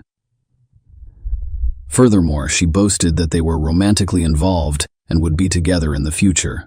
The latter revelation sounded strange because Tyale was only 12 years old, and a relationship with an older brother, even an adopted one, seemed unlikely, like a childhood fantasy. Nonetheless, the information she received was definitely something she needed to look into. The Thorburn family members categorically denied all suspicions. They referred to their deceased adopted daughter as a liar who wanted to draw attention to herself, and they suggested that the girl's school friends may have made up something or fantasized. There was no solid evidence to suggest that the guardians had committed a crime against Hailey, so they remained at large and went about their business as usual. Their private kindergarten continued to accept children, the farm thrived, and they did not have to deal with the pain of loss. For several months, the investigation was essentially on the same ground. Local residents with prior convictions were questioned, and those suspected of crimes were investigated. However, the search returned no results, and no new leads appeared. Even the announced high reward for any information about the case did not expedite the process. A parallel search was carried out in the area where Tyale's body was discovered. And a month later, under a layer of silt, a backpack and a shoe presumably belonging to the deceased were discovered 150 meters away from where the body was. These items were obviously intended to be discarded so that they would never be discovered. The entire story drew a large public response. The search and investigation results were broadcast on television and published in the press, and city residents organized pickets to demand that the killer or killers be found and punished. The biological mother of the deceased Tyale organized some of the tickets. Eventually, the police appealed to potential accomplices of the perpetrator, promising them protection and immunity if they identified the perpetrator or provided any significant information. However, this appeal also went unanswered. In 6 months, no new clues or avenues of investigation have emerged, despite an anonymous call and a wiretap at the Thorburn residence. It wasn't until the summer of 2016 that police received an anonymous call that altered the course of the investigation. The anonymous caller claimed that the Thorburns were looking for a troubled teen for a reason. They were motivated by a mercantilist interest, as custody of troubled children is compensated with increased allowance. Anonymous also stated that their youngest son most likely had an intimate relationship with TLE, which he had mentioned in passing prior to the tragedy. Of course, this information could have been false. However, detectives remembered that they had previously heard from the deceased's high school friend that TLA and her named brother may have had an affair. The investigators decided not only to take a closer look at Trent, but also to examine him thoroughly. The interrogations yielded no results because the guy and his family members insisted on their involvement, claiming that the girl fled and then got into trouble. The family's social media pages were quietly examined, and one of the chat rooms in Trent's profile revealed an unusual correspondence. Approximately a month and a half before the tragedy, he told his cousin that he had an intimate relationship with a girl much younger than him, but he did not reveal her name. Of course, the dialogue on social media could not become incontrovertible evidence, but it did allow the police to obtain permission to install listening devices in the Thorburn house, albeit without their knowledge. The wiretaps yielded shocking results within the first few days. On the recordings, family members could be heard meticulously rehearsing their versions of events, ensuring that their stories matched in every detail. The family had taught his household what to say and how to behave, and from the mother's mouth came such phrases as "Dad made this decision to save, we'll have to live with it. Never, ever tell anyone or anything, regardless of what happens." Rick threatened his family members several times, and while it was clear that they were afraid of him because they knew his father could turn words into action at any time, there was still insufficient direct evidence. However, the Thorburn Blue Card, which granted them permission to work with children, was revoked almost immediately, forcing the private kindergarten to close. The wiretap quickly confirmed that the youngest of the brothers had been intimate with Tiale. In fact, it had been happening on a regular basis for several months before he informed his mother in October that Tiale was pregnant. If Trent's suspicions had been correct, he would have been sentenced to prison for having an affair with Tiale. Julia told her husband everything, and Rick decided to take action. Julia and her sons arrived in Brisbane early on the day of the tragedy, ostensibly for business. It was supposed to serve as an alibi for them, so Rick stayed at home with his adopted daughter. When the mother and heirs returned home in the evening, it was already known that the girl had gone missing, and the family's head claimed to have solved the problem without providing any details, including arrest and investigation. Based on the information obtained, all members of the family decided to re-interview, and the police decided to search Rick's car, in which he allegedly drove his adopted daughter to school on the day she vanished. And it turned out that the car was sold almost immediately following the tragedy. The vehicle was located, and a thorough inspection revealed old washed-out traces of blood in the trunk. DNA analysis revealed that the blood belonged to Tiale, who had been murdered. After that, any remaining doubts were dispelled, and the Thorburns were taken into custody. They were questioned separately, with Trent being the first to speak. It turned out that he had duped Tiale into seducing him by telling her about his feelings and promising that they would always be together. She fell completely in love with him, believed him, and even boasted to her school friends that she was in a real relationship. However, when she became suspicious of the pregnancy, she realized that the foster father could literally kill her and began to ask her classmates to take her in. At least for a while. Rick fought the longest, but was put under pressure by evidence and testimony from his family members. He confessed to killing his foster daughter, claiming he was only trying to protect his family. He had strangled her severely and disfigured her body in the hopes that no one would ever identify him. Rick didn't consider the possibility of DNA testing when the head of the family was formally charged with first-degree murder. He collapsed and was rushed to the hospital with a heart attack.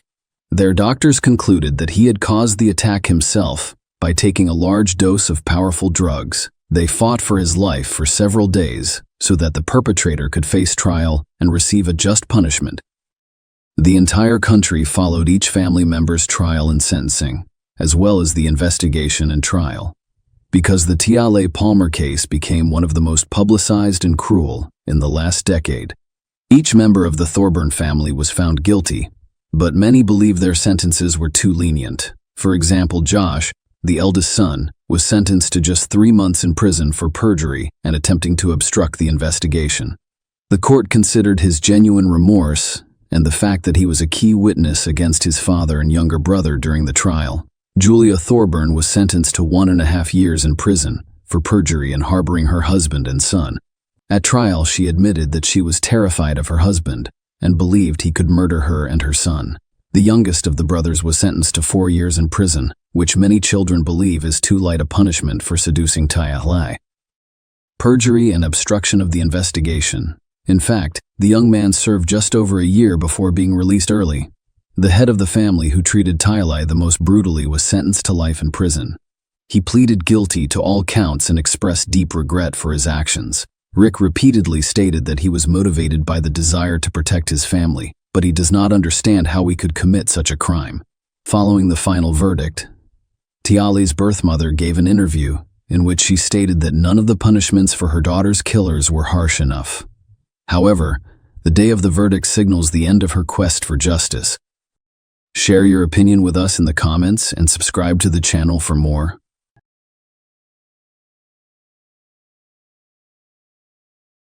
Hey guys, welcome to my channel, and today we're going to take a look at another horrible case with you. 58-year-old Christy Marks, a successful, professional, and loving mother, walked out of her house on the evening of October 24, 2009, feeling hopeful. She was traveling to re-establish contact with her 20-year-old daughter Taylor, whom Christy had adopted years prior. Taylor had called earlier that day to beg Christy to come get her from the home of her boyfriend Brian. This request was an unanticipated favor, following a protracted period of hostility between them. Around 7:00 p.m., Christy arrived to Brian's residence. The Akron, Ohio area was notorious for its high crime rate and overall gloom. Christy parked her car, went to the door, and knocked in spite of her fears. When Taylor responded, Christy, unable to control her happiness, gave her a hug. There didn't appear to be any conflict between them. Brian soon followed, escorting the two women back to Christy's vehicle. Although the location itself made Christy uncomfortable, everything appeared regular to her. Things took a horrifying turn as they approached the automobile. Suddenly, a man with a knife came behind them. The assault was vicious and quick. Before Christy could protect herself, she was hit several times in the face and chest. Then she fell to the floor. After screaming, Taylor snatched up her phone and dialed 911. She can be heard begging for assistance on the recording of the call, stating that her mother had been attacked while Taylor was speaking with the dispatcher. She handed the phone to Brian, who gave their location and recounted the events, saying the assailant had run away. He spoke in an eerily serene tone, devoid of the intensity one might anticipate from someone who had just witnessed such a horrific incident. Paramedics showed up in a matter of minutes. Christy was critically ill, yet still alive. After being taken to the hospital, medical professionals put forth endless effort to save her life. Shortly after their arrival, Christy Marks was declared dead, despite their best attempts. Multiple stab wounds administered with frightening intensity at the scene were the main cause of death. Law enforcement immediately identified a number of irregularities. Near the scene of the attack, Christy's purse, which held her paperwork, cash, keys, and other belongings, was discovered undamaged. This particular feature ran counter to the usual heist pattern. A bloodied knife, which was thought to be the weapon used, was also found in bushes close by. These results cast doubt on the witnesses' testimonies and highlighted the prospect of more complex motivations for the crime. Taylor, the police started questioning everyone. Accounts from Brian and his friend Troy, who was inside the house when it was attacked, were conflicting and erratic. Taylor stated that she had only seen the attacker's outline, identifying a person dressed in a flannel shirt and red sneakers. Brian claimed that while battling the attacker, he attempted to step in and even got hurt. But Troy denied ever leaving the house and said he didn't see anything. Investigators soon had suspicions that none of them were telling the truth despite their assertions. Blood trails and the location of the weapon were among the evidence discovered at the scene that pointed to a staged crime. Authorities thought the incident was well planned rather than a chance occurrence. Detectives were under constant observation during the first night of the investigation, and they were left with one unanswered question. Who among those present knew the truth, and why would someone target Christy? On March 29, 1989, Taylor Marks was born. Immediately after her birth, her biological mother made the decision to place her in foster care. placing the child in the custody of the adoption system. Although Taylor was the only member of her original family placed in foster care, little is known about them other than the fact that she had at least one elder sibling. This was the start of a new chapter in her life, one that ultimately gave love and compassion despite its difficult beginning. A few months later, Bruce and Christy Marks welcomed Taylor into their family. Due to their inability to conceive, the couple had long wished to become parents. They knew Taylor was destined to be a member of their family the moment they laid eyes on her. The Marks family was financially secure at the time. Bruce was a senior employee of a large telecom business, and Christy, who was well known for her ability to stay organized, ran the home and supported their family. Taylor was surrounded by love from their huge and close-knit extended family. She was surrounded by supportive and caring relatives, including grandparents, aunts, uncles, and numerous cousins. Raising Taylor was very important to Bruce and Christy. She enrolled in dance courses, went to exclusive private schools, and engaged in other extracurricular activities. Opportunities that many of her peers did not have were abundant in her life. But Taylor had a special relationship with Bruce. Family friends said that Bruce was her hero. Dad always gave her what she wanted and supported her without conditions. However, she had a different relationship with Christy. Christy was more realistic, demanding, and severe. Although Taylor's early years were not significantly impacted by these disparities in parenting, tensions started to surface as she grew older. Taylor had growing parental supervision and expectations during her adolescence, which frequently led to arguments. Growing arguments were the backdrop against which the family dynamic started to erode. Christy and Bruce had marital problems that ultimately resulted in their divorce when Taylor was about 10 years old. Taylor claims that she was emotionally impacted by her parents' divorce. She believed that Christy started to vent her annoyances on her, which made their relationship even more strained. At the age of 13, Taylor's life took a significant turn in 2002. Bruce went into a diabetic coma and died unexpectedly. Taylor suffered a terrible loss at his passing, losing not just her father but also her most dependable emotional support system. Her grandfather, with whom she was also quite close, also died soon after. Taylor suffered severe emotional injuries as a result of these back-to-back defeats. Christy acquired a sizable estate, including a sizable chunk of money, after Bruce passed away. In the hopes that a change of scenery would give her and Taylor a new beginning, she utilized a portion of the money to buy a new house in Akron, Ohio. But Taylor's emotional condition was getting worse. She became more reclusive. Her disagreements with Christy grew more heated, and her academic performance declined. Although Christy made an effort to help her daughter, her strategies frequently came across as unduly restrictive. She made an effort to make up for Bruce's passing by giving Taylor material luxuries, frequently going above and above to meet all of her needs and more. The emotional bond between them, though, kept deteriorating. One day, Christy hoped, her daughter will assume responsibilities, complete her studies, and continue the family tradition. However, Taylor was uninterested in these ideas and preferred to fantasize rather than defying what she perceived to be imposed expectations. Taylor's desire for independence ran counter to her mother's expectations as she approached adolescence. Conflicts started to escalate after this, and they only became worse over time. For Taylor, her mother was a continual source of stress. Tensions increased with every year that went by. Christy made an effort to guide Taylor in the way she thought was best by enforcing stringent regulations. Her daughter's falling grades, lack of concentration in class, and seeming disregard for her future caused her to worry more and more. However, Taylor's urge to rebel was fueled by her perception that her mother was trying to control her life. The emotional distance between Taylor and Christy only grew as a result of her incessant criticism of Taylor's looks, wardrobe, and friend choices. The years in high school were especially difficult.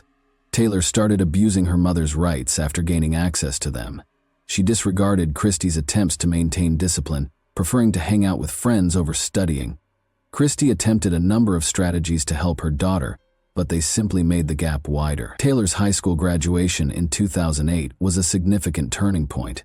Taylor had little interest in going to college, even if Christy was eager to give her the money and the chance to go any college. Taylor finally enrolled at an Akron university after Christy encouraged him to at least try, but Taylor left for Christy after only 1 month of her first semester. This choice was a significant setback, signifying the widening gap between their aspirations for Taylor's future. Christy made the decision to adopt a more assertive stance after realizing that persuasion was failing.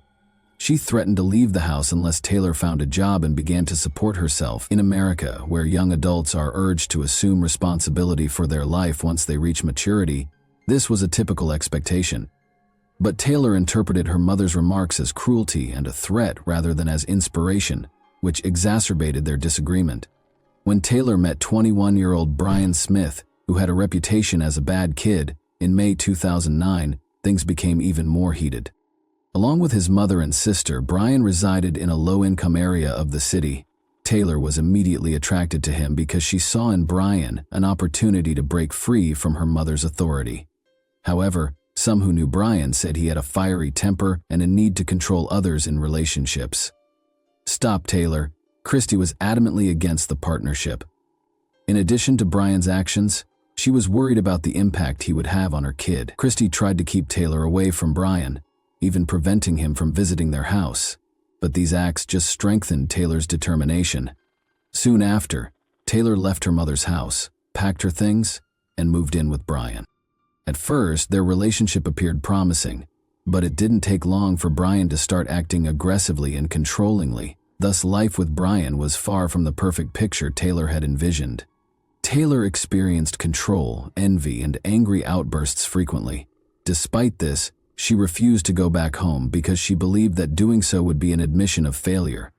Christy was worried about her daughter and kept helping, in the hopes that her daughter would learn from her mistakes. She kept in touch and bought necessities for Taylor. When Christy offered Taylor a lifeline, their tension reached a breaking point. She was allowed to return home as long as she found employment or went back to school. Christy went so far as to offer her more assistance, including a job at her company, an apartment, and a car. However, Taylor didn't seem really interested in these chances. She and Brian's turbulent relationship persisted, in spite of the growing difficulties. Christy clung to the hope that Taylor would eventually realize her mistakes. One day, she thought, her daughter would come home and be more responsible. Regretfully, this dream would never materialize, and the actions that would ultimately result in a fatal outcome were put in motion by the widening gap in their relationship, which was exacerbated over time. Taylor felt that her long-awaited liberation began when she moved into Brian's house. But that liberty soon gave way to a number of limitations. She had no idea what life with Brian would be like. He kept a close eye on every part of her life and enforced stringent standards. Taylor, who was used to a certain amount of ease and autonomy, was thrust into a situation where she was expected to do anything Brian asked of her. Brian quickly had complete control over Taylor. He kept a close eye on her whereabouts, checked her phone, and read her messages. Even her conversations with Christy became contentious. Taylor was persuaded by Brian that her mother was only attempting to control her and keep her from living her life as she saw fit. Christy kept reaching out, but his remarks widened the already widening gap between them. Taylor was in total seclusion in Brian's house, but she was determined to maintain communication. By presenting himself as the only one who genuinely understood her, Brian not only limited her social circle but also played with her emotions. He acted aggressively during arguments, threatening people and smashing things. Demands for complete fealty and continual reminders of her reliance on him frequently followed his tantrums. The fact that Brian's mother Tammy decided not to step in and essentially encouraged his actions made matters more problematic.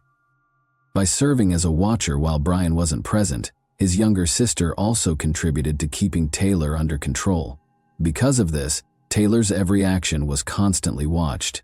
Another important element in Taylor's relationship with Brian was her financial connections to her mother. Brian was determined to keep things under control because he was aware of Christy's riches and Taylor's possible inheritance. He further strained their relationship by often reinforcing the notion that her mother was the cause of all her issues. Taylor started avoiding her mother as a result of Brian's influence, and even when Christy came to assist her daughter, Brian continued to act contemptuously and distantly. He insisted that they could manage things independently and dissuaded Taylor from accepting her mother's help. Christy persisted in providing for Taylor in spite of Brian's efforts, purchasing her essentials and pressing her to return home. The conflict between Taylor, Brian, and Christy had escalated to a breaking point by the summer of 2009.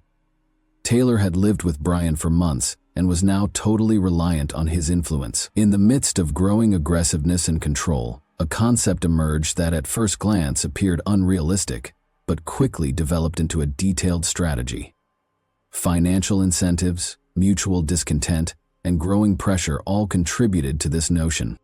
In order to obtain access to Christie's assets, it was intended to permanently remove her. For Taylor, this appeared to be a means of becoming financially independent and cutting the final links that bound her to her mother. It gave Brian the chance to firmly establish his dominance over Taylor and take advantage of her wealth to better his own situation. Within their close circle, the notion of committing a crime started to circulate. Troy Purdy, a 19-year-old buddy of Brian's who often came to their house, joined in on these conversations.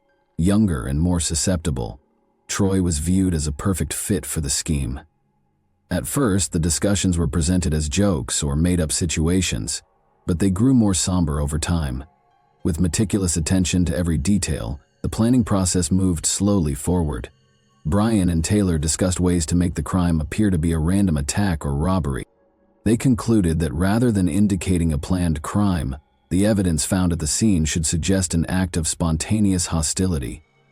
Taylor and Brian were not directly involved in the incident, because Troy was selected to perform the act. Troy's commitment to Brian served as the foundation for his involvement. He didn't dispute the strategy, and he respected Brian. Troy was promised $5,000 in exchange for his role. Taylor anticipated receiving this sum from her inheritance after the court proceedings were concluded. The weapon was chosen with particular care. Taylor claims that Tammy, Brian's mother, even bought a knife for the scheme, but it was later determined that its size and weight made it inappropriate. Finally, Troy took it upon himself to locate a suitable weapon. He picked a small, lightweight knife that was convenient to carry and hide. Studying Christie's routines was an essential component of the preparation process. They knew that Christie frequently came to see Taylor at Brian's residence, which left her susceptible because she typically arrived alone herself, thinking she was just picking up her daughter. This information was included in the plan. The attack was supposed to happen while Christie was leaving the house or close to her car when she arrived at the residence. Taylor took the last step to make sure everything went according to plan just before everything was put into action. She wanted to return home, so she called her mother and asked her to come get her. The purpose of this phone contact was to emotionally disarm Christie, allowing her to feel relieved and letting her guard down during the conversations. Taylor didn't hesitate. Troy claims that in addition to actively participating in the planning, she had a strong will to see it through to completion. Even though she and her mother had a tense relationship, this was an extreme move. Taylor used her desire to get away from her mother's control and years of bitterness as justifications for her engagement. While this was going on, Brian led the process and persuaded Taylor that this was the only way to solve her issues. Everything was prepared by the evening of October 24, 2009. Taylor stayed composed and concentrated, thinking that this was the best way to go, even though she knew the plan was progressing from theory to action. This day appeared to be the beginning of Christie and her daughter's reconciliation. It signaled what Taylor and Brian perceived as the start of a new phase in their lives. For Christie Marks, October 24, 2009 started off as an ordinary day but ended tragically. Taylor wanted to come home for Christie, she told her mother over the phone that night. This surprise call was a happy moment. She saw it as a chance to reestablish a relationship with her daughter after months of conflict. Unaware that she was entering a carefully orchestrated crime, she hastily packed her belongings, got into her car, and drove to Brian's residence. Christie showed up at about 7:00 p.m. After parking close to the house, she made her way to the front door. It seemed as if this was the first step toward reconciliation as Taylor smiled and gave her a hug. Brian watched the event from behind as they left the house. Troy remained inside as intended, to avoid raising any red flags. Brian followed a little behind, as if escorting Christie and Taylor as they started toward the car. Everything changed in a second, even though it seemed like a typical interaction. The incident started abruptly and without warning, when Troy came out of the home with the knife as the two women got closer to the car. Christie didn't have time to respond. Troy repeatedly hit her in the face and chest. She had little time to defend herself because the attack was so quick and vicious. After being stabbed more than 10 times, Christy collapsed to the ground. There was no robbery here. It was a deliberate act of violence with the goal of killing her. Taylor was standing close by, observing the assault. She later said that her fear of Troy was the reason she did nothing. Surveillance film that was later found, however, revealed no indications of panic or concern on her behalf. Brian likewise did nothing to stop Troy, claiming that his only responsibility was to safeguard the women. After the incident was ended, Taylor grabbed her phone and dialed 911. She pleaded for an ambulance to be sent right away, and her voice sounded stressed, but Brian quickly took over the phone and took on the coordinator's position, giving the dispatcher information about the location and the kind of help that was required. Law enforcement officials who subsequently analyzed the call were suspicious of his emotionless and composed voice. Troy left the knife in a nearby bush after finishing the attack and ran away. He later stated that his actions were motivated by mental turmoil, but the evidence indicated otherwise. After meticulous planning, Christy was taken to the hospital, but the medical staff was unable to rescue her. She died from several stab wounds that were clearly caused in a fit of rage after Christy Marks' untimely death. The inquiry got underway right away. Only a few minutes after the emergency services call, police showed up on the site. Doubt was quickly aroused by the evidence they discovered, which included a knife in the bushes, Christy's purse with everything she owned still in it, and the lack of any indications of robbery. The specifics did not fit the premise of a random attack. Questioning Taylor, Brian, and Troy was the first thing the detectives did. To exclude any possibility of collaboration, each were interviewed independently, but their explanations were erratic and unpersuasive. Inconsistencies in their statements were promptly discovered by the police. Surveillance footage taken close to the crime scene provided the crucial piece of evidence. Taylor and Brian were seen on camera standing close by when Troy assaulted Christy. Neither of them attempted to step in. These recordings turned out to be a pivotal moment. Equipped with this proof, investigators went back to question the suspects. Troy was the first to confess under the weight of the evidence. He said Taylor was the mastermind behind the plan and acknowledged that the attack had been planned. Troy claims that she had presented the concept to him and Brian, offering a monetary incentive from the estate she would inherit upon her mother's passing. Troy disclosed that he was in charge of carrying out the attack, while Brian was in charge of fabricating an alibi by making it seem like a robbery. Additionally, Troy said that he had purposefully caused minor injuries to Brian in order to add credibility to the fictitious situation. His admission totally refuted Taylor's earlier assertion that the attack was an isolated incident. Brian also changed his story after hearing Troy's confession. He confirmed Troy's claim that Taylor had started the scheme. Brian, however, denied taking part in the attack, saying that although he disapproved of it, he felt helpless to stop Taylor and Troy. Additionally, he maintained that he didn't know the entire strategy until the very last minute. However, this appeared to be an effort to minimize his role. Taylor first denied her involvement, despite growing evidence and accusations, but her account of what happened got more and more erratic. According to investigators, she started contradicting herself, and her actions indicated that she was trying to conceal the truth. Ultimately, as the evidence mounted, Taylor acknowledged talking to Brian and Troy about the plot. Numerous information that were discovered during the inquiry demonstrated how intentional the crime was. Everything was carefully planned by the players, including the weapon selection and the fabrication of injuries. Both Troy and Brian's stated money motivation turned into a key element of the prosecution's case. Taylor said that one of the main reasons behind her choice was her continuous disagreement with her mother. She did, however, assert that she had not expected the situation to worsen to such a horrible conclusion. Police had a complete picture of what had happened within 5 hours after the crime. In relation to Christy Marks' death, Troy Purdy, Brian Smith, and Taylor Marks were taken into custody and charged. However, this marked the end of the investigation's first phase. The court would decide their degrees of guilt and impose sentences, and the legal process was only getting started. In late 2009, the trial for Christy Marks' crime got underway. Because of the savagery of the crime and the involvement of those close to the victim, the defendants were under intense public scrutiny. A plethora of evidence, including camera recordings and witness statements, served as the foundation for the prosecution's case. The security film, which showed Taylor and Brian watching and doing nothing to stop the attack on Christie, was the strongest piece of evidence. Furthermore, a key component of the case was Troy's confession, which described the conspiracy and his involvement in the crime. Additionally, Taylor's phone was used by investigators to exhibit text messages in which she talked about her tense relationship with her mother and stated that she wanted to be free of her. Evidence of the sizable inheritance Taylor anticipated receiving following Christie's passing provided more credence for the financial motivation.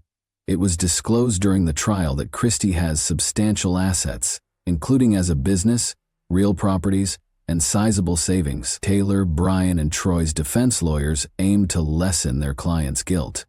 According to Taylor's defense, she was heavily influenced by Brian and lacked the independence to act on her own.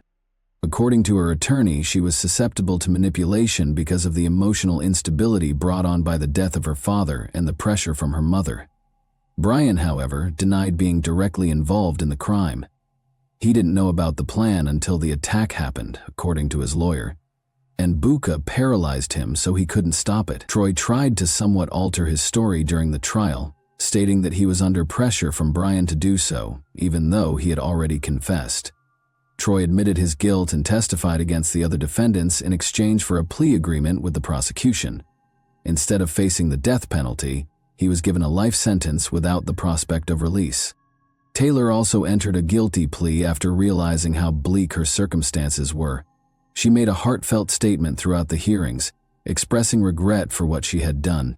She described how she became involved in the crime as a result of her disputes with her mother and Brian's influence. Prosecutors countered that she was intentionally and strategically involved. When faced with indisputable proof, Brian, on the other hand, finally acknowledged his role after first denying it. The court saw this as an attempt to minimize his responsibility, notwithstanding his insistence that his involvement was small and that he had not intended for the crime to occur. Taylor Marks and Brian Smith were convicted of first-degree murder and conspiracy by the court in 2010. They were both given life sentences, without the chance of release. Although Taylor apologized for what she had done, her assertion that she had lost control was interpreted as an effort to lessen the severity of her punishment. Troy Purdy was also sentenced to life in prison as part of his plea agreement, but his actions while inside ultimately came to light. He was accused of having a weapon within the prison in 2015, which cast doubt on his capacity for change. The announcement of the penalties permanently altered the lives of all those engaged in the catastrophe. In addition to losing a mother, Christie Marks' family also lost a daughter who participated in her demise. The narrative turned into a sad lesson of how even the closest relationships may be destroyed by rash actions and personal disagreements. Taylor was committed to a women's penitentiary prison in Ohio and given a life sentence without the possibility of release. She avoided interacting with the media and other prisoners throughout her first few years behind bars. But in 2021, Taylor spoke about her case in an interview with a television show. Taylor acknowledged the seriousness of her acts during the interview, but she persisted in using her mental instability and her disagreement with her mother as excuses for her choices. Even though Taylor had previously apologized in court, she continued to criticize her mother, calling her harsh and unsupportive following the loss of her father. She added that she hoped to have her case evaluated and be given the opportunity to live freely in the future. Her remarks caused controversy since many people believed they showed a lack of sincere regret. Taylor currently works at the prison and takes part in rehabilitation programs during the day. Her professed repentance is still divisive. While some perceive her statements as an attempt to find purpose in life while incarcerated, others regard them as deceptive and manipulative. Brian received a life sentence in a high-secret jail as well. He has kept a low profile ever since being found guilty. He has not discussed his involvement in the crime in public or avoided interviews. Brian is known to be a challenging prisoner who frequently gets into arguments and acts aggressively, according to the staff. When it was revealed that he had gotten into a brawl with another prisoner in 2017, his name came up again. The event demonstrated that, despite his sentencing, his propensity for violent conduct had not changed. Brian, like Taylor, continues to serve as a reminder of the terrible consequences of not accepting responsibility and the destructive power one may wield over others. Despite his plea agreement, Troy, who was directly involved in the crime, was likewise sent to a high secretary prison, since his actions while incarcerated showed no signs of improvement. Although Troy's involvement in the crime was seen as the product of Brian and Taylor's manipulation, his readiness to deliver the lethal blows raised questions about his potential for rehabilitation, and he has hardly been discussed in the media since the occurrence. Christy Marks' friends and surviving family members continue to remember her. Following her passing, her senior care company was sold, and a portion of the money raised was given to organizations that assist victims of domestic abuse. Christy has frequently been characterized by her family and friends as a strong, kind woman who devoted her life to serving others. Even now, years after her passing, Christy's story serves as a reminder of the value of candid communication in families and the necessity of getting professional assistance when disputes get out of hand. And that wraps up today's chilling story. If you enjoyed this video, don't forget to like and subscribe so you never miss a new upload. Also, let me know in the comments what part of this story shocked you the most. Thank you for watching, and I'll see you in the next video.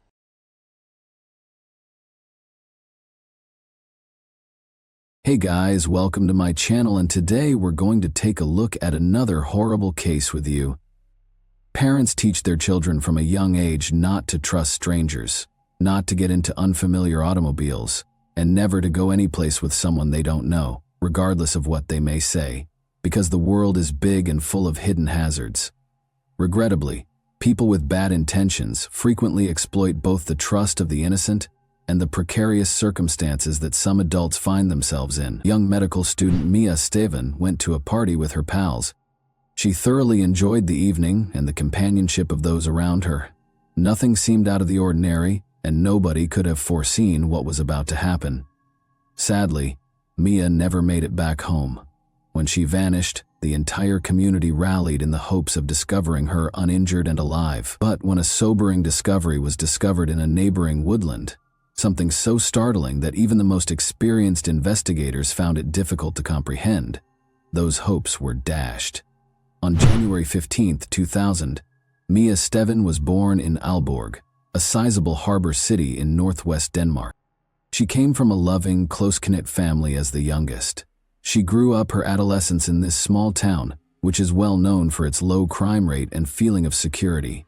Mia did exceptionally well in school, demonstrating a natural aptitude for subjects like biology and chemistry. Her teachers believed she was a talented student and had high expectations for her. Mia knew she wanted to become a doctor even as a teenager. She always wanted to assist everyone around her and was incredibly kind and perceptive. Mia was well liked by her peers because of her gregarious and intelligent nature. She was loved for her warmth and approachability and had a wide network of acquaintances. Attention was also drawn to her elegant manner and remarkable looks. While still in school, she started modeling, participating in several campaigns, and winning people over wherever she went. Because of her uniqueness, Mia frequently had admirers fighting for her attention. Mia achieved her dream of enrolling at Aalborg University's Medical program, one of Denmark's most esteemed universities. After graduating, she kept modeling while attending school, doing fashion publications and commercials.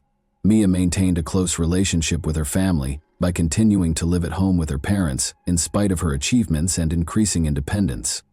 Mia was in her second year of college when the COVID-19 epidemic struck. The limitations and lockdowns drastically altered her life. Social media, phone conversations, and video chats took the role of her face-to-face connections with pals when classes shifted to online. A vibrant, gregarious, and outgoing young woman found the lockdown period to be rather difficult. Because of this, Mia Steven anxiously got ready for her first party in years when all restrictions were finally relaxed in early February 2022. Unfortunately, that night would be her last on February 5, 2022. For the first time in almost 2 years, there were no social restrictions due to the pandemic on Saturdays in Denmark.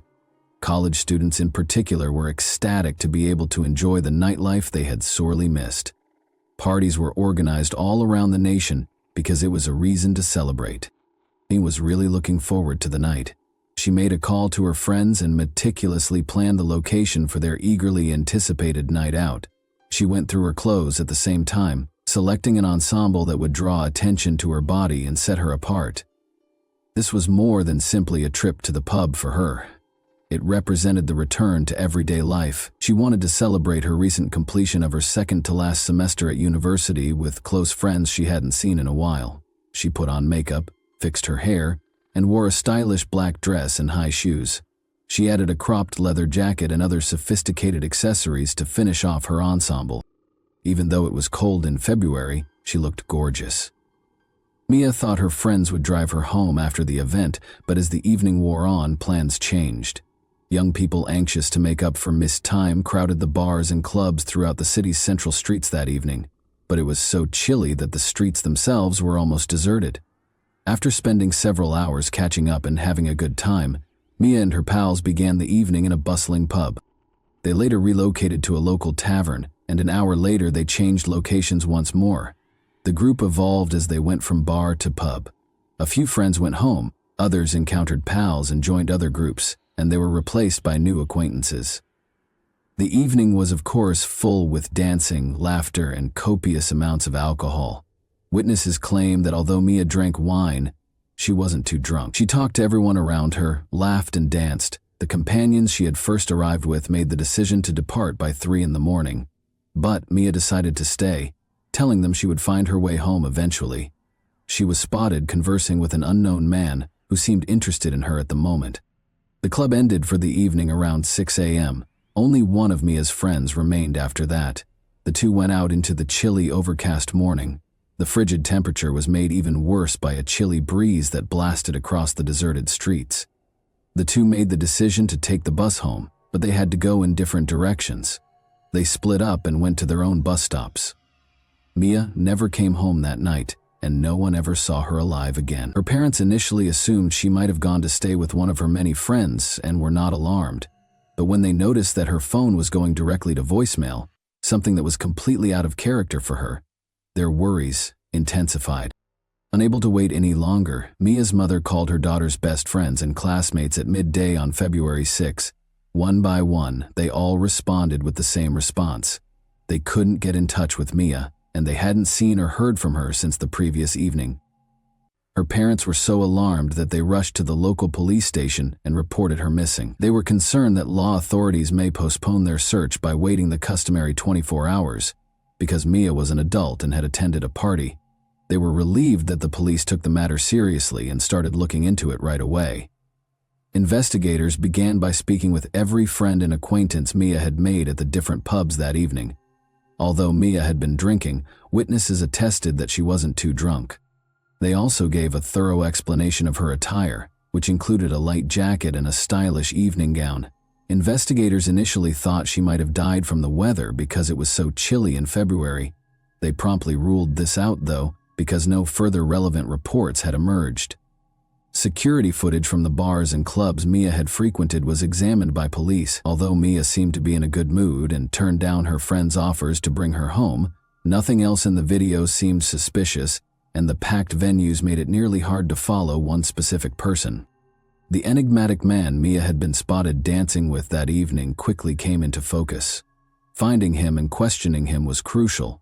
Luckily, it was easy to identify him. He was an aspiring athlete with a bright future who was a fellow student at Mia's institution. He volunteered to be questioned and disclosed that he had taken a taxi to his house across town after leaving the bar at around 5 in the morning. The taxi driver acknowledged dropping him off at the specified place, allowing police to establish his alibi. Mia had no known adversaries, conflicts, or anybody who would want to harm her, according to her family and friends. She had never engaged in criminal behavior, used illegal substances, or had any symptoms of mental illness.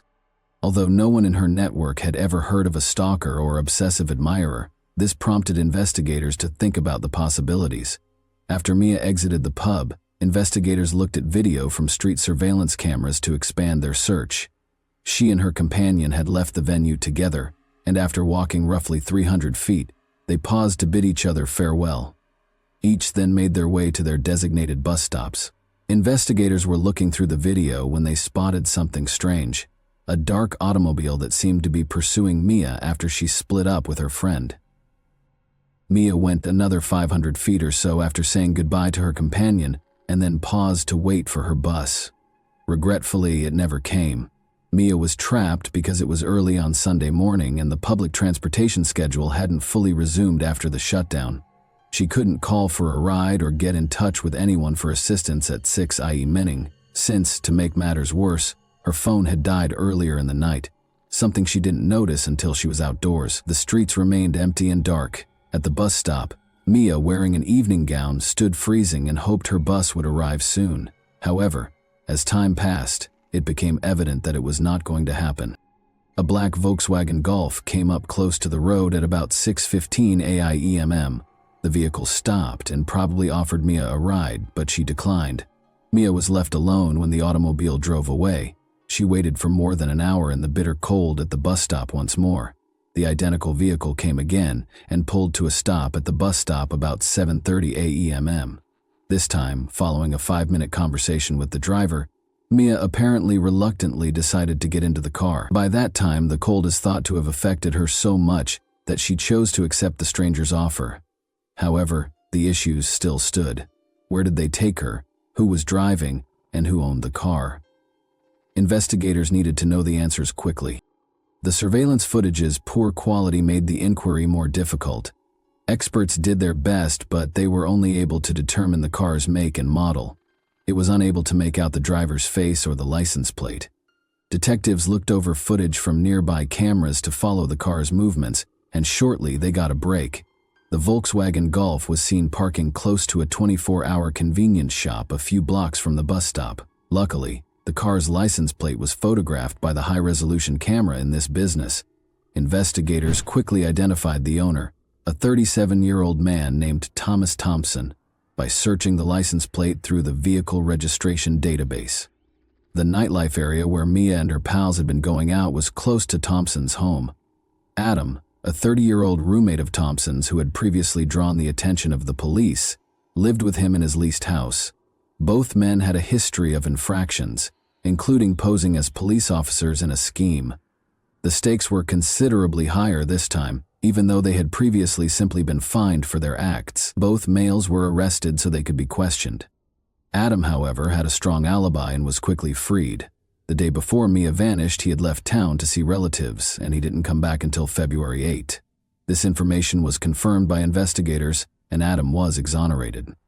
Thomas Thompson was the main suspect in the inquiry. To get a better picture, investigators started by looking into his past. Born in Kolding, Denmark in June 1985, Thomas was raised in a modest household. His parents moved him to live on his grandparents' tiny farm in the southeast countryside when he was a teenager. Thomas enlisted in the military after high school, where he signed a contract and established a solid career. He finally rose to the rank of sergeant while serving in highly troubled regions of the world. After leaving the military in 2015, he went back to school and graduated with a degree in engineering. Thomas had been employed as an engineer at a nearby industrial firm and renting a house in Aalborg in recent years. He was characterized as a competent, quiet, and hard-working professional by his coworkers and superiors.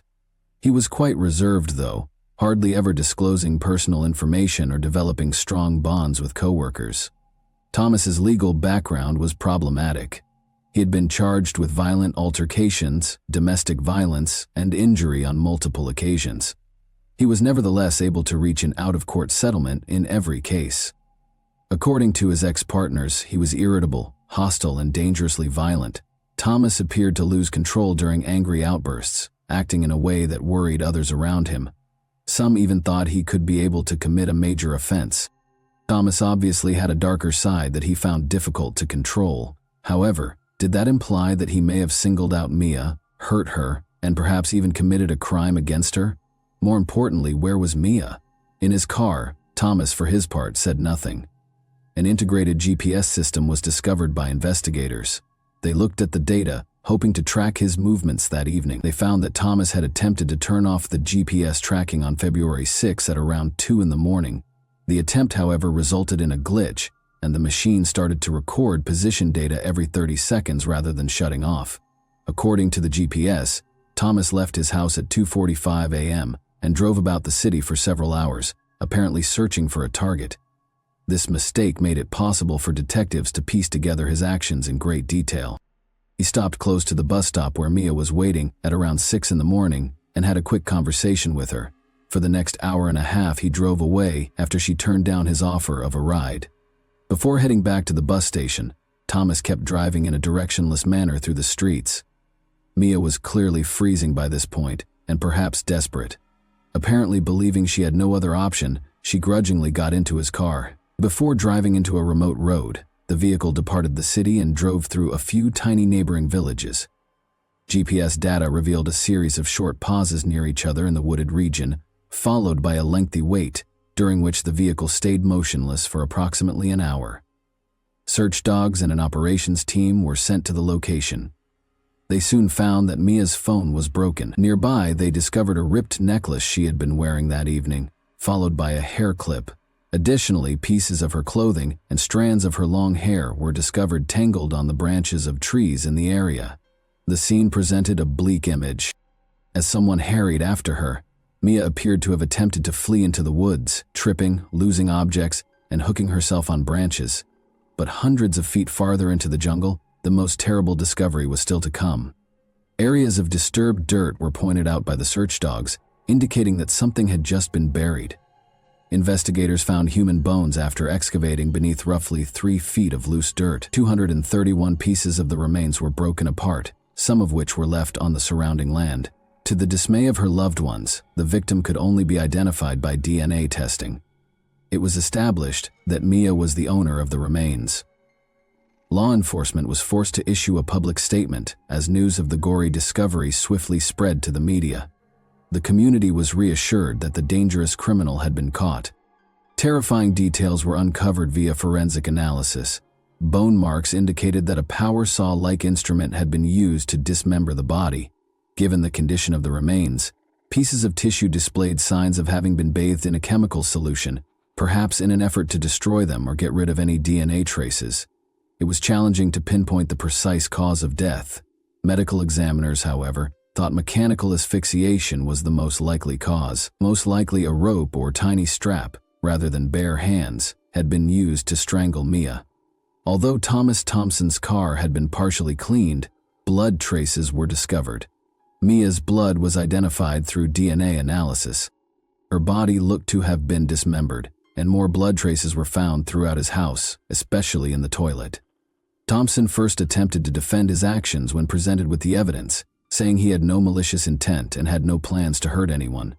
He claimed that he tried to turn off his car's GPS because he was being stalked by a dishonest police officer who was extorting him, but he was unable to give his name or any supporting documentation. Thompson also related how he saw a woman in light clothing at the bus station early that morning and offered her a lift out of courtesy, but she declined. Then, he said, he drove off to run other errands. On his way back, about 90 minutes later, he noticed the same woman, who was now obviously chilly, still at the stop. He claims that this time she agreed to take him for a ride. Thompson described how the young woman was drunk, acted flirtatiously, and supposedly promised intimacy in return for his assistance. He said they took his car out of town to a remote location where they had consensual sex.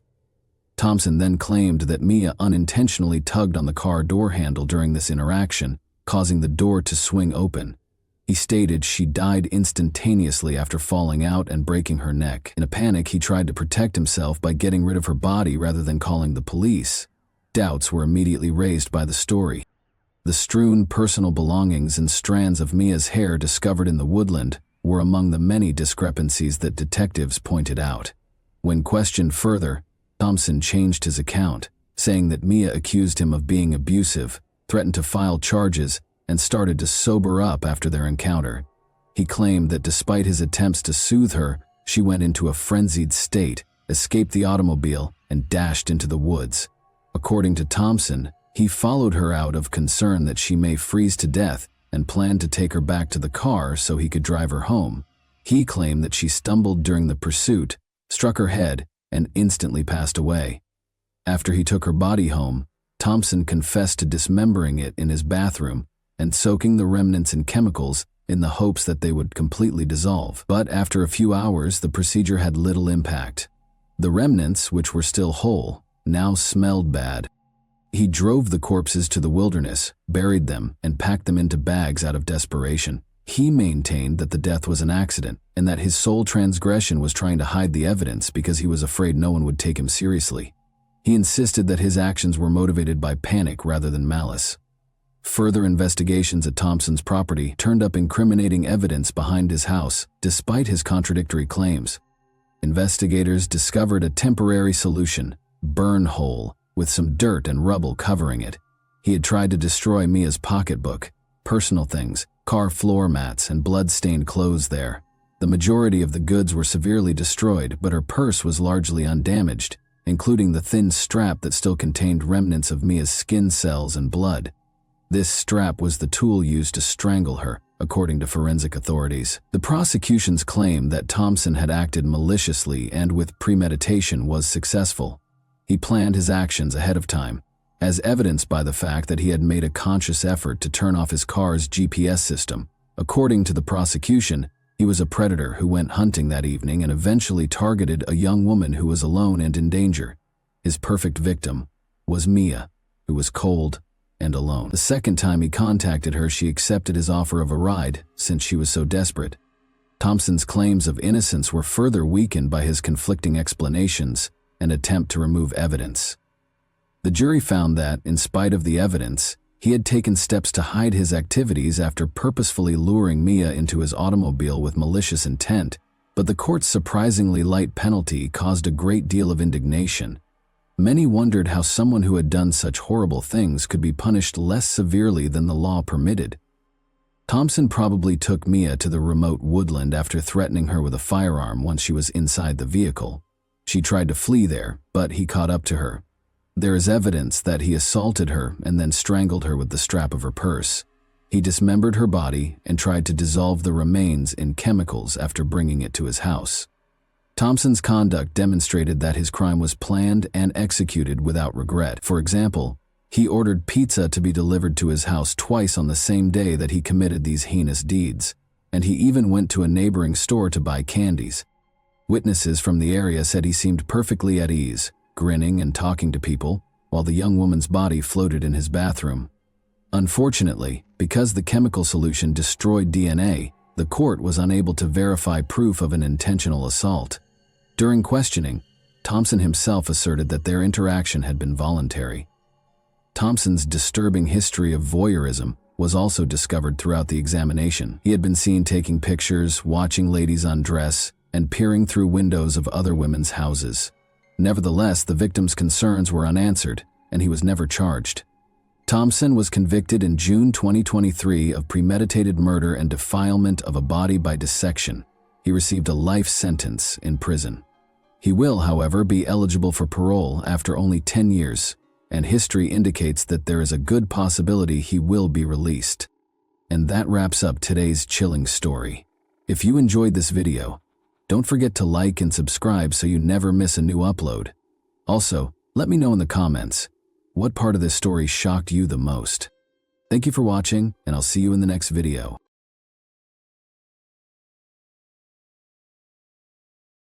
Hey guys, welcome to my channel, and today we're going to take a look at another horrible case with you.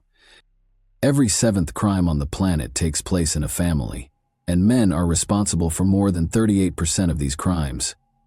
Furthermore, domestic violence is most common in developed nations. Between 33 and 50% of all violent deaths of women are committed by their spouses or partners, underscoring the urgent need to protect women from domestic abuse. However, what causes a woman to occasionally fall into the hands of a monster because she wants a powerful man by her side? Perhaps it's because some people will stop at nothing to have that strong shoulder. After all, we learn from our families and society that a woman requires a guy to be at her side. That's how we're brought up, and some women eventually experience abuse. In 2012, this occurred. The murderer of 26-year-old Ekaterina Gurova has already left prison and returned to Izhevsk. Let's start a new narrative. West of the Ural Mountains, Izhevsk is a major industrial city in the Russian Federation and the cultural, educational, and scientific hub of the Volga region.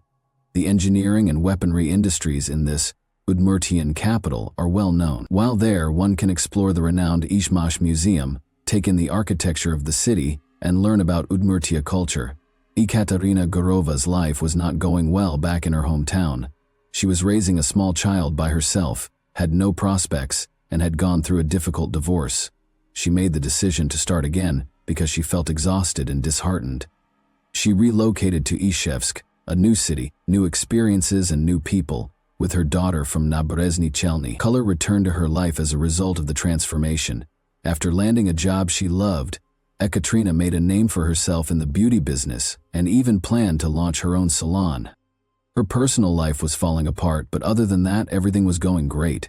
Ekaterina wasn't in a rush to put her trust in anyone, even though she was attractive and attracted to men all the time. Before Alexei Tachurkin entered her life, she stayed away from relationships and focused entirely on her career.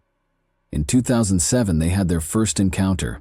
Alexei was employed as a cabbie. He'd turned on the charm since he felt flatteringly recognized by a woman as beautiful as Ekaterina.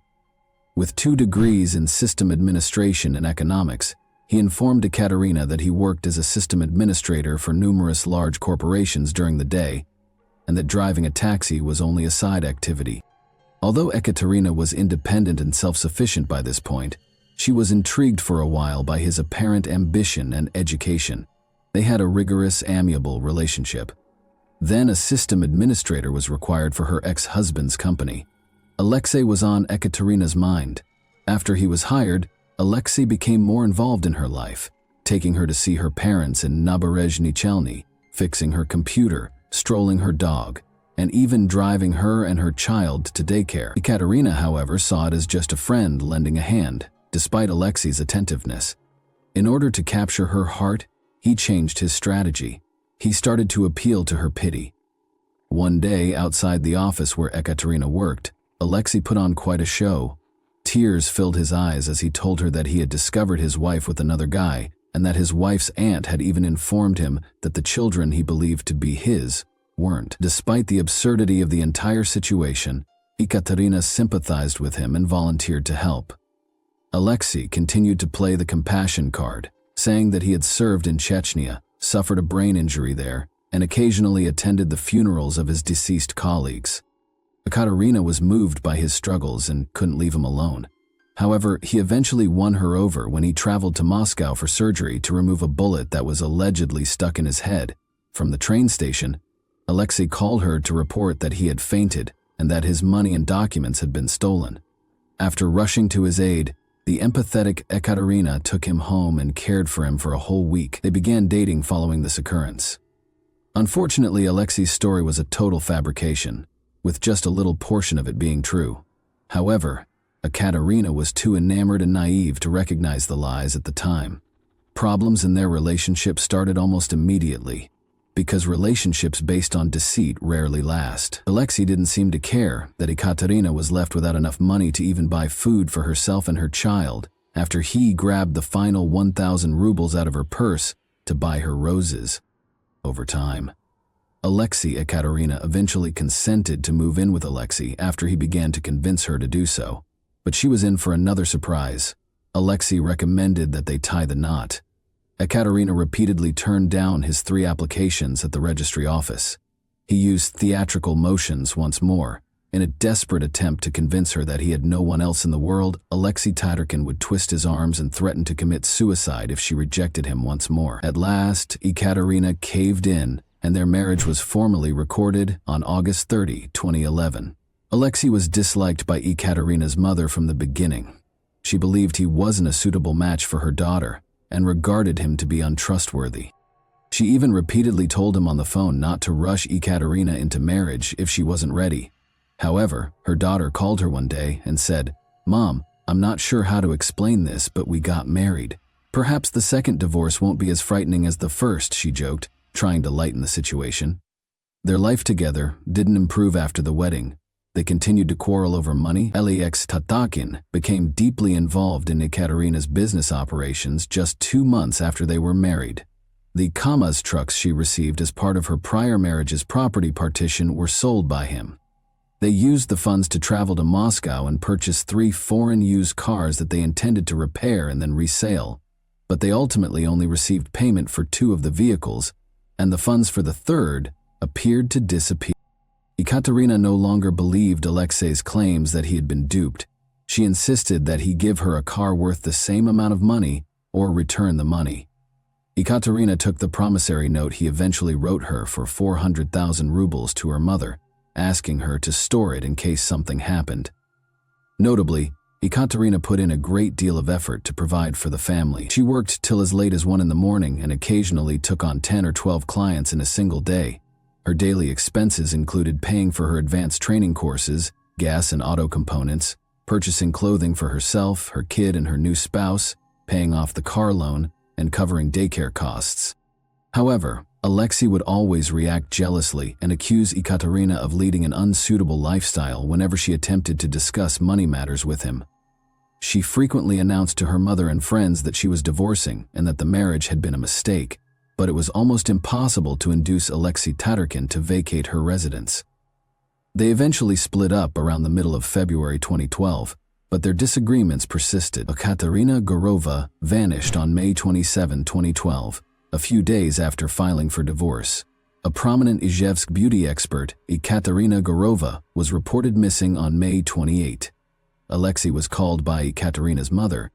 Although she didn't want to contact him and didn't like him, Ekaterina hadn't returned her call and hadn't answered her phone since the previous evening, which had never occurred before.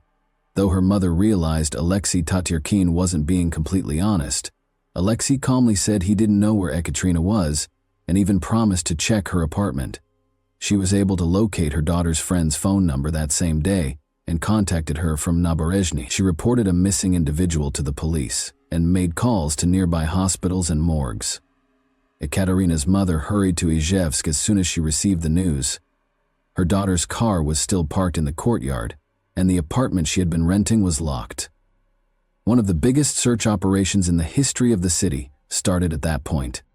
At an attempt to piece together what might have happened on the day she disappeared, Ekaterina's acquaintances said that she was spotted sitting at a cafe with a man at around 2:00 p.m. One of the waitresses is said to have provided this information. Ekaterina then took her car and drove home. Around 3:40 p.m., she parked in the courtyard and entered her building, according to security cameras nearby. What followed is still unknown. Ekaterina vanished without a trace, but her automobile remained in the parking lot. According to Ekaterina's mother, she attempted to phone her. The phone rang at about 6 p.m., but Ekaterina didn't pick it up. Her phone was off by 11 p.m., and nobody could get through to her. Even if it was only for a brief excursion, Ekaterina's loved ones insisted that she would never simply leave town without notifying anyone. Under Part 1 of Article 105 of the Russian Criminal Code, the investigative department of the Pervomiaysky district in Izhevsk, under the investigative committee of the Russian Federation for the Udmurtia Republic, opened a criminal case on May 30, 2012, in relation to the unexplained disappearance of Ekaterina Gurova. The investigation was given special supervision by the investigative committee of the Russian Federation for the Udmurtia Republic. Even a month later, Ekaterina was still missing while the search went on to be located. Izhevsk as a whole was looking for Ekaterina. There were flyers everywhere with her picture on them. Her pals even sought assistance from psychics. The police searched for her with the help of dozens of volunteers, including her friends, acquaintances, and clients. On the basis of witness suggestions, they searched the suburbs and various locations throughout the city, but they were unable to find any clues. No progress was achieved in spite of the police and volunteers' ceaseless efforts. Olga Gurova, Ekaterina's mother, therefore lodged complaints with the prosecutor of the Republic, every agency in Udmurtia, and even Russian President Vladimir Putin. All of the offices responded to her letters, informing her that they had been registered. The detectives didn't begin to exhibit renewed interest in the case until after this. One of the main suspects was Ekaterina's spouse. Ekaterina thought he was responsible for the disappearance of her paperwork just before their divorce because he had been so jealous. But Alexei insisted he knew nothing and that he had nothing to do with Ekaterina's disappearance. He was arrested, interrogated, and then released shortly after she vanished. Then Alexei shut off his phone, stopped talking to anyone, and retreated from the outside world. As the hunt went on, it became clear that Alexei Tatarkin's role in Katia's disappearance was complicated. A waitress who had taken money out of Ekaterina's card at Alexis's request was responsible for the break. A few days later, she called Ekaterina's mother after seeing the posters for missing persons. A neighbor's testimony further bolstered the case. From Ekaterina's apartment, the neighbor had heard a scream. On the day of Ekaterina's disappearance, other witnesses claimed to have seen Alexei operating her vehicle. Ekaterina's blood was discovered in the car when the authorities confiscated it and conducted an investigation. Early in July, the forensic results were returned. Alexei Tatarkin was taken into custody by July 10. He would put on a show while being questioned, saying he felt ill and that we needed to call an ambulance, all the while maintaining that he had nothing to do with his wife's abduction. The doctors were unable to identify any problems with Yevgeny Fedorov, the lead investigator for high-priority cases with the Investigative Committee of the Russian Federation for Udmurtia, and there was no evidence to support his claim that he had suffered a mild stroke. During another interrogation on July 12, he abruptly admitted to killing his wife Alexei. He claimed that his fear was the reason he confessed. He claimed that Ekaterina had been talking to him and driving him crazy in his dreams every night. On July 13, the eve of her birthday, he tragically gave her his confession as a gift. Even after confessing, the murderer of Ekaterina Gurova continued to mislead the investigators on the day of her 27th birthday. He claimed to have committed the crime on the banks of the Kama River 1 minute, and then he was unable to recall where he had hidden the remains. The case of the young woman's disappearance had a lot of strange details, but investigators' diligent work helped piece together the events leading up to the crime against Ekaterina Gurova. Alina, one of Ekaterina's students, was the last person to see her alive. On May 27, they met at a cafe at 2 o'clock or 3:30 p.m. Her goal was to start a beauty parlor. I remembered that Alina wanted to recruit me. Our conversation had scarcely begun when Ekaterina's phone rang. According to what I understood, the caller informed her that her private chats had been uploaded to the internet. Ekaterina attempted to use her phone to check the internet, but was unable to access anything. She stated that she was leaving for home and would return in around half an hour. I should wait for her, she asked. According to the witness, Ekaterina called her husband while she was on her way home. She felt he was the one who had posted her texts, and they were already going through a divorce. She set up a meeting with him in the building on Udmurtskaya Street, 161, where she had been renting an apartment for the last 2 months because he was very tech-savvy. Alexei Tachkin claims that after they had split up, they reconnected in the building's foyer, and a dispute started practically right away. He was accused by Ekaterina of disclosing her private messages to another man. Alexei responded by making his own charges. My wife essentially said that I would be a fool if I hadn't figured it out by now when I asked her whether the reports I had heard about her seeing other guys were true. Without thinking, I reached for a knife and stabbed Ekaterina in the chest, Alexei told police. Ekaterina fell to the ground after the stab. I managed to capture her. Ekaterina was on my knees while I sat on the floor. She stopped exhibiting any signs of life after I remained that way for almost 10 minutes. I understood I had killed her when I regained consciousness. To hide my traces, I grabbed the knife and started chopping up the body. Ekaterina's neighbor claimed to have heard a woman cry for almost 5 minutes. Sometimes it sounded muffled, like someone had covered her lips afterwards. For several hours, the bathroom was filled with the sound of running water. Alexei Tarkin's subsequent actions were anything from indicative of someone in a blind fit of wrath. Everything he did appeared to have been planned out to provide the ideal alibi. He didn't try to save his wife or call for help. Rather, he ruthlessly cut her body into 9 parts and placed them in trash bags. He then texted Ekaterina from her phone to his own, stating that she had gone for a drive and that she would give him a call the following day. The probe was further derailed that same evening when he sent texts posing as her, using her laptop. He loaded the luggage into a car he had gotten from a client for repairs the previous day at around 9 o'clock in the evening. He left the remainder to a landfill close to the village of Vohoy in the Zavolovsky district, and he buried part of the remains close to the village of Chiltam. Then he went home quietly and kept watching while the whole city looked for the woman he had already buried. On July 17, 2012, Ekaterina Gurova's formal funeral was held. She was buried in a closed coffin. The hearse took her casket to Naberezhnye Chelny after a memorial service was performed for her in Izhevsk. The decision to bury Ekaterina adjacent to her father's grave was made by her family. Many of her father's old co-workers came to bid Ekaterina farewell and told her how much he had loved her. Valery Gurova has been employed at the prenatal facility for many years as an anesthesiologist, but in October 2008, he unexpectedly died of cancer at the age of 45. Nastya, Ekaterina's 6-year-old daughter, was left behind. Why then did her spouse choose to admit to the crime? Olga Gurova, Ekaterina's mother, thought that even his confession was part of a premeditated scheme a month and a half later. She thought he waited long enough to prevent the remnants from revealing the precise manner in which the crime had been perpetrated. How, where, and how quickly a human body decomposes are all covered in abundance on the internet. It's probable that Alexei Tatarkin planned everything and only made the body public when it was too late to ascertain the precise manner of his attack on Ekaterina or the number of wounds he caused. What about the motivation? Were there other factors at play, or was jealousy the only one? It's evident that their most heated arguments from the start of their relationship were always about money, and Alexei Tatarkin did have a complex relationship with money. Olga Gurova, for instance, claims that Ekaterina would provide him with the funds to settle her auto loan each month. However, those payments ceased in May 2011. Alexei continued to assure Ekaterina that he would soon repay the entire sum. He insisted that he had been paying regularly out of his own pocket and that he had provided Ekaterina all of the receipts, even during the investigation. However, a collection agency that had bought the debt from the bank called a number in their database in November 2011, and it was Alexis. He assured them that they would begin loan repayment shortly, but explained that his wife had been in a car accident, was in the hospital, and was unable to communicate. He succeeded in delaying this until May 2012.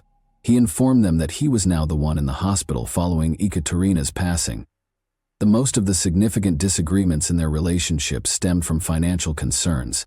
Alexei's lack of a reliable source of income and seemingly limitless expenses for what he said were business endeavors infuriated Ekaterina.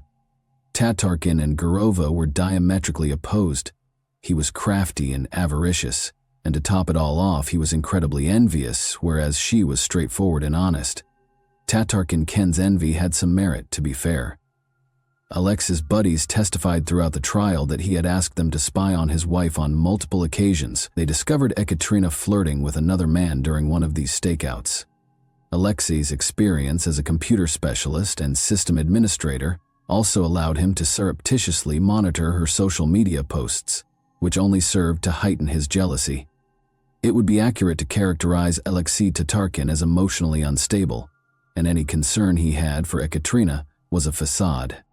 Additionally, the research found that Alexei had no college degree. He had never been in the military, much less in Chechnya, as he had claimed, and he hadn't even completed one semester of study.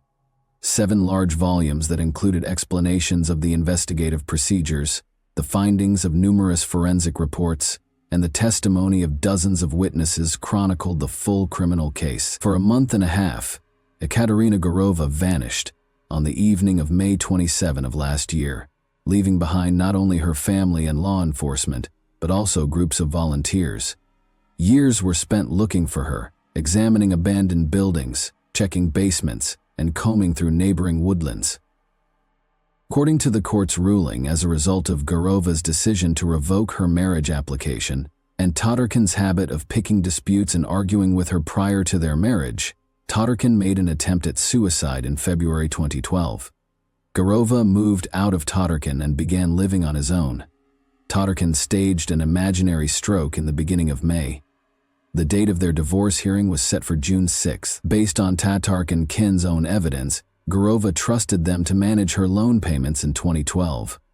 After putting the body parts in garbage bags, I carried them to my Vaz 2153 and drove to Kozakino village. I attempted to submerge the bags containing Gurova's body pieces in the river, but they refused to sink. Brick bags came away from the rope I used to secure them to the torso.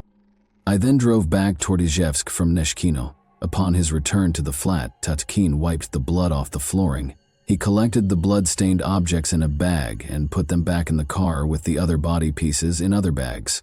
Just then he saw that one of Gurova's friends, posing as Ekaterina, had left a note on her laptop. In order to provide an alibi for himself, he responded that she had allegedly gone out of town for a drive. Additionally, the murderer texted his own phone twice from hers, stating that Ekaterina was urging him to not worry and that she would undoubtedly give him a call back the following day.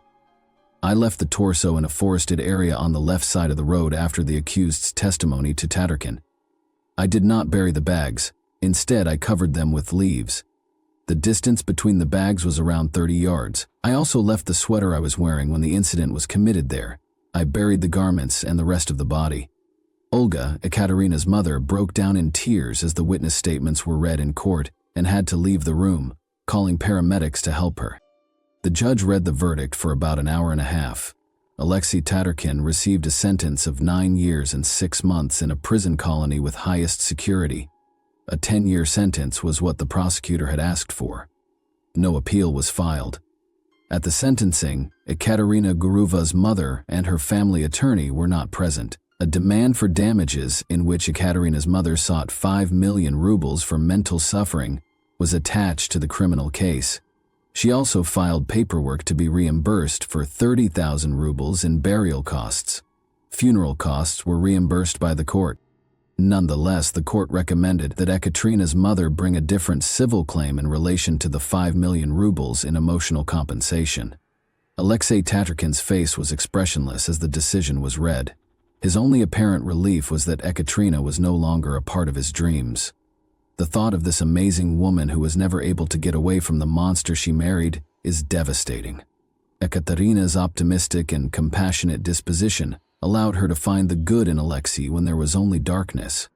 Perhaps the issue is that women are taught from an early age that they are incomplete without a male in their lives, and that they must have one by their sides. This kind of thinking creates a sense of self-worth that makes getting married to anyone happens to come along simple. How little did she regard herself to let a man who had to steal from her pocketbook and couldn't even afford to buy her flowers to remain in her life? Why are women so oblivious? Early on, Ekaterina saw that he was not a real man, but a fake. In order to see his girlfriend smile, a loving man would shield her and give her even the simplest presents. However, Ekaterina had already fallen into his trap by that point. She couldn't get away alive, to start. After being freed, Alexei Tarkin went back to Izyevsk in 2022. We don't write the laws or make the judgments, so what good is justice? What we can do is take lessons from tales such as this. This example ought to serve as a caution to attractive, successful women, those who are so sure of themselves and the world's goodness that they wind up picking someone who appears to be a faithful servant, a trustworthy companion, or a straightforward guy who finds a way into your life. He will eventually stab you in the back because deep down he knows he can never achieve or experience the success you have, and that knowledge will slowly and cruelly eat away at his ego. You trust him with everything, even your children and property, believing him to be highly loyal. This criminal will eventually face justice, which comes from above. And that wraps up today's chilling story. If you enjoyed this video, don't forget to like and subscribe so you never miss a new upload. Also, let me know in the comments what part of this story shocked you the most. Thank you for watching, and I'll see you in the next video.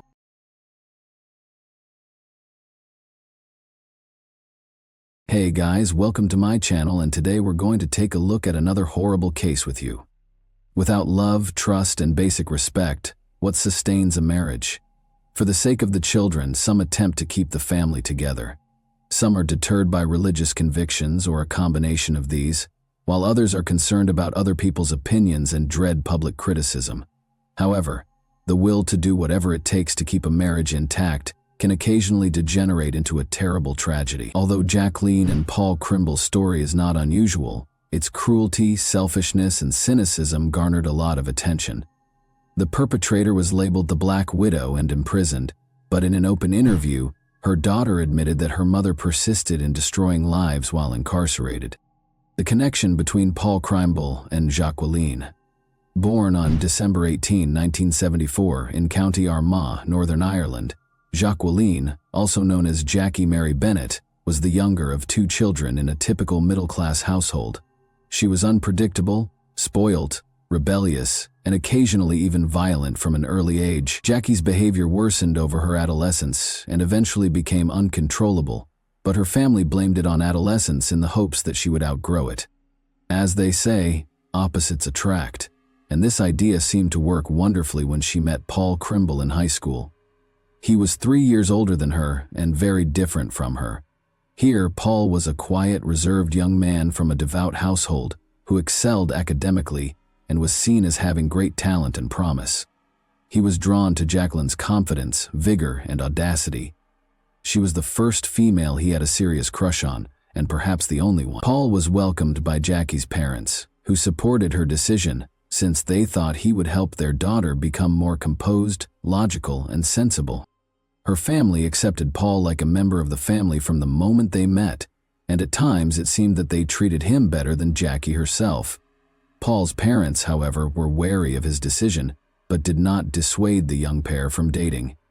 The couple appeared to be incompatible, according to school friends as well. Paul attempted to settle everything amicably, avoiding violence, and was seen as amiable, forthright, and extremely responsible. But Jackie frequently incited arguments and preferred to settle them with physical force.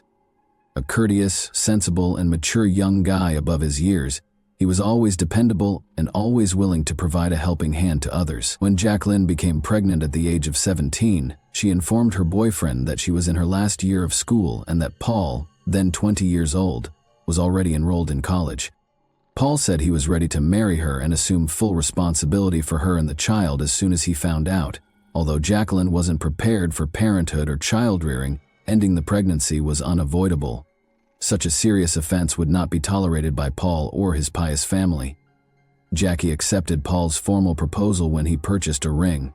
In 1992, the couple celebrated with their closest friends and family at a small wedding. Remarkably, just a few days prior to the occurrence, Hall told his best friend that he and Jacqueline were too dissimilar, questioned whether her sentiments were genuine, and was even scared of her because of her erratic behavior.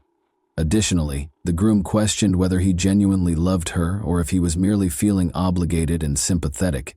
However, he had nothing to compare because he had never dated other girls. After paying close attention, his friend attempted to talk Paul out of getting married by telling him that it would be the worst decision he ever made and that he would be miserable for the rest of his life.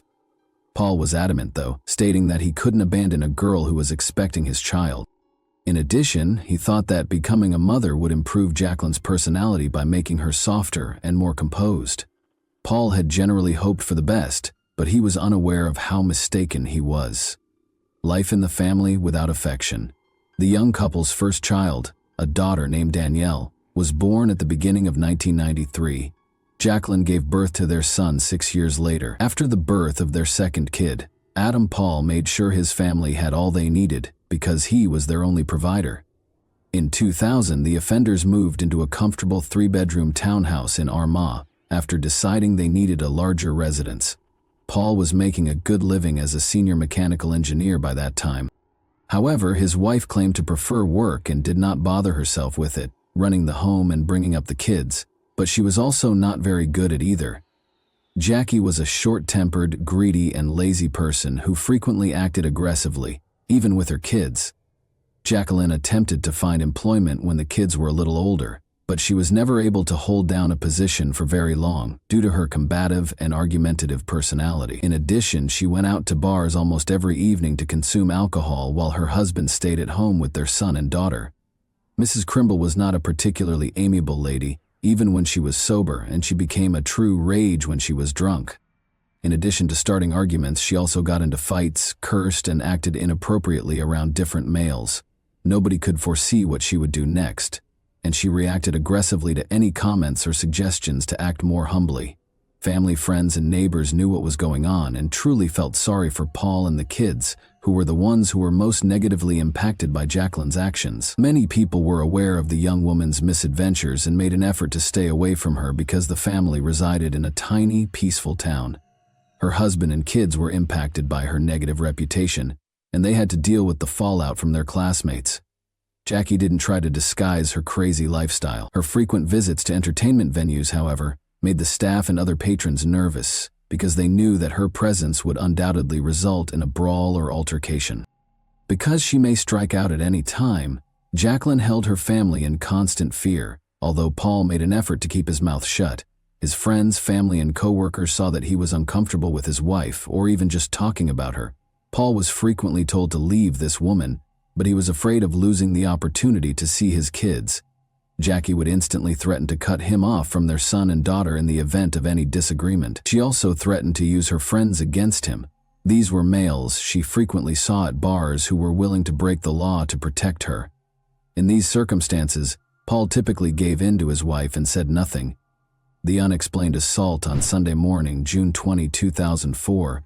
A terrified woman begged for assistance by calling the emergency services. She said that she and her husband were ambushed in their home by 3 strangers who beat them, tied them up, tried to rob them, and then took their car and her husband with them.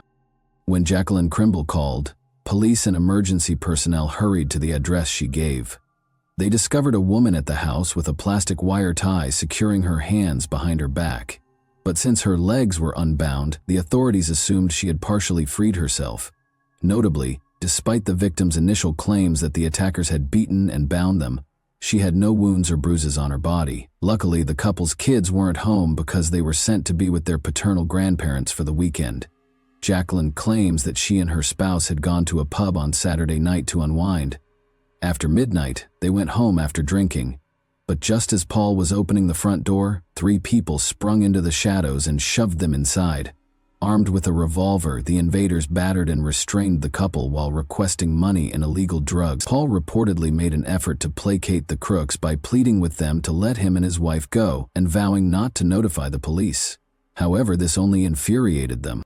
In front of the frightened Jacqueline, they struck him multiple times before starting to strangle him with a plastic bag. The attackers chose to at least take the car when it became evident that there was no money or illegal drugs in the house. But for some reason they took the owner with them, leaving the chained woman behind. Jacqueline was able to use her tongue to get to the phone and call the police when the thieves drove off with Paul. She pleaded with the investigators to locate and rescue her husband right away because she was certain he might still be alive. The authorities had no reason to suspect the woman, although she looked and behaved suspiciously calm despite her anxiety. The disfigured body in the trunk at that very moment. Investigators started gathering evidence at the crime scene as soon as the couple's car was reported stolen throughout the county. Although they made an effort to learn as much as they could about the assault, Jacqueline asserted that the culprits were disguised. She was unable to remember any identifying characteristics, such as limping, speech impairments, or specifics of the clothing. All she could say was that they were men, and there were 3 of them. Less than a day later, on Monday morning, the Crimble family automobile was discovered abandoned only 3 miles from the residence where the attack had occurred after the search got underway. It was parked next to a long, empty home in a secluded alley.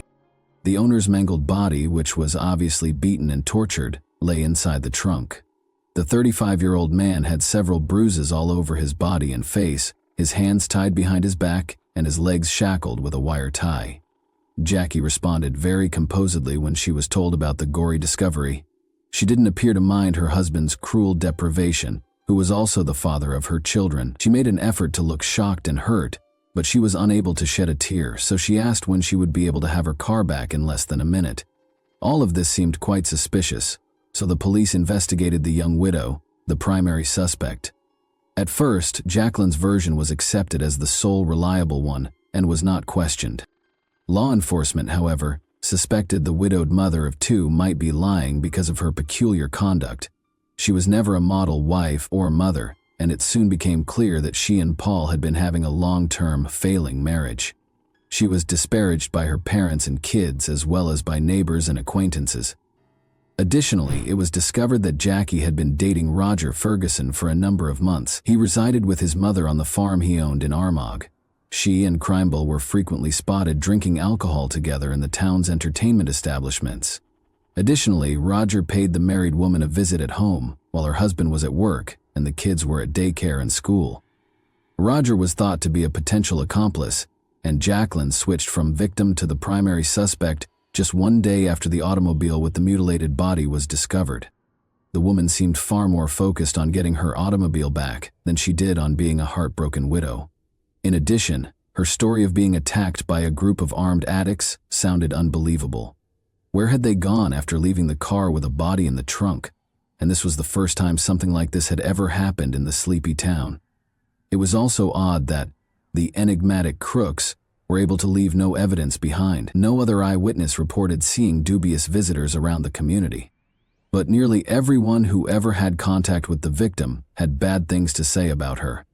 Furthermore, it was quickly discovered that the dead had an insurance policy, and in the event of his death, his wife could anticipate receiving a hefty settlement of £300,000 sterling.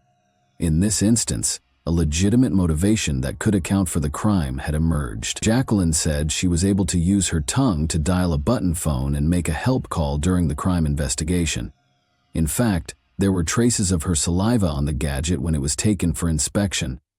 Investigators did see, however, that the phone was on the coffee table, face down, with her hands bound behind her back during the first examination of the crime scene. If it had been in that position from the beginning, she could not have switched it over after the call or called for assistance. The couple's home computer search history showed odd searches. When Jacqueline was queried explicitly about the months-long search for information on life insurance payout amounts and procedures in the case of the policyholder's death, she claimed to know nothing and implied that maybe Paul would be interested. Roger Ferguson had a strong alibi and was thought to be a possible collaborator in the crime. According to his mother, he stayed at home the night since he wasn't feeling well, and at 1:30 in the morning, she was looking through the home medicine cabinet for a remedy for his stomach problems. The old woman's evidence was compelling, but her son was not yet taken off the suspect list. When police used the signals from the suspect's cell phones to monitor their whereabouts on the night of the crime, they found that Roger had not been home as his mother had reported. As an alternative, he spent many hours at the Crimbles' home. He also kept up his friendship with the widow, and the day after Paul's funeral, he was spotted with her at a bar. The fact that Roger and Jacqueline went to a car dealership together to check at SUVs and ask about payment arrangements for such a costly purchase was another oddity. Even more strange was the presence of Roger's mother. Roger's mother was probably aware that the authorities assumed the lovers had already decided how they would spend the insurance payout following Paul's death. Jackie said during questioning that she never cheated on her husband and that she didn't intend to hurt him, but soon after no one believed her. Jacqueline had begun working as a caregiver in a nursing home prior to the disaster, but she was fired after just a few weeks because of her persistent lying and arguments. She continued to act as though she was going to work or having night shifts while staying at Ferguson's residence, though, and kept this a secret from her husband. Paul encountered one of his wife's former co-workers who unintentionally told him everything about the lie. His attempt to speak with his wife just led to further arguments. She threatened to kidnap the kids, ban their biological father from seeing them, and leave him for her boyfriend. Paul decided to compromise and ignored her adultery because this was his greatest concern. His closest friend, who subsequently testified in court as a witness, was the only person he could confide in regarding the formulation and implementation of a cunning scheme. Roger wasn't very intelligent. Despite his strength, he was easily led and had a simple intellect. Jacqueline rapidly gained total control over him by coercing her lover into doing what she wanted. She was greatly charmed by the fact that he would gladly engage in combat for her. He probably believed whatever she said since he was truly in love with her. Ferguson heard the woman's complaints about her husband, who, she claimed, was physically violent, unpleasant, and harsh. All of this was undoubtedly false, but the lover detested Paul more and more with each grievance, thinking that he was the primary source of Jacqueline's suffering and oppression, and the primary barrier to their happiness together. She instilled in his mind the notion that by getting rid of her spouse, all of their issues would be resolved and they could live together while earning a sizable income for a pleasant lifestyle. Mrs. Kremble searched for somebody who would commit the crime for cash for about 2 weeks before to the catastrophe, but she and Roger gave up after weighing their alternatives. In order to keep the full insurance payout, it appeared the lovers decided they could do it themselves without leaving any witnesses or evidence. Jacqueline took the kids to spend the weekend with their grandparents on Friday, June 18. She proposed to take her husband out for drinks on Saturday so they could unwind and chat. Paul was happy to accept the offer because he believed it could improve their relationship. It was an invitation to his death, but he was unaware of it. People in the bar that night saw Jackie making a concerted effort to make her husband, who doesn't drink, drunk. After midnight, she led her dazed husband out of the pub after purchasing drinks and almost forcing him to knock back one shot after another. The last time Paul was seen alive, they were captured on security footage. This exposed a notable disparity in timing. According to Jacqueline, the attack happened as soon as the couple returned from their 10-minute stroll to the pub and lasted no more than 15 minutes. She then reportedly phoned the police right away after her husband was abducted and taken away in their vehicle.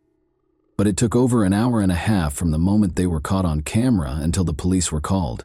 Investigators thought the offenders used this time to hide their tracks and set up a third-party attack scene. Furthermore, it seems that Jacqueline purposefully made her husband intoxicated, so he would be powerless to refuse. She said that after kicking Paul while he was on the ground, the crook started to strangle him by covering his head with a plastic bag and taping it in place. The type of injuries on the deceased's body supported her story, but by that point, the authorities had irrefutable proof that the attackers were her and her lover, Ferguson. Following a protracted and exhaustive investigation of the crime scene, investigators discovered a partially obliterated imprint of a man's shoe, the tread pattern of which matched Roger's shoes, that had clearly been attempted but unsuccessfully cleaned. However, this evidence can be regarded as circumstantial. Other, more important evidence against the criminal couple was discovered in the kitchen trash, though. A partial fingerprint of Roger's was found on the cable tie that bound Jacqueline's hands, and a cigarette butt with Roger's saliva was discovered. Ferguson's fingerprints were also discovered on the ropes that bound the deceased's hands and feet, and traces of both lovers' perspiration and oil were discovered on the bag that was used to suffocate the victim. A minor acquaintance of Roger's named Colin Robinson was also discovered to have participated in this heinous act by the investigation. On the night of the attack, Roger called him and asked for his assistance with an unidentified task. In order to avoid drawing attention to himself, the teenager drove his car, abandoned it at the end of the street per Roger's request, and walked to the house. Colin wanted to flee when he saw what was occurring, but Roger coerced him into helping transfer the body to the car and load it into the trunk by threatening him with a knife. They then took the vehicle to an empty location and left it there. The terrified young man first denied any involvement in the incident, but during the second interrogation he broke down and started confessing. Trial and punishment. The course of the investigation was several months. They collected indisputable proof throughout this period, spoke with every witness, and got the third criminal to confess. But the offender's trial didn't start until the spring of 2007, nearly 3 years after Paul Cramble was deprived of his life on May 7. The widow received a 20-year sentence after Jacqueline and Roger were found guilty of a premeditated crime with the goal to earn insurance money in prison, while her accomplice and lover were sentenced to 18 years. Colin Robinson, the juvenile accomplice, received a 3-year term for helping the offenders and trying to hide the truth. Roger's aging mother was likewise unable to avoid accountability for perjury and giving her son a fake alibi. In retaliation against her own children, the woman was only granted a year of probation due to her senior age and severe health issues. Jacqueline persisted in ruining her family's lives while she was incarcerated. Everyone who knew her personally was relieved when she was put in jail, and she was upset that no one stood for her in court. According to her own mother, individuals such as Jackie ought to be permanently removed from society in order to prevent them from hurting others. It's interesting to note that Jacqueline destroyed all of her late husband's possessions and pictures a few days after the funeral, making the house completely devoid of any reminders of him. Somehow, Danielle was able to preserve a few pictures of her father. Her mother was unaware of them, and she kept them on her bedside table. Paul's children received the £300,000 in insurance settlement for which he was slain. Overnight, Danielle and Adam lost both of their parents, but their problems didn't stop there. Their mother was insistent that the children should not be raised by either her parents or the parents of the dead husband. The children were placed in foster care as a result of her efforts to deny them guardianship rights. Danielle was only 11 years old, and her brother Adam was only 5 years old when the tragedy occurred, even though they had living grandparents. From prison, Jacqueline tried to control her children while maintaining her parental rights. She specifically wanted them to use various forms of pressure to publicly declare her innocent. For instance, she said that if they came to see her in prison, she would sign off on their school trips. However, she misled them during the visit by refusing to sign the document and insisting they testify in her favor. Consequently, only the brother and sister were unable to accompany their class on weekend outings. Danielle is currently 31 years old, resides in Basingstoke, works at a daycare, and is seeing an engineer named Simon Bryce. Her 25-year-old brother relocated to London and has a decent degree. With Jacqueline's upcoming release next year, her adult children are extremely concerned that their mother would keep doing everything in her power to ruin their lives. And that wraps up today's chilling story. If you enjoyed this video, don't forget to like and subscribe so you never miss a new upload. Also, let me know in the comments what part of this story shocked you the most. Thank you for watching, and I'll see you in the next video.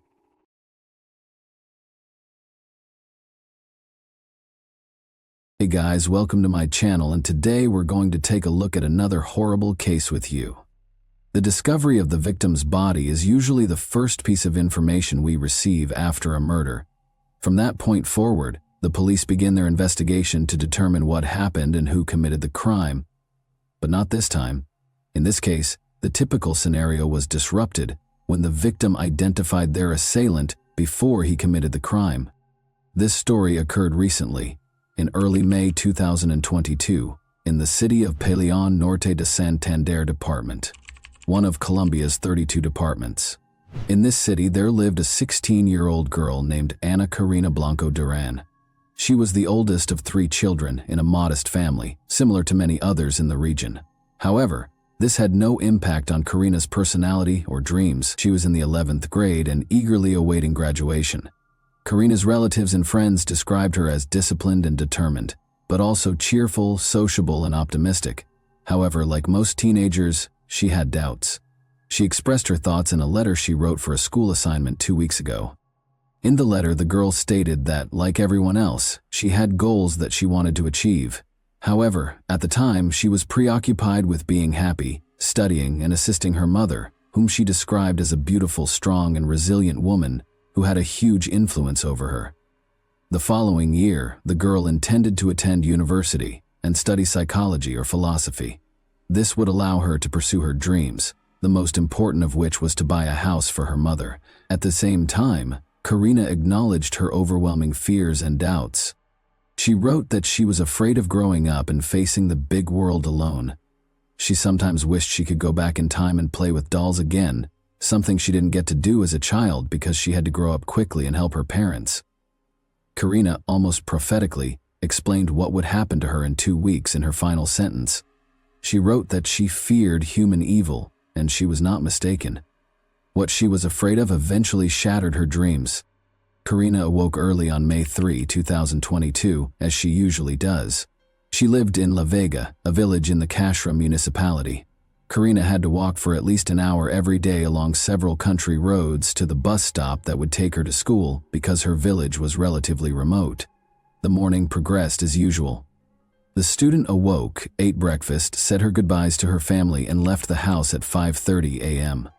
However, shortly after Karina left, her father began receiving messages from her. It was unusual. Karina wrote to her father that while walking down the country road, she noticed someone following her. A man was approaching her very closely. When the girl quickened her pace, the stranger did the same. If she attempted to take a different path, he would follow her. Karina was understandably uneasy and suspicious. She mustered the courage to take a discreet photo of the stranger and send it to her father so he would know who was after her. Cesar Blanco, Karina's father, became extremely concerned for his daughter's safety. He dashed out of the house, taking the same route to the bus stop that she had taken, but he couldn't find her anywhere. The man assumed the danger was over and Karina had safely boarded the bus. Unfortunately, this was not the case. Karina's parents were later informed by the school that she did not attend class that day. Karina's parents reported her disappearance to the police. Because it was a small village where everyone knew each other, word of the incident spread quickly among the locals. The girl's family distributed a photograph of the stranger who had been following her since the morning. A few hours later, a man who worked at a local farm mentioned another farm worker who looked very similar to the man in the photograph. Despite the blurry image, he believed he recognized him. Additionally, that worker was late for work on the same day. Armed with this information, several villagers and Karina's relatives went to the farm where these men worked and demanded answers from the person Karina had most likely photographed. The man in question was Alexander Quio, a 55-year-old Venezuelan native. He had arrived in town 4 months ago and was staying with a relative. Alexander had found work on the farm where he was located. The people were outraged by the schoolgirl's disappearance and acted aggressively. He eventually admitted to assaulting Karina, killing her, and disposing of her body in the Kashra River. It's understandable that the villagers, particularly Karina's relatives, wanted to take matters into their own hands following such a confession.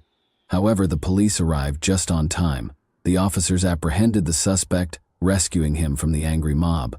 The police took Alexander Carrillo to the station and began interrogation. He repeated what he had previously told the villagers.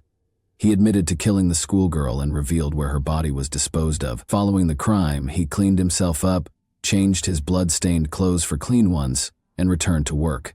The man truly believed he would never be found, unaware that the victim had taken a photograph of him.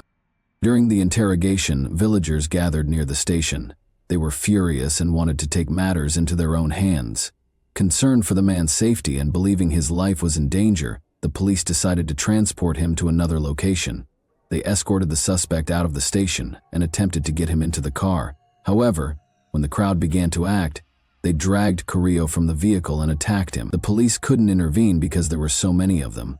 The mob beat the perpetrator with sticks and stones before someone attacked him with a knife, killing him. Even after that, the crowd refused to disperse and blocked the police from approaching until they were certain that the man had died. Karina's body was discovered on the riverbank, exactly where her assailant had indicated. Her bag was nearby. The girl was partially undressed, and the autopsy revealed she had been sexually assaulted. She died of 2 penetrating wounds to her chest and neck. According to the police, Alexander Carrillo had been watching Karina for several days, meeting her every morning as she walked to school while he went to work. This version is supported by the fact that, a few days before the attack, Karina informed her school friends that she was being followed by a stranger, which made her extremely uncomfortable. The police have stated that the investigation will not be terminated at this time. They will investigate the actions of the local police officers who allowed the man's lynching, as well as who initiated the attack and delivered the fatal blow. According to local media reports, it was a relative of Karina, but the individual's identity has not been revealed. Pain and outrage swept through the city. An event was organized at Karina's school to honor her memory, while also protesting the killing of women. Students and teachers wrote an open letter to express their outrage at the current state of affairs. She wasn't drinking, she was not dressed provocatively, she wasn't in a bar. She walked to school every weekday wearing rubber boots because she lived on a farm, and she, like many other boys and girls in the country, had to overcome obstacles in order to receive an education. She feared that someone was following her. She was just 16, terrified. Her dreams, desires, and life were stolen from her. After Karina's voice was silenced, all that remained were the voices of those of us who demanded a safer environment and normal families in which children were taught not to hit, violate, or murder one another. Karina's killer did not see her as a person with her own life, dreams, and loving family, so the villagers decided to repay him in kind. Lynching is considered unacceptable by many, and it has no place in a civilized society. However, for many others, it simply reflects a lack of faith in the justice system. They are dissatisfied with the prevalence of impunity and the fact that the criminal will never face the harshest penalties. They believe the police are not doing their jobs, so they have decided to take action to remedy the situation. It is heartbreaking to see girls who leave for school and never return, becoming victims of murder. But in this case, Karina was the one who exposed the criminal. Karina did not behave recklessly. She immediately sensed the danger emanating from the persistent stranger, secretly photographing him and sending it to her father. She let him be caught before he could harm another innocent girl. Unfortunately, it was too late for her. However, without that photograph, the police could have gone days, months, or even years without finding the killer. And that wraps up today's chilling story. If you enjoyed this video, don't forget to like and subscribe so you never miss a new upload. Also, let me know in the comments what part of this story shocked you the most. Thank you for watching, and I'll see you in the next video.